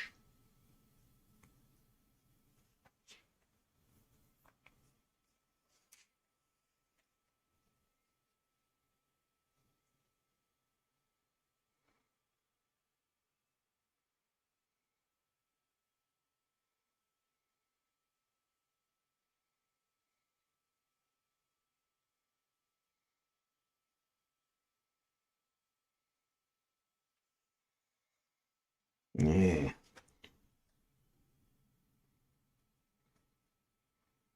Sometimes you just don't like what you do.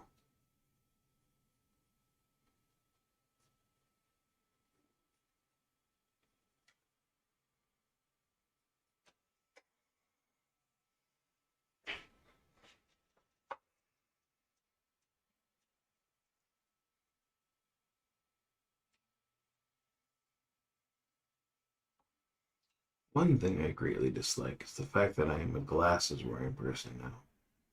And just a few years ago, I was not. So drawing with glasses on has caused a lot of consternation for me.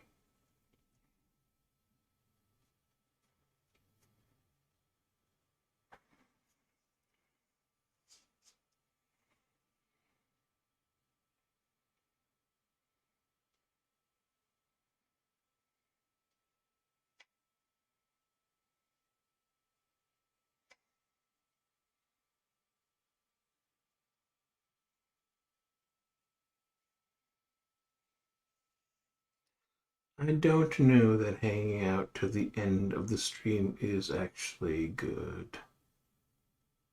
Hanging out to the end. Hanging out to the end is drawing. Streaming to when the drawing is finished. Let me put it that way. I don't know, I should do it.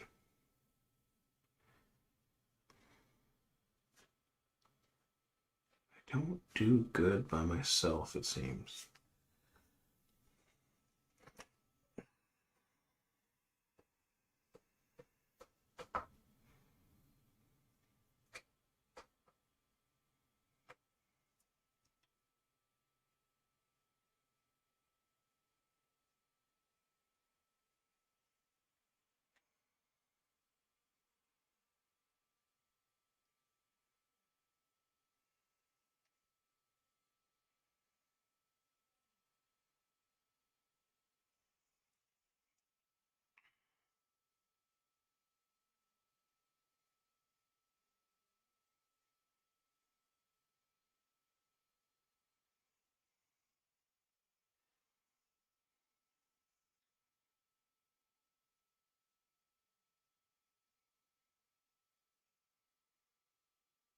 Getting into this place where I start wanting to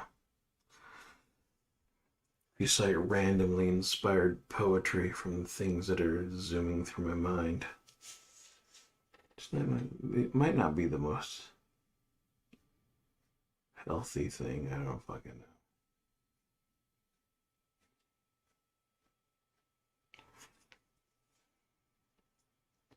Some of it's morbid.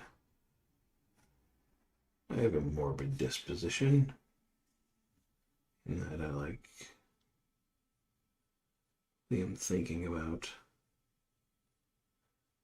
death, mortality, and how people circumvent such things. How people circumvent mortality.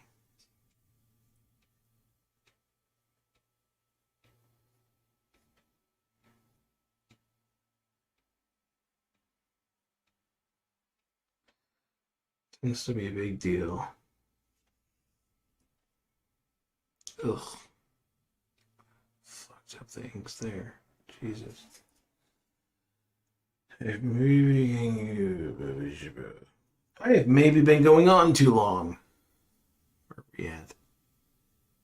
2:23, started at 6. That's 8 hours and 23 minutes. We have been on for 8 hours and 23 minutes. Anyone who has hung on to this point, you are fucking stupid. Because I feel stupid.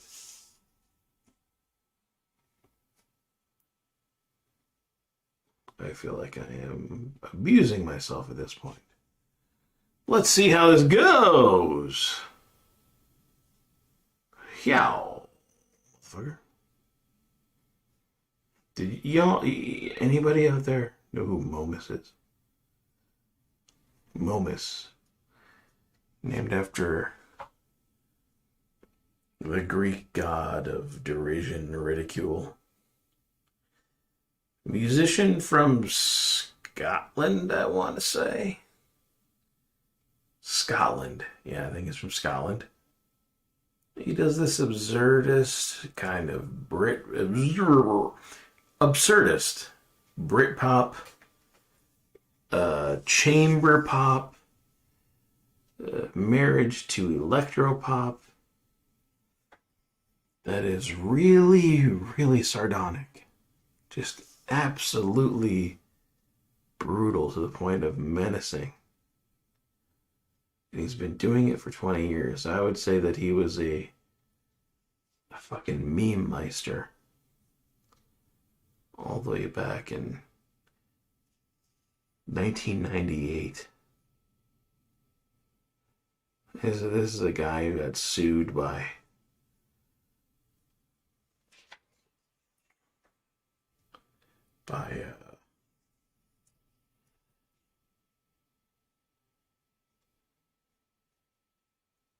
Goodyear Tire Company, I think. No, Michelin. Got sued by Michelin. And He got sued by what's her name? Can't remember. The Hookdumbach. The person who made Hookdumbach transitioned. Momus made a back before this whole gender politics thing took off in a really big internet way, made a song that contemplated whether or not Wendy Carlos would go back in time and marry her pre-transition male self. Ended up getting sued over it, which I find to be abhorrent. The suing, not the song.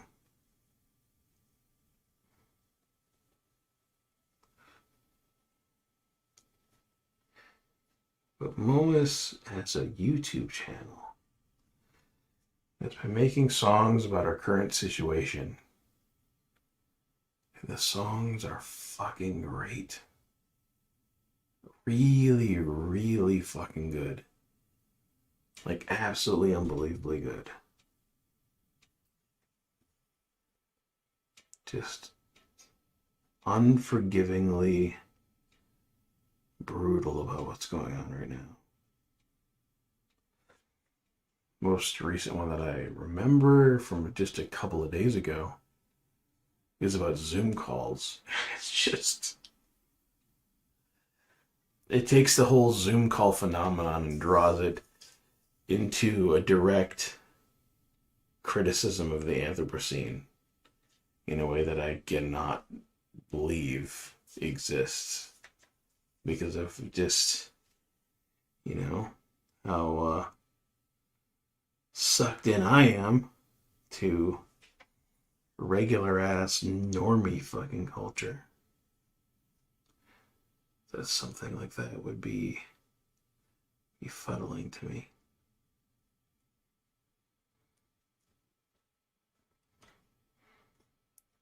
But it is. That's impressive. I can't believe how fucking good it is. So yeah, look at Momus. I think it's MOMASU,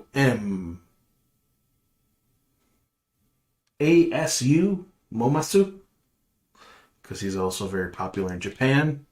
And I think he did Momasu. Momasu. To cater to that demographic. Somehow. Big in Japan.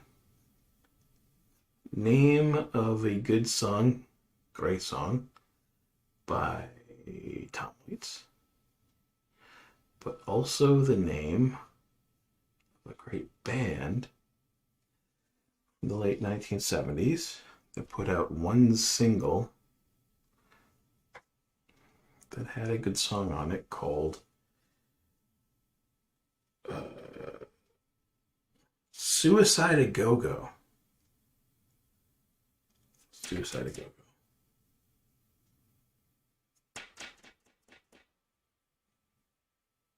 Yeah, Suicide A Go-Go is a fucking great song. I don't know if it's on YouTube or anywhere else you can find it easily, but I do like the song. All right, now I'm about to ink the face. This is going to be the last bit before I do the signature.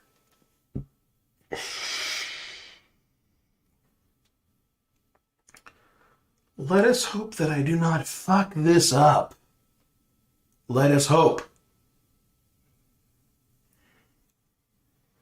It says that there are 3 people still watching this. How is anyone still fucking watching this? Jesus. What is fucking wrong with you people?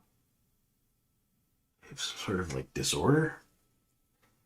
God, I need this. I wear glasses now. I started wearing glasses just last year. And I fucking hate this. Because it isn't It is not an exact one-for-one replacement for real vision. Holy fuck, it is not. Ugh. Oh wait, I'm doing this to avoid. I'm gonna avoid doing the face inking right now because I'm gonna do the.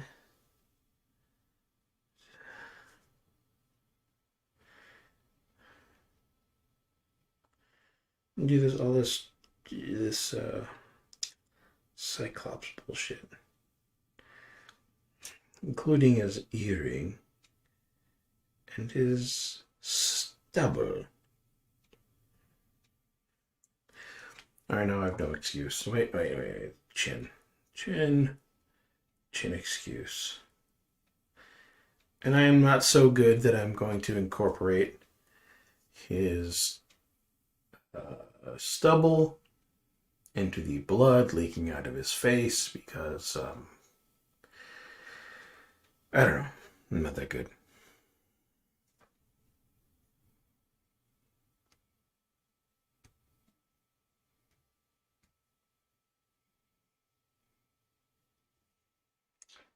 Still 3 people watching. I even refreshed it. You people have to be sick in your brains. All right.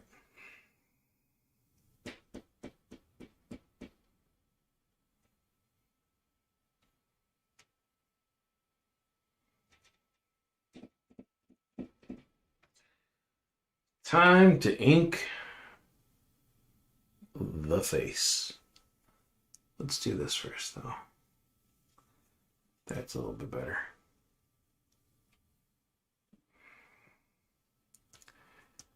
Red Sonja, huh?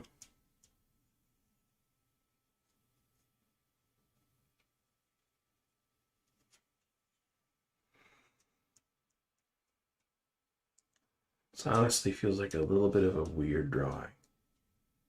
I don't know.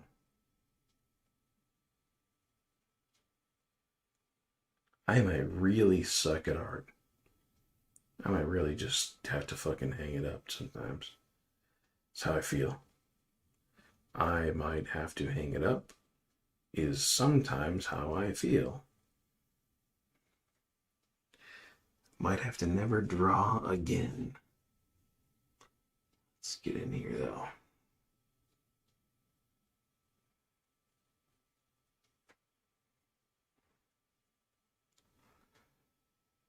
Got the eyebrow coming in.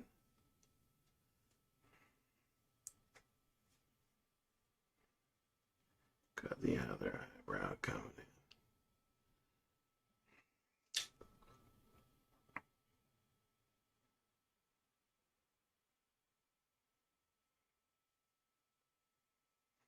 See, the weird thing about having glasses like I got is even with my reading specs, which is what I used to draw, I can't actually get that close in to what I'm doing. So much of what I do here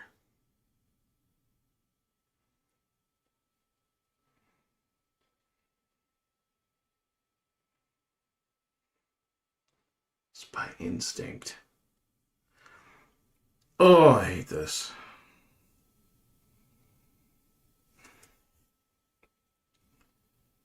Yeah, not enjoying what I'm doing right now.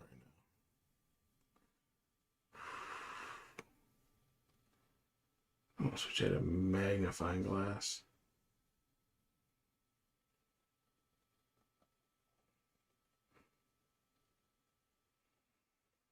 There's a nose, kinda.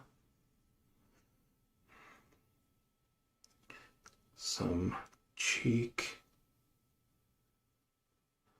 business. Can I even fucking see? Can I even see?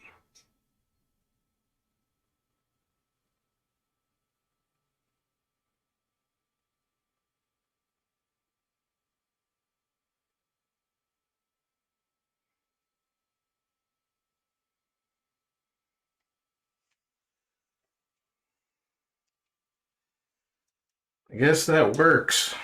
Guess that's what has to work. I don't know. Looks a little derpy and imprecise to me. Looks a little shitty once I wrapped up the face.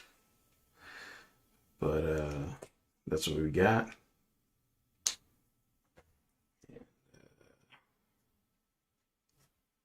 You sign it.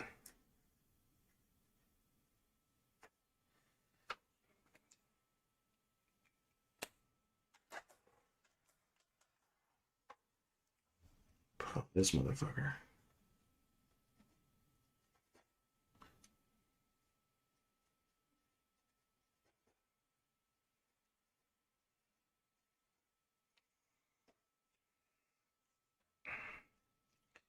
That seems to be the end of the drawing.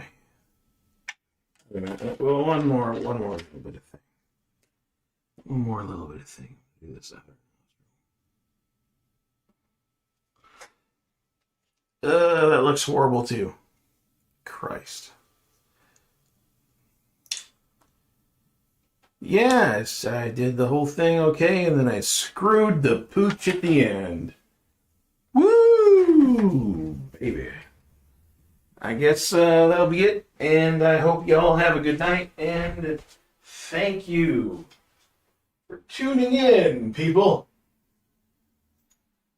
This was overall a pretty fun experience. Good night.